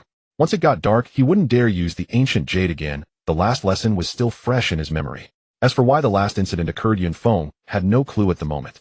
In the shadowy forest, he spotted a glimmer of golden color. Monster Golden Corpse Rare. Level 20. Combat power 26,540. Skills Golden Armor Counter-Strike Passive Weakening Roar Body Doubling. Iron Corpse, Copper Corpse, Silver Corpse, Golden Corpse. He was somewhat looking forward to what the next tier of zombie would be. The Golden Corpse was even more formidable than the Silver Corpse, its golden body almost blinding. Could it be made of pure gold? However, in this world, metals like gold and silver weren't valued. Yun Feng charged in with his knife. Having leveled up twice, his combat power had significantly increased. The Golden Corpse posed no threat to him. Clang! His battle knife struck the golden armor of the Golden Corpse, producing a crisp sound, while leaving a deep cut several centimeters long. Beneath the golden armor lay a decaying body, emitting an exceptionally foul stench as the rotten flesh seeped out. Disgusting. Yun Feng stepped back to distance himself from the foul smell. Moi. As he tried to continue his attack, Yun Feng noticed a slight wound appearing on the skin beneath his battle attire. This must be the first skill of the Golden Corpse Golden Armor Counter-Strike. Yun Feng frowned. Despite having filled up on defense potions, this passive counterattack skill still inflicted damage on him. However, this level of damage would heal naturally in a few minutes, even without taking any measures. Roar. The injured Golden Corpse let out a tremendous roar, and even from a few meters away, Yun Feng could smell the foul stench emanating from its mouth. Moreover, Yun Feng felt that after the roar, his body had obviously undergone some indescribable changes. Let's end this quickly. Yun Feng could no longer tolerate the horrible stench coming from these zombie monsters. With a single slash, a deep, bone-visible wound appeared on the Golden Corpse. Oomph. Yun Feng let out a grunt. A wound 10 times larger than the previous one appeared on his body, visible from the outside, and blood stained his battle attire. This monster is so disgusting. Yun Feng thought that even if it stood still, some teams might struggle against it, potentially leading to casualties. The combination of Golden Armor Counter-Strike and Weakening Roar was simply perfect. However, the Golden Armor Counter-Strike shouldn't have much effect against long-range attacks. Yun Feng drank a healing potion, tended to his wounds, and chose not to engage in close-range attacks, at least until the effect of the Weakening Roar wore off. Retreating to a distance, Yun Feng raised his left hand. Whooshed! A sleeve arrow shot out quickly, directly embedding itself into the wound of the golden corpse, a light green liquid spraying out from inside. As expected, the counterattack from a distance is significantly reduced, and the further away I am, the less counter damage I take. This makes things easier. Sleeve arrows are not like those electronic pulse pistols. They can't be used casually. The golden corpse's speed couldn't match Yun Feng's, especially with his evasive footsteps. It could only passively endure the attacks. Yun Feng was able to comfortably stay in the distance, continuously firing arrows. Just when he thought this would be over, the golden corpse finally unleashed its last skill. Its outstretched hands suddenly bulged, stretching infinitely toward Yun Feng. Damn, it can do that too. Yun Feng hurriedly dodged. Little did he know that those hands could curve, and they quickly pursued him again. Do you really think I'm afraid of you?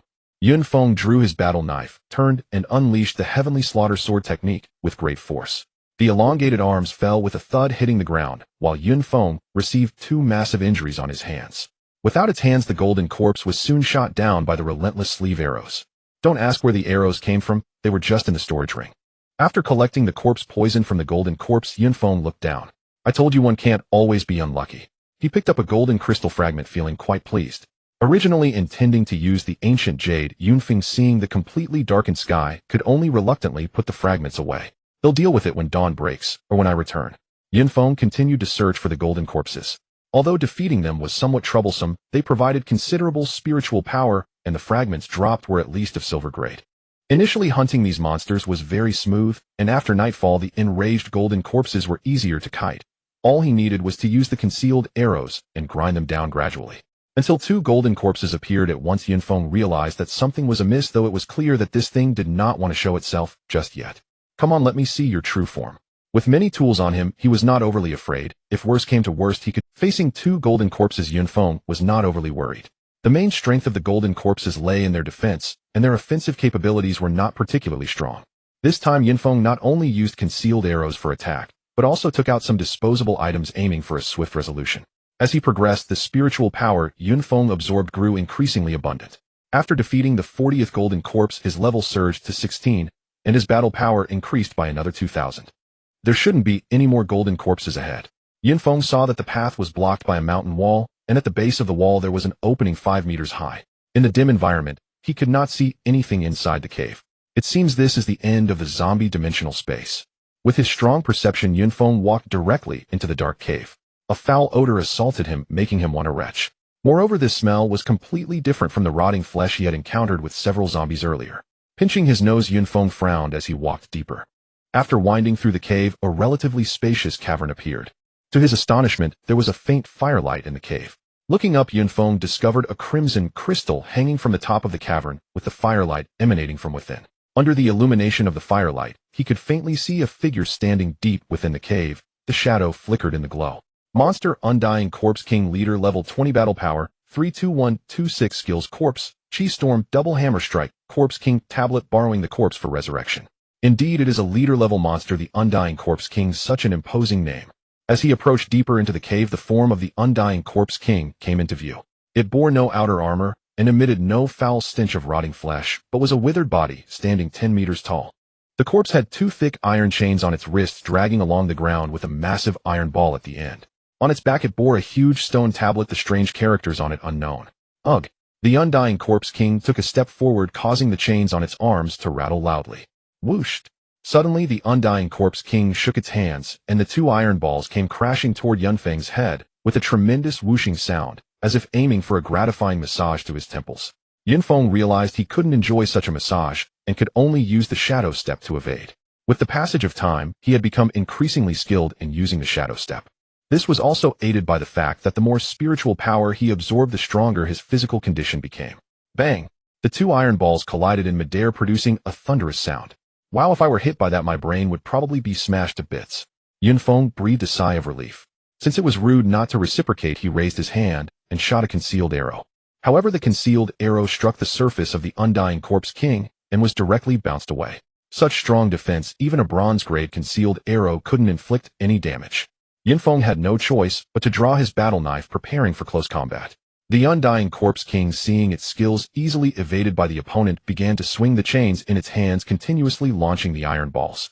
Yun Feng continuously advanced between the iron balls and chains, getting closer to the Undying Corpse King. Suddenly, he noticed a gray-green gas emanating from the undying Corpse King's body. When his battle knife and combat suit came into contact with that gas, they emitted a hissing sound, and he saw that small areas of the knife and suit were corroded. Such a domineering corpse chi, this is quite difficult to deal with. Yunfeng could only retreat temporarily. Although his battle power was slightly higher than the opponent's, it was not by much, and mainly because he had no skills, he was at a disadvantage. As the corpse chi gradually dissipated, Yunfeng charged toward the undying Corpse King again. This time no corpse chi emerged since skills could not be used indefinitely. Clang! The battle knife struck the undying Corpse King's body, as if hitting an alloy plate, leaving only a shallow mark. Damn, this thing has great strength and strong defense, really hard to deal with. Yunfeng unleashed the celestial saber technique, the dark blade light, slicing through finally, leaving a considerable wound. It seems I need to find a more advanced martial art when I return. Yunfeng thought to himself. As long as he could inflict damage, killing it was just a matter of time. While Yunfeng was continuously dealing damage to the undying Corpse King, a sudden tremor shook the ground. Bang! The huge stone tablet behind the Corpse King was slammed down to the ground. Seeing the opportunity, Yunfeng retreated. He had always wanted to see what that stone tablet behind the Corpse King really was. As the stone tablet fell, a large amount of gray-green corpse chi began to rise from it. With the corpse chi gathering, small zombies over a meter tall appeared beside the stone tablet. Roar! The Corpse King let out a loud roar, and those small zombies rushed toward Yunfeng recklessly, though they were already devoid of life. The small zombies did not even appear on the goggle's information display. Yunfeng attempted to shoot a concealed arrow, but the small zombie was pierced by the arrow and instantly turned into a cloud of corpse chi, returning to the Corpse King tablet. It seems that unless I destroy the Corpse King tablet, these small zombies will never be finished off. On the Corpse King's steely, grotesque characters shimmered with a green light, as the immortal Corpse King held his iron chains, standing ready to face Yunfeng. The corpse energy emanating from the steel continued to heal the injuries on the Corpse King's body, reinforcing Yunfeng's determination to shatter the steel at the earliest opportunity. Yunfeng gripped his battle knife, targeting the steel. After attacking for a while, he noticed that the Corpse King was obsessively protective of the steel, unwilling to let it suffer even the slightest damage, even at the cost of his own injuries. Could it be that the steel is not as solid as it appears? A sudden guess sprouted in Yunfeng's mind. However, there were too many small zombies, and he had to dodge the iron chains and iron balls flying in from Waknoshir, making it exceedingly difficult to approach the Corpse King's steel. It seems I need to resort to some tricks. Yunfeng took out a boomerang from his storage ring. This was a bronze-level item, known as the Phantom Boomerang. Once thrown, the boomerang would transform into numerous phantoms, each causing minimal damage, but their sheer number made them an excellent tool for diversion. After Yunfeng hurled the Phantom Boomerang, it filled the air with countless illusions.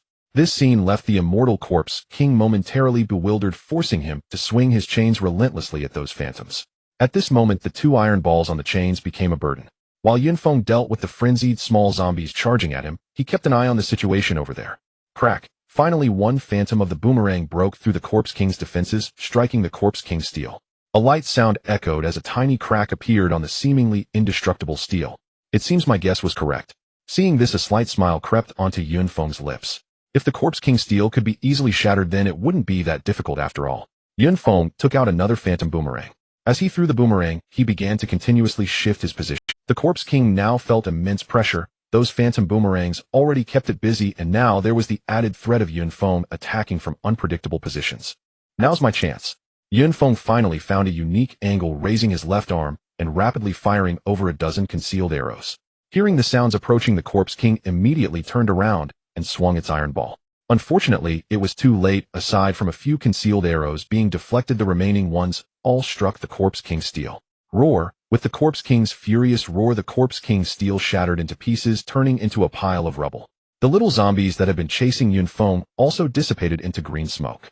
With the steel destroyed, the Corpse King would no longer be able to unleash that skill, and Yunfeng regained the upper hand. Now only one final skill remained untriggered. Yunfeng kept an eye on this matter, but until the Corpse King collapsed, the final skill did not activate. What he did not know was that the resurrection skill required a nearby corpse to trigger. Originally, a monster like the Corpse King was not meant to be soloed. It required a team, or even several teams, to cooperate in order to defeat it. And during the team battle, as long as there was a casualty, it would meet the condition to trigger the final skill. Unfortunately, they encountered Yunfeng. Team, what was that sound just now? Could there be another top team trying to hunt the Corpse King? Impossible. I checked, and no powerful teams have entered this dimensional space during this time. At that moment, a team of 20 advanced deeper into the zombie dimensional space, headed straight for the immortal Corpse King's cave. Pick up the pace. Hey, I want to see which team is trying to snatch this Corpse King from me. The leader of the Qin team waved his hand signaling everyone to move at full speed. Soon the team approached the entrance of the Corpse King's cave. Qin team, it's so quiet inside, could they have been wiped out by the Corpse King? The Qin team was also puzzled. Illogically, a team daring to challenge the Corpse King should not be weak. How could they be wiped out so quickly? Li Si, go investigate and see what's happening inside. Li Si was the scout of their team, possessing a clever talent of super perception, which was significantly stronger than that of ordinary people. Soon Li Si returned from his investigation. Qin team, I feel like there's something wrong with my talent. What exactly is happening? He had great faith in this team member who was undoubtedly skilled in scouting and had never made a mistake. There is only one person inside. Then where's the Corpse King?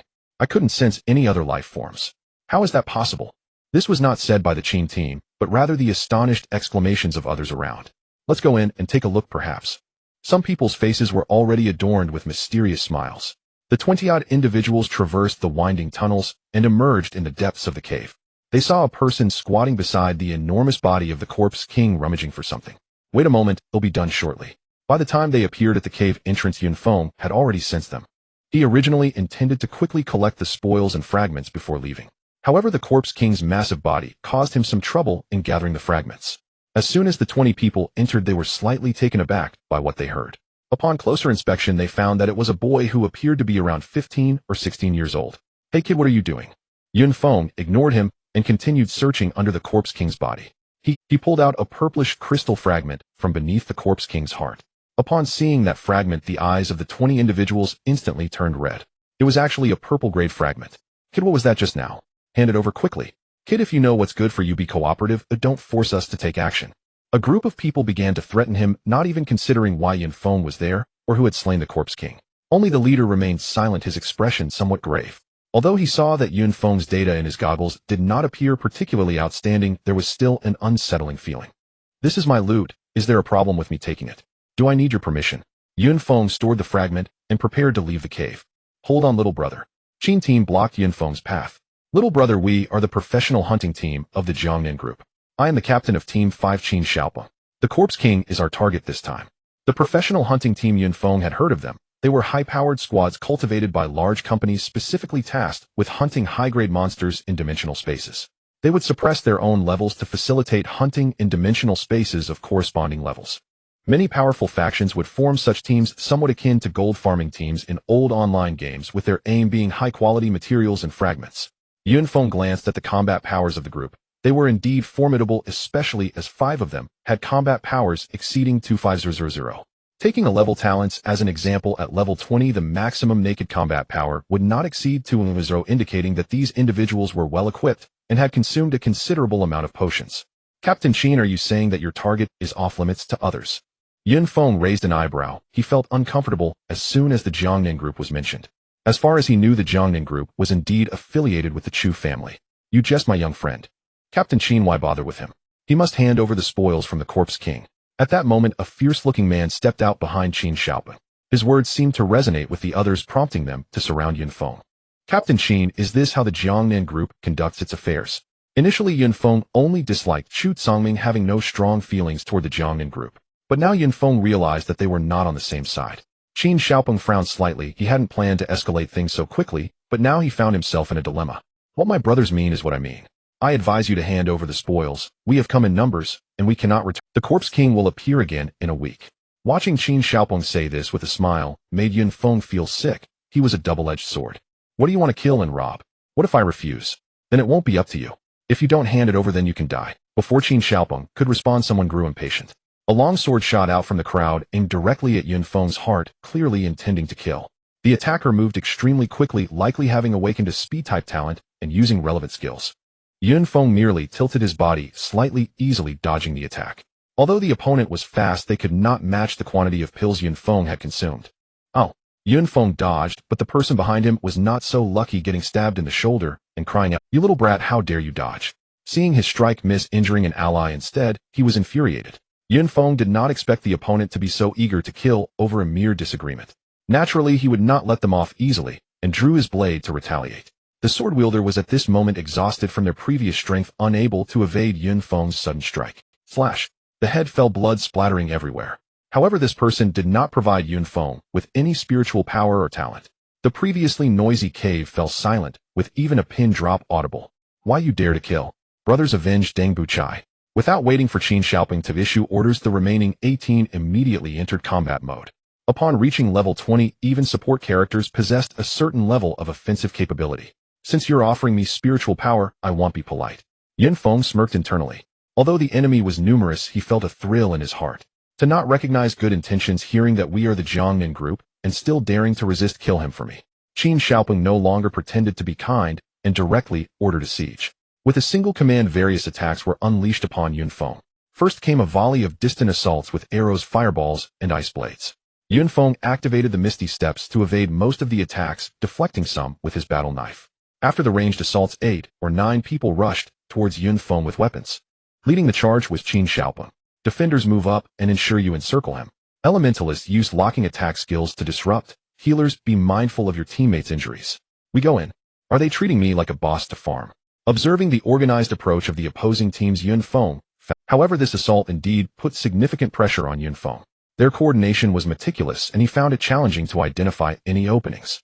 But this was not difficult for him. If conventional methods failed, then he would resort to unconventional tactics. While dodging the enemy's attacks, Yun Feng retrieved some disposable items from his storage ring. I've never used this before, I wonder if it works. A small green vial appeared in his hand, and it was not a potion of any attribute. Take this bioweapon. Yun Feng suddenly threw the small green vial, smashing it into the back row of support and ranged attackers. Oh, cough. You. The vial shattered upon hitting the ground, releasing a large cloud of green smoke. The nearby individuals found their clothes corroded, exposing skin that hissed painfully. Those further away began to cough violently, with some even starting to vomit, effectively losing their combat. What a vile tactic! Oh, I can't let you live. Seeing Yun Feng employ such a horrific method, the others grew furious, completely unaware that their siege was not humane. This method is just right for dealing with you. Although the human race has always emphasized that mutual slaughter is prohibited in the dimensional space, with severe punishments for violations. However, the dimensional space is essentially lawless, lacking any effective regulatory measures, so murders happening there were quite common. From their expressions, it seemed they had committed such acts before. When attacking him, their faces were as calm as water, with some even wearing sinister smiles. With the distant attacks no longer restraining him, Yun Feng found it much easier to handle the melee opponents, even feeling too lazy to waste items. Not good, Zhang Quan He Mingming Xie you all move up. Qin Xiaoping realized Yun Feng was preparing to counterattack and quickly directed 3 defenders to approach. However, these individuals could not withstand Yun Feng's attack. With a single stroke, the 3 shield bearers were forced back 4 or 5 steps. Seizing this opportunity, Yun Feng broke free from their encirclement. Qin Xiaoping's expression changed drastically upon seeing this. When Yun Feng had been trapped in a small area earlier, it had been difficult for him to cope, but now that he had escaped the encirclement, it was like a fish in the sea, a bird soaring in the sky, especially since his side's ranged attackers had been nearly wiped out. While he was still pondering how to respond to the current situation, trouble had already arisen on the other side. After breaking free, Yun Feng delivered a powerful slash directly at one of the defensive awakeners. Although the opponent raised their shield to block the transmitted shockwave, forced them to spit blood, clearly unable to continue fighting. As the battle progressed, Qin Xiaoping's expression grew increasingly grim, a layer of dense sweat forming. In just a minute, 4 out of the 9 melee attackers had fallen. One of them was clearly on the verge of death, barely. Young friend, it was all a misunderstanding. Let's talk this over. As long as you let us go, I promise to give you 10 million when we return to the safe zone, along with a set of silver-grade equipment. I absolutely want to see you. Don't you believe in the strength of the Jiangnan group? Qin Xiaoping regretted it at this moment, realizing he had encountered a tough opponent. However, Yun Feng seemed not to have heard anything. He did not care about that money, let alone any silver-grade equipment. Seeing Yun Feng show no signs of stopping, Qin Xiaoping understood that Yun Feng was now beyond reason. Then let you taste this item. He pulled out a bronze-colored rope from his storage bag. Go. The bronze rope was thrown out, directly wrapping around Yun Feng's waist. What the hell? Seeing something slithering towards him like a venomous snake, Yun Feng was startled and quickly used Misty Steps to dodge. However, no matter how he dodged, the rope followed him closely like a tick. This item was originally intended to prevent accidents while defeating the Corpse King. Using it on you is not a loss. Seeing Yun Feng bound by the rope, Qin Xiaoping felt a surge of triumph. This is a very rare disposable bronze item, the binding immortal rope. You want me able to move for a quarter of an hour. Seeing this situation, the others attacking finally breathed a sigh of relief. The pressure Yun Feng had put on them earlier was too great, and they had thought they would perish. When bound by the blue rope, Yun Feng did feel a moment of tension, but he quickly became aware of something unusual. This rope was indeed powerful, but it only worked on groups below level 20 or with combat power below 35,000, and he happened to fall outside that category. Snap! Yun Feng exerted force with his arms, and the highly anticipated binding immortal rope broke apart. If you had used a silver-grade binding immortal rope, I might have genuinely fallen here today. Yun Feng shook his arms. How is this possible? How could you break free? Could it be? Qin Xiaopeng's face turned pale, his heartbeat slowing. You've run out of tricks, right? If not, then it's my turn. Yun Feng unleashed all his pent-up anger on this group, while reminding himself to stay vigilant in the future. With the last trump card failing to work, Qin Xiaopeng felt a chill in his heart. Everyone charged together. He must have expended a lot of spiritual energy to break free from the binding immortal rope. Now is the time to kill him. Qin Xiaopeng shouted, but he himself took a slight step back before fleeing towards the cave entrance. Yun Feng chuckled inwardly, then swung his battle knife, twice repelling the attackers before pursuing Qin Xiaopeng, shooting out hidden arrows as he chased. Seeing their captain abandon them and flee, the remaining attackers displayed expressions of rage and despair, no longer attempting to stop Yun Feng. Oh!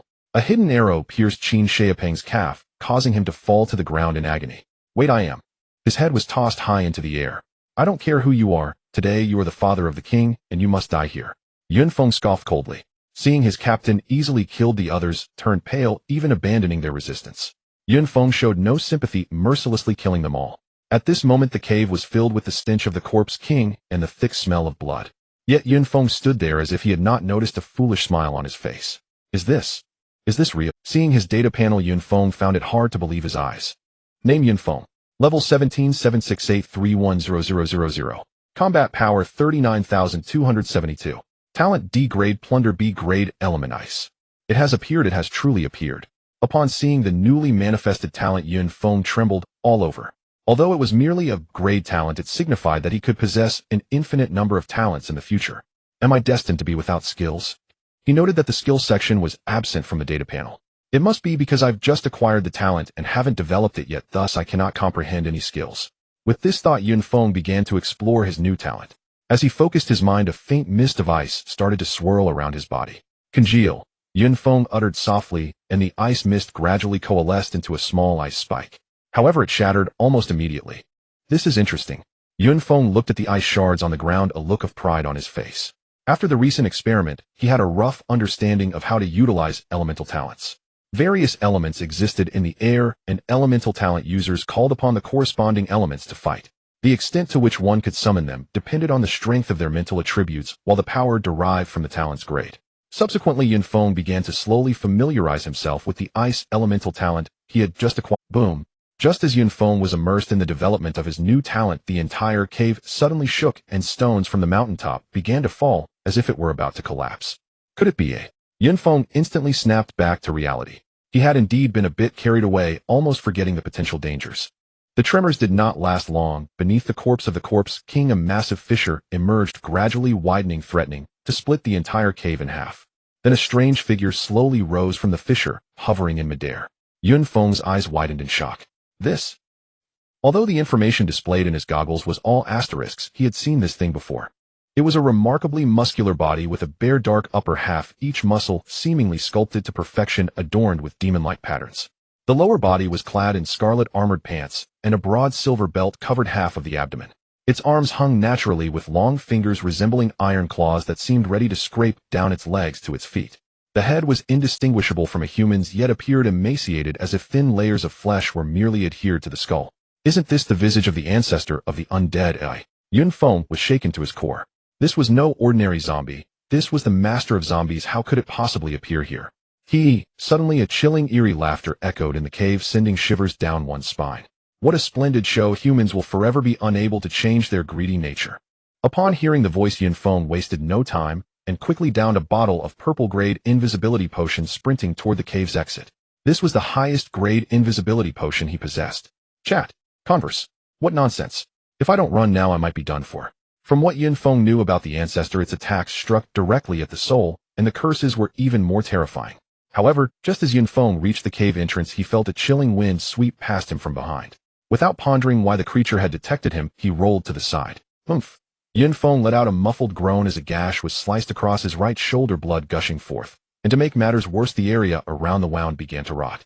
Yun Feng hurriedly took out a bottle of gold-grade healing potion. Although the wound was slowly healing, it was far from the expected efficacy of a gold-grade healing potion. After getting back on his feet, Yun Feng continued to flee outside. His undying bone chain had provided some protection, but he was uncertain if it would suffice this time. Damn it, was it just a matter of killing a little fox? Was it necessary to go this far? Yun Feng secretly cursed. Human, where do you plan to escape? A figure suddenly appeared in front of Yun Feng, blocking his path. Damn, as expected of a flying zombie, its speed is remarkable. Yun Feng realized that his invisibility potion had failed to take effect and ceased his escape. The purple-grade invisibility potion could conceal him from monsters below level 50 for half an hour, but it was obvious that the monster before him exceeded level 50. Looks like I can't avoid that thing. Yun Feng took out a silver capsule from his storage ring and immediately crushed it. The ancestor seemed to know what the capsule was for and rushed forward to stop him. As Yun Feng crushed the silver capsule, a spatial gate appeared behind him, sucking him inside. Just at that moment, the ancestor's claws also reached toward Yun Feng's chest. Puffed. Yun Feng spat out a mouthful of blood, completely vanishing into that gate. The ancestor licked the blood from its claws, watching the spot where Yun Feng had disappeared. You eat one of my claws, you will surely die, the ancestor murmured to itself. Moi. Looking down, it discovered a fingertip-sized wound on its chest. Not bothering to pay it any mind, it then vanished from the spot. Cough, cough. At a location 30 kilometers away from where it had just been, a figure appeared out of thin air, coughing violently, blood pouring from its mouth. It was none other than Yun Feng, having narrowly escaped with his life. The ancestor's final blow had indeed landed solidly on him. It had caused him significant harm, but although the undying bone chain had not completely blocked the attack of that claw, it had mitigated 95 of the damage. The remaining 5 of the attack nearly cost Yun Feng his life. Thank you for your service. Yun Feng took the undying bone chain from around his neck, only to see it suddenly shatter, turning to dust and scattering in the air. He touched the bloodstains at the corner of his mouth and glanced back with a strange anger in his eyes. They actually sent such a monster to ambush him.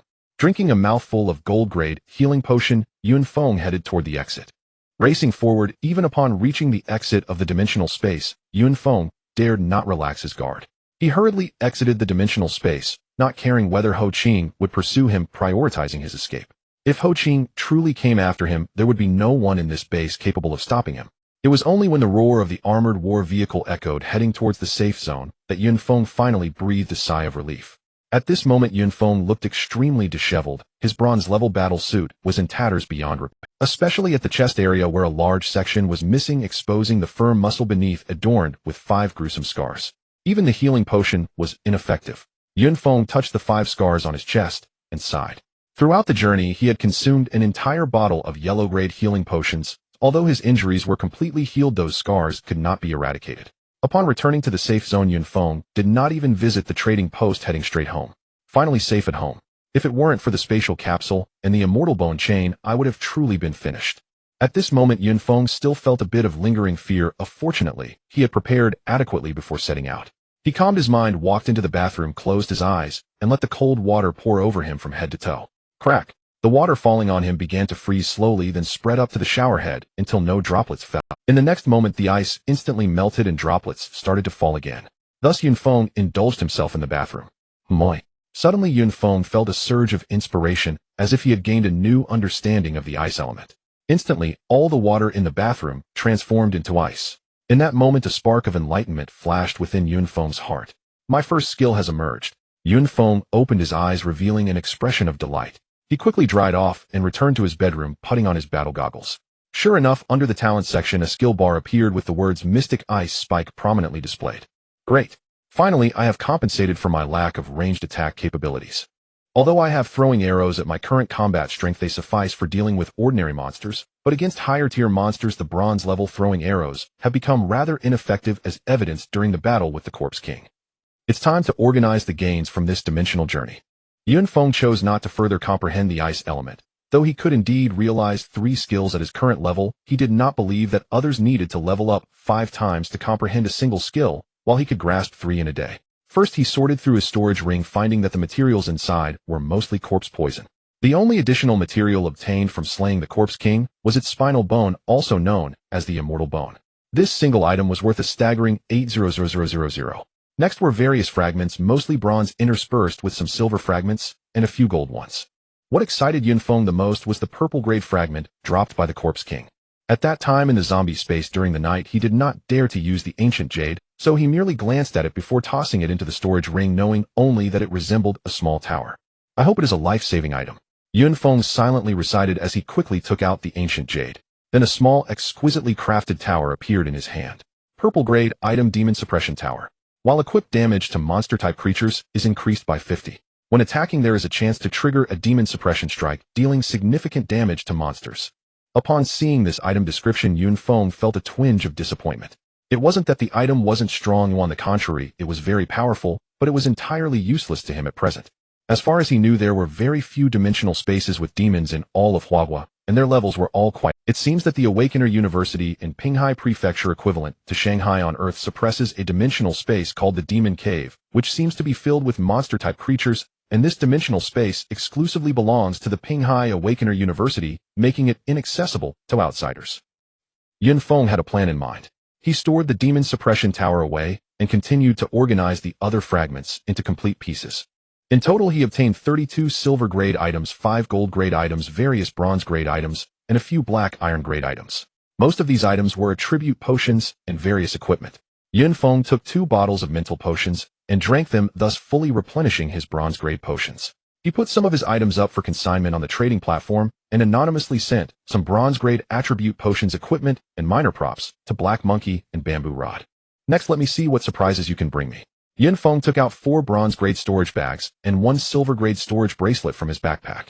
These were all spoils obtained from slaying those 20 foes, including any usable equipment and weapons. He first opened the 4 storage bags, which were filled with various materials. For a typical Awakener team, these items would represent a significant fortune. However, even the smallest mosquito is still meat. He gathered all these materials together, which included over 30 bronze fragments. I hope the last one won't disappoint me. The silver grade storage bracelet was taken from Qin Xiaoping, and true to his status as captain, it contained only high-grade items. Channeling his mental energy, he emptied the contents of the bracelet's space. Holy crap! Even Yun Feng couldn't help but exclaim in astonishment upon seeing the contents. Inside were all high-grade materials, mostly produced by rare-level monsters, along with some from leader level. No wonder they are a professional hunting team. They are incredibly affluent. He happily stored the materials away, and a few fragments within made him overjoyed. Before him lay several fragments neatly arranged, the lowest level being silver, while the best one was unexpectedly purple. Good heavens, there's even a purple grade fragment. Yun Feng picked it up to examine. It resembled a delicate object. Well done, another item. The ancient jade glimmered with a blue light, revealing a palm-sized object that resembled a bronze heart-protecting mirror in his hand. Purple grade item, Xuanwu heart-protecting mirror. By channeling spiritual power, it can create a powerful spiritual shield in front of you, usable 3 times a day. Wonderful. This item is truly my lucky star. Finally, I have a life-saving item, though it doesn't feel as powerful as the immortal bone chain. It's still quite decent, otherwise I would have to search the trading platform for one. Thus, all the gains from this journey into the zombie dimensional space were completely accounted for. Although some expensive items were consumed, the rewards were plentiful. Most importantly, he had acquired a new talent.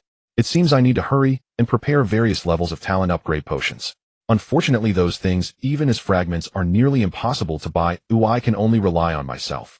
Young Master Chu, we have already discovered the whereabouts of that kid. Just as Yun Feng stepped down from the war vehicle, a sneaky figure dialed Chu Kangming's number. Young Master Chu is currently training in the dimensional space. If there's anything, just tell me. The voice on the other end was that of a middle-aged man. Hello, Uncle Tai. The sneaky person's tone immediately turned respectful. It's like this. After the sneaky individual finished speaking, there was a moment of silence on the other end. Then it said, follow him and report to me at any time. When young Master Chu returns, I will inform him. If he doesn't come out, I will arrange for it. Afterward, the call ended with a series of beeps. In Chu Kangming's villa, a middle-aged man with eyes like an eagle and a face like a chiseled axe stood at that moment. Songming, just focus on your training. I will handle such trivial matters for you, murmured the man known as. After counting everything, Yun Feng fell into a deep sleep. A day later, he woke from his dreams only to remember that he had left his phone in the storage ring and forgotten to take it out. Beeping sounds of incoming messages filled the air. Yun Feng opened his phone to find messages from Haihu and Zhugan. Crazy, the school is leading the entire grade for training today, and there will be rankings announced. Wait for my good news. Crazy, the training has ended, but unfortunately, I didn't get first place. Shengwan Shui from class 6 participated as well, but our class secured second place. Crazy, do you remember Li Rue from our class, who was once like you with a different affinity? He has finally returned, and it is said that he has replicated a powerful grade talent, threatening the position of our class leader.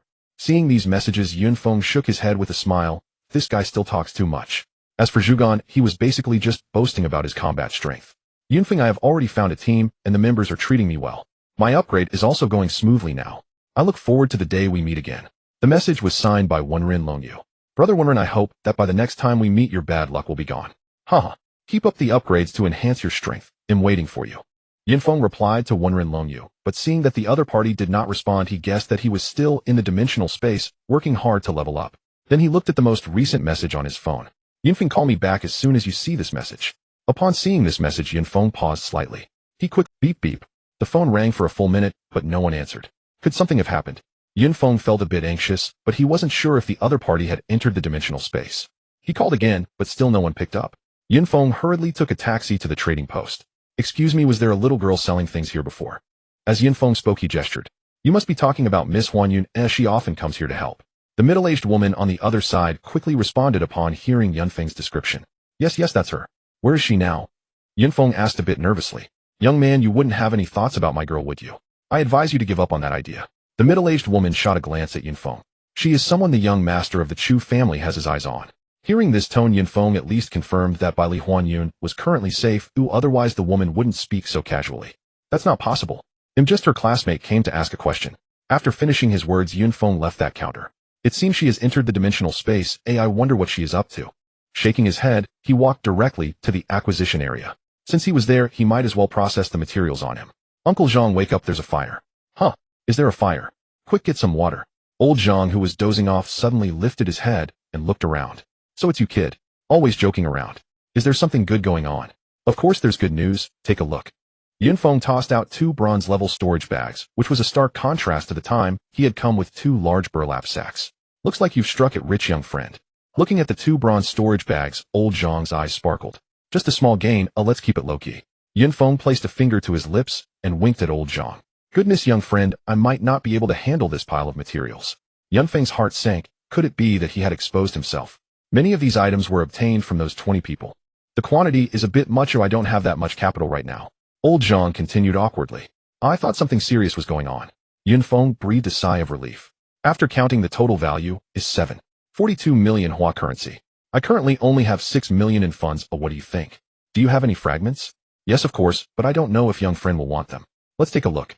Yinfeng sensed that old Zhang had acquired some unsellable niche fragments again. Not bad, Uncle Zhang, you've even managed to get a piece of gold fragment. Looking at the 3 fragments that the other party held, Yinfeng was somewhat surprised. Sai, they are all unsellable items. Old Zhang's face showed a hint of bitterness, having suffered a loss before he blamed himself for being too careless.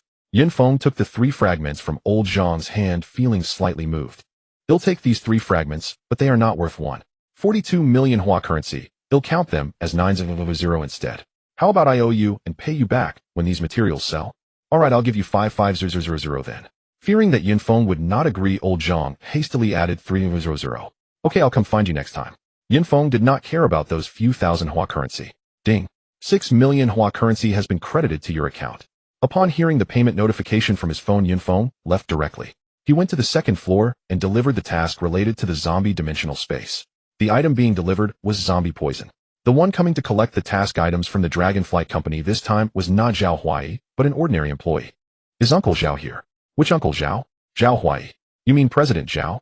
How could he possibly be? Please take out your task items. I will purchase them at a price higher than the market rate. Sure. Yinfeng took out all the zombie poison he had obtained from the zombie dimensional space. This is actually such high purity zombie poison. The purchaser was astonished and speechless upon seeing the last bottle of zombie poison that Yinfeng produced. Young friend, are you sure you want to sell all these to us? Absolutely, let's calculate the price. Yinfeng thought since he was selling to Zhugan's family company, it didn't matter who collected it. Please hold on a moment. The purchaser immediately began calculating the total value of the zombie poison that Yinfeng had provided. After a short while they finished counting. Hello, my offer for that bottle of pure zombie poison is 88000, which is 10 higher than the market price. Adding everything, the total value is 567 million. No problem, let's settle it now. Yinfeng did not bother to calculate it precisely, as long as it was roughly right. At this point his small treasury had increased by over 2 million. Young friend, you are truly straightforward. I look forward to working with you again. After saying this, the purchaser handed over a business card. Chu Han. Yinfeng frowned at the name, but thought no more of it. In the entire Jiangnan prefecture, there were too many people with the surname Chu. There will be opportunities. After saying this, Yinfeng left the 2nd floor of the trading post. In the near future, he had no plans to enter the dimensional space for training, so he did not check the so-called task list. Upon returning home, the sun was already setting. The orange sunlight streamed through the gauze window into the room, creating a dreamy hue. Yun Feng stood in the sunlight reflecting on everything that had happened during this time, as if he were in a dream. The waiting time is always a bit hard to bear. These days Yun Feng feels a sense of emptiness. By day he wanders the streets, and by night he logs onto trade platforms to sift through useful fragments. It seems like he is living a comfortable life, yet his heart feels heavy. The Wuming Mountain connects to the mountains beyond. The moonlight spills down on the sound of flowing water. Hearing the phone ring, Yun Feng picked it up without even looking. Sure enough, a light and agile voice came through. Yun Feng, I finally got in touch with you. What is it? You seem anxious. Do you remember the young master of the Chu family, Chu Songming? He has been inquiring about you lately, and it seems he intends to do you harm. You should stay in the safe zone and avoid entering the dimensional space for now. Oh, you. Don't you realize how serious this is?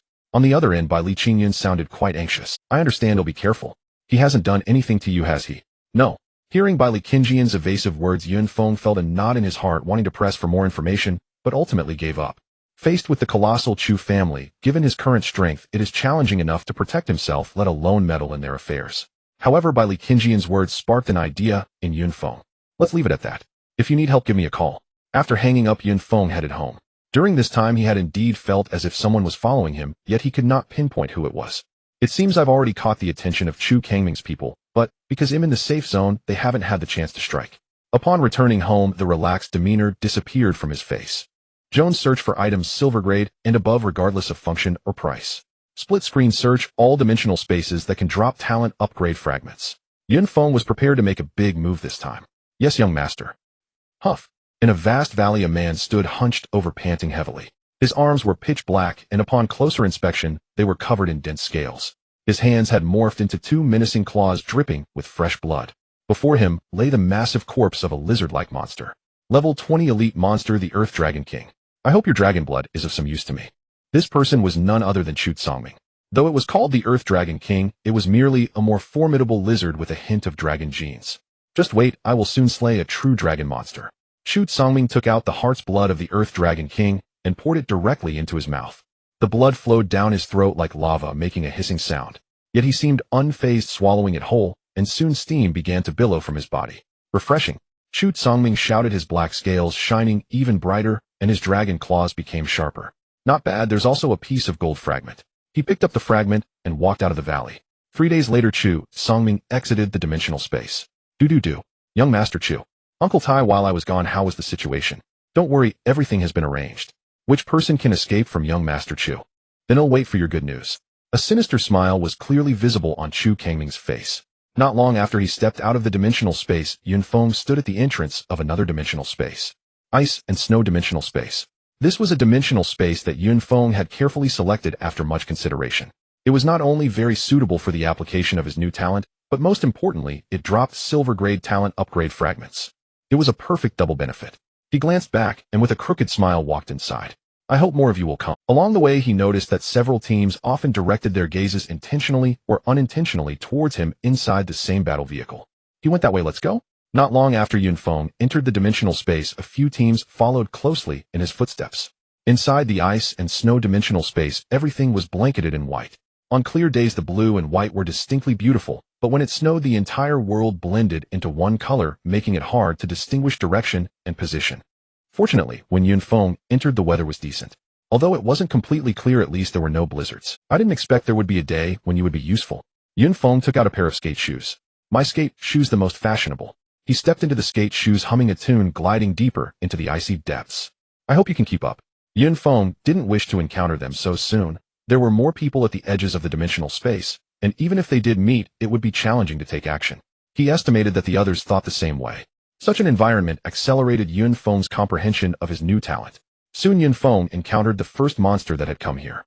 Monster Forest Snow Wolf, level 21, combat power 29806, skills, Ice Fang Strike. A level 21 ordinary monster is over 5,000 stronger than a level 20 ordinary monster. Therefore, most awakeners would level up to 21 in the level 20 dimensional space before coming here, making it safer. Let me try my new skill on you first. With a thought, a half-meter-long ice spear hovered in the air. If the ice element talent were to reach a grade, this ice spear should be at least a meter long. Yun Feng thought to himself. The snow wolf, seeing someone approaching, bared its fangs and charged forward. Its speed was indeed not comparable to that of a level 20 zombie. However, while the snow wolf was fast, the ice spear was not slow either, shooting towards it with a cold glow. Upon seeing the ice spear flying, the snow wolf abandoned its attack and dodged to the side, but the next ice spear followed closely, directly piercing its hind leg. It was mainly because it was Yun Feng's first time using this skill against an enemy, and his aim was slightly off, or otherwise that shot would have taken its life. With strong mental attributes, the speed of skill condensation is indeed fast. Yun Feng said with satisfaction. To familiarize himself with this ice spear skill, he did not engage in close combat throughout the battle. With the snow wolf injured in the leg, its speed significantly reduced, it quickly perished under a few ice spears. In close combat, one must emphasize agility and adaptability, while ranged combat tests prediction. Subsequently, Yun Feng began to practice madly in the level 21 monster area. Whenever he encountered other teams, he would circumvent them, trying to avoid contact. This was also an unspoken rule of the dimensional space training. Without obvious signs of distress, getting close would be viewed as provocation and monster snatching. Boss, are we just going to follow like this? A few people nearby were angrily teasing the snow wolf in front of them. What else can we do? There are teams everywhere hunting snow wolves. Unless we can kill them instantly, otherwise once a fight breaks out it will definitely attract others' attention. The leader too wished to complete the task and leave quickly. Don't worry, once we reach a less populated area, it will be his death sentence. Snowflakes danced in the air and the cold wind howled fiercely. The weather in the icy dimension could change in an instant. One moment it might be clear skies, and the next a blizzard could strike. In the midst of the storm, slaying snow wolves was far more challenging than usual, making it often dependent on the heavens' favor for successful monster farming. However, Yun Feng did not need to rely on the heavens. After spending 2 days here, he had already slain nearly 600 snow wolves and had leveled up to level 19. The main issue was the high number of players hunting monsters in this area, otherwise his efficiency would have been equal. The loot from the ice wolves consisted of 4 cold ice fangs, excellent materials for crafting silver-grade equipment replicas, which were highly favored by most material merchants. This was also why many teams were willing to hunt monsters here. Moreover, the drop rate for fragments from the snow wolves was also quite favorable, although they were merely fragments of attribute potions. Yun Feng glanced at his data panel name, Yun Feng level 19, 11 combat power, 41764, talent grade plunder grade element ice. Skills mystic ice spike cold ice armor. Indeed, in these 2 days Yun Feng had comprehended a second ice element skill, and it was a relatively powerful defensive skill. Since he had just comprehended it, he could only generate cold ice armor to protect a few vital parts of his body. To test the armor's defensive capabilities, he received a blow from a snow wolf's icy fangs. The ice armor did shatter, but it successfully blocked the snow wolf's skill. You all must be getting a bit impatient, huh? Yun Feng glanced around and walked deeper into the dimensional space. He was unwilling to rely on his grade plundering talent for such a great opportunity. Moving swiftly, Yun Feng soon found himself in the area of level 24 monsters. The number of players in this area surpassed those hunting snow wolves, as it was known for producing silver-grade talent upgrade potions. Yun Feng did not rush in immediately. He wanted to familiarize himself with his new talent, enhance his combat power for more efficient monster farming, and lastly, to test the waters with those following him. Upon arriving, he saw several teams engaged in battles with snowmen, the scene bustling with activity. Noticing Yun Feng's arrival, the teams intentionally slowed their attack pace, displaying some caution. Anyone who could reach this place alone was not to be underestimated. You all continue, I'll be on my way. Monster Snowman, level 24, combat power 47680, skill, take this snowball. After glancing at the monster information, Yun Feng walked in another direction. Damn, I didn't expect this guy to be so fast. Several teams were also arriving late. They initially intended to attack in the areas of level 22 and 23 monsters, especially the level 22 area. The level 22 ice snowstorm bear had thick skin and flesh, and the loot its ice bear paws served merely as a decent awakening ingredient. Although it tasted good and could quickly replenish an awakener's energy, it paled in comparison to loot that could enhance. That area was initially the best ambush spot and would not draw attention, but they overlooked Yun Feng's speed, which was greatly aided by his stylish skateboard shoes. I can only wait a bit longer. Those individuals were seething with frustration, yet helpless. The density and number of ordinary monsters far exceeded that of elite monsters, so there was no need to steal kills. Monsters above level 20 showed a significant increase in combat power. Even an ordinary monster's power was already much higher than Yun Feng's. Now there's pressure. This is more exciting. The appearance of the snowman was not like the round chubby ones we make ourselves, but rather a normal human-shaped figure composed entirely of snow, standing over 2 meters tall. As Yun Feng gathered a mystic ice spike, the snowman conjured 2 snowballs, one in each hand. While this speed is even faster than mine, Yun Feng immediately felt his casting speed was completely outmatched. He fired a mystic ice spike to intercept one snowball while dodging the other. After entering this dimensional space, Yun Feng had not engaged in melee combat.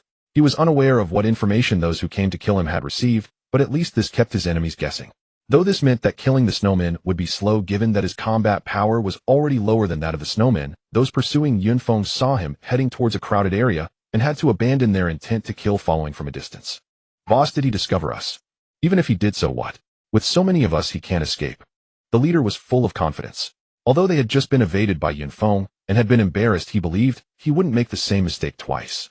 You go contact the other teams to form an encirclement. Once everything was arranged, they could only continue farming this. However, they were already level 25, and these snowmen would only provide 1 point of spiritual power and basically would not drop fragments, making it a thankless task. From a distance, they watched as Yunfeng and the snowman battled strenuously for a while, finally gasping for breath after slaying the monster. I admit this kid can solo a snowman, which is impressive, but in front of us he won't last a second. Boss, look, he dropped a fragment. One of the subordinates trembled as he pointed at Yunfeng. Really? The leader looked closely as silver light flashed, and it was indeed a silver-grade fragment. Good, fantastic. Boss, are we about to strike it rich? A few subordinates immediately understood upon hearing. Let Yunfeng survive a little longer to do the work for them, and then they could reap the benefits. Thinking of this, they no longer rushed to kill Yunfeng. After all, given the current situation, even if he absorbed some spiritual power and improved his combat power, he could not compete with them. Lucky the first monster dropped it. Looking at the silver-grade talent upgrade potion in his hand, Yunfeng's mouth almost spread to the back of his head. Some teams around saw Yunfeng drop a silver fragment, yet none approached to seize it, instead working even harder to slay monsters. Subtly transforming the fragment into a potion, Yunfeng stored it in his storage ring. With so many eyes around, if he drank it now and luck was on his side, he could succeed with one bottle, and that secret would truly be exposed. Afterward, Yunfeng began to theatrically slay snowmen around him. To display that killing snowmen was rather strenuous for him, he had to take a break after each kill. Maintaining a pace of 3 snowmen an hour after 5 days, and nearly 300 snowmen slain, Yunfeng's storage ring quietly held 20 bottles of silver-grade talent upgrade potions. Killing this snowman in front of me will level me up to 20. Boom. A quarter of an hour later, the 2-meter-tall snowman slowly fell before Yunfeng, sending a flurry of snowflakes into the air. Finally, level 20. Just as he finished speaking, Yunfeng suddenly felt a tremendous shock to his spirit. A mysterious, yet familiar sensation surged in his heart. This feeling. At that moment, he stood still, closing his eyes as if sensing something. The snowflakes falling around him seemed to slow down. This was a premonition of comprehending a skill. Suddenly, Yunfeng's tightly closed eyes shot open, as if a glint of brilliance erupted from them. His face then broke into a joyful expression. Surprisingly, it's the skill derived from the plundering talent. After reaching level 20, it took a full 20 levels for this cursed talent to finally comprehend a skill. He thought it would never have a skill for a lifetime. Looking at the name of the skill he had comprehended, he was stunned. Skill Steal Affection. Designated plunder an opponent's skill and turn it into one's own. The opponent will temporarily lose that skill. Skill effect lasts for 3 days with a usage interval of 1 month. What kind of skill is this? It's too abnormal. However, considering that others have comprehended 4 skills, while he has only 1, he felt a bit reassured. This skill is powerful precisely because it has no limitations. He can plunder any skill, whether from a person or a monster. Of course, there are plenty of drawbacks. The usage interval is too long, and the skills he plunders can only be used for 3 days. Thinking of this, he looked into his storage ring. It's time to upgrade his talent again. Yunfeng began to walk towards the area populated by level 25 monsters. In the icy dimension, the most unpopular monsters are the level 25 ice snow bears. Not only are they tough to kill with their thick skin and flesh, but their loot is also not very good. 4 bear paws are worth far less than a snowman's ice core, and even less than the ice fangs of level 21 snow wolves. As he walked deeper, there were fewer awakeners around. Yunfeng began to consume potions one by one. The opportunity is coming. Let's go, follow me. The leader knew that their best time had arrived. In addition to this team, there were also 4 other groups coming from different directions. Am I really this unlucky? As he drank bottle after bottle of potions, Yunfeng started to feel anxious. Having already consumed 15 bottles, he even felt the urge to use the restroom, but his talent remained unchanged, showing no signs of wanting to upgrade. Please don't let this opportunity slip away, just as we're about to reap our rewards. After 2 more bottles, Yunfeng was truly anxious. With only 3 bottles left, Yunfeng opened the caps and downed them all at once. As the 3 potions went down his throat, Yunfeng knew he had made the right gamble. That feeling finally arrived. At this moment, he had already arrived at the area where the level 25 ice snow bears were located. He stopped and stood in the snow waiting for his talent to upgrade. Just then the closest group of people caught up with Yunfeng. Luck is on our side. This prey belongs to us now. Saying this, they prepared to strike. Wait. The leader stopped him. He knew that even if their small team killed the person in front, they wouldn't get all the loot. It was better to wait for everyone to come together. It would be more fun to play with the prey in a group. Soon the other 4 teams also gathered. Liu, I didn't expect you to really hold on. Otherwise would you be surrounded by us later? That person chuckled and stopped talking. What is he doing? All 5 teams gathered and looked at Yunfeng, who had his eyes closed not far away. Who cares? Let's just assume he's closing his eyes and waiting to die. Uncle Tai has actually arranged for our 5 teams to kill this kid. Isn't it a bit of an overreaction? You still don't know Uncle Tai's style of doing things. There can be no accidents. Let's all attack together. With Lao Ye's command, all 25 people launched their attacks. Just then Yunfeng also opened his eyes. The timing is just right. Yunfeng's face revealed a hint of smugness. His talent had finally upgraded again, reaching level C. The talent entry also changed. Level C talent plunder. When killing an enemy, there is a chance to plunder part of their spiritual energy and a very small chance to plunder their talent. Indeed, the probability entry has changed again. Everyone stay calm. The smoke has a limited range. We will charge out. Several captains appeared relatively composed, starting to dash towards the edge of the smoke. Yunfeng could not block everyone and could only kill a few more people within the limited time. Time ticked away second by second, and the sounds inside grew quieter and fewer. Some had already escaped the smoke's range while others had fallen forever. After a long minute, the smoke finally dissipated, revealing Yunfeng standing with his knife, its tip piercing the heart of a man. Having learned the dominant blade technique, he had put away the originally slender Tang, Dao now wielding a broad and thick sword akin to the blood drinker's mad blade. Surrounding him, 11 others lay sprawled in the blood-soaked snow. In just a minute, half of the 25 had perished, leaving only 13. It seems my luck was indeed good last time. At this moment, Yunfeng hadn't acquired any new talents, but his spiritual energy had increased significantly. Out of 12 people, 2 provided him with spiritual energy. As a level 25 awakened, combined with Yunfeng's current level plundering talent, the plundering ratio had reached 4. The 2 individuals had provided him with a total of 1,600 points of spiritual energy to 00 at this level 4. P.S. Regarding spiritual energy plundering, I previously considered it poorly, calculating it as 4 of total spiritual energy. That would be too unreasonable in later stages, so from now on it will be changed to 4 of the spiritual energy needed for the other party's level upgrade. The earlier ones have also been adjusted. I hope everyone understands. I didn't expect my level to rise by 1/10 from just one wave. Such a rate of upgrade even led Yunfeng to develop an urge to kill recklessly for leveling up. This was incomparably faster than killing monsters, and the further he went, the more spiritual energy he would plunder. You are a devil. The remaining 13 were somewhat terrified by the shocking killing intent that Yunfeng had just unleashed. What are you afraid of? Without the thick fog, what could he use to fight against us? With a golden level disposable item, he is definitely a fat sheep. If we kill him, we will all profit. Seeing the fear on their teammates' faces, the leader quickly painted a rosy picture to boost morale. After a few words, the initial fear was replaced by greed. They couldn't even take out a single silver-level disposable item. Although the drop rate for silver-level fragments in the dimensional space between levels 21 and 30 was relatively high, the probability of killing at the same level was never great. Kill, avenge our brothers.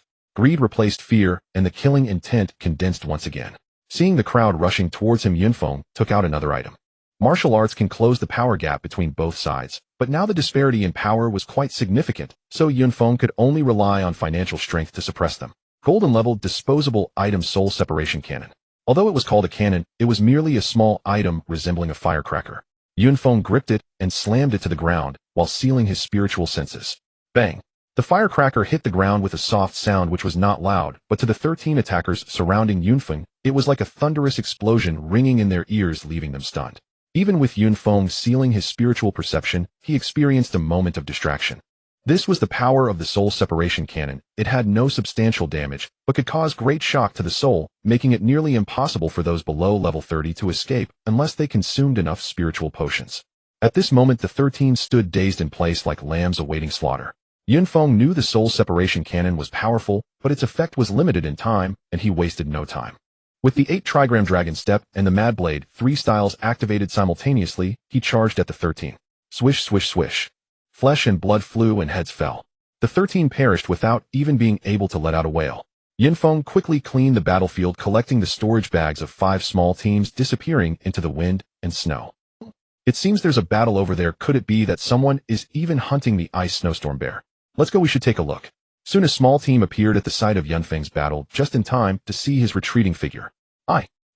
Upon seeing the ground covered in corpses, one person was about to speak, when another quickly covered his mouth. Shoo! It wasn't until a stick of incense worth of time had passed that he released his hand. You idiot, do you want to die? The captain scolded him harshly. If we get discovered by the other party, we might all be silenced together. At this moment, both the captain and the others sighed in relief, while the one who wanted to speak also realized the gravity of the situation, breaking into a cold sweat. Let's hurry and report back about the situation here. One person wiped out a team of 25, and then left. It was too terrifying, and several quickly retreated. Captain, their equipment is still quite good. It hasn't been taken by that person. Upon hearing this, the other team members' eyes lit up. Captain, should we go back and take another look? The few who were retreating began to hesitate again. Captain, that's more than 20 pieces of equipment. Even if they aren't crafted from fragments, they are still very valuable. This statement thoroughly touched the captain. Let's go back. The few of them reappeared at the scene of the incident. After collecting the equipment, we will retreat immediately. Let today's events remain buried in our hearts. No one is to speak of it. The captain said sternly, and then the others stripped the equipment off the bodies of the more than 20 people regardless of gender. They also helped Yun Feng clean up the battlefield, leaving 25 nameless corpses beneath the snow. Due to sealing his senses when using the soul separation cannon, Yun Feng surprisingly did not notice someone had appeared. At this moment, he stood in an open snowy area facing a fallen ice snowstorm bear. He looked at his data panel, his expression somewhat forlorn. Name Yun Feng. Level 2423820000. Combat power 45,784. Talent Clevel Plunder Level Element Ice. Skills Love Snatcher Profound Ice Spike Ice Armor Ice Dragon Break. It seems I was indeed lucky last time. This time my talent has upgraded, and there are more people, but I didn't plunder any talent. However, Yun Feng was not discouraged, as it was originally a low-probability event relying entirely on luck, and having experienced it once, he believed there would be a second time. This ice snowstorm bear really isn't much fun to kill, but with my current combat power, it seems a bit challenging to take down a level 25 elite monster. After thinking for a moment, Yun Feng turned around and headed towards the snowman's territory, preparing to level up to 21 before tackling the level 25 elite monsters. No longer hiding his skills, Yun Feng's speed in killing the snowmen had significantly increased. In 3 days, he had defeated over 600 snowmen, and his level finally rose to 21. Finally, I can use silver grade potions now. Before coming here, Yun Feng had stored the needed potions in his storage ring, just waiting for this moment. Silver grade strength potion increases body strength by 1,000 points, maximum usage limit 10. The bronze grade attribute potion increased the corresponding attribute by 200 points, and the silver grade attribute potion's enhancement was no longer a 10-fold increase. One bottle of potion can enhance battle power by 2,000 points. 10 bottles would mean 20,000, and with 4 types of potions fully consumed, the battle power would skyrocket. Fragment Synthesis, YYDS. As he advanced towards the elite monster area, he began to consume. After consuming 40 bottles of potions, Yun Feng felt a wave of warmth spread throughout his body, releasing heat, even in this cold weather. He looked at his data again. Name Yun Feng, level 21, 122-0000, battle power 140384. The battle power had directly exceeded 100,000, which was simply terrifying. With such battle power, he could sweep through all monsters in this dimensional space. Even those top heirs of the elite families and forces would not necessarily be able to fully consume silver-grade attribute potions at this stage. Yun Feng speculated in his heart. Moreover, as one progresses further, it becomes increasingly difficult to fully consume attribute potions. The required quantities are massive, and forces, families, and even nations would be involved in the acquisition, while the available supply from casual players is limited. Soon Yun Feng appeared in the elite monster area of this dimensional space. Monster Ice Sprite Elite level 25, battle power 6, 4247, skills Ice, and Snow Amplification Blizzard. Before him stood a cute little creature over half a meter tall with 2 pairs of wings, holding a small ice staff and shimmering transparently. Looking at the skill description, he knew this little creature was primarily an elemental attack monster.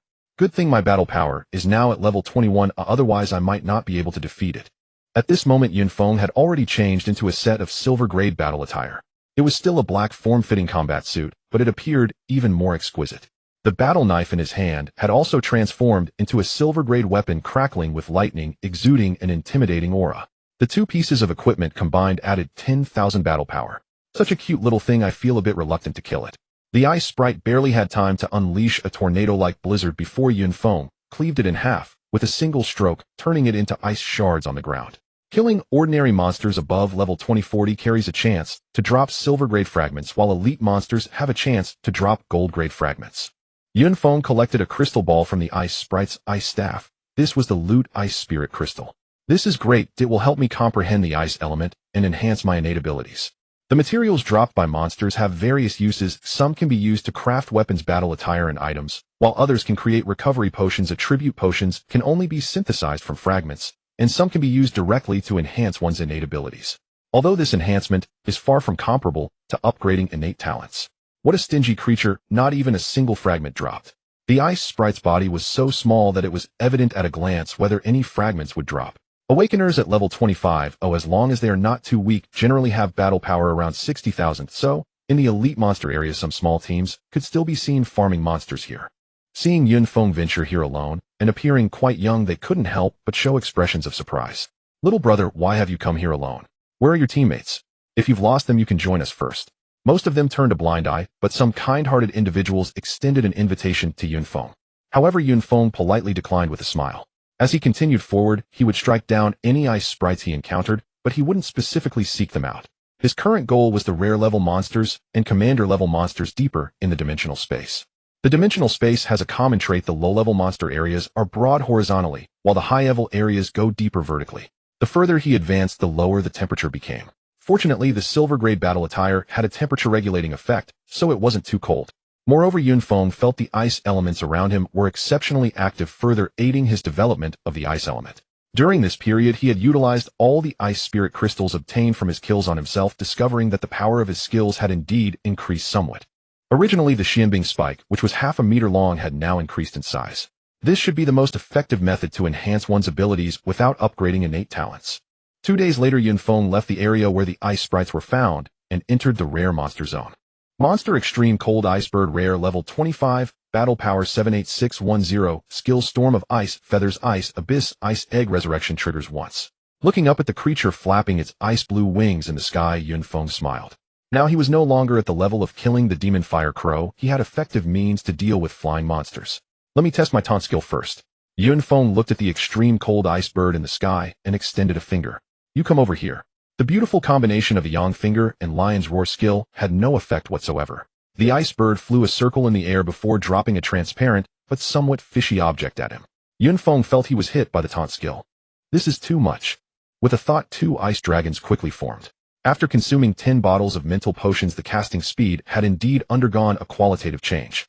The 2 ice dragons roared as they soared into the sky. The extreme cold ice bird immediately retaliated, shedding countless feathers that fell like bullets toward Yun Feng's position. Most of the ice feathers collided with the ice dragons, while some fell toward Yun Feng. He easily dodged the falling ice feathers, but the ice dragons charging up were not so easy to deal with. The 2 ice dragons shattered all the falling ice feathers without taking damage and continued to charge at the ice bird. The ice bird let out a terrified shriek, quickly flying aside. It's a pity this ice dragon break is not a targeted attack skill. Seeing the ice bird narrowly evade this skill, Yun Feng felt a bit helpless. Just as he was reflecting, the ground where he stood began to change. The entire surface was swirling with ice and snow, forming a vortex like an abyss, as if it were going to swallow him whole. Moreover, Yun Feng realized that being at the center of the vortex made him feel as if he were freezing over, and his movements became sluggish. Swish swish. Snowflakes sharp as knives began to slash at him continuously. Although the damage was minimal, the frequency of attacks was extremely high. Yun Feng looked around and found that the range of this skill was quite large. No wonder it is a rare level monster, it is indeed difficult to deal with. Yun Feng summoned 2 ice dragons again, but this time they did not charge at the ice bird. Instead, they slammed straight down towards the ground. Boom! Snow and ice flew everywhere as the vortexed ground twisted and warped, then slowly returned to normal. The powerful skill of the ice bird was officially declared broken. Yun Feng began to move quickly in the snow, continuously launching Xianbing spikes to attack the ice bird. Although the ice bird was agile, it could not withstand such a Gatling-like assault. Soon it suffered varying degrees of damage and finally fell into the snow. Just as Yun Feng thought he had successfully killed the opponent, he saw the ice bird's body transform into a bird egg about the same size as itself, glowing with golden light. Looks like the 3rd skill has triggered. Yun Feng swung his knife toward the bird egg. Ding! The crisp sound of metal clashing echoed as the battle knife rebounded, almost injuring himself. What the heck, this skill has an invincibility effect. Yun Feng felt tempted to acquire this skill, after all, multiple lives would be advantageous, but the thought of turning into an egg was simply unacceptable. As the golden light dissipated, the eggshell slowly cracked, revealing a perfectly intact ice bird once again. With a soft chirp, it prepared to take flight, but Yun Feng wouldn't allow it. He charged in with his knife for a powerful strike. The ice bird on the ground, like a grounded phoenix, was thoroughly overwhelmed, and its second life was taken. Even the spoils of the ice bird is an ice-type crystal core. This ice crystal core cannot aid in the growth of ice elemental talents, but it is the best material for crafting ice staves. It can enhance the power of skills for those awakening ice elemental talents. After collecting the spoils, Yun Feng searched around and found that no fragments had dropped. Yun Feng felt that the higher the grade of the fragments, even if he killed them at a higher level, the drop rate would decrease. Next, he began to grind monsters in the area where the ice bird resided. Although the ice bird is a flying monster, Yun Feng now had ranged attack methods which wasn't too troublesome. This time it seems there are no strange occurrences. After killing about 10 ice birds, Yun Feng felt a bit puzzled. According to the frost giant dragon, as long as he entered the dimensional space, it would attract the attention of special monsters. However, this time, he didn't feel that way. This is good, I can focus on grinding and leveling up. Yun Feng thought no more and continued deeper into the dimensional space. Luck is on my side. Another golden fragment has appeared. A silver grade fragment isn't bad, either better than nothing. After grinding through monsters, he finally arrived at a unique location.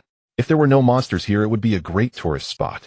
He saw not far ahead, surrounded by mountains, a massive lake lying like a tranquil beauty.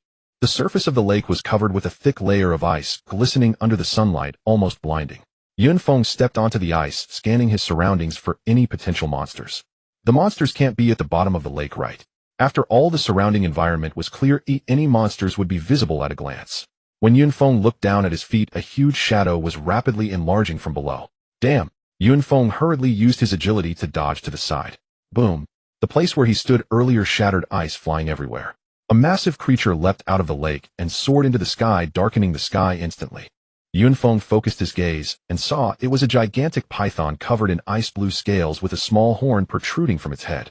Monster Ice Dragon Serpent Leader, level 25, combat power 95620, skills Serpent's Tail, Sweep Extreme, Cold Breath, Pseudo Dragon Power, passive Ice Sealing Domain.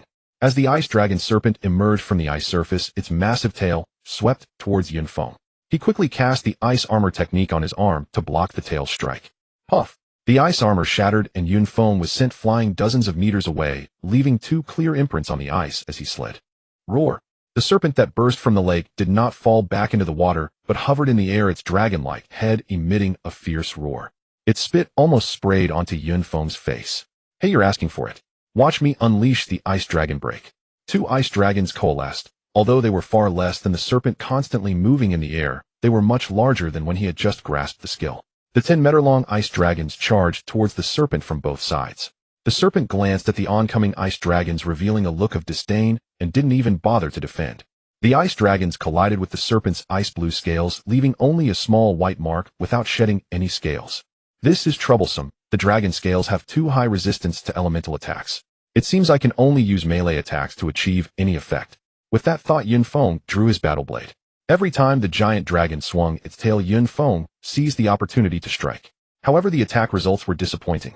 Even though his combat power was significantly higher than the serpent's, the damage dealt was quite unsatisfactory. It wasn't that there was none, but it was far from what he had envisioned. At this rate, if I want to kill it, I'll have to grind it down slowly. The first and second skills of the serpent were relatively easy to deal with, but that last skill, Ice Sealing Domain. It was simply a torturous skill with a particularly wide coverage area, essentially enveloping the entire lake. In that scene, the snow swirled like knives with ice storms rampaging inside. There was basically no space to evade, he could only endure. Fortunately, the duration wasn't very long. Speaking of the serpent's skills, Yun Feng was stunned. Wait, with such high defense, could it be caused by the third skill? If I could seize this skill. Yun Feng was a bit conflicted. If the pseudo-dragon power skill was indeed in effect, then this skill was quite formidable, and it was a passive skill. If not, he would be wasting a super skill for himself, especially since its cooldown was so long. Regardless, I must test the effectiveness of this skill. While dodging the serpent's giant tail sweep, Yun Feng once again summoned 2 ice dragons. Seeing the ice dragons charging again, the serpent remained confident, showing no signs of dodging or defense. Now's the time. Yun Feng activated a skill he had never used before, seizing what one loves. At the moment the ice dragons collided with the serpent, the pseudo-dragon power passive skill vanished from its body. At the same time, a new skill appeared in Yun Feng's skill list. Pseudo-Dragon Power passive immunity to 90 of elemental attacks, immunity to 50 of physical attacks. Seeing the description of this skill, Yun Feng exclaimed in disbelief. How can such an outrageous skill exist on a level 25 leader class monster? And if Pseudo-Dragon Power is this formidable, what would true Dragon Power be like? But now it's mine. Yun Feng chuckled, even though only 5 days had passed. With the loss of the Pseudo-Dragon Power skill, the serpent was struck directly by the ice dragons, creating 2 large holes in its abdomen, blood and entrails scattering through the air like a blood fountain. Roar! The serpent in pain let out a furious roar, its body writhing rapidly. I want to try the feeling of being drenched in skills too. Seeing the skill coming, Yun Feng did not evade, allowing the seemingly powerful extreme cold breath to hit him. Not bad. This wind is indeed a bit chilly. After the breath passed, Yun Feng stood there with a hint of enjoyment on his face. This pseudo-dragon power is simply a nightmare for elemental awakeners. Without the pseudo-dragon power, the ice dragon serpent appeared before Yun Feng like a defenseless weakling. Soon after, it lost its life under Yun Feng's relentless attacks. The ice dragon serpent had two spoils. One was its precious blood, a great supplement for beast-type talent practitioners. The other was a short horn from its head. After collecting the two spoils, Yun Feng exerted great effort to finally retrieve a crystal from beneath the massive corpse, radiating a captivating purple hue. Yun Feng quickly took out the ancient jade. It seems something good is about to appear. A blue light shone upon the fragments around him, revealing a small conch in his hand. Purple grade item illusion sound conch. Blowing the conch creates a random illusion for enemies with lower mental attributes than oneself, lasting duration depending on the opponent's mental attributes. Good stuff, truly good stuff. Just as Yun Feng was joyfully admiring the item in his hand, his expression suddenly changed dramatically. A massive bubble emerged from the bottom of the lake, followed by bubble after bubble. Soon Yun Feng felt an immense pressure emanating from the depths of the lake. No way, not again. That heart-pounding sensation made him feel that something terrifying lurked beneath the lake. Gathering his belongings, Yun Feng quickly rushed toward the lake's edge. However, before he could reach the shore, the ice covering the entire surface of the lake cracked completely, transforming into a flurry of icy shards. A towering wave surged from the center of the lake, crashing outward. As Yun Feng was fleeing, the colossal wave struck him from behind, sending him flying to the lakeside. What on earth is this? He spat out a mouthful of blood, feeling a searing pain in his back. Looking at his battle suit, which had become tattered and torn, Yun Feng was still shaken. If it weren't for his additional pseudo-dragon power, he would have sustained severe injuries. Then Yun Feng beheld a magnificent dragon-like creature appearing before him. Its icy blue scales were arranged like works of art, and four powerful clawed legs jutted out from its abdomen, radiating a ghostly blue light. Two sturdy horns on its head seemed poised to pierce the clouds. Could this be a real dragon? As Yun Feng looked up, he was surprised to see information displayed in his goggles. Monster Xianbing Dragon Epic Juvenile, Level 30 Combat Power 158920 Skills Ice Dragon Breath Dragon Roar True Dragon Power Passive Xianbing, Cage Heaven, and Earthlock Ice. With just a glance at the combat power and skills, Yun Feng lost all desire to continue fighting, particularly due to the true dragon power. In a panic, he took out his stylish hover shoes and ran toward the dimensional space entrance. He knew that this Xianbing dragon was definitely not on par with those terrifying creatures he encountered earlier, as he could at least see the monster's information now. Moreover, he believed that even the higher powers wouldn't be able to defeat him, and they certainly wouldn't send such a weak Xianbing dragon to deal with him. Roar! The Xianbing dragon, seeing Yun Feng fleeing, let out an enraged roar as if its slumber had been disturbed. This roar carried a terrifying might that made Yun Feng's heart tremble. He even felt a moment's hesitation about stopping his escape, but fortunately his mental attributes were strong enough. Moreover, his hover shoes operated smoothly, gliding according to Yun Feng's settings, eventually disappearing into the snowstorm. The Xianbing dragon cast a glance before quietly submerging into the icy lake, vanishing from sight. How could such a creature be born here? Has there been some unknown change in the dimensional space? Yun Feng dared not think too much and just wanted to leave this place of troubles as quickly as possible. On his way back, he allowed the attacks from those icy creatures to hit him without resistance. Once I level up, I will definitely come back to face you, Yun Feng murmured as he glanced back. This monster had piqued his immense interest. Firstly, the tier of this monster was something he had never encountered before. He knew there must be other levels above the commander tier, as all the information he had encountered so far consisted of monsters which were definitely beyond the commander tier. Upon returning to the dimensional space entrance, Yun Feng looked at the data on his panel. Name: Yun Feng, level 21, 122, 582, 0000, combat power 14406, 2. A new skill slot had opened up with the pseudo-dragon power. Moreover, there was a countdown showing 3 days and 5 hours remaining. It seems there's a higher level dimensional space nearby. While I still have the pseudo-dragon power, I need to make the most of it. After exiting the dimensional space, Yun Feng did not leave immediately, but dialed a number. Yin kid, you aren't going to ask for my help again, are you? A hearty laughter came from the other end of the line. Professor Bai, it's not like I always ask for your help. I have something I wish to consult you about. Oh, go ahead. I want to ask about the monster tiers in dimensional spaces. Yun Feng's curiosity about the recently encountered Xianbing dragon was growing, and he was eager to learn more. Monster tiers. Isn't it just ordinary monsters, elite monsters, rare monsters, and commander monsters? Professor Bai was somewhat puzzled, as this little guy had already defeated commander monsters, and should not be unaware of this. Professor Bai, what about epic monsters? As soon as he said this, there was suddenly silence on the other end of the line. Why you know about epic monsters? Have you seen one? Quickly tell me, did you encounter one in that dimensional space? After a brief silence, Professor Bay's voice suddenly turned urgent. Is there something wrong with epic monsters? Hearing the strange tone from the other side, Yunfeng felt puzzled, but he did not reveal the truth to Professor Bai. I just heard about it by chance and wanted to confirm it with you. Knowing Yunfeng was not being truthful, Professor Bai did not. Since you asked about this, let me explain. You must have heard that awakened humans face a significant hurdle at level 50, with some unable to break through and remaining stuck at level 49 for their entire lives. Yunfeng fell silent, quietly listening. This hurdle is related to epic monsters. When an awakener reaches level 49, they must rely on the combat power and talents from epic monsters to help them cross that hurdle. Wait, Professor, what did you just say? Talent. Hearing this, Yunfeng had to interrupt Professor Bai. Yes, you heard correctly, our epic monsters possess talents. Monsters have talents, monsters have talents.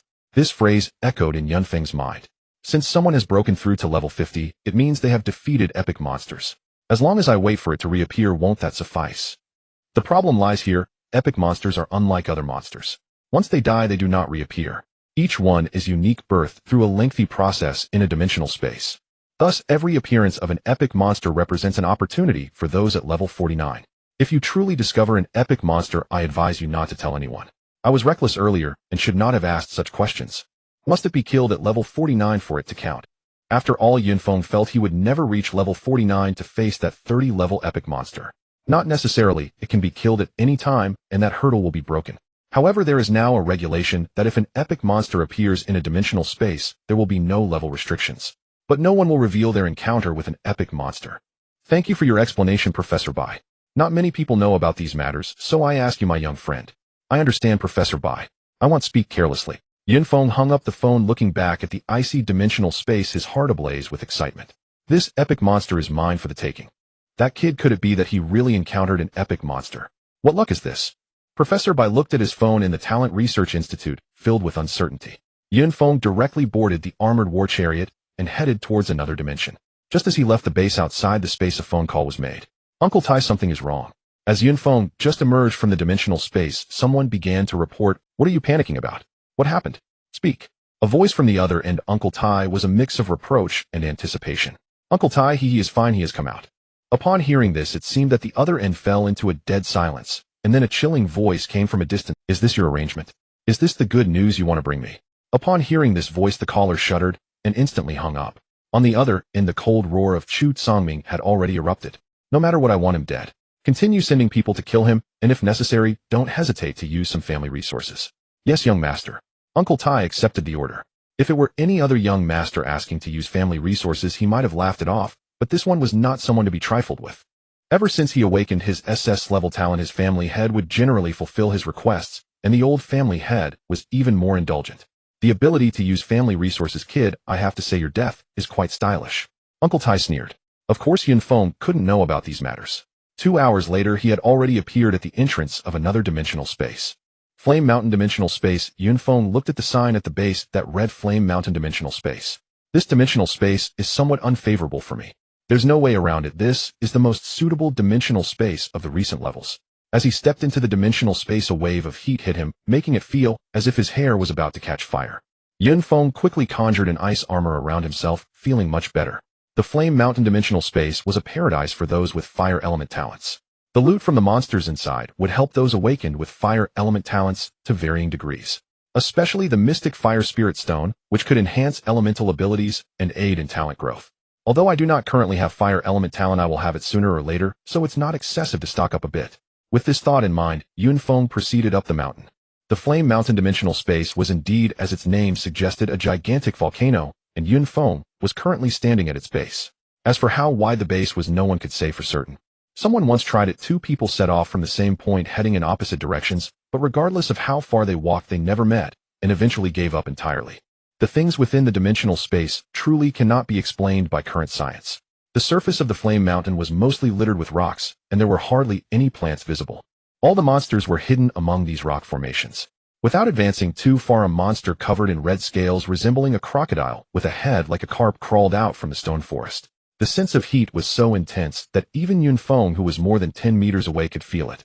Monster Fire Scale Beast. Level 26. Combat Power 61,350. Skill Firetail Strike. A level 26 monster, its combat power was slightly inferior to a level 25 elite. Yun Feng glanced at it with disinterest, unleashed the dominating blade style, and split the fire scale beast in half. He collected a fire spirit crystal from its body and a silver fragment from beneath it, then continued to ascend the mountain. Along the way, many fire element awakeners were comprehending their talent abilities and practicing their skills. In areas rich in fire elements, fire-based skills could be condensed more quickly, which meant shorter cooldown times. I really look forward to the day I become an element mage. He navigated through the rocky terrain, continually moving towards the mountain peak. The monsters he encountered were all dispatched with a single strike, and the monsters' attacks hardly made a splash against him. Ignoring the level 26 fire scale beast, the level 27 crimson fire ape, the level 28 blazing firebird, and the level 29 crimson flame lion, he directly arrived at the area where the level 30 crimson fire demon spirit was located.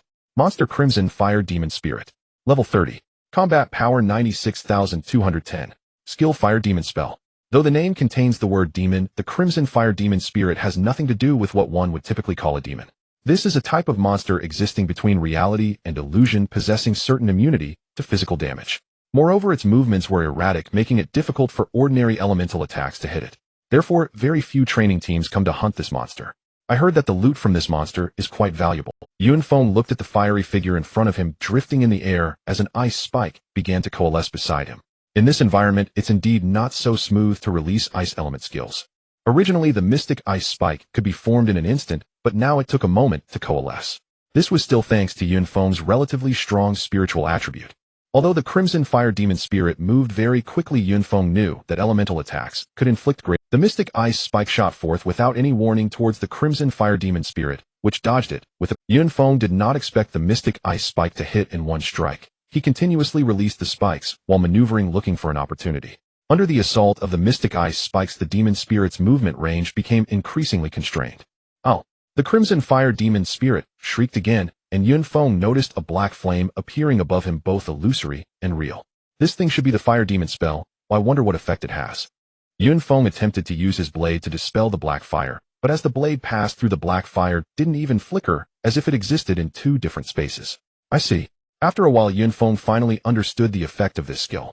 The Fire Demon spell functions as a comprehensive weakening skill, while also inflicting certain mental damage. It does not belong to elemental attacks, so the pseudo-dragon power did not negate its effects. The skill is impressive, but this level of weakening cannot diminish the gap in our combat power. Yun Feng smiled at that moment. The Crimson Fire Demon Spirit had no escape left, pierced by a mystic ice spike through its seemingly illusory body. At the moment the Crimson Fire Demon Spirit was slain, its body became solid, then transformed into fiery red stones that shattered. In the center of the rubble, Yun Feng picked up a particularly vibrant red crystal. Fire Essence Stone can accelerate the development of fire elemental talent and enhance skill power. This was precisely what Yun Feng wanted, whether for sale or for personal use later, it was very worthwhile. I'll come back to farm this later. Right now I'm wasting my remaining pseudo-dragon power.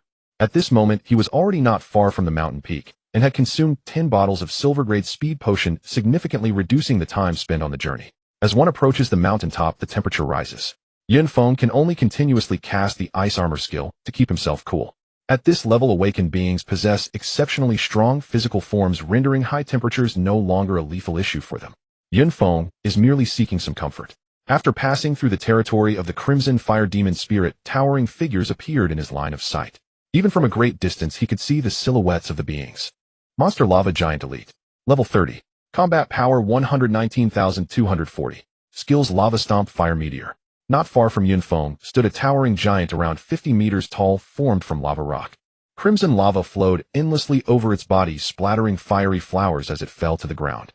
As Yun Feng approached the lava giant, he saw its massive right foot lift high into the air. With a thunderous boom, as the foot came crashing down, debris flew from the ground, causing the earth to tremble. Yun Feng immediately felt a wave of dizziness, as if he were a tiny boat adrift in the vast sea. Shaking his head to regain focus, he saw the lava giant raising a stone dripping with lava high above its head. The stone flew towards him like a shooting star. Yun Feng hurriedly executed a swift maneuver and conjured an ice dragon to strike the giant stone. This lava giant appears to be quite docile, yet it unexpectedly employs such a cunning combination attack right from the start. Evading the giant's fiery stone, Yun Feng began to attack the lava giant from a distance.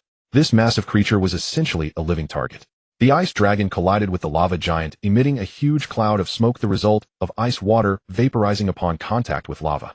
As the mist cleared, he discovered that the lava giant had sustained minimal damage with only a few small rocks falling from it, and the lava lessened slightly. This guy's elemental defense is quite high as well. The higher the level, the easier it became for Yun Feng to notice that those higher-tier monsters possessed hidden attributes that weren't reflected in their combat power, making them easily underestimated. No longer using ice elemental skills to attack, Yun Feng directly drew his battle sword and advanced rapidly towards the giant with the 8 trigrams flowing dragon step. Compared to the lava giant, he felt like an ant. However, as long as one is strong enough, even an ant can move a giant. With each strike of his battle sword against the lava giant, cracks would appear on its body. As time passed, the fissures on the lava giant grew increasingly numerous. Boom! The lava giant, raising its massive stone, suddenly found its legs collapsing into a pile of rubble scattering everywhere. It all happened so abruptly. In fact, Yun Feng had initially targeted the connection points of its legs. With its legs gone, he began to launch an attack upwards. The lava giant crumbled like a high-rise building being blasted from below, ultimately collapsing in a thunderous crash. This big guy is indeed hard to kill. Wiping the virtual sweat from his brow, Yun Feng actually found himself quite fond of such relatively cumbersome monsters, though their vitality was a bit strong, requiring a considerable amount of time to defeat. Killing monsters of such a high level indeed grants a substantial amount of spiritual energy. An elite lava giant provided a full 250 points of spiritual energy, and the loot, the lava heart, was quite good too. With the power of the pseudo-dragon, dealing with these monsters, primarily dealing elemental damage, became much less risky, allowing him to be bold and carefree. Yun Feng decided to exhaust the remaining time of the pseudo-dragon's power right here. Although his combat power was somewhat higher than these monsters, there was still a level suppression at this tier. Especially when there is a gap of more than 5 levels, the suppression would increase dramatically. Therefore, defeating monsters of a higher level does yield significant benefits, but without the right tools, one cannot undertake such a task. Had Yun Feng not obtained the power of the pseudo-dragon, he truly would not have dared to seek trouble with elite monsters here.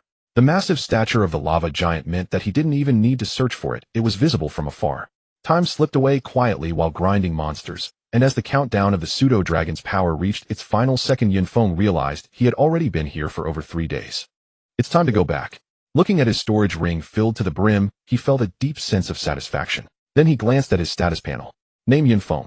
Level 23, 3120000. Combat power 152,284.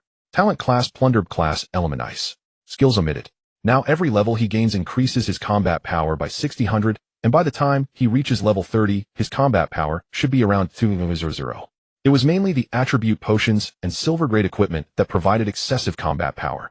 Whenever he thought of this, Yun Feng would take out the ancient jade and give it a hearty kiss. Without the pseudo-dragon's power, Yun Feng could manage to bully ordinary monsters, but even defeating the lava giant posed a danger. During these 3 days, Yun Feng encountered several crises, having been struck by fire meteors several times. Thankfully, the pseudo-dragon's power mitigated most of the damage, otherwise under level suppression, it might have cost him half his life. As a model of a new era youth, Yun Feng deeply understood the importance of balancing work and rest, so he left the dimensional space and headed straight home. I wonder if Chu Songming will be furious to learn that I'm still alive. In the armored vehicle on his way home, Yun Feng thought to himself. Little did he know Chu Songming had found out 3 days ago and had already been angry.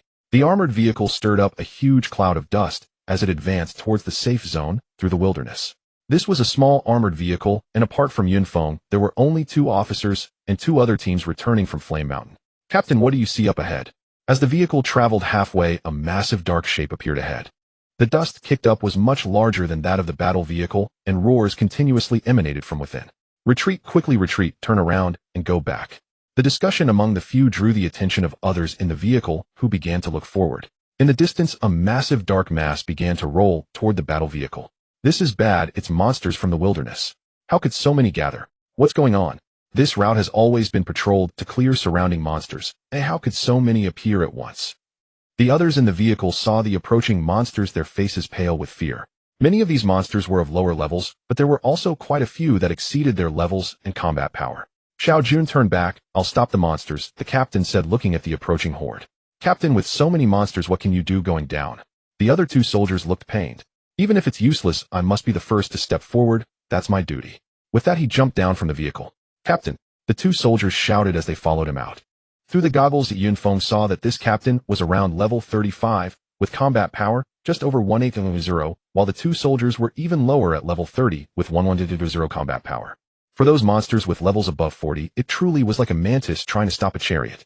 The other two teams in the vehicle looked at the three soldiers, jumping down with expressions of pity, but said nothing. At this moment, whoever jumped down would be of no help. Yunfeng merely observed coldly, remaining silent. He felt that the emergence of this monster horde was rather suspicious. It didn't seem like a natural phenomenon. Soon the three soldiers were swallowed up by the horde of monsters and disappeared from sight. However, the monsters' pursuit showed no signs of slowing down despite the soldiers' obstruction. What should we do? The monsters are about to catch up with us. Master, can you go any faster? Otherwise we'll be devoured by the monsters. Head, we should jump out of the vehicle and escape separately. There might still be a glimmer of hope. The two teams were clearly seasoned veterans and were not easily frightened. Rather than waiting to die in the vehicle, they preferred to take a chance. Yunfeng quietly watched without saying a word. Young man, aren't you going to jump out of the vehicle to escape like them?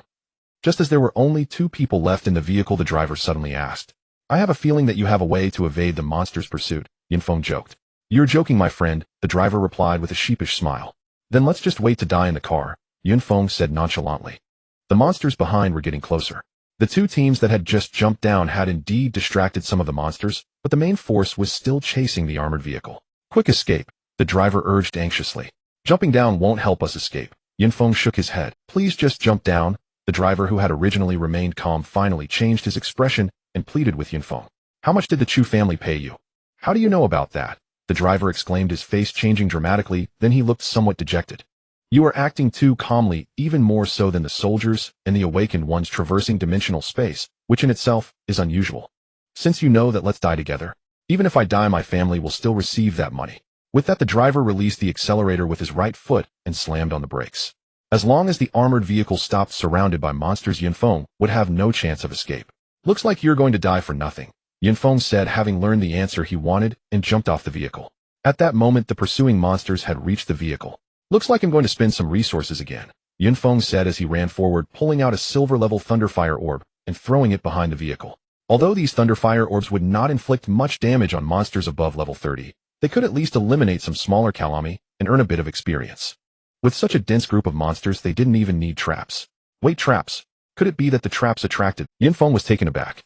To attract monsters above level 40, it must be a purple-level trap. Chu Songming, you are ruthless. Not sending anyone over and resorting to these tricks, Yunfeng said fiercely. Chu Songming had already entered the dimensional space again, and all of this was arranged by Uncle Tai. With the support of family resources, he had directly taken a purple-level trap from the family stock. Using a trap of this caliber requires extreme caution. If your combat power isn't sufficient and your numbers are few, it could lead to a total annihilation. After the cleansing of several silver-level Thunderfire orbs, the monsters below level 30 were either dead or severely injured and had already dropped out of the pursuit. What remained were all higher-level beings. Subsequently, Yunfeng took out a godlock smoke bomb and threw it on the ground while executing a lateral escape. A large group of monsters rushed blindly into the smoke. Despite their high levels, their intelligence was not as sharp as that of humans. Instead of trying to break through the smoke immediately, they slowed down due to the obscured vision. The monsters rushing from behind could not avoid crashing into the ones in front, causing a chain collision. The sounds of beastly roars echoed within. Once the smoke cleared, the scene was chaotic, with many monsters piled together, blood flowing incessantly. Some of the weaker monsters were torn to shreds by the others in a fit of rage. Roar! Spotting the culprit fleeing into the distance, the surviving monsters all gave chase. I can't believe this. Why won't they just give up? Even the ordinary monsters of level 40 and above were not something Yunfeng could handle. The level difference was too significant. Yunfeng took out another item from his storage ring. This thing is too rare, I don't want to use it, and there are too many. He crushed the capsule in his hand, instantly disappearing from the spot, causing the group of monsters chasing him to suddenly lose their target and erupt in furious roars. At this moment, Yunfeng had appeared in another location. It was still a desolate and barren wilderness filled with an aura of danger. The remnants of broken walls nearby indicated that this used to be a happy little town, now obliterated in a disaster over 300 years ago. As the sky gradually darkened, Yunfeng walked towards the war-ravaged town. He planned to stay here for the night before figuring out a way to return to the safe zone tomorrow. In the wilderness, without professional equipment, it was nearly impossible to determine his location, so after using the spatial capsule, he now had no idea where he was. As he approached the dilapidated little town, he could faintly hear the whispers of monsters emanating from inside. The wide-open wilderness was extremely dangerous, and this abandoned town wasn't safe either. Affected by the dimensional space, the snakes, mice, and insects of the past had also been altered into mutated beings with certain combat capabilities. Many monsters that escaped from the space would also gather here, often led by a particularly powerful monster. Yunfeng expanded his senses to the maximum and proceeded cautiously. In the center of the abandoned town, there was a relatively tall building, which was Yunfeng's target. After all these years, the high-rise still stood firm and robust. Most importantly, Yunfeng had a small flying device on him. Even in the face of danger, he could escape. A squeak.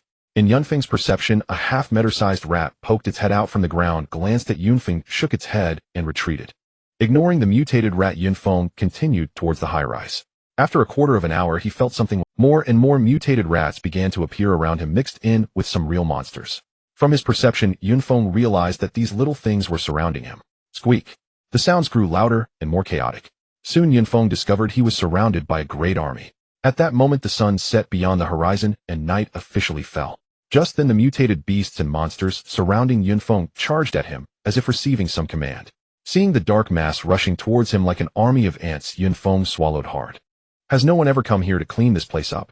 Where exactly have I ended up? Ice spikes condensed around him, continuously stabbing at the incomprehensible filthy creatures leaping toward him. At the same time, he drew his combat knife, creating a wall of blades around himself. These small creatures had no combat power, but their sheer numbers were overwhelming. At this moment, he only regretted not having grasped any area attack skills. Those days on Flame Mountain had completely interrupted his comprehension of ice element skills, causing the fourth skill to be delayed. There's nothing to do but grasp at straws now. Yunfeng took out an ice spirit crystal obtained from the ice snow dimensional space, attacking while trying to comprehend ice element skills. The sky grew increasingly dim. A large number of corpses piled up around Yunfeng, yet the surge of animals showed no signs of diminishing. The key point is that the monsters mixed in were all of low level. No matter how many he killed, they provided no spiritual power. It feels like something is awakening. As Yunfeng was exterminating the stinking bugs, it seemed he touched upon something, and small whirlwinds of snow began to appear around him. The snow started to spin, forming a small tempest. Skill Blizzard. After half an hour of battle, Yunfeng finally comprehended his fourth ice element skill. With a thought, the small tempest beside him suddenly expanded, transforming into a massive icy storm. Yunfeng stood at the center of the storm. The advancing stinking bugs, snakes, and rodents were all torn to shreds by the icy tempest. This was just the beginning, as the storm surrounding him split apart, spreading out in 4 directions. Animals were swept into the air by the storm, ultimately turning into blocks of ice that fell down, crushing many below. The once reckless snakes and rodents seemed to sense something halting their assault and retreating like a receding tide. Yunfeng took this opportunity to approach the tall building. The outer wall of the building, having endured the ravages of war and the relentless weather, was barely recognizable. The faintly visible steel and concrete spoke of its dangers. This feels a bit eerie. Just moments ago, it was a chaotic tide. Now it was utterly silent. The stark contrast made Yunfeng feel uneasy. Yunfeng had never trained in the wilderness before. He had only heard that doing so was extremely perilous. The monsters had no distinction of levels, all mixed together. Killing the lower-level ones yielded no spiritual power, while the higher-level ones were unmatchable. Thus, apart from the specialized cleanup teams in the safe zones, very few would venture to train in the wilderness outside. Closing his eyes, he began to sense his surroundings while calming his mind. The first thing to consider was how to return to the safe zone.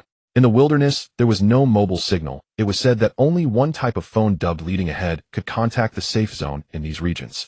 If I'm going back, I need to replace the phone. Actually, I should be thinking about how to deal with that madman. From today's incident, Shu Songming had already employed unconventional methods. Who knows what other tricks he might have up his sleeve. Boom. A booming sound caught Yunfeng's attention. Standing atop the high building and gazing into the distance, he saw 2 beams of headlights approaching from afar. Who could it be at this time? Yunfeng wondered.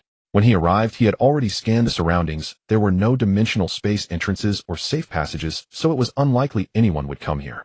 As the vehicle drew closer, Yunfeng realized it was a micro-battle vehicle capable of holding only a small team. A group of monsters trailed behind it. Hurry, get out of the vehicle and enter the ruins ahead. The micro-battle vehicle came to a sudden stop in front of the ruins, and 5 people streamed out, quickly rushing into the debris. Strangely, the monsters halted near the ruins, pacing back and forth at a distance, and after a few whimpers they all, "Phew, I finally feel I've escaped with my life.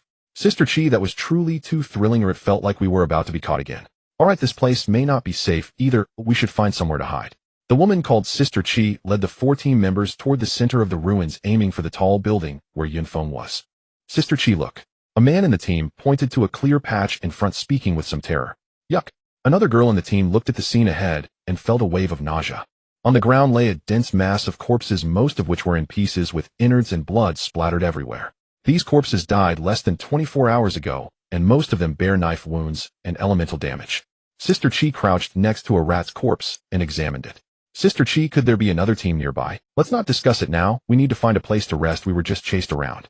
Sister Chi replied impatiently. The other teammates exchanged glances, resigned to explore ahead. In the wilderness, encountering another team was not necessarily a good thing. It could mean death at the hands of one's own kind rather than the monsters. When Yunfeng saw a team approaching his location, he merely glanced and then returned to his focus. As long as they did not provoke him, it was of no concern. Sure enough, not long after, faint footsteps were heard below, clearly heading upstairs. Yunfeng thought to himself that he had a flying aid and could glide away from the tall building. Oh, what could these people want? If he was surrounded by monsters here, wouldn't that mean certain death? Who goes there? Several of them finally noticed Yunfeng and became vigilant. They knew there should be another team here, but they didn't expect to run into each other. Both sides were somewhat surprised upon me. The five were astonished to find that the other side had only one person. Yunfeng, on the other hand, was surprised by their levels and combat power. All five were above level 31, with combat power exceeding 100. Notably, one of them, at level 31, had a combat power of 1400. This indicated that their backgrounds were certainly not ordinary, and that they had consumed quite a few attribute potions. Since you're here, let's rest. This is not a safe place. Yunfeng tried to appear as harmless as possible. Hearing his words, the other's vigilance slightly relaxed. Brother, why are you all alone in the wilderness? Sister Chi casually sat next to Yunfeng, curiously asking. The other five present were left speechless. The most speechless of all was Yunfeng. Wait, are we really that familiar? You just sit down and ask questions as if nothing is happening. By the way, my name is Han Yuchi. They all call me Sister Chi. Although the light was dim, being this close allowed Yunfeng to see her features. She had a clean, neat short haircut, and her facial contours were sharp, exuding a charisma rivaling that of a boy. With a micro-armored vehicle and the surname Han, could it be? Yunfeng had some speculations. We are a small team. We originally planned to train in the dimensional space, but monsters appeared on the safe passage. Are you a lone wolf? Isn't it exciting to train in the wilderness? As soon as she sat down, Han Yuchi began firing questions nonstop. Hey little brother, at least say something. It's too boring. Seeing Yunfeng merely close his eyes and meditate without responding, she felt a bit awkward, especially with her teammates watching. Little brother, I'm sorry, my sister Chi is just like this, don't mind her. The other teammates could no longer stand it, and quickly pulled Han Yuchi away. The top floor of the building fell into silence, with only the faint sounds of breathing audible. Little brother, would you like something to eat? A sudden female voice rang out, and Yunfeng felt a surge of irritation rising. Sister Chi. Alright, I won't speak anymore. Finally, the world quieted down. At this moment, the moon hung high and the starry sky was boundless, as if everything was so beautiful. Bang! The building began to shake. What's happening? Everyone instantly stood up and looked down at the building. Pairs of crimson eyes lit up. Yunfeng glanced at the moon in the sky, which was at its zenith. What is going on? At first he was puzzled as to why, despite the nightfall, these creatures had not entered a frenzied state. Sister Chi, things don't look good. The five of them saw the densely packed red dots below, their hearts sinking, yet they remained relatively calm. What are you afraid of? We aren't pushovers. Han Yuchi pulled out a metallic piece attached to her body, and with a few clicks it transformed into a longbow. Yunfeng took a look and was astonished. It was actually a silver-grade weapon. Indeed, a person of wealth. Such a weapon would sell for around 5 million huabi in the market. The others also revealed their weapons, all of silver-grade. Little brother, stay behind us later for protection. After all, Yunfeng's displayed fighting power was still below 100, making him someone in need of protection in their eyes. Yunfeng was happy to take a back seat, wanting to observe the strength of this small team. The red dots below began to rush towards the building, causing the ground and the entire building to shake and tremble.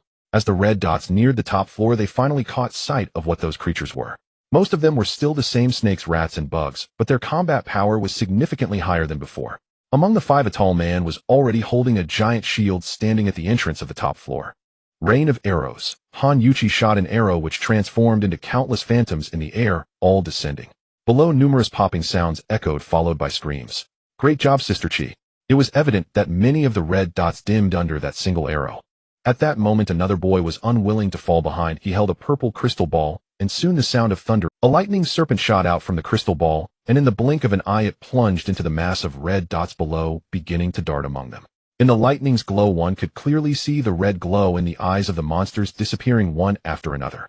This team's combat power is astonishing. Yunfeng marveled inwardly, but still did not intervene. These monsters lack any spiritual power. This is too boring.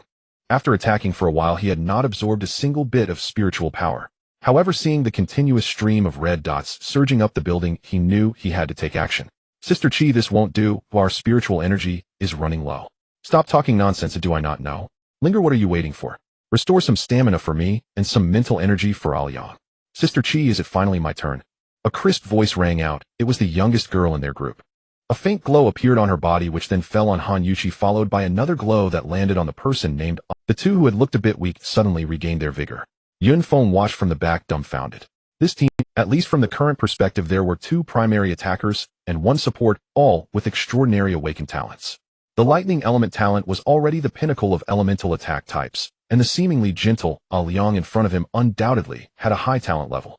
As for the support that could restore both stamina and mental energy, such a talent was truly rare among different systems. As for Han Yuqi, Yun Feng speculated that her talent might be similar to Bai Li Yunyun. Watching the decreasing number of red dots below, everyone felt relieved. Little brother, with me here, you won't be in any danger. Han Yuqi clapped her hands, stepping in front of Yun Feng with her head held high. Sister Chi, thank you so much. Just know that once dawn breaks, we'll return to the safe zone. It's too dangerous. Boom!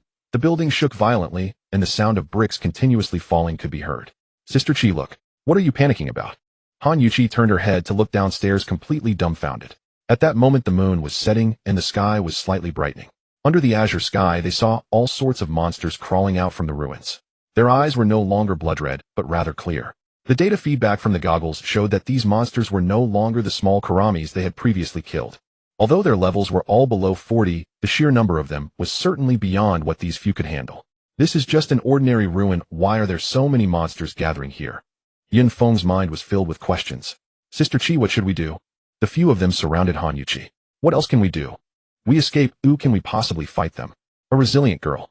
This trip has been too costly. We haven't even started our training, but have already lost quite a bit. Han Yuqi grimaced as she took out a metal box from her storage space. With a gentle press, the metal box expanded in the wind, transforming into a massive mechanical bird. Little brother, you've seen the situation. This mechanical bird can only carry us 5 at a time. You'll need to find a way to escape yourself. It's fine. In situations like this, no one wants to be caught. Yun Feng flashed a broad smile, like an optimistic young man. Han Yuqi looked deeply at Yun Feng, and with the others they grabbed onto the mechanical bird's legs, heading towards their vehicle's landing point. Sister Chi, that handsome young man is probably doomed. On the mechanical bird Linger teased. Stop daydreaming. Ooh, what's the use of looks? At this moment, he can only pray for the heavens to protect him. Han Yuqi, despite her careless demeanor, would not falter at critical moments. Just as they were nearing their destination, a loud explosion thundered. The entire ruin shook. What was that? What just happened? That guy seemed unusual at first glance. He probably has some tricks up his sleeve. Sister Chi, you didn't say that earlier. Turning back, they saw thick smoke billowing from the ruins, accompanied by the roars of monsters. Sister Chi, should we go back and check?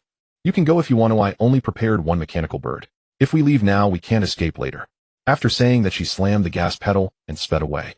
Watching the others fly off, Yun Feng smiled. In times like these, escaping was paramount. No one would risk their life to save someone they had no connection with. Another wave of spiritual energy to be gained.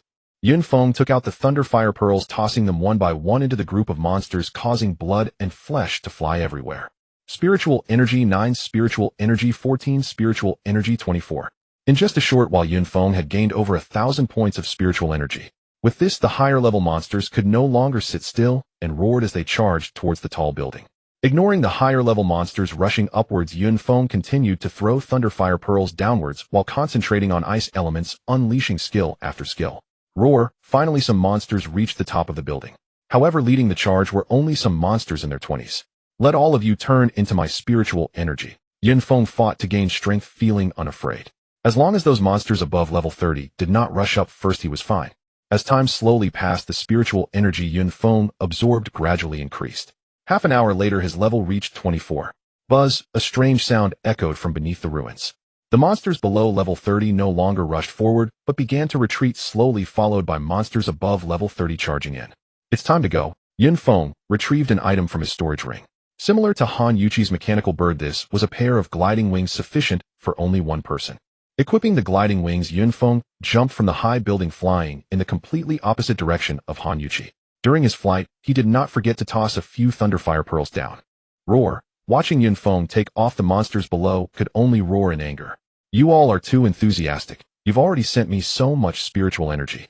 That's enough for now. I'll come find me again next time. The darkness finally vanished completely, and sunlight once again shone upon this desolate land. Shortly after, Yunfeng took off. The monsters in the ruins seemed to receive some sort of command, swiftly retreating from the tall buildings and then disappearing into the debris. The already precarious tall building finally could not withstand the destruction and collapsed with a loud crash. At this moment, Yunfeng had landed several kilometers away from the ruins. There is definitely something wrong with that ruin. It's just a pity about those spoils. He was now convinced that this was not the usual state of a ruin. Although he was unfamiliar with the ruins during his recent training in the dimensional space, he had passed through some ruins. I'm still too weak now. Yunfeng shook his head and began to look for the way back to the safe zone. What is the situation? That kid definitely won't survive. I hope what you said this time is true. I applied for a purple grade item. If it can't deal with a student still in school, that would be quite disappointing. Uncle Tai, please rest assured there is absolutely no problem. Uncle Tai waved his hand, dismissing the person report. The young master is about to come out of the dimensional space. He should be at level 21 now. When he hears this news, he should be very pleased. Finally, level 20. If it weren't for the potions he gave me, it wouldn't have been so easy. In the depths of a dimensional space, Feng Yun stood before the corpse of a level 20 rare monster. This was her first time achieving a rare monster kill all on her own. Should I go back? Feng Yun fell into distress. Generally, those who awaken while training outside must return to the safe zone after some time, especially at critical levels. This is because they need to restock supplies, repair equipment, and clean up spoils. However, she did not want to return. Every time she went back, she was met with pressure from her family. Fortunately, although Chu Tsongming was unreasonable, he was not a wastrel and still put effort into his own level. Otherwise, she wouldn't have it so easy now. When your skill is quite useful. In a certain dimensional space, a team was grinding monsters. In a team like ours, being able to kill monsters at a higher level relies entirely on your skill. Yet when run with such an impressive skill, you could easily find a stronger team. The other team members encouraged him, displaying the simplicity and kindness of human nature. How could that be? When I was at a lower level, it was you who pulled me into the team. Now that my level has risen a bit, and I've grasped a slightly useful skill, how could I just leave you all behind? Long Yu hurriedly waved his hands. He knew these people were indeed quite decent, but as soon as he showed any intention of severing ties, they would likely turn into adversaries. Not long ago, he had reached level 15 and comprehended his third skill, Curse Affliction. This skill does not deal direct damage, but it is far more insidious than those that do. Curse Affliction designate an enemy to be enveloped by the wheel of misfortune, causing them to experience a series of unfortunate events for 1 minute with a cooldown of 10 minutes. At first, when Ren thought this was a worthless skill, being slightly unlucky, what could that do? However, after he unleashed it on a monster, he quickly realized how perverse this skill truly was. Among his teammates, the highest was only a Great Awakener, barely able to deal with monsters of the same level. However, after being hit by this skill, the monsters became much easier to handle. Originally, an attack could only target the monster's more heavily defended areas, but somehow the monster suddenly seemed to twist its foot, exposing its vulnerable spots to attack. Such incidents were numerous. After experiencing a few battles, the team found that dealing with monsters became simpler. They soon began to slay monsters at higher levels. However, one must finish the battle within 1 minute. Therefore, they could only dare to fight monsters 1 level higher. Even so, their leveling speed and the spoils they obtained exceeded anything they had known before. Yunfeng, wait for me, I'm not a dead weight. Wenren firmly thought in his heart. That separation, though he said nothing, still stimulated him somewhat. He always believed that Yunfeng no longer trained with him because his talent had not been unlocked and his abilities were too weak. Captain, look, there seems to be a person over there. Strange, how could there be a lone wanderer in the wilderness? Could it be that they got separated from their team? Regardless, encountering such a situation could not be ignored. This person was none other than Yunfeng, who had returned to the correct path after a day of wandering in the wilderness. Thank you. Yunfeng hurriedly expressed his gratitude after getting into the vehicle. There was still quite a distance to safety. Although his speed was fast, it did not match that of an armored vehicle. How did you end up here? Knowing the officer was merely asking out of routine, Yunfeng recited the story he had long prepared. I took on a clearing task and ended up separated from my teammates, so I returned to the roadside to wait. Oh, so you are a clearing personnel. Thank you for your hard work. The officer's attitude immediately shifted. The other people in the vehicle also changed their gaze towards him, some expressing admiration, while others looked at him as if he were a fool. Such tasks were generally thankless and carried significant danger. For these matters, Yunfeng was indifferent. He just wanted to go back first. It seems I need to be cautious this time. Young Master Chu has failed again, so he is likely to resort to even more despicable tactics. If he still sends people to deliver their heads like before, I wouldn't mind letting him know my whereabouts. But now it's different. Playing dirty is hard to guard against. He needed to plot carefully before making any plans. Although he had numerous items on him, ensuring his survival was basically not a problem. Most of those lethal items had level restrictions. Once I reach level 31, I won't have to be so cautious anymore. The golden grade attribute potions were currently something only he could consume fully, others including Chu Tsangming could not. It's not that his family wouldn't provide so many golden attribute potions, a large family wouldn't give such important resources to one person unconditionally, they needed to consider risk mitigation. Putting all the stakes on one person is risky, if something goes wrong there would be no time for regrets. Yunfeng however had no such concerns, he would use as many as he needed. After returning to the safe zone, he did not go to the trading hall, but got off the vehicle midway. I'm sure my family is being monitored, going back would definitely expose my information. After thinking for a while, Yunfeng decided to find a hotel to stay in. The hotel provided internet facilities, but it was not as convenient as the smart brain at home.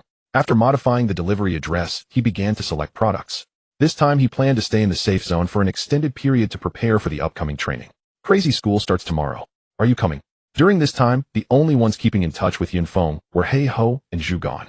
Although this period is nominally summer vacation, the two clearly did not slack off, and both their levels and combat power saw significant increases. Especially He Ho, whose level had already surpassed 15. Team grinding monsters cannot compare to Yunfeng's solo play in terms of leveling up. Moreover, He Ho had now solidified his identity as an invisible rich second generation, as he frequently received precious items sent anonymously. He regards them as gifts from his relatives whom he finds hard to talk about. Yunfeng certainly wouldn't expose this. I won't go. What's so good about school? Now he had no interest in going to school. What are you doing now? You seem all mysterious. Don't worry, I'm doing well. Just focus on getting into the school you want. I'm now an invisible rich second generation with resources backing me, so it's definitely no problem. After hanging up the phone, Yunfeng had already set off. It's been a month, I can't expect anyone to still be thinking about me. Yunfeng took the bus towards the trading post. After selling all the materials in his hands and browsing the trading post, he finally boarded an armored vehicle heading out of the safe zone. What he didn't know was that some things are just so coincidental. Uncle Tai originally thought he had perished in the wilderness and had already called off the hunt for him. But just now when he got into the vehicle, he was inadvertently spotted by a spy from Uncle Tai's old subordinates, who then made a phone call. Uncle Tai, there's some bad news. Go ahead, I've only been hearing good news lately, so I'd like to hear some bad news. Ever since the young master's thorn in his heart was removed, life has been better for him. Uncle Tai, I saw him. Who is not dead? Just go and kill him then. Isn't it that Yunfeng we tried to kill several times, but failed? What? Uncle Tai's calm demeanor vanished, replaced by fear on his face. Because Chu Tsangming was right beside him. Smack. A loud slap echoed. Chu Tsangming snatched the phone from his hand. Tell me, where is he? Chu Shao. He boarded the armored vehicle heading to the Longling dimensional space. As soon as he finished speaking, the other end of the line was cut off. He actually has the ability to go to Longling. Just in time, I need to go there too. You useless bunch, you can't handle this, and I have to step in personally. Chu Tsangming cracked his knuckles, as if Yunfeng was now an ant in his palm. Young master, that guy is a bit tricky, why don't we? What? Are you afraid I can't deal with him? Who in Jiangnan Prefecture can match me at this stage? Even Ling Xiaohan can't. Yes, who can compare to you, young master? Uncle Tai quickly praised. Yunfeng was of course unaware of these matters. A day and a half later, he had already arrived at the dimensional space entrance. It was indeed the Longling dimensional space. This space was filled with pseudo-dragon monsters ranging from level 25 to 30, which were quite suitable for him to level up. Moreover, the rare monsters inside dropped golden grade talent upgrade shards. Upon entering the dimensional space, he found himself in a dense forest with the refreshing air intoxicating Yunfeng. With strong perception, the obstructive forest wouldn't affect his monster grinding. Monster Earth Lizard Dragon. Level 26. Combat Power 64,320. Skill Earth Spike. A large yellow lizard appeared before Yunfeng, roaring as a Tumterlong Earth Spike pierced from the ground. If hit, it would surely turn him into a candy-coated hawthorn stick. Yunfeng dodged the Earth Spike and casually unleashed a Mystic Ice Spike, eliminating the trash pseudo-dragon and collecting its core. Let's head directly to the level 29 monster area and level up to 25 as quickly as possible. Yunfeng glanced at his data panel. Name Yunfeng. Level 24, 182-20000. Combat Power 157,688. Talent Skills omitted. He marched on without stopping. On the way, he casually dealt with a few various pseudo-dragons and reached the area where the level 29 monsters were located 3 days later. Monster Furious Winged Dragon. Level 29. Combat Power 82,460. Skill Fury Fireball. This was the high-level monster Yunfeng could kill at the fastest speed. If he went to fight the level 30 monsters, due to level suppression, the speed would slow down significantly, and the difference in spiritual power was only 5 points, which was unnecessary. Upon seeing Yunfeng intrude into its territory, the furious winged dragon spread its wings and sent a fury fireball as a greeting. The fireball, over 3 meters in diameter, blazed towards Yunfeng. What a hot temper! Yun Feng could only retaliate with an ice dragon break. The nearly 10-meter-long ice dragon roared as it shattered the incoming fireball, crashing into the furious winged dragon. The opponent was directly turned into an ice block and fell down. Not bad, that's 34 spiritual power in the bag. Yun Feng calculated his data while collecting the loot. At this rate, I need to kill over 560 furious winged dragons to level up to 25. Looks like you found yourself a good graveyard. Just as Yun Feng was grinding the furious winged dragons, Chu Songming also entered here. He was currently standing alone at the entrance to the space, admiring the beautiful environment, though the smile on his face was chilling. Similar to Yun Feng, Chu Songming did not linger in the low-level monster area and directly walked deeper into the space. His level had reached 25, and his combat power was exaggeratedly high, already exceeding 16000. Clearly, like Yun Feng, he had fully consumed the attribute potions for the first 3 levels. This was also why he dared to claim invincibility among peers. Even Ling Xiaoan, who shared the same SS level talent in Jiangnan Prefecture, wouldn't have as much support. Bang! An earth lizard dragon flew out and exploded into pieces in midair. Garbage like this can even be called a dragon. It's simply an insult to dragons. Chu Songming shook off the non-existent bloodstains on his hands and disdainfully said. And so he rampaged through, smashing every monster he encountered with a violent punch. 3 days later, Chu Songming arrived at the elite monster area. At this time, Yun Feng had already been grinding in the elite monster area for over a day. For Yun Feng, dealing with the level 29 furious winged dragons was just a casual task, and most of his time was spent on the road. Monster Storm Sword Dragon Elite. Level 30. Combat Power 132,780. Skill Storm Assault Flying Sword. This was the monster Yun Feng was currently grinding, resembling a giant pangolin, but with protrusions on its back resembling inverted swords. This was a versatile monster with both elemental and physical attacks, but versatility meant it lacked specialization. Both types of attacks were mediocre. When Yun Feng first encountered it, it directly showered him with a volley of flying swords. The so-called flying swords were spikes on its back that detached and shot out at high speed. If I could steal this skill, would the projectiles be my body hair? Yun Feng thought with some dark humor. In the elite monster area of the Longling dimensional space, Yun Feng and Chu Songming were positioned at different spots. Both were battling the Storm Sword Dragons. At this moment, their levels were the same, and even their monster-killing speeds were comparable. While the probability of elite monsters dropping golden shards is already low, and the chance of obtaining talent upgrade shards is even lower. Yun Feng was grinding monsters with his head covered, but the shards he collected were not many. Having experienced a successful upgrade after downing 3 bottles last time, he now drank them together whenever he gathered 3, hoping this number would bring him good fortune. Unfortunately, after grinding monsters for more than a day, he had nearly leveled up, yet the shards dropped were only a pitiful 2. Boom. Another Storm Sword Dragon fell before him. The loot from the Storm Sword Dragon was somewhat peculiar, particularly a unique sword spike from its densely packed back. It was said that weapons forged from this sword offered significant boosts to the comprehension of sword martial arts. Collecting the loot, Yun Feng casually kicked aside the corpse of the sword dragon, only to have his eyes light up. Oh wow, surprises always come at the right time. He picked up a bright yellow shard and kissed it resentfully. After transforming it into a potion, he took out the other 2 potions as well. If it doesn't work, no, it must work. With that, he closed his eyes and downed the 3 potions. Damn it, I knew it would. Seeing that his body showed no reaction, Yun Feng cursed softly and continued to grind monsters. He finally understood why so many people needed to exchange shards or simply sell them. Sometimes while grinding, he would level up before gathering the desired shards. I don't have such troubles. Yun Feng felt secretly pleased while attacking the Storm Sword Dragon. 3 more days passed. Over these 3 days, Yun Feng attempted another triple dose. The result was predictable. It ended in failure once again. When he upgraded from D to C rank, the chances were already quite low, and he didn't expect to succeed in just 1 or 2 attempts. I need to consume a few more potions first. Yun Feng comforted himself this way. However, he was feeling a bit anxious now. His level was about to reach 27, and the drop rate for shards was undoubtedly decreasing. I hope to successfully upgrade my talent before reaching level 30. Looking at the 2 bottles of talent upgrade potions he had gathered in hand, he sighed. While Yun Feng was deep in thought, a tempest swept toward him. Just in time. He dodged the approaching storm while casting an ice dragon break. Kid, your combat ability is impressive, managing to grind sword dragons all alone. Just as Yun Feng finished off a sword dragon, a voice rang out. He then saw a small team surrounding him. What's the matter? Yun Feng did not even glance up, focused on collecting. Kid, this area is where we grind monsters. You can leave now. Yun Feng turned to see a middle-aged man in his 30s with a frightening scar across his face looking down at him arrogantly. Being in their 30s and still grinding level 30 monsters indicated these people's talents were not that impressive. However, through long-term accumulation, they had managed to enhance their combat abilities to farm such elite monsters. This sword dragon as an elite monster may not be numerous, but it should be enough for you all to grind right. Yun Feng had already noticed the few of them. They had previously appeared in his perception, and he thought they were merely passing by. Unexpectedly, he sensed them a few more times, but since they didn't disturb him, Yun Feng paid no attention.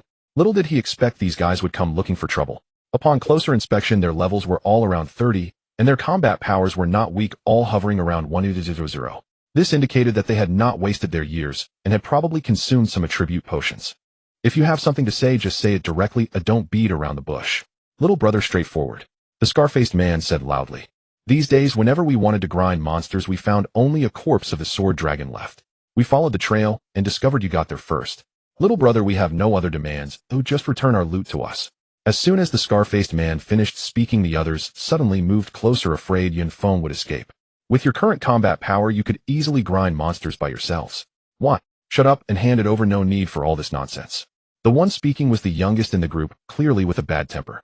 Gongzi, mind your words, we are a civilized. The scar-faced man waved his hand. Little brother, you can see that I'm quite easy to talk to provided you listen. Yun Feng shook his head, then kicked aside the massive corpse of the sword dragon, revealing a bright, yellow shard lying on the ground. Brother Dao? The others immediately got excited upon seeing the golden shard. One dashed out to reach for it. Just as the hand was about to touch the shard, there was a crack, and the arm bone was directly broken by Yun Feng's kick, bending at a 90-degree angle. The one who struck clutched his broken arm, wailing in pain. Brother Dao, my hand, my hand.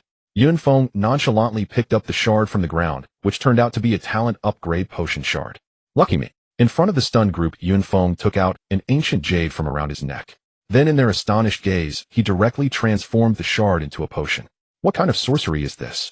The group was so frightened by Yun Feng's strange method that they retreated. However, after a few seconds, greed appeared on their faces, an expression akin to a long-imprisoned lecher, seeing a stunning beauty without a stitch on. Brother Dao, I wasn't seeing things just now right. What kind of treasure is this? It's beyond my understanding. Ha, seems like the heavens are assisting me, Zhaoyi Dao. The scar-faced man laughed maniacally. Even as he watched Yun Feng down several potions, he did not interrupt. Yun Feng had just gathered 3 bottles of talent upgrade potions, and without a second thought poured them into his mouth. He hadn't expected this attempt to succeed. However, just as the potion went down his throat, he felt something unusual happening in his body. That sensation was so familiar, he had felt it 3 times before, and each time was just as wonderful. Brother Dao, what did he just drink? Why is he like this now? What are you dawdling for? Go and take him down, get the... Just as they were preparing to make a move, Yun Feng's talent upgrade had already completed. Name Yun Feng. Level 26, 184, 262, 0000. Combat power 169,146. Talent B rank, Plunder Element Ice. Skills Love, Steel, Mystic, Ice, Spike, Ice Armor, Ice Dragon, Break Ice, and Snowstorm. Seeing the data displayed on the panel, Yun Feng was overjoyed. His upgraded talent had once again changed. Level Talent Plunder. When killing an enemy, there is a chance to plunder a portion of their spiritual energy and a small chance to plunder their talent. Changing from very small to small is a significant improvement. Moreover, the skill Plunder of Loved Ones had changed once again. The effect duration increased from 5 days to 10 days. Just as Yun Feng was immersed in joy, several attacks interrupted his good mood. However, when he took out the ancient jade in front of several people, he had no intention of letting them go. There are scum everywhere. Since he had encountered them, he didn't mind sending them to reincarnate and become good people. Just as he was about to act, Yun Feng found his feet entangled by several thick vines. At the same time, a large fireball approached him, and a scar-faced man with a battle knife directed his blade towards his neck. Xuanwu Heart-Guarding Mirror. This was the first time Yun Feng activated this item. Truly a golden tier item. Once activated, a shield resembling a tortoise shell enveloped Yun Feng, repelling all attacks that struck against it. Yun Feng drew his battle knife and made a slash, severing all the vines around his feet. With the defense of the Xuanwu Heart-Guarding Mirror, Yun Feng directly faced the oncoming attacks. Brother Knife, save me. At this moment, the team scout, who had no attacking ability, was already in close proximity to Yun Feng. Crack! Just as the plea for help was uttered, a head flew high into the air. Brother Kanakan, seeing their teammate killed the remaining 4, were horrified and heartbroken. Kid, I want you dead. The scar-faced man's voice was filled with hatred, clearly coming from the depths of his heart. Brothers, don't hold back. Bring out everything you've collected over the years. With the scar-faced man's command, everyone reached into their storage bags. Soon an assortment of small items flew towards Yun Feng. Although the defense of the Xuanwu Heart-Guarding Mirror was strong, its duration was not long, and it had already disappeared. With only 2 uses left, Yun Feng did not want to waste them on these people. Compared to my items, you are still too inexperienced. Yun Feng first cast the Ice Armor technique on himself, then while activating the Bagua Dragon Step, he threw out items. In contrast to the opponent's low-tier items, Yun Feng's were all high-quality goods. In just a few seconds, the four of them fell one by one, howling in pain. Big brother, I was wrong. Let me go. I can become your dog and promise to listen to you. The scar-faced man, drenched in blood, crawled tremblingly towards Yun Feng's feet. Sorry, I don't need a dog. For ice spikes gathered beside him, and then under the terrified gazes of the scar-faced man and the others, they stabbed into their chests. Thus all five were dead. What a pity I only obtained 1,000 points of spiritual energy and did not plunder any talent. However, since these people's talents were not high, Yun Feng didn't mind not plundering anything. Clap, clap, clap. Just as Yun Feng was collecting the battle spoils from the five, applause rang out from the jungle. Impressive, indeed impressive. A figure emerged from behind a large tree. Seeing the newcomer, Yun Feng was startled. His powerful spiritual attribute had failed to sense the other's arrival, indicating that the opponent's spiritual attribute was not inferior to his. It's you. Surprised, are you? I just didn't expect you to come on your own. The newcomer was none other than Chu Songming. Both of them were hunting sword dragons, slowly approaching a certain location as time passed. The battle that had just erupted on Yun Feng's side had drawn Chu Songming over. Since it's boring anyway, why not play with a little mouse? Chu Songming said disdainfully, playing with his dragon claw. He had watched the entire battle process. Although Yun Feng was indeed powerful, he was still far from his level. Before you die, can you satisfy my little curiosity? Before you die, satisfying your curiosity is not impossible. Yun Feng replied with a smile. The data in the goggles indeed put some pressure on him, but it was still within an acceptable range. Level 27. Battle Power 172134. From the data, it appeared that the opponent was similar to him, with all attribute potions consumed, and had just reached level 27. Ha ha ha, arrogant, I like it. Hearing Yun Feng's words, Chu Songming laughed until tears almost came out. I saw the latter half of the previous battle. As far as I know, you have no ice element talent. About that issue. Yun Feng elongated his words, suddenly drawing his knife to strike at Chu Songming, initiating the first move of the dominant blade technique. You'll have to wait until you're dead before I tell you. I mistook you for a first-rate character, yet you resort to sneak attacks. Chu Songming directly grabbed the blade that was slashing towards him, while his other dragon claw slashed towards Yun Feng's abdomen. At this time, what martial ethics are there to speak of? Yun Feng mocked forcefully, withdrawing his battle knife, sidestepping the sharp dragon claw, and then an ice spike gathered, piercing towards Chu Kangming's face. Roar! An inhuman roar erupted from Chu Kangming's mouth. The ice spike that had been thrust forward melted away as if it had encountered fierce fire, while Yun Feng was momentarily stunned by the sound. Although he quickly regained his senses, he was still grazed by the opponent's sharp claws, leaving a wound on his arm. Your battle power is quite peculiar. Both sides retreated simultaneously. Chu Songming frowned, puzzled. The battle power Yun Feng displayed didn't match the one of his hero displayed in his goggles. His Tsunglong roar was a spiritual attack. Yun Feng's quick recovery indicated that his spiritual attribute was not inferior to Chu Songming's. Ha ha, it's supposed to be peculiar. Then the battle power value of Yun Feng rapidly changed in Chu Kangming's goggles, sometimes in the tens, sometimes reaching hundreds of thousands, dazzling Chu Kangming's eyes. So it's the effect of a disguised potion, a sneaky little rat. After taking a sip of a healing potion, Yun Feng took out a conch and blew into it with force. A dreamlike sound rang out, causing Chu Songming to fall into a brief daze. Taking advantage of this moment, Yun Feng unleashed an ice dragon break, crashing into him. However, Chu Songming only took a few steps back, suffering minimal damage. I didn't expect you to have such a means. Unfortunately, elemental attacks are ineffective against me. Chu Songming brushed off the ice shards from his chest, speaking disdainfully. Hearing this, Yun Feng realized where the problem lay. Damn it, can this guy really comprehend the power of dragons? Thinking of this, Yun Feng immediately activated his skill, Plunder of Loved Ones. As soon as the skill was activated, 5 skills appeared in Yun Feng's mind: Black Dragon, Rending Sky, Songlong Roar, Black Flame, Breath, Power Amplification, Elemental Immunity. Feeling these 5 skills, Yun Feng realized he had misjudged. The opponent had not comprehended the power of dragons at all, but rather it was due to the effect of elemental immunity. However, now that the skill had been activated, he had to choose one. I choose to plunder elemental immunity. Currently, this skill posed the greatest threat to him. Elemental immunity passive skill, immune to 80 of elemental attacks.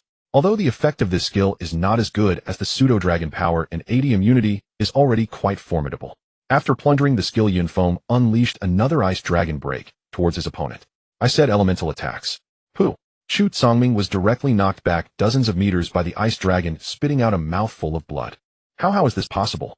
Chu Songming stood up, clutching his chest and downing a healing potion. Could it be that there's something wrong with my skill?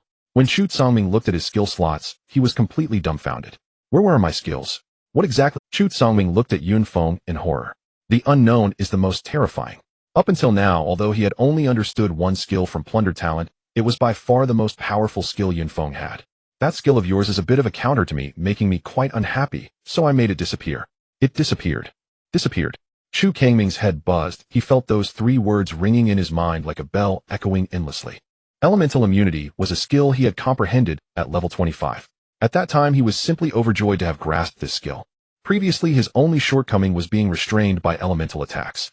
After comprehending this skill, he could say that whether it was monster hunting or dueling, he had no worries. Die! Chu Songming roared, his inner fear of the unknown replaced by rage. A jet-black dragon breath erupted from his mouth. Yun Feng knew that this was his 3rd skill, Black Flame Breath. As he watched the breath approach, Yun Feng did not move. Seeing my dragon breath has left you dumbfounded, fool. Seeing Yun Feng engulfed by the dragon breath, Chu Songming sneered. How could this be? After the breath dissipated, Yun Feng stood there as if nothing had happened, though his hair was slightly singed and his face was blackened. The 80 immunity was not complete immunity. It could still cause some damage, but the remaining power was offset by his silver tier battle outfit.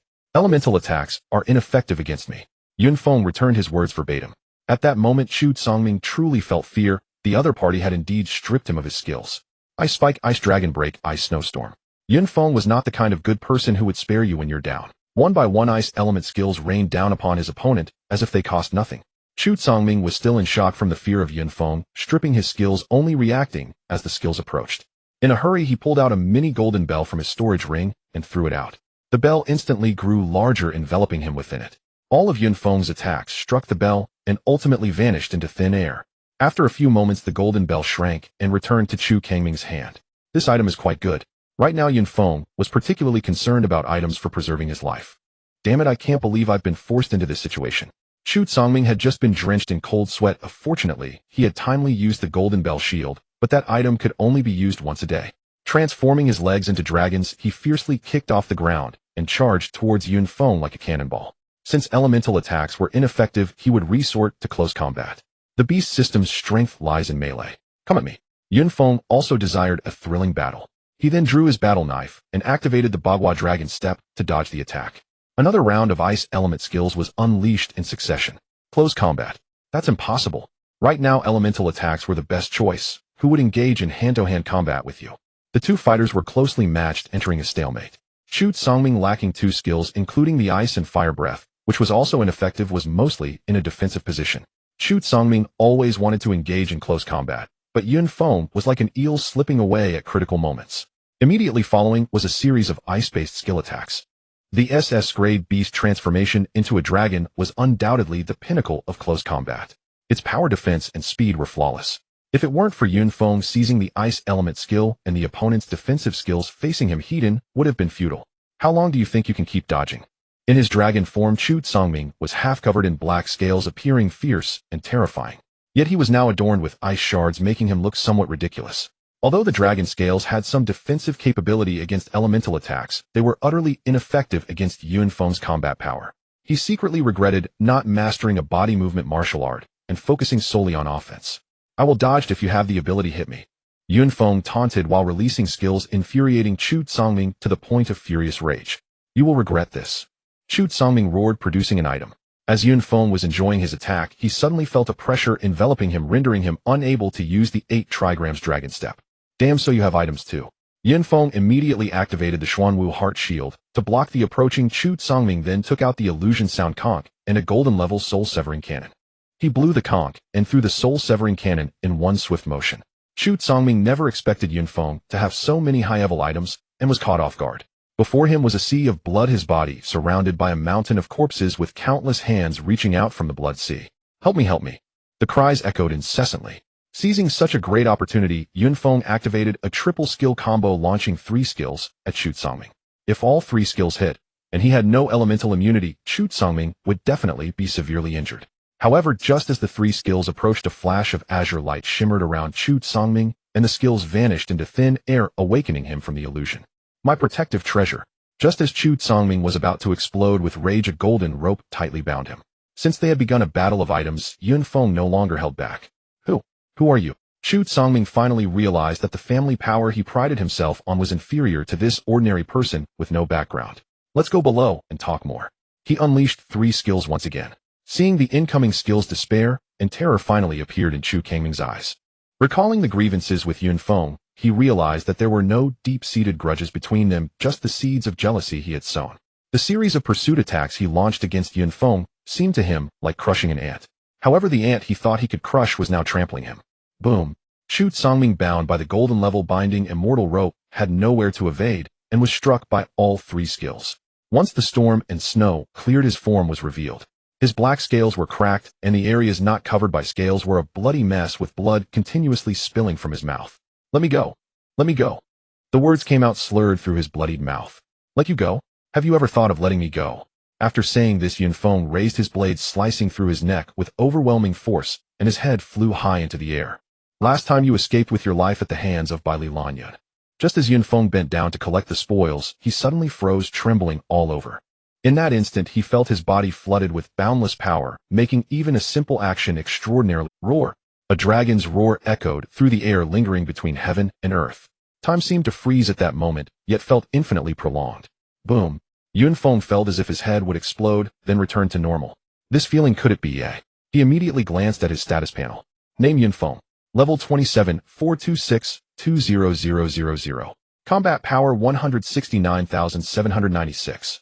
Talent: SS grade, beast type, black, dragon, level, plunder, element, ice. Skills: element, immunity, and more. Yun Feng couldn't believe his eyes as he looked at the status panel again. Really, did I really plunder an SS grade? At that moment, his emotions were beyond description. If he had to express it, it would be woohoo and flying. Li Yanqing's gaze wavered under Yun Feng's eyes. Her original intention had been to comfort him, but now the situation had turned. However, on the day he awakened, his grade talent extinguished all his fantasies. Yet today, not only had he killed an SS grade talent awakener of the same level, but he also plundered the opponent's talent. Ha ha ha, I'm also a top-level talent awakener now. Yun Feng laughed maniacally in his heart. He activated the newly acquired talent, and dense black scales began to appear on his palm. However, the plundered talent was equivalent to just awakening, so he couldn't fully transform even one hand into a dragon. Such great power. Just a slight transformation into a dragon made Yun Feng feel his arm's strength increased. Sigh, having too many talents is bothersome. I need to prepare to comprehend skills again. Yun Feng sighed, his words dripping with a sense of superiority. He put away Chu Kangming's golden level storage ring, erased his mark, and began to investigate inside. While there are actually quite a lot of things inside, Yun Feng took out several bottles of golden level attribute potions. He must have prepared these for level 31, but I benefited instead. If only I could exchange them for fragments. There were many decent items inside, one of which was the small golden bell previously used by Chu Songming. Purple engraved item, golden bell shield. The golden bell envelopes the user, forming an all-around defense, duration 5 seconds, cooldown 24 hours. Satisfied, he collected everything, cleaned up the scene, and continued deeper into the space. Since his talent had already upgraded, there was no need to grind for elite monsters here. On the way to the rare monster area, Yun Feng took out all the spoils related to enhancing beast-type talents and began studying his new talent. A day later, when he appeared in the rare grade monster area, he was finally able to fully transform one palm into a dragon. At the same time, he comprehended a skill cloud from the sky. It seems that the skills comprehended from the same talent can be completely different. Cloud from the dragon, wind from the tiger. The skill cloud from the sky allows Yun Feng to gain a brief flying ability. As I further develop this talent, this ability will surely strengthen, allowing me to ascend to the heavens and dive into the seas, reaching anywhere. Yun Feng was exceedingly excited inside. A roar interrupted Yun Feng's reverie. As he focused his gaze, a towering and fearsome Tyrannosaurus Rex appeared before him. Monster: brutal Tyrannosaurus Rex, rare. Level 30. Combat power 145,730. Skills: brutal charge, iron tail, ruthlessness, kingly aura, passive. No wonder Chu Songming hasn't been here hunting monsters. This brutal Tyrannosaurus Rex is a pure physical attack monster, and its kingly aura is a nemesis for close combat. As Yun Feng approached this creature, he felt his strength and defensive attributes plummet. Let's give it a try. In terms of attack, Yun Feng was now quite well-rounded.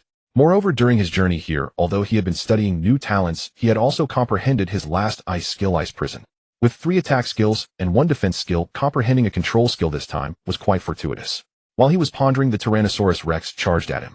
Radiating a brutal aura, it was deserving of its name. Yun Feng sheathed his battle knife and transformed his right hand into a dragon claw. The first battle with his SS level talent was particularly anticipated. With swift steps, he dodged the brutal charge, then activated his cloud skill to leap into the air, his black dragon claw gleaming as it neared the monster's abdomen. Both speeds were as fast as lightning, a mere brush against each other. Screech! A piercing sound erupted as 4 gashes stretched from the front abdomen to the hind leg measuring more than 20 meters in length. Blood spilled continuously from the wounds. Just as Yun Feng revealed a satisfied smile, a tail as strong as steel lashed out at him. At that moment he could only raise his hand to block. His ice armor shattered bit by bit, and he was knocked back by the tremendous force. Though it did not inflict any damage, it left Yun Feng utterly enraged. Such a massive creature, yet surprisingly agile. Yun Feng glanced at his black dragon claw, and then cancelled the transformation. Given the current development of his talent, its attack power was still inferior to his own golden-level martial arts knife technique. Abandoning the thought of showcasing his new talent, Yun Feng began to employ his usual combat style, releasing ice skills, while engaging in close combat with his knife technique. Though his close combat was weakened by the opponent's kingly aura, he could still inflict damage. The hidden slowing effect of the ice skills also provided him with more advantageous conditions for close combat. Ice Prison. Yun Feng unleashed this newly comprehended skill. He created a cage composed of countless ice pillars trapping the Tyrannosaurus Rex within. The Tyrannosaurus Rex slammed against the ice prison, continuously striking with its iron tail. Although ice shards fell from the cage, it remained steadfast. Yun Feng did not expect such impressive results from this skill in its first battle. Seizing the opportunity while the beast was confined, Yun Feng began to launch frenzied attacks. He knew that this prison couldn't hold the creature for long. Sure enough, after just one round of attacks, the ice prison shattered with a resounding crash. However, after that round of attacks, the Tyrannosaurus Rex was severely wounded. If it weren't for the ice prison mitigating some of the damage, it would have likely met its demise. This skill combination is quite impressive. Yun Feng felt a surge of joy, particularly with the newly comprehended ice prison, which completely resolved the awkward situation of lacking a locking skill at this stage. With the severely injured Tyrannosaurus Rex losing its original speed, it appeared to Yun Feng as nothing more than a living target. It soon fell beneath the piercing strikes of his ice attacks. As the first skill of the elemental system, it generally has a very short cooldown. Skills such as the ice-piercing strike fireball from the fire system and wind blade from the wind system are essentially equivalent to basic attack skills. The speed of hunting monsters isn't as difficult as imagined. Gets done. Yun Feng walked over to the Tyrannosaurus Rex's corpse to collect the spoils. The loot consisted of the beast's essence blood, and each Tyrannosaurus Rex yielded 10 drops. This essence blood has numerous benefits for beast-type awakeners, which is precisely what Yun Feng desired. However, this essence blood cannot be consumed directly, as the contained kingly aura would harm the awakeners' bodies. Yun Feng stored it in his storage ring, planning to find a specialist for purification when he returned. Afterwards, Yun Feng began hunting monsters in this area. In the safe zone, District 5, a manor. It was bustling with people.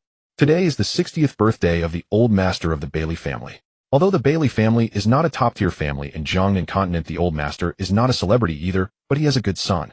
One by one, people dressed in exquisite outfits they wouldn't normally wear, carrying expensive gifts, entered the manor to celebrate the old master's birthday.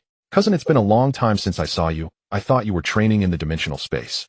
A young girl suddenly sprang out from the crowd and linked arms with an even more beautiful girl. Schwer, how can you say that? Ever since high school, you've rarely come to my house. The girl playfully pinched Schwer's delicate nose and led her into her room. One was Feng Yun, and the other was Shangwan Shui. Cousin, it's been half a year since we last met. You've grown a lot. Shangwan Shui mischievously tugged at Feng Yun, making her blush. Oh, you little Shangwan Shui, after half a year you've become more of a rogue. This little girl is even bigger than mine, yet you dare to tease me. Feng Yun also reached out to pinch her back. Cousin, I was wrong. Ooh, I truly was wrong. After some playful banter, the atmosphere was filled with spring-like warmth. Cousin, since you awakened your class talent, I haven't had the chance to congratulate you yet. You're no different. You were even taken in as a disciple by the principal right on the spot. Just after their playful banter, they began to compliment each other. Schwer, I heard that your school has a great awakener. Is that true? There seems to be such a person named Yun Feng, but I haven't seen him. After I awakened, I was taken away by the teacher for training, so I don't know much about it. Shangwan Shui said, looking puzzled at Feng Yun. Cousin, you usually only pay attention to those with high talents. Oh, why suddenly inquire about 9th grade? I heard that this Yun Feng isn't bad looking. You wouldn't have taken a liking to him, would you? What nonsense. Feng Yun spat at her face unconsciously turning red. Cousin, could it be true? How did you two meet? Hurry and tell me. Stop messing around. Haven't you always had a crush on that Ling Xiaoan? Why don't you go pursue him? Why are we back? Well, the topic has successfully shifted. That guy has no idea how many women surround him. He's a leveling fanatic. Let's not bring him up. Cousin, I heard that the young master of the Chu family has been pursuing you. Why didn't you see him today? Mentioning Chu Tsongming, Bailey Yingyan's face immediately fell. Her greatest annoyance stemmed from this. What's wrong, cousin? He's the young master of the Chu family. High talent, good family background, the dream lover of many girls. If you like him, go pursue him. I still prefer handsome Ling. The two continued their playful banter, and as the banquet was about to start they had to head to the main hall. Wishing father-grandfather longevity that matches the heavens. Bailey Jingxing along with his wife Qin Feiping and Bailey Feng Yun were the first to step forward to offer their birthday wishes. Good little Yuner, you haven't come to see Grandpa in a long time. Grandpa, I'm here to see you now. After a few people retreated, guests began to present gifts one after another to wish longevity. The old master greeted everyone with a smile, but his gaze kept drifting toward the entrance of the hall, as if just as the birthday celebration was nearing its end and the banquet was about to begin, a figure stepped in through the door. With each step it felt as if he stepped on everyone's heartbeat, making them feel as if their hearts skipped a beat. At this moment, everyone turned to look at the person at the entrance. A man with a resolute face, piercing gaze, and dressed in military uniform walked in. Even in such an environment, the sword in his hand never wavered. I didn't expect he would return. Wasn't he said to be a general now? So he should be quite busy. It's normal to return for father's 60th birthday. You little flirt, just wanted to see him return, didn't you? What are you talking about? Don't you want to? Him not like you. Upon seeing the newcomer, the crowd began to whisper, and the girls waiting in the wings looked at him with a fiery gaze. Son wishes father a long life as eternal as the pine and crane and never aging through the seasons. The newcomer was Bailey Leaziz's second son, Bailey Pajuan. Second, why did you come alone again? Seeing you come, the old man seemed to breathe a sigh of relief. Father, you know how I am. All right, I understand. I'm just happy you could take the time to come back. Please take your seat. Uncle, you're back. Bailey Feng Yun exclaimed joyfully like a little lark. The usually stern-faced man finally revealed a trace of a smile. Yuner, you've awakened a great talent. You must make good use of it. I know, Uncle. Ooh, I also want to become someone like you. Being like me isn't so great. Living in the wind and rain every day. Cultivate well, and you will surpass me. The resolute man patted Bailey Yingyun's head. All right, your uncle has traveled a long way back. Let's eat first. Second brother, please sit down and have something to eat. The family was warm and harmonious, and the banquet guests were joyful. After the banquet, as the guests dispersed, the family finally had some time alone together. Pajuan, how many days do you plan to stay at home? Father is joking. I'm about to set off soon. Second brother, is the situation really that tense now? Brother, there are some things I cannot disclose, but many-dimensional spaces have indeed encountered some problems. Hearing their conversation, Bailey Feng Yun couldn't help but recall the dimensional space where she trained with Yun Feng, which had indeed experienced strange occurrences. You don't need to worry about these matters. As long as the military is here, the dimensional spaces won't threaten the safe zone. After saying this, Bailey Pajuan glanced at his watch. I must leave you all. Take care of your father.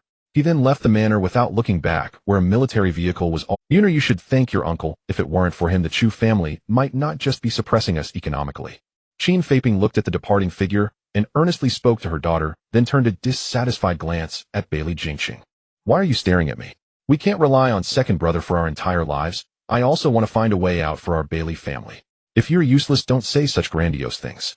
Qin Feiping directly took Bailey Feng Yun back home, leaving Bailey Jingxing standing there with a flushed face. Uncle Tai, we've been waiting outside the Longling dimensional space for nearly half a month. Young Master Chu still hasn't emerged. Outside the dimensional rift, a streetwise loafer kept his eyes fixed on the entrance while speaking into his phone. Keep watching. The young master may be leveling up inside. Uncle Tai replied into the phone, wiping cold sweat from his brow. It had already been half a month since young Master Chu entered the dimensional space. No word had emerged. His anxiety had reached its peak. Yet he could do nothing but wait for Chu Tsangming to appear at last. Nothing happening beyond this boundary would stir Yun Feng's interest now. He lounged idly, grinding the tyrannical tyrant dragon, a creature whose raw combat power was exceptionally high and whose nauseating passive ability deterred most parties from challenging it. Yun Feng relished the solitude. Excellent. Another gold tier fragment. He had already spent 10 days. His level had risen past 29. Name Yun Feng. Level 29, 11202000. Combat power 181820. Talent. Omitted. Skills Black Dragon Roar Ice Prison. Omitted. Even without competition, rare monsters remain scarce by nature. Gaining 2 levels in 10 days was commendable. A typical party would require over a month to advance just 1 level. Thus, reaching level 30 before university enrollment was virtually impossible, unless one fought solo like Yun Feng. Moreover, the drop rate of fragments diminished with each level gained. Yun Feng picked up the gold tier fragment lying on the ground, sighing inwardly. At my current level, dropping a Violet Brilliancy tier talent upgrade fragment is nearly impossible. He'll need to strategize carefully for talent enhancement. From what he knew, Violet Brilliancy tier fragments rarely dropped except from tier 3 overlords or rare monsters above level 40. Yet the tyrant dragon blood head gathered these days, once refined, would significantly strengthen his newly acquired talent. Though grinding monsters occupied much of his time, he hadn't neglected studying his new talent. Just hours earlier, he'd mastered his second skill, Black Dragon Roar. Yun Feng had originally hoped to awaken a skill akin to Dragon's Might. Though skill acquisition leaned toward one's intended archetype, success was never guaranteed. The more formidable the skill, the rarer its manifestation. This skill isn't half bad. I can even gift the sonic conch shell to someone else. Black Dragon Roar inflicts spiritual intimidation upon foes. The effect scales with the disparity in mental fortitude between caster and target. Elemental affinities carry latent mental attribute bonuses. This should suit Zhu Gan quite well. Stowing away the sonic conch shell, Yun Feng strode toward the final zone of the Longling dimensional space. Most rare-tier monsters here had already been cleared, or many areas awaited respawns. Time to meet the overlord of this domain. At the jungle's end rose a sheer cliff, and atop it gaped a colossal cavern. Roar! Yun Feng looked upward, and from his own throat erupted the very Black Dragon roar he'd just mastered. Silence followed the roar, brief, profound. Then thunderous bellowing surged from within the cavern, and a massive figure burst forth into the sky. Monster Skyborn Crimson Dragon Overlord. Level 30. Combat Power 157310. Skills: Flame Dragon Breath Flame Shield Dual Defense Scales Passive Meteoric Firefall. It was no Eastern Celestial Dragon, but a Western Draconic Lizard, its hide blazing crimson, faintly armored with overlapping scales. Startled by Yun Feng's draconic cry, the Crimson Dragon shrieked the moment it emerged, then unleashed a torrent of fire, immolating the ground beneath him into an infernal sea. Aggravating. My elemental immunity just expired. I should have arrived sooner. Yun Feng encased himself in glacial armor to absorb the searing flames, then activated Cloud Drift to escape the conflagration. Will Ice Prison trap him midair? He acted instantly, summoning a towering ice prison that snapped shut around the airborne dragon. Too easy. But elation lasted less than a second. Fiery radiance flared across the dragon's body, and the ice prison vaporized instantly. My ice affinity is clearly countered by its fire, proof that my talent tier remains too low. Though spoils from the Frostweave dimensional space had nourished his ice elemental essence, slightly talent rank dictated absolute ceilings. Relentlessly, he chipped away at the dragon's flame shield with Frostspike Barrage. Overlordier monsters were undeniably far more formidable than rare-tier ones. Flame Dragon Breath rained down ceaselessly, like cheap, limitless munitions. Wealthy. Then blanket the battlefield with firepower. Yun Feng muttered, evading the blaze through repeated Cloud Drift activations. Now, the instant the dragon's flame shield flickered out, Yun Feng roared and unleashed Black Dragon Roar. Simultaneously, two serpentine ice dragons coalesced and shot skyward, crashing toward the Crimson Dragon. Boom! Stunned by the roar, the Crimson Dragon only regained awareness as the twin ice dragons crash struck full force. The dragon tumbled backward, slamming into the cliff face, dislodging boulders and raising plumes of dust. Roar! Beating its wings against the cliffside, the dragon launched itself skyward once more. Yun Feng had expected grievous injury, but saw only 2 minor wounds. Its core remained untouched. That Crimson Flash, it must have been its third skill, Dual Defense Scales. Yun Feng sensed mounting difficulty. Both defensive skills countered his ice affinity. Yet so long as damage landed, victory was merely a matter of time. Suddenly the sky darkened. Yun Feng looked up. There it was, a colossal meteor wreathed in roaring fire plummeting from the heavens. The twin ice dragon's ambush had clearly enraged the dragon, triggering its ultimate technique. Yun Feng attempted evasion, only to realize it was a lock-on ability. He initiated Blizzard Tempest, then summoned an ice prison, not around the dragon, but around himself. Next, he activated Xuanwu's protective aegis, conjuring a massive shield. With no escape possible, he braced for impact. Boom!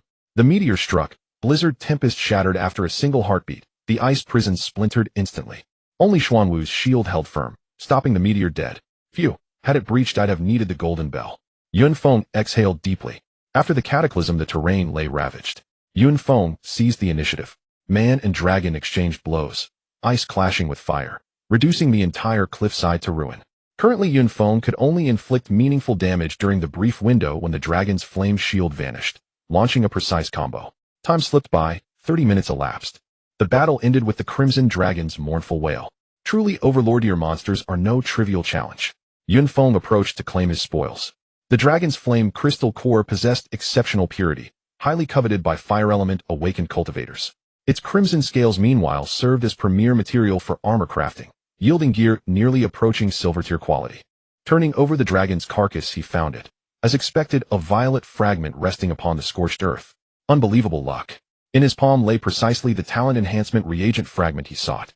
I currently have 2 level talents. Can I upgrade both at once? Yun Feng stared at the potion in his hand, lost in thought. Forget it, it'll just take 1 bottle first, and hope for a miracle. Yun Feng quickly downed the synthesized potion. However, the miracle might have been taken by Lu Qian as it did not appear in his hands. A potion worth 10 million disappeared into his stomach like plain water, without even a burp. However, he understood the rules of upgrading talents. When two talents exist, if he focuses his will on one, that talent will be the one to upgrade, which eased his concerns. After defeating the leader monster, Yun Feng returned to the area of rare monsters. This was to level up and strengthen his combat power, and to wait for the cooldown of the skill Steel Love. All of this was to enter the ice and snow dimension space. Yun Feng stood up preparing to leave. Bang! A large rock fell, landing right at his feet. Yun Feng looked up, his gaze aligning with the cave entrance on the cliff. How about going in for a look? Yun Feng stroked his chin. Then his hands transformed into dragon claws, embarking on a bare-handed climbing adventure. After all, as long as he didn't grip too loosely, he wouldn't have any trouble. In half a stick of incense's time, Yun Feng appeared at the cave entrance. Passing through the cave, the space inside was vast. Damn, had I known I would have climbed up first and fought inside the cave, that would have been much better. Yun Feng scolded himself for making a fuss and shouting. He searched carefully in the cave, but found nothing. Wasn't it said that these lizard dragons love treasures and shiny things? Why is there nothing? Disillusioned by his dream of treasure hunting in the dragon cave, he sheepishly walked out. Half a month later, Yun Feng exited the Dragon Ridge dimension space, boarded an armored vehicle, and headed for the ice and snow dimension space. According to the timing, he arrived at the depths of the ice and snow dimension space, just as his skills refreshed. Uncle Tai, how is it? Did the young master come out? The call was answered, and the voice hurriedly asked. No, it's not him, it's him who appeared. Him. Uncle Tai momentarily did not react. You mean Yun Feng? Yes, I just saw him come out, and then get into the armored vehicle heading towards the ice and snow dimension space. How could that be? How could that be? Uncle Tai felt a wave of panic.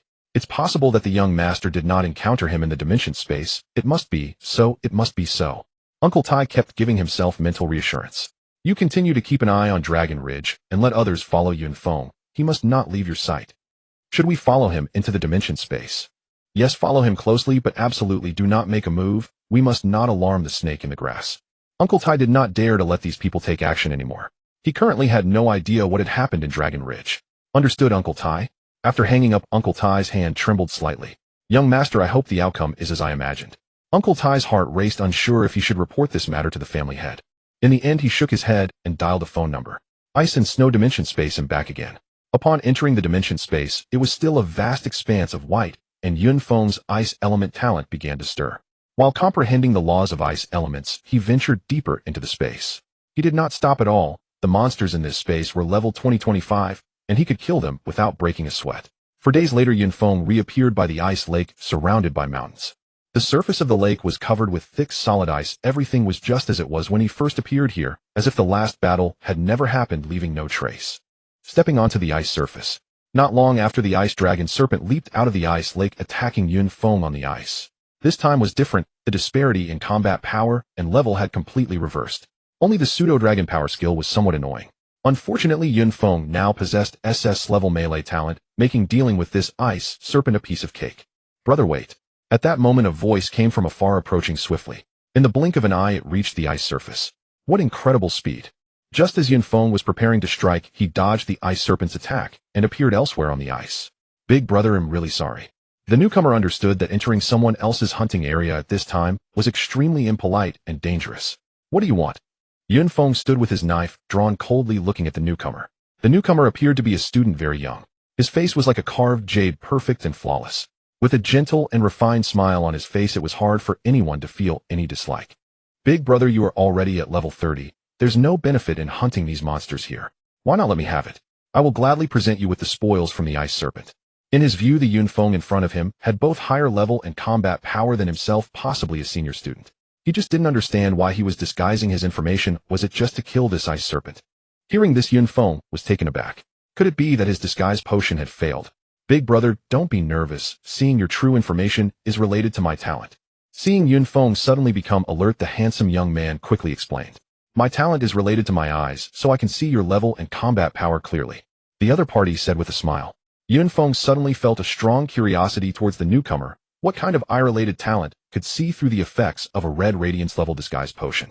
He even thought about using Steel Love to check the newcomer's skills.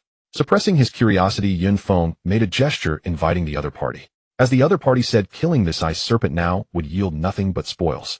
Thank you, big brother. For today's matter, I, Ling Xiaoan, owe you a favor. Ling Xiaoan. Yun Feng was startled. He didn't expect it to be this person. Ever since being told by Li Yuyun that he didn't pay attention to those with high talents, he had indeed learned about it afterward. He didn't know the reason, but this year there seemed to be an unusually high number of people deciding to awaken high-level talents. In previous years there were hardly any SS-level talents awakened in the whole of Huaghua. This year Jiangnan province had surprisingly produced two. One was Chu Tsongming, whom he had slain, and the other was the Ling Xiaohan before him. The awakened talent was related to his eyes, the SS-level talent Divine Eye. This is just the opportunity to see how capable this SS-level talent awakener is. This ice serpent possesses pseudo-dragon power. Yun Feng curiously watched Ling Xiaohan approach the ice serpent. At level 24, with combat power only over 100, it indicated that the opponent had not consumed sufficient potions. His family background should be incomparable to Chu Tsongming. Bang! The ice serpent's massive tail slammed down on the ice surface, creating deep cracks. Yun Feng's eyes struggled to keep up. Clearly that tail was about to strike him, yet in a moment of daze he suddenly disappeared and reappeared in another spot. Then he saw Ling Xiaohan holding a spear, casually stabbing it, and the spear penetrated the ice serpent's body as if there were no obstacles at all. What the hell is this? Yun Feng was certain that the spear in the other's hand was merely a bronze-level long spear, not even silver grade.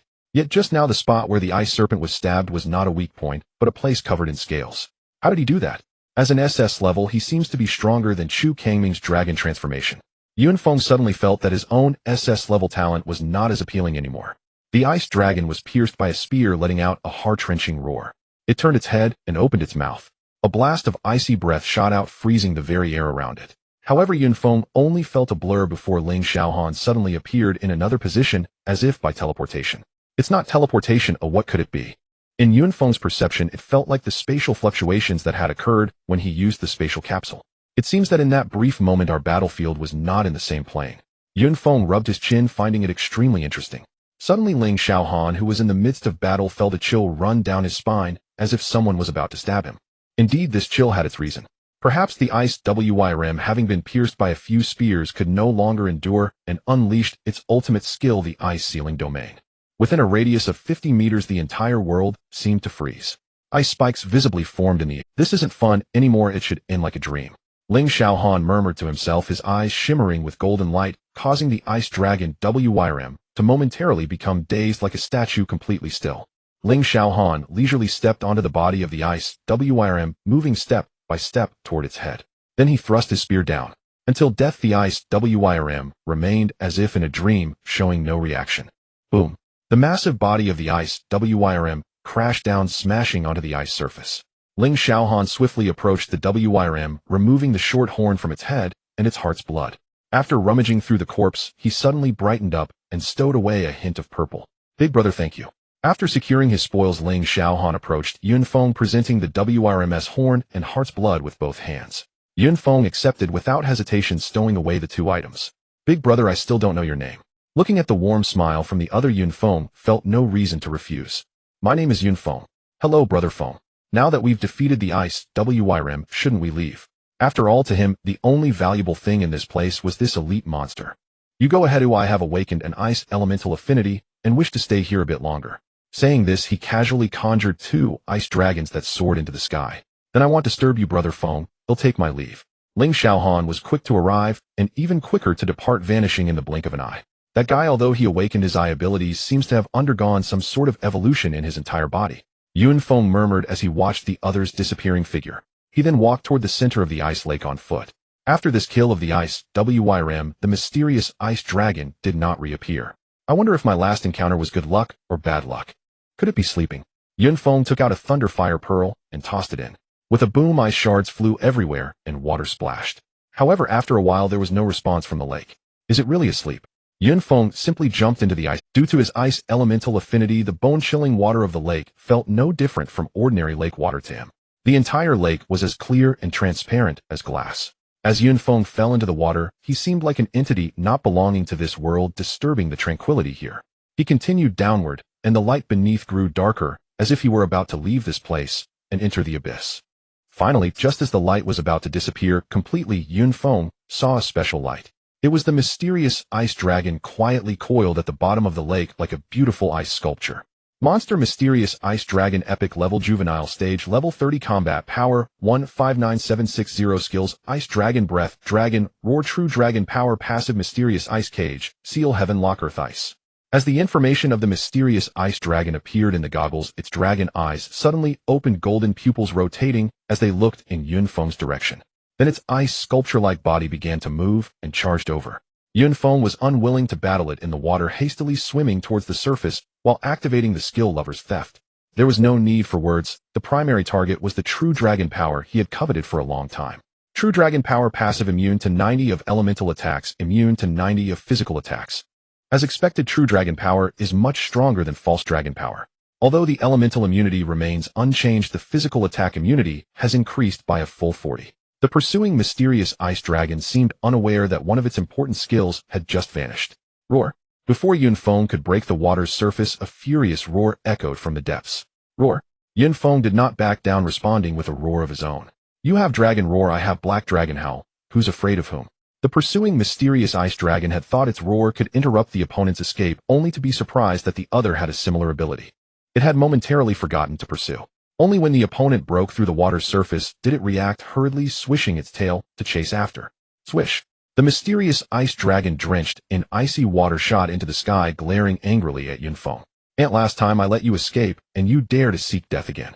The mysterious ice dragon spoke in human words, and then a large expanse of icy dragon breath surged toward Yun Feng, while an ice prison enveloped him. "Attacking me is one thing, but you dare to call me an ant." Could Yun Feng endure this? He ignored the incoming icy skills and did not attempt to break the massive ice prison. Instead, he initiated a counterattack within. 2 ice dragons and countless mysterious ice spikes coalesced. This environment favored the mysterious ice dragon, but it also benefited Yun Feng's ice elements. You don't defend, but instead attack, looking for death. The mysterious ice dragon snorted, seemingly envisioning the scene of that little cabbage turning into an ice block. However, Yun Feng inside the ice prison was unfazed, even as he was struck by a barrage of ice skills, getting pushed back, his scales flying off, and his flesh torn. "And what have you done to this dragon?" The mysterious ice dragon roared loudly, its voice trembling slightly. "I borrowed your true dragon power because I was displeased with it. Times have changed, to obediently accept my punishment." Yun Feng glanced at his data panel. Name: Yun Feng, level 38760, combat power 190078, talent SSS, level beast transformation black dragon, B level plunder element ice skills, true dragon power lovers, theft cloud black dragon, howl comprehensive amplification, mysterious ice spike, ice armor, ice dragon break, ice storm, ice prison, ice meteor fall. After killing the red dragon, Yun Feng stayed in Dragon Ridge for nearly half a month, not only leveling up to level 30, but also comprehending 2 new skills. Comprehensive amplification increases all 4 basic attributes by 20 for 10 minutes. Ice meteor fall was comprehended based on the red dragon's fire meteor fall, but the only pity was that this skill was directional, not a lock-on skill. Just as the mysterious ice dragon was caught off guard, a massive shadow appeared from the sky. Looking up, a gigantic ice crystal meteor seemed to come from the distant horizon, crashing down toward the ice lake. "Damn it!" As the meteor plummeted, the Xianbing dragon roared in fury. Sensing the oppressive force bearing down upon it, the dragon instinctively unleashed its ultimate technique: Seal Heaven and Lock Earth Ice. The technique did not target Yun Feng, but sealed the dragon itself. Instantly, the air above the entire lake seemed compressed as if squeezed by an invisible hand. Boom! Mid-ascent, the ice meteor struck an unseen barrier with a thunderous crash, shattering into countless fragments that rained down and blanketed the lake's surface. In the air, visible fissures spiderwebbed outward, like glass cracking under unbearable strain. Yun Feng had never imagined a single skill could fell this legendary Xianbing dragon. He drew his warblade and charged forward, simultaneously activating his full augmentation technique. A surge of warmth flooded his body. This skill truly delivers. Its potency scales directly with my base attributes, growing ever more formidable.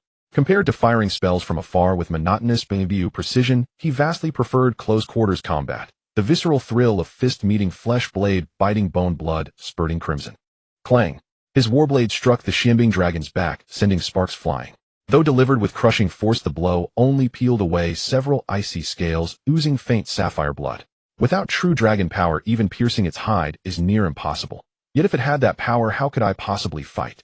At that moment, Yun Feng recalled Ling Xiaohan's battle against the ice serpent. His spear pierced the beast like chopsticks through silken tofu. One thrust, one fatal wound. If only I could claim his talent, then I'd be unstoppable. Yun Feng mused inwardly. "Ah, Sichuo. Ling Xiaohan, already stepping beyond the dimensional rift, suddenly erupted into a violent sneeze. Who dares scheme against me? May I never discover your name. Ling Xiaohan rubbed his nose and continued his departure from the rift. Yet stripped of true dragon power, the Xianbing dragon relied solely on its natural scale armor and could no longer shrug off Yunfeng's strikes. Before long, under Yunfeng's relentless dual assault, grievous wounds bloomed across the dragon's body. Desperate and helpless, the Xianbing dragon writhed in mounting panic. Insignificant human insect, you dare ambush me with treachery. Mark my words, your reckoning awaits. With a final roar, it plunged headlong into the frozen lake. At such a critical juncture, Yunfeng would never let it escape. He dove after it into the glacial waters. Sapphire blood seeped steadily from the dragon's wounds, staining the pristine ice lake a pale, cerulean hue. Always calling me an insect, then stand and fight, you minnow. Roar. Hearing minnow, as it fled toward the lake bed, the Xianbing dragon recoiled, as if its most sacred scale had been struck, whirling around to unleash a torrent of frost breath in furious retaliation. A wry smile crossed Yunfeng's lips. He hadn't expected such easy provocation. Clearly this was but a juvenile temperamental hatchling. Minnow, have you forgotten? Your venom holds no power over me. He activated his taunt ability while pressing relentless attacks. Yet submerged, his strikes lost much of their force, dulled by the water's resistance. Already grievously wounded, the dragon now fought in blind rage, its desperate counteroffensive swiftly eroding its capacity to flee. Near the lakebed, the legendary Xianbing dragon finally fell, slain in the very sanctuary it called home. This is... A familiar sensation surged through him. Crack. The water surrounding Yunfeng began freezing, slowly, inexorably, until he stood encased within a solid block of ice. Moments later, the ice exploded outward. Exhilarating. Yunfeng bellowed triumphantly. His status panel shimmered anew. His Brank Ice elemental talent had just ascended to S rank. Never imagined my first legendary kill would trigger soul plunder. Ecstasy flooded his veins. Given the technique's magnitude, the Xianbing dragon's innate talent equaled humanity's Shrank Ice elemental affinity. Yet Yunfeng's had now surpassed it to S rank, proving that plundered talents of the same type synergistically amplify one another. Realizing this, Yunfeng envisioned a future where his talent roster overflowed with SS tier affinities. He swam toward the fallen dragon's corpse, ready to harvest its legendary materials. Per Professor Bai's research, such materials were pivotal for humanity's breakthrough to level 50. Ice Dragon Orb, legendary grade material, the quintessence of the Xianbing dragon, capable of shattering mortal limitations. Unlike command tier monsters, which yielded multiple components, legendary beasts offered only one singular irreplaceable essence. This is it. Yunfeng gazed upon the translucent azure orb, roughly the size of a tennis ball, crystalline and radiant, with ancient draconic authority emanating from its core. I'll use this once I reach level 49. He secured the orb, then flipped the dragon's carcass, revealing a crimson glowing fragment resting silently beneath. Crimson Radiance Fragment. This marked Yunfeng's first ever Crimson Radiance drop. What is this? Staring at the glyph embedded within the shard, he blinked in utter bewilderment. It depicted a green hat. Let's see what it does. As his ancient jade pendant pulsed with emerald light, a plain-looking fur cap materialized in his palm. Unremarkable in cut, texture, and design. Who'd wear this? Not even death could compel me. Yet without hesitation, Yunfeng read its description and immediately placed it atop his head. Delicious. The Sea King's Verdant Cap, Crimson Radiance Tier Artifact. End passive skill Fading Affection. Nullifies level suppression up to level 20. Skill Love is a beam of light. Automatically absorbs incoming attacks and converts them into unique energy. Once fully charged, the skill may be unleashed. Effect induces lethargy, reduces the target's attack and defense by 50 for 30 seconds. This artifact undeniably justified its Crimson Radiance designation, not only offering passive defensive absorption, but also a devastating debuff targeting both offense and defense. Call this hat ugly, and I'll show you the blinding radiance of love. Having gathered his spoils, Yunfeng swam upward with buoyant spirits. Just before breaking the surface, a chill shot up his spine, a primal hair-raising dread flooding his senses. He twisted to peer downward. The Xianbing dragon's corpse moments ago heaped upon the lakebed had vanished. Flee. His scalp prickled. He felt watched, hunted, by something ancient and merciless. He burst from the lake and sprinted toward the dimensional rift's entrance, activating full augmentation mid-stride, only breathing easier once he'd teleported dozens of kilometers away. Simultaneously, as the dragon's remains dissolved, a figure coalesced where it had lain. Swift escape. Unusual. Even Ho Qing has known failure. This human is indeed extraordinary. From the neck down, the figure resembled a human, but above the collarbone rose a draconic head crowned by golden vertical pupils that radiated silent sovereign wrath. Then, as abruptly as it appeared, The figure dissolved into mist, leaving no trace behind. Huff, huff. 2 days later, Yun Feng staggered, gasping before the rift's threshold. Surely safe now. He patted his chest. For 48 hours straight, he'd spared no moment, activating full augmentation the instant its cooldown expired. Must have drawn the attention of that being again. What a nuisance. Ho Qing's lethal strike remained seared into his memory, indelible and chilling. Upon exiting the dimensional space, Yun Feng headed towards the armored vehicle. He prepared to return to the safe zone. The vehicle slowly moved in the direction of the safe zone. This was a small combat vehicle with only a few people sparsely seated inside. Though Yun Feng did not look at the several people inside the vehicle, he sensed a faint killing intent emanating from them as the vehicle progressed. Moreover, the killing intent grew stronger. It seems I've been discovered, Yun Feng sighed inwardly. Having been outside the dimensional space for quite a while, and with Chu Tsangming still not appearing, he could guess what these people were likely here to cause him trouble. Yun Feng calmly put on his goggles. He was stunned at the sight before. There were actually 5 individuals, each with a power level above level 40 and combat strength exceeding 300, radiating the killing intent. Without hesitation, Yun Feng opened the vehicle door and jumped down. The killing intent from the individuals hadn't. Seeing Yun Feng jump from the vehicle, one of the older individuals smiled slightly, revealing no urgency. Let's get down as well, we shouldn't keep the little brother waiting. The 5 of them disembarked from the vehicle, appearing calm. The driver and the escorting officer seemed oblivious, continuing to drive the vehicle towards the earth shield. As Yun Feng attempted to escape, a massive earthen shield appeared before him, followed by additional shields that surround. Now let's see where you can run to. The group approached with smiles. Where is he? Confidently, they looked towards the encircled area, but found no trace. It's impossible, we clearly saw him being surrounded. One person remarked, incredulously retracting the surrounding earthen shields. Kid, did you think you could escape? The leader waved his hand, and a dagger shot out, urgently causing sparks to erupt from an otherwise empty space. Yun Feng's figure was forced out by the dagger. You actually managed to see through my invisibility potion. He had used a purple-grade invisibility potion to evade them.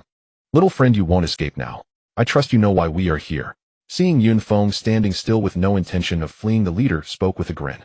Ever since receiving the report from the front lines, Uncle Tai knew the matter could no longer be concealed and could only report the truth to the family head. Useless bunch, if anything happens to my son, you'll all pay with your lives. Chu Kangming's father, Chu Guanglong, young master, is unlikely to be in trouble. I've already sent people to search within Longling. Uncle Tai trembled. It was the first time he had seen Chu Guanglong so furious. I hope you're right, and that nothing has happened. Chu Guanglong's face was grim. You can leave now, I'll handle this. These individuals were brought by Chu Guanglong to deal with Yun Feng, specifically tasked with handling unsavory matters for the Chu family. You were sent by the Chu family? Yun Feng appeared resigned as he regarded the group. It's clear that you're just asking me to confirm. Now tell me, where is young Master Chu? Speak, and you may live, but if you don't, you will die. The leader said with a hint of amusement. The reason you haven't killed me yet is because you want to learn about Kangming's whereabouts, isn't it? Little buddy, don't be too clever. Besides, do you really have a choice? The leader seemed to be losing patience. Are there no other options? I'm not particularly satisfied with the 2 you presented. Yun Feng asked earnestly. You are seeking death. If you don't suffer a bit, you won't understand the consequences of your actions. The earth element awakened one retorted angrily. Having previously been outsmarted by Yun Feng, he felt humiliated. With that, a spike of earth shot up from beneath Yun Feng's feet. Bang! The spike struck the bottom of Yun Feng's foot, as if it had hit an iron wall, shattering it. With the power of the true dragon within him, how could he be harmed by such a minor earth spike? How is this possible? The earth element awakened one looked on in shock at the unscathed Yun Feng. He was well aware of the target's basic information. Although the combat strength was unknown, the level was certainly below. How could a kid under level 30 withstand such an attack from him? Even someone with S-level defensive talent couldn't manage. Boss, this guy is strange. Another elegant man turned to the leader and said, I've noticed it seems like elemental attacks have no effect on him. The leader, being an experienced veteran, quickly deduced the anomaly in Yun Feng. You don't think that we can't handle you, do you? Yun Feng's ability was indeed formidable, but he did not believe it would last indefinitely. Moreover, the disparity in combat strength made him feel like a trapped beast unable to escape. Subdue him and hand him over to the Chu family head. Everything will be revealed then, the leader decided. The leader struck first, brandishing a pair of daggers with a characteristic poisonous glow on their blades. Though not made from fragments, they were among the best among replicas. Knowing that elemental attacks were ineffective, the 3 who encircled him relied on physical attacks, while the other 2, though not primary attackers, still posed significant damage at their level. This was precisely what Yun Feng feared most. Not the attacks themselves, as the power of the true dragon could greatly diminish the gap in their combat strength, but being trapped and captured, leaving him no means to escape. Most importantly, he currently lacked a spatial capsule, making it difficult to flee. However, waiting passively was not his style. he had to find an opportunity to break through. A loud crash echoed as Yun Feng and the pursuers were knocked to the ground by a fierce wind.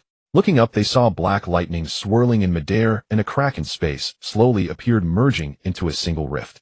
Upon witnessing this scene, both Yun Feng and the pursuing team were left agape, their mouths slightly open in shock. Boss, could this be? It must be. I never expected we would witness such a sight. They even began to overlook Yun Feng, who was still standing aside. At this moment, Yun Feng was also intently watching as the rift in the sky gradually stabilized. From the other side of the rift, terrifying wails echoed out as if thousands of troops were charging. Boss, what should we do? The group looked nervously at the passage in the sky.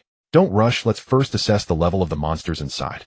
Just then the spatial rift completely stabilized, and through it everyone could see the silhouettes of the monsters inside.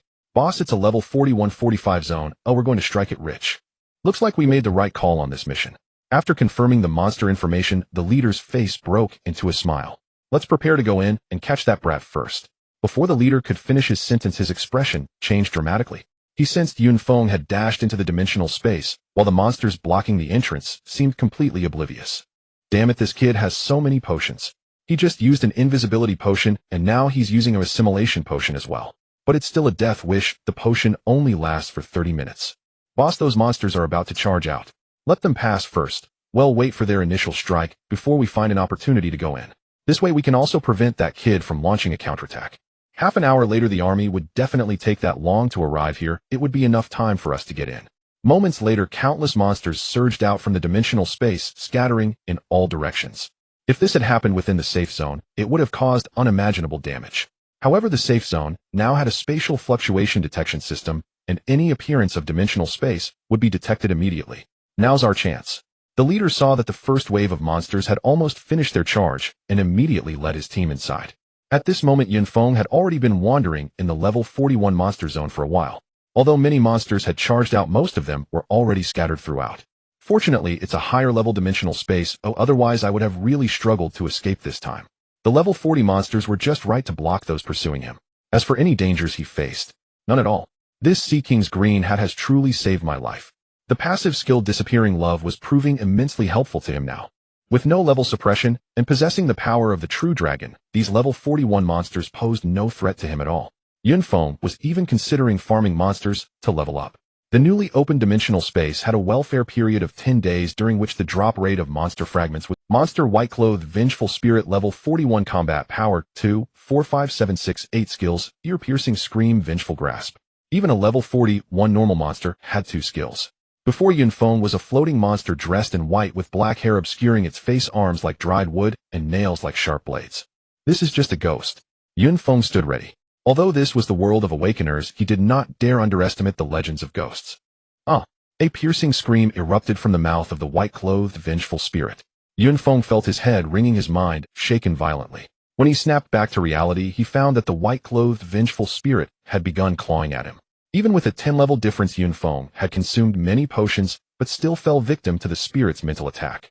However, the subsequent attacks from the vengeful spirit did not harm Yun Feng. They merely enveloped him in a layer of gray mist. After all, Yun Feng now had a passive skill, like a turtle shell along with a green hat. Since you can't deal damage to me, I won't hold back. Yun Feng drew his battle knife and struck at the vengeful spirit. The blade sliced through the spirit's body as if cutting through wisps of smoke. Physical attack immunity. Yun Feng was somewhat surprised. Then let's see how my upgraded ice element performs. Since upgrading his ice element talent, the power of his skills had surged to a new level. The original ice spike was only about half a meter long, but now it had transformed into over a meter. And that wasn't the key. The speed and hardness of the ice spike had significantly increased, greatly enhancing its hit rate and damage. As the ice spike passed one of the vengeful spirit's arms, seemed to have been impacted. It seems elemental attacks can indeed cause damage, but my own damage is still lacking. Even with the Sea King's green hat neutralizing the level suppression, the gap in combat power still left Yun Feng's damage insufficient. Another sorrowful scream rang out as the white-clothed vengeful spirit clawed at him again. However, this time Yun Feng noticed that he had actually sustained some damage on his back. It seems that this gray mist is the so-called vengeful energy capable of lowering my defense. While Yun Feng pondered, he noticed something unusual about his hat. So my ability is fully charged. Turning to the floating vengeful spirit, a green light shot from his hood, landing on the white-clothed spirit. Suddenly, the white-clothed vengeful spirit became completely green, especially its long black hair that obscured its face, now looking eerily vibrant. The once fierce, vengeful spirit began to look lethargic, floating with its head lowered. This skill is incredible. However, after releasing the skill, the energy within the hood was exhausted, and he would have to store energy again to use it. Seizing this opportunity, Yun Feng unleashed an ice dragon burst. A more than 20-meter-long ice-blue dragon shot forth, vividly alive. The ice dragon's tail flicked as it swam in front of the green-clothed vengeful spirit, binding it tightly and compressing it continuously. The white-clothed vengeful spirit, in a weakened state, offered little resistance as it was crushed into a puff of green smoke and vanished. At the same time, two fragments fell to the ground from midair. One was a soul crystal from the vengeful spirit, similar to the spoils Yun Feng had obtained from slaying in the skeleton dimensional space, just much larger. The other was a golden-colored fragment. As expected from a new dimensional space, the first kill yields loot. Collecting these two pieces of loot, Yun Feng had already set his monster farming plan for the next steps. Although the process was relatively slow, mostly due to the time taken for the hood to accumulate energy, killing an ordinary level 40 monster yielded a substantial 50 points of spiritual energy. At the current pace, he would only need to slay over 600 white-clothed vengeful spirits. With a plan in mind, Yun Feng began farming in the area of the white-clothed vengeful spirits, only needing to keep an eye on those sent by the Chu family. What he didn't know was that the 5 individuals sent by the Chu family didn't require his attention at all.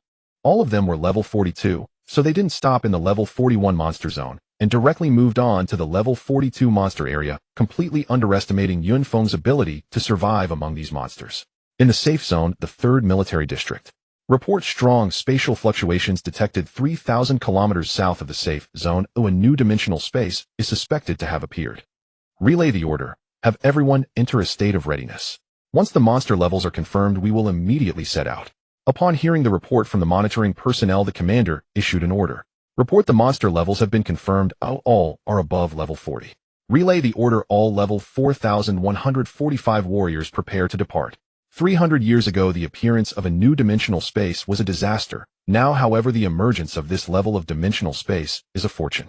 One day later, dozens of large armored vehicles appeared at the entrance of this dimensional space. The 1st and 2nd regiments responsible for eliminating the monsters escaping from the dimensional space must resolve this within a day. Yes, the response was deafening.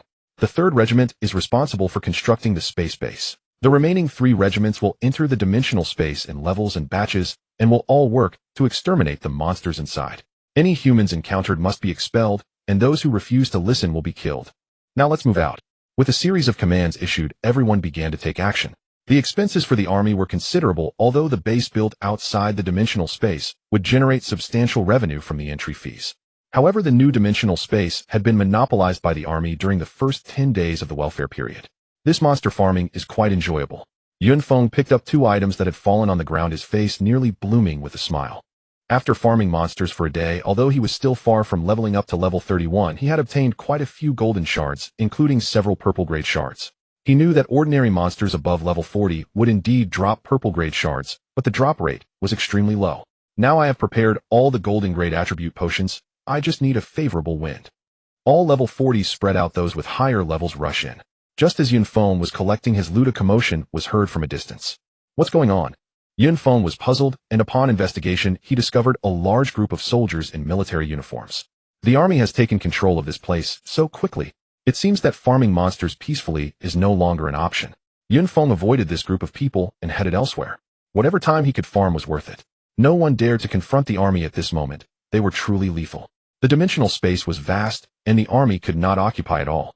After traveling a significant distance, Yun Feng felt he wouldn't encounter any soldiers and continued to farm monsters. Time slowly passed by. 3 days slipped away in the blink of an eye. If I kill this monster, I will level up to 31. Looking at the white-clothed vengeful spirit before him, Yun Feng felt a surge of excitement. It went smoothly after the white-clothed vengeful spirit let out 2 piercing screams. The energy from the Sea King's green hat was fully charged.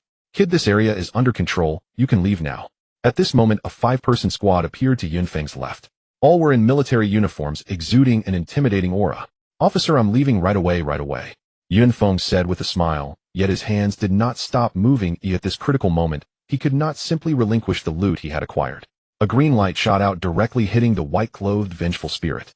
Just as he felt a moment of pride, he had completely forgotten to scout his surroundings. Kid, didn't you hear what we said? You have 3 seconds to comply, or else.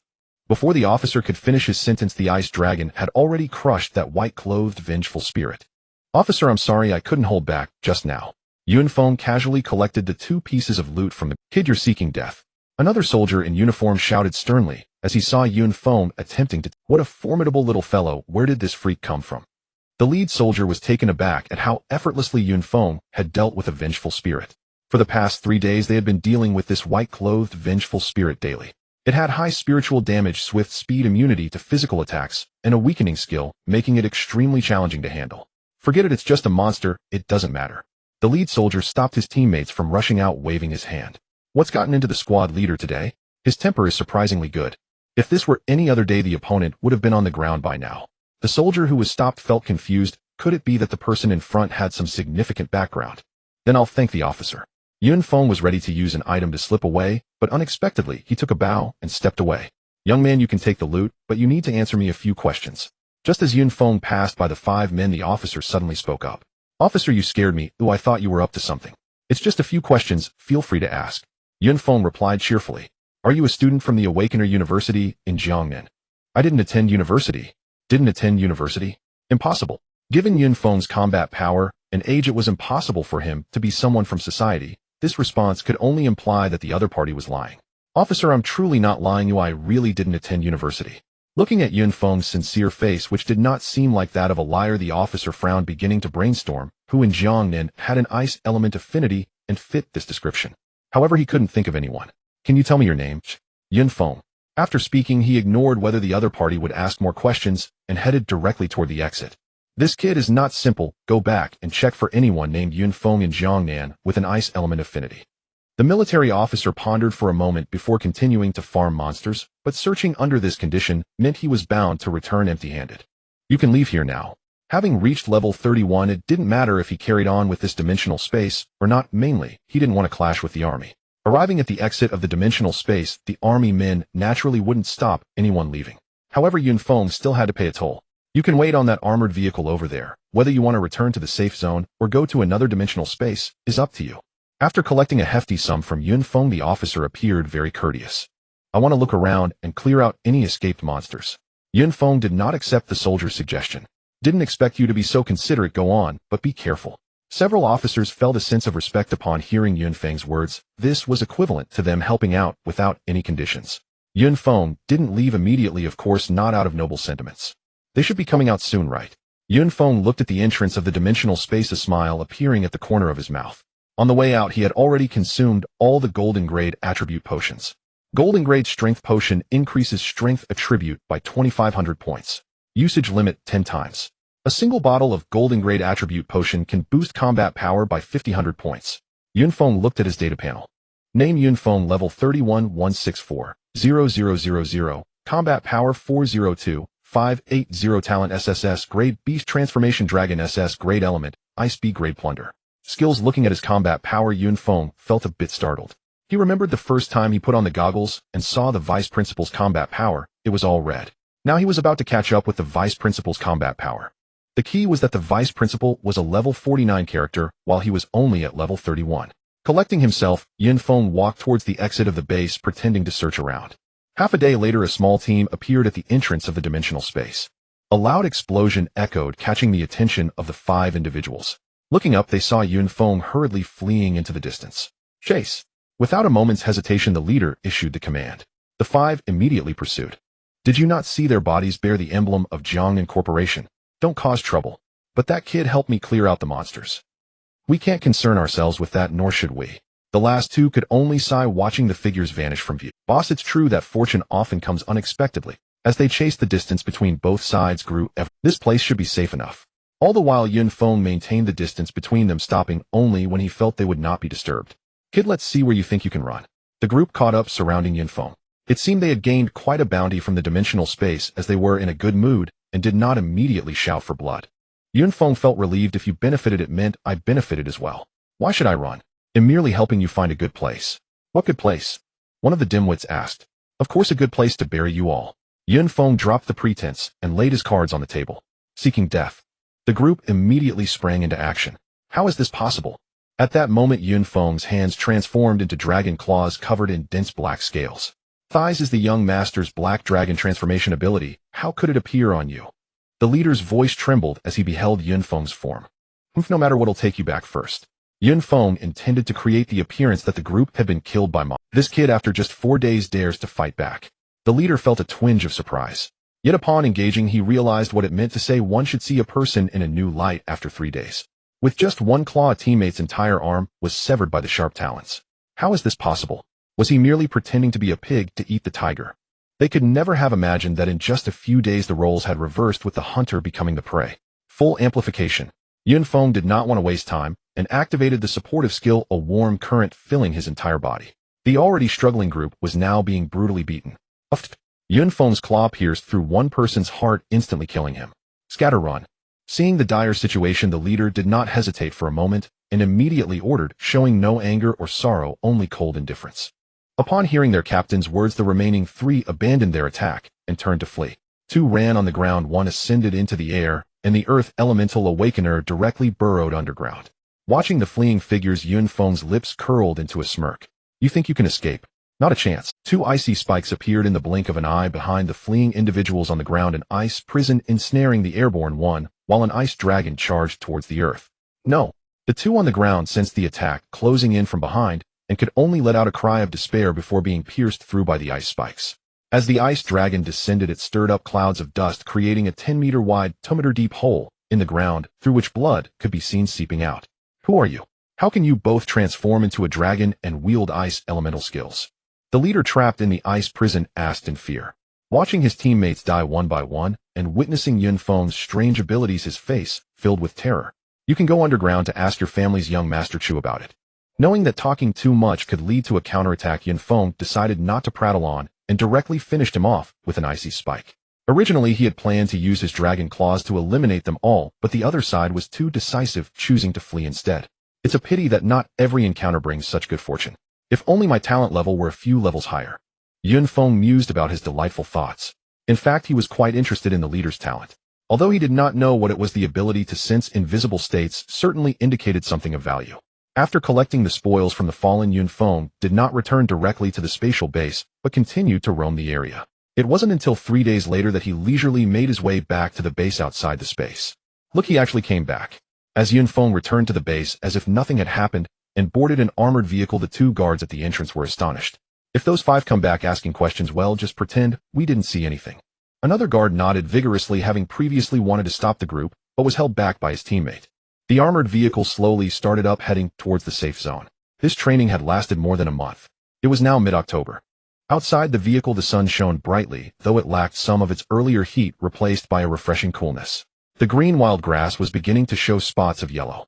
This past month felt particularly lengthy. Although most of the time was spent defeating monsters, far too many events had transpired in between. Arriving at the safe zone was a matter of a day later. Yun Feng headed straight back to the hotel he had previously rented and collapsed onto the bed, exhausted. He was so tired that he overlooked the potential dangers of falling asleep so soundly. Yun Feng suddenly sat up, gasping for breath, as if he were suffocating in his dreams. He had just had a dream where countless dimensional spaces opened simultaneously, releasing a horde of monsters, some familiar and others entirely unknown to him. In an instant, monsters filled the entire safe zone. They rampaged with reckless abandon, turning the safe zone into a river of blood, while he felt as if he were controlled by something, unable to move, forced to watch the chaos unfold. Thank goodness it wasn't real. Yun Feng sighed in relief, glancing at the time. Oh, a full 2 days had passed. How did I fall asleep like that? Thankfully nothing happened. Yun Feng looked at the lack of any defenses he had set up and felt a twinge of fear. He took out 5 pieces of silver-grade storage equipment which he had obtained from the 5 who had pursued him. No wonder they are experts above level 40, the contents here are indeed plentiful. Apart from many monster spoils, there were also several fragments, with a considerable number being golden-grade shards. Although most of them were attribute potions that he could no longer use, they still represented a substantial fortune. As for the 2 Iron Party brothers, they would definitely not be able to use them, yet, as reaching level 20 would already be commendable. Yun Feng transferred everything into his storage ring. Beep, beep, beep. Just then a phone rang. It was a phone from the leader's storage ring. Yun Feng picked it up and saw 2 words displayed on the screen: boss. Should I pick up or not? At this point, the Chu family likely already knew what was unfolding. The phone kept ringing insistently. Xiao Wu, what happened? Why did you take so long to answer? Yin Feng had just picked up when an impatient reprimand came down the line. The Xiao you seek may already be gone. Who is this? Yin Feng. When the stranger on the other end realized whom he had reached, his tone immediately cooled. They had deduced Yin Feng's identity in an instant. Speak plainly. What has happened to my son? At that moment, Chu Guanglong sounded almost abject. That son had been the family's first to awaken in SS grade aptitude, his most beloved child. I have no grudge with him. I am helpless. Hurry, tell me what happened to my son. Hearing Yun Feng stall and hedge, Chu Guanglong's long-suppressed fury finally erupted. In truth, he had almost guessed the outcome. Even the 5 awakened he had dispatched, each a level 40-something, had been lost to the enemy. A Chu Tsangming was most likely already. Yet he wanted to hear it with his own ears, to be given an answer that would make him relent. Those who commit many injustices will meet their own downfall, Yun Feng said, then hung up the phone. Those words said everything. With a crash, Chu Guanglong hurled his phone to the floor and smashed it to pieces. Yun Feng, you will wish you were dead, he vowed. He destroyed everything in the room. After the length of an incense, Chu Guanglong finally regained his composure. If even 5 level 40-something awakened can be slain in turn, must we truly summon the family's transcendent awakened? Though he was the clan lord, those transcendent awakened above level 50 were not ones he could simply command. Moreover, most of them were registered. Any movement would draw attention. Stewardly, I want this man's whereabouts within 2 days. Also go fetch Taiku. Stewardly took the papers from Chu Guanglong and bowed out. Master Gu Dabai requests an audience. As he reached the doorway, Stewardly suddenly remembered and spoke up. Not now, not now. Tell him to leave. I have no patience for riffraff. He had no mood for trivial visitors. It is the master. Wait, do you mean Gu Dabai, the underworld figure known as Gu Yi? Chu Guanglong turned around. Yes, he has petitioned many times. Have him wait in the reception room. Stewardly glanced at his lord in surprise and then withdrew. After the length of an incense stick, Chu Guanglong entered the reception room. Lord Chu, what an honor. Where people gather there is Jianghu, and where Jianghu exists there will always be light and shadow. There is no place of pure light in the world. Where light exists, darkness inevitably follows. That is an immutable rule. Even the strictest security zones cannot prevent the growth of shadows. Gu Dabai, called Gu Yi, led one of the larger underground factions in the Jiangnan district. Ordinarily, Chu Guanglong scorned dealing with such gutter rats, but the situation now was different. So, it is Gu Yi. I have heard of you for some time. To meet you today is a pleasure. Gu Dabai was flattered and yet puzzled by Chu Guanglong's courtesy. In the past, his petitions had been rebuffed, and he had not expected such politeness. Lord Chu, my men begged for this meeting. Call me Xiao Gu. It is truly my honor to see you today. Gu Dabai smiled ingratiatingly. Ambitious by nature, he had visited Chu Guanglong repeatedly in hopes of advancing his own standing and becoming the underworld's emperor. I know your situation. I admire your ambition and drive. I can help you, but first you must prove your value. Really? Gu Dabai was unexpectedly delighted. Chu Guanglong's words were an opportunity. Please command me, Lord Chu. I want you to help me kill someone, a high school student. When told to kill someone, Gu Dabai had felt some trepidation, imagining a difficult task. When he learned the target was a high schooler, he understood that the job would be his to complete. What could a high schooler possibly do? A few men could take him down. Do not underestimate this student, Chu Guanglong warned, seeing the lightness in Gu Dabai's expression. 5 of my elite awakened fell by his hand. What? Only then did Gu Dabai grasp the seriousness of it. A high schooler capable of annihilating an elite squad. What did that mean? He knew the value of a Jiangnan company elite team. They were by no means the useless 40-somethings scraped from the bottom. Rest assured, I will complete this mission. After a moment's thought, Gu Dabai swore it solemnly. This was an opportunity he could not afford to miss. I hope you will not disappoint me. Watching Gu Dabai's departing figure, Chu Guanglong's tone grew dark. He had summoned Gu Dabai to employ the underworld's transcendent awakened against Yun Feng. Many transcendent awakened in the underworld went unregistered. After leaving Jiangnan Group, Gu Dabai returned to his residence. It was a shabby warehouse near the city wall in the slum. Inside it was hollow and seemed long abandoned. Gu Dabai entered cautiously and stopped at a section of flooring. After surveying his surroundings, he lifted the board and slipped down into the darkness beneath. Gu Yi, a cluster of men hurried forward to greet him with respect. Beneath the unremarkable warehouse lay another world, bright lights divided zones of fully functioning refuge. Gu Yi, I told you not to seek Jiangnan Group. We can grow our operations ourselves. Seeing their calm leader, his men offered soothing words. Exactly. Under your guidance we have improved year by year. One day we will trample those 2 old tyrants beneath our feet. Watching his brother's ardor, Gu Dabai nodded. Brothers. At his call the whole place fell silent. I have good news today. Jiangnan Group agreed to cooperate with us. I know you feared I would be betrayed or gain nothing by courting them, he continued, addressing their earlier doubts. I appreciate your concern, but cooperation with Jiangnan Group and the Chu family is imperative. To topple the two titans pressing down on us, our current strength and resources are far from sufficient. The Chu family can create the conditions we need. When Gu Dabai finished, his men exchanged glances, looking to one another for reaction. Boss, we are crude men and pitifully low in aptitude. We received no formal education, possess no good resources, and scrape by at the very bottom. If not for meeting you, I might already be dead in that dimensional space. Whatever you wish to do, we will support you with all our strength. Willing to die without regret. Full support. Willing to die without regret. Those brief words struck a chord. All responded loudly in unison. Very well. Thank you for your loyalty. Ui Gu Dabai will not disappoint you. Lung Feng, come to my study. The rest of you disperse. Level up if you must, gather materials if you must. After speaking, Gu Dabai returned to his room, followed by a middle-aged man in a black leather coat, whose face was harsh and stern. Lung Feng, how have I treated you these years? Gu Yi, speak plainly. When enemies hunted me, if not for your rescue, I would not be who I am today. Lung Feng cupped his fist in respect. Those are old grievances, mention them no more. I have always regarded. Gu Dabei's words thawed a hint of feeling on Lung Feng's austere face. Lung Feng, there is indeed a matter I need your help with. Speak, Gu Yi. Today Chu family lord Chu Guanglong has agreed to help me sweep the underworld on the condition that we kill this man for him. A high school student awakened less than a year. Lung Feng studied the dossier, puzzled. Did a mere student warrant such solemn attention? He wiped out a Zhang and Company elite squad. The papers trembled in Lung Feng's hand. I understand. With that he left Gu Dabei's room. Lung Feng, you are the only transcendent awaken I can use. Whether I can climb into the Chu family and achieve my aims depends entirely on you. Watching Lung Feng's departing back, Gu Dabai murmured to himself, his eyes betrayed no feeling, only calculation and self-interest. After hanging up on Chu Guanglong's call, Yun Feng realized that he should not linger here any longer. Exiting the hotel after checking out, he suddenly found himself unsure of where to go. Now that the Chu family is aware that he has dealt with one of their most important heirs, even within the safe zone, safety is no longer guaranteed. In a direct confrontation for awakened beings below level 50, even if he couldn't win, escaping would not be an issue.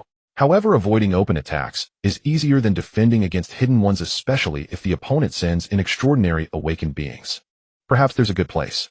Yun Feng picked up a phone and dialed. The number you have dialed is currently turned off. Please try again later. Could they be busy? Yun Feng put away the phone and decided to call back later, then took a bus to the trading center. Given the current situation, the more crowded the place, the safer he felt. He arrived at the second floor task hall. Hello, Uncle Zhao, are you at the trading center? I have some materials. Good. Shortly after, Zhao Huai appeared on the second floor of the trading center. Wondering, young brother, I heard you have materials. I rushed over without stopping. Let me take a look. The last batch of soul crystals provided by Yun Feng had been a great help, and research had made new progress. Uncle Zhao, take a look at this. Yun Feng took out all the soul crystals obtained from the new dimensional space, including the spoils from the elite team. These shouldn't have been obtained by you, right? Zhao Huai joked. After all, such large soul crystals could only drop from monsters of at least level 40, it was impossible for this little guy in front of him to have acquired them. Yun Feng did not refute, merely asking him to settle the account. Though these soul crystals are large, their quality isn't as good as the last batch. Let's say a total of 1 million Hua coins for you. The price is fair, thank you, Uncle Zhao. Oh, by the way, how did that batch of corpse poison I sold you last time fare? Yun Feng casually inquired. Corpse poison? We basically acquire corpse poison every day, nothing special. Upon hearing Zhao Huai's response, Yun Feng realized his suspicions were correct. The batch of corpse poison he had provided, though not of high level, contained the poison from a corpse king, which was definitely. If it appeared in his company, Zhao Huai surely would have known. If this situation arose, it must have meant there was a problem with that acquisition. And that acquisition was done by someone named Chu. The answer was obvious.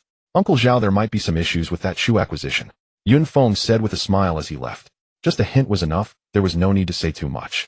Returning to the first floor, Yun Feng walked to the corner of the acquisition area and discovered a stranger occupying Uncle Zhang's former stall.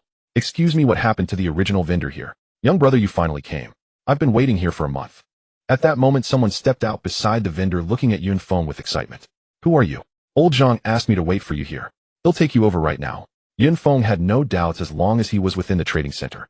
Soon the two arrived at a much larger stall in a better location. Not bad, you've really upgraded. Isn't that all thanks to you, young brother? I have a daughter in 2nd grade, if you don't. Stop joking around, if you keep this up, I'll leave. Yun Feng was exasperated. Oh, was there such a father? Although he knew the other was joking. Don't be like that, let's not talk about it. What good goods do you have this time? Old Zhang's eyes were filled with anticipation. I only have this little bit to do what you see fit. Yun Feng threw out a silver-grade storage bag filled with items that had been discarded by 5 people. These are good items, all of them are good items. Old Zhang praised endlessly. After sorting these items, he gained several million Hua coins. Yun Feng began to stroll around the trading center. The trading center was always so lively, so crowded. We've located the target, it's at the trading center. In an inconspicuous corner, someone was reporting Yun Feng's whereabouts over the phone. On the other side, someone was also reporting the situation. Master Gu, the target has been located. At the trading center. It's basically impossible to act here, let's see how you handle it. Unless using death warriors, but how could he possibly have extraordinary death warriors on hand? Even if he did, he wouldn't need Gu Dabai to take action. Gu Dabai also knew that action couldn't be taken here, though he owed a debt of gratitude to Lung Feng. The latter wouldn't sacrifice himself for him. Continue to follow and report his whereabouts at any time. Half a day later, as the sky darkened. After casually purchasing some fragments, Yun Feng continued to make phone calls. Beep. Finally it connected. You little rascal, you don't have something you need my help with again, do you? A hearty laugh came from the other end of the line. Professor Bai, you can't always view me this way or it makes me sad. You brat, you don't come to the 3 treasure hall without a reason. You must have something to say. Go on. Professor Bai, you really have a keen eye for people. Yun Feng replied with a grin. Well, I'm very interested in this Talent Research Institute. Can I come visit you? Of course you can come. Before Yun Feng could finish his sentence, the other side had already agreed. No, Professor Bai, I haven't even said what I wanted yet. Aren't you just thinking about visiting my research institute? I'm very welcome to that.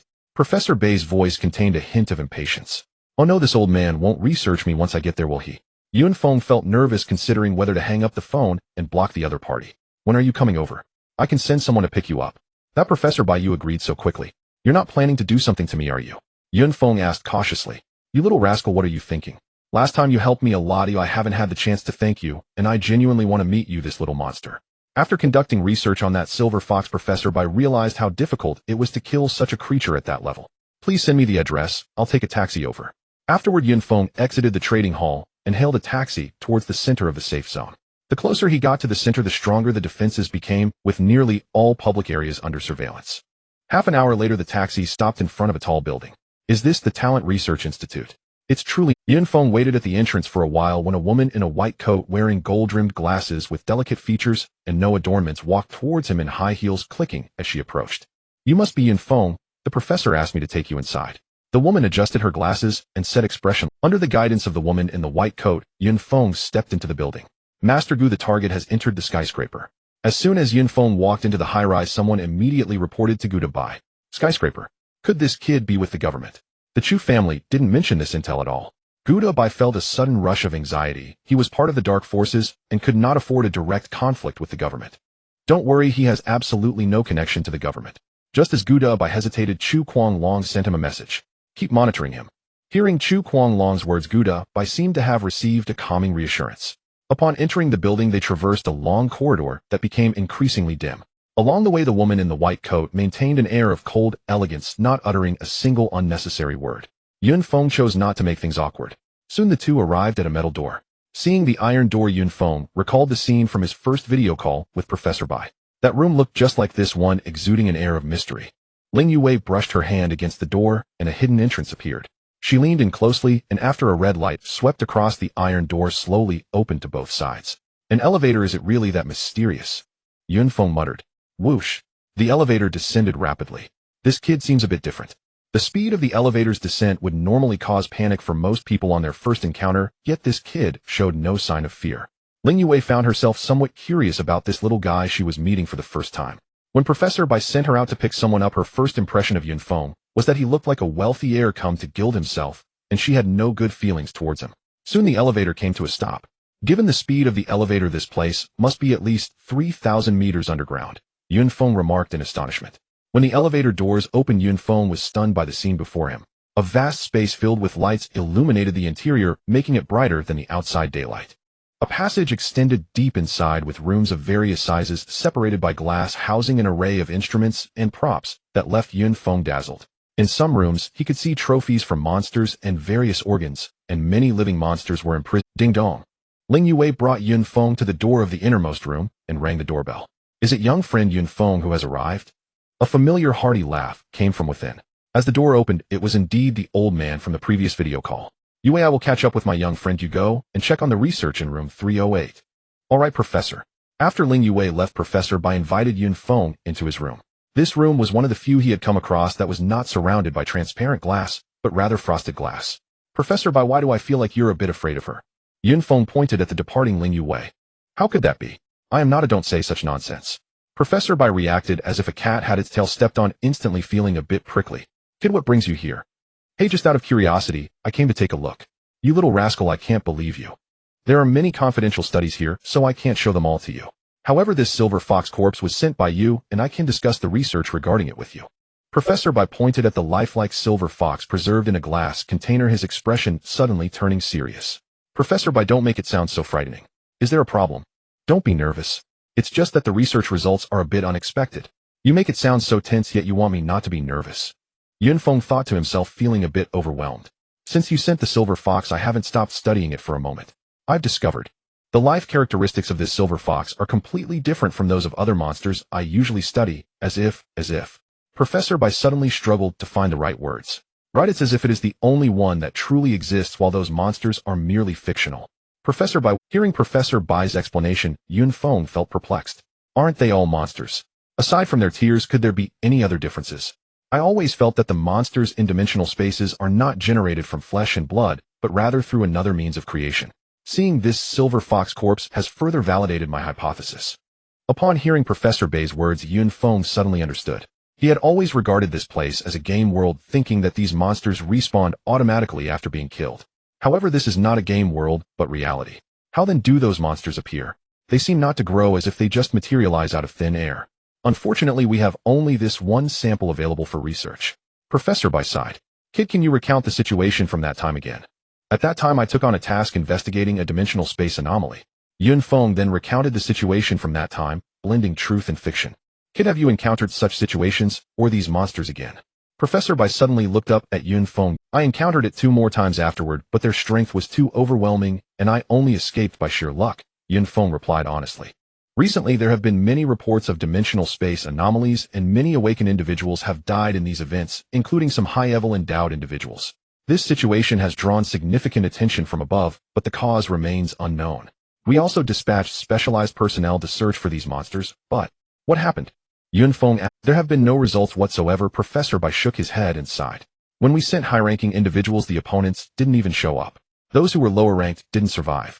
If we could obtain more samples like this, we might discover something. Professor Bai suddenly turned to look at Yun Feng. Hey, Professor Bai, why are you looking at me like that? I don't want to get involved in this mess. Yun Feng thought he was still trying to avoid these things. You are the only one who brought back a sample. Why think? What you think doesn't matter. What I think is that it seems unwise. Yun Feng frowned. Although his combat strength had increased, and he had more protective tools, he felt he still couldn't withstand a single blow from Ho Qing.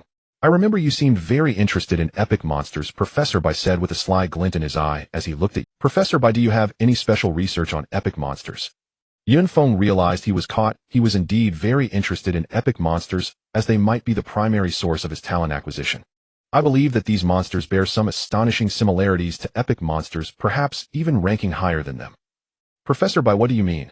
These monsters are in fact similar to humans. Are you saying they can also awaken talents and comprehend skills? If I'm not mistaken, that is indeed the case. Yun Feng fell into deep thought. If the situation was as Professor Bai described, then he had to consider making a bold move. The saying goes, fortune favors the brave. For the sake of his overflowing talents and skills, it was necessary for him to take this risk. However, the Chu family might set him up. Kid, you're still young. Why so serious? Are you thinking of some girl? What about my assistant? Should I set you up? Seeing Yun Feng's troubled expression, Professor Bai teased him. Old man, why are you being so inappropriate? Yun Feng rolled his eyes. In fact, I am very willing to help you, but I have some matters at hand that make it inconvenient for me to go into dimensional space right now. So that's why you suddenly wanted to come to me. It turns out you are here to escape. Professor Bai laughed heartily. He did not ask what was going on with Yun Feng. You can stay here for the time being. Although you won't be able to increase your combat power, you will definitely gain something else. Additionally, I will find a way to help you with your situation. Yun Feng sincerely bowed to Professor Bai. Old Master Gu, 2 months have passed. Has that young man truly remained inside all this time? In the biting cold wind, a man spoke into his phone, his expression clouded with bewilderment. It was early winter. Though awakened beings no longer feared extreme cold or heat, the endless weight gnawed relentlessly at their inner solitude. Rest assured, he could not escape even if he transformed into a fly. Gu Dabai spoke with unwavering confidence. Beside him, Lung Feng, who had waited for 2 full months, grew increasingly impatient. Brother Feng, the Bone and Blood Association will fully compensate you for all losses incurred during this period. And once our objective is achieved, the Chu family will provide a substantial bounty, entirely yours. Gu Dabai offered reassurance to Lung Feng. This cannot go on indefinitely. If he remains holed up there for life, shall we wait forever?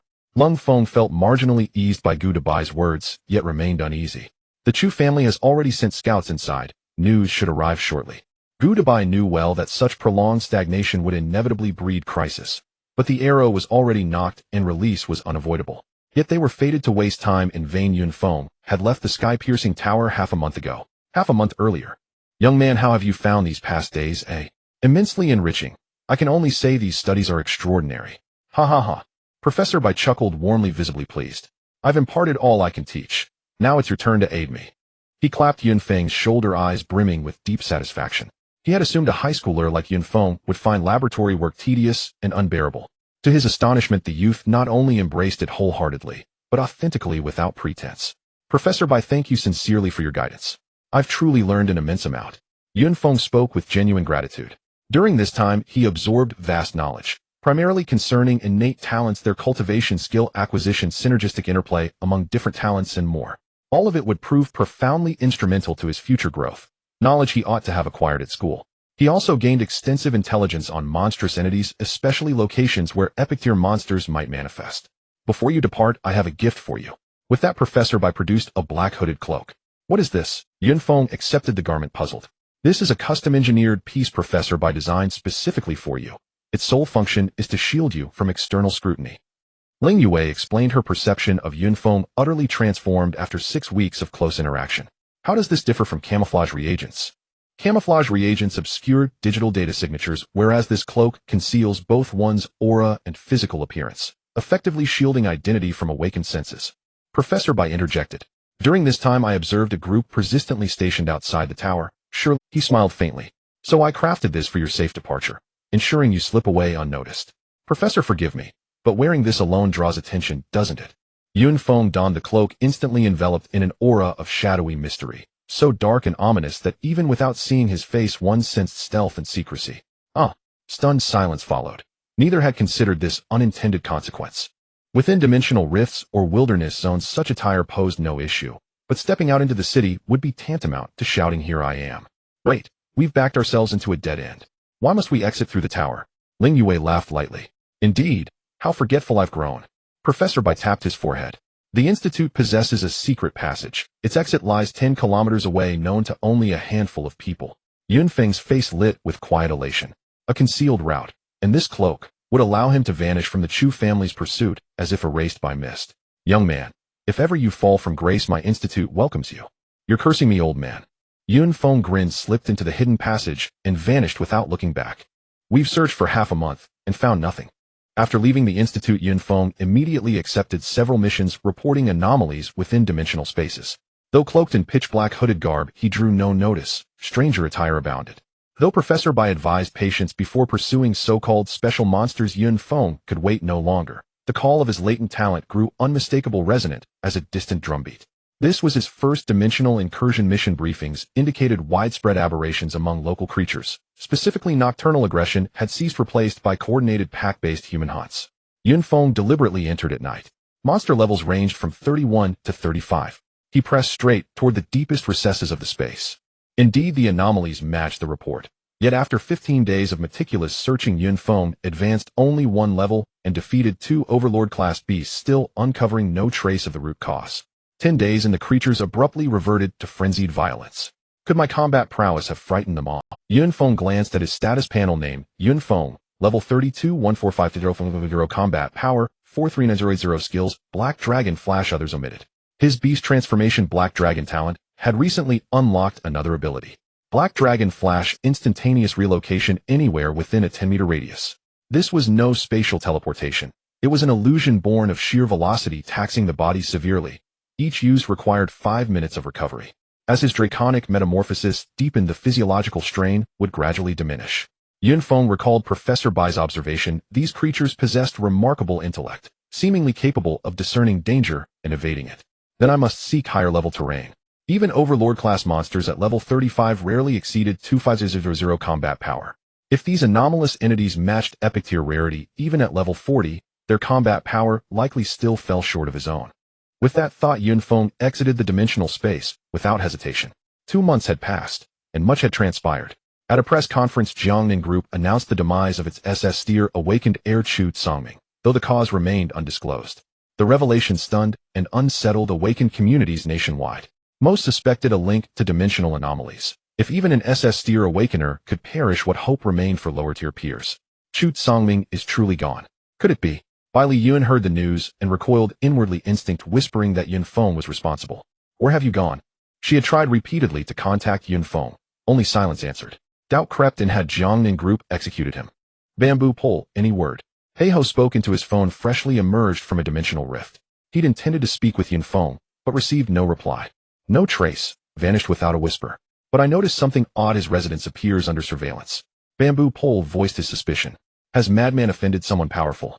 Heiho grew anxious.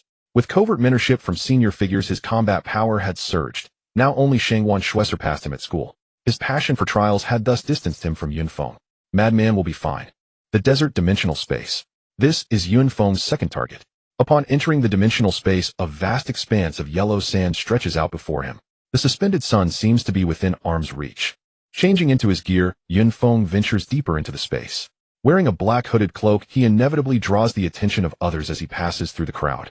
In this level of dimensional space, the number of people has actually increased, but their ages are relatively older. For teams with lower talent and weaker combat strength, sometimes it may take months to level up.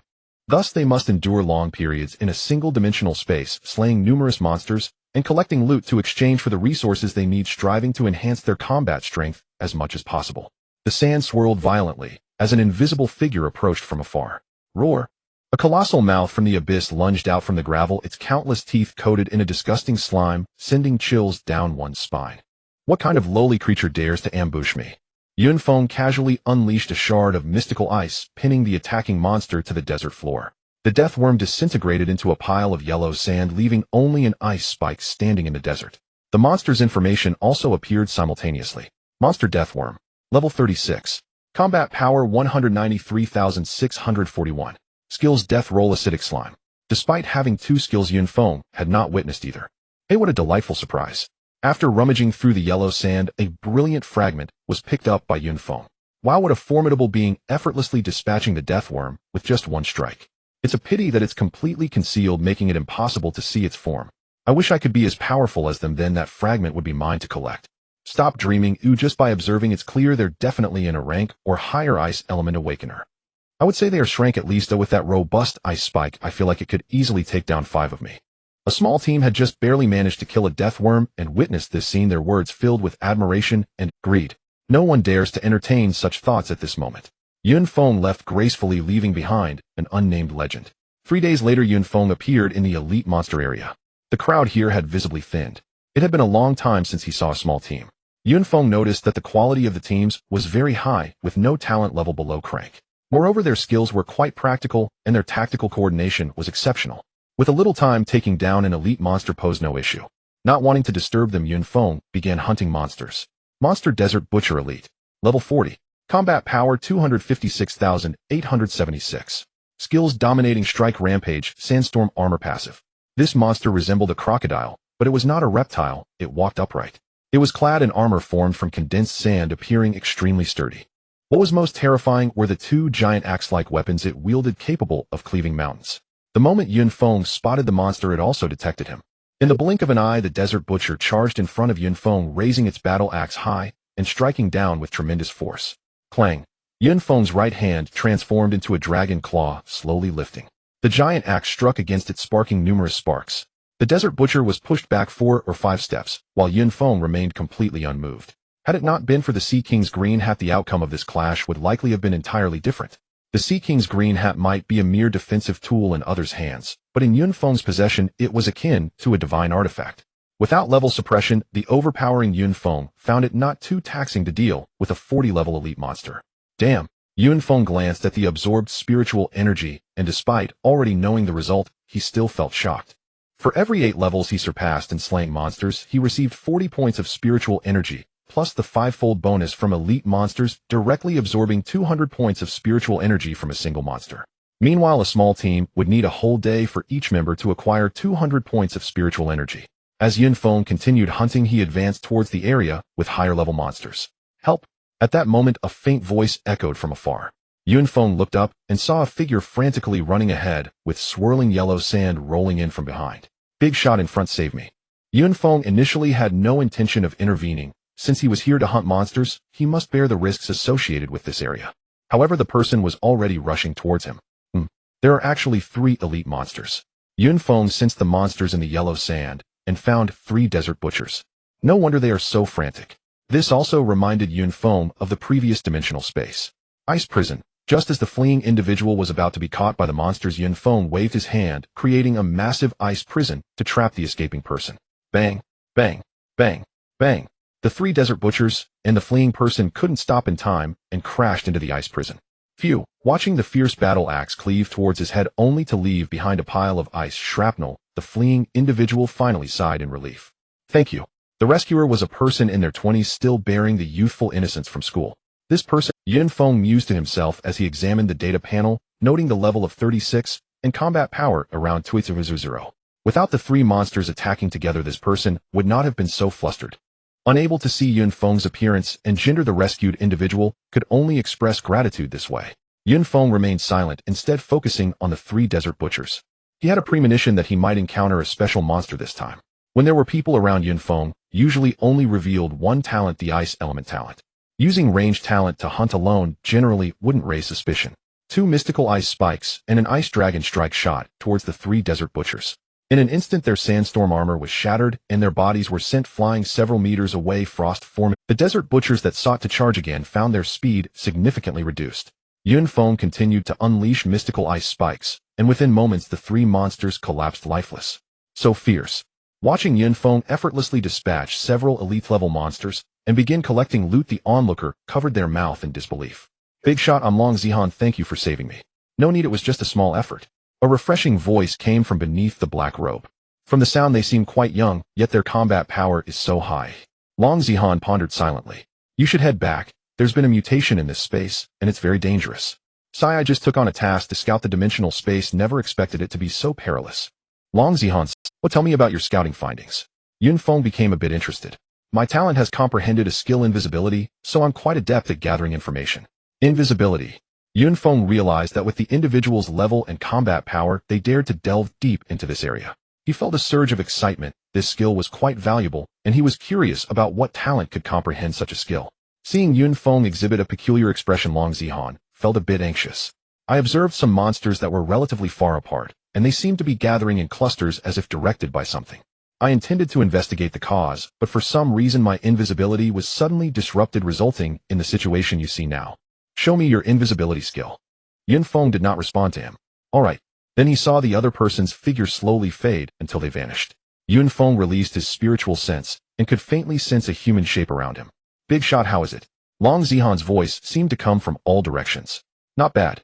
Yun Feng reached out and clawed, pulling the other person out of their invisible state. This action startled the other person. Big shot, how did you discover me? He was confident in his skill, believing that ordinary people couldn't find him unless their spiritual power vastly exceeded his.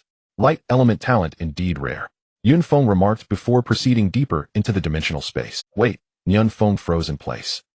Great Master, may I know your name? It matters not. If fate wills it, we shall meet again.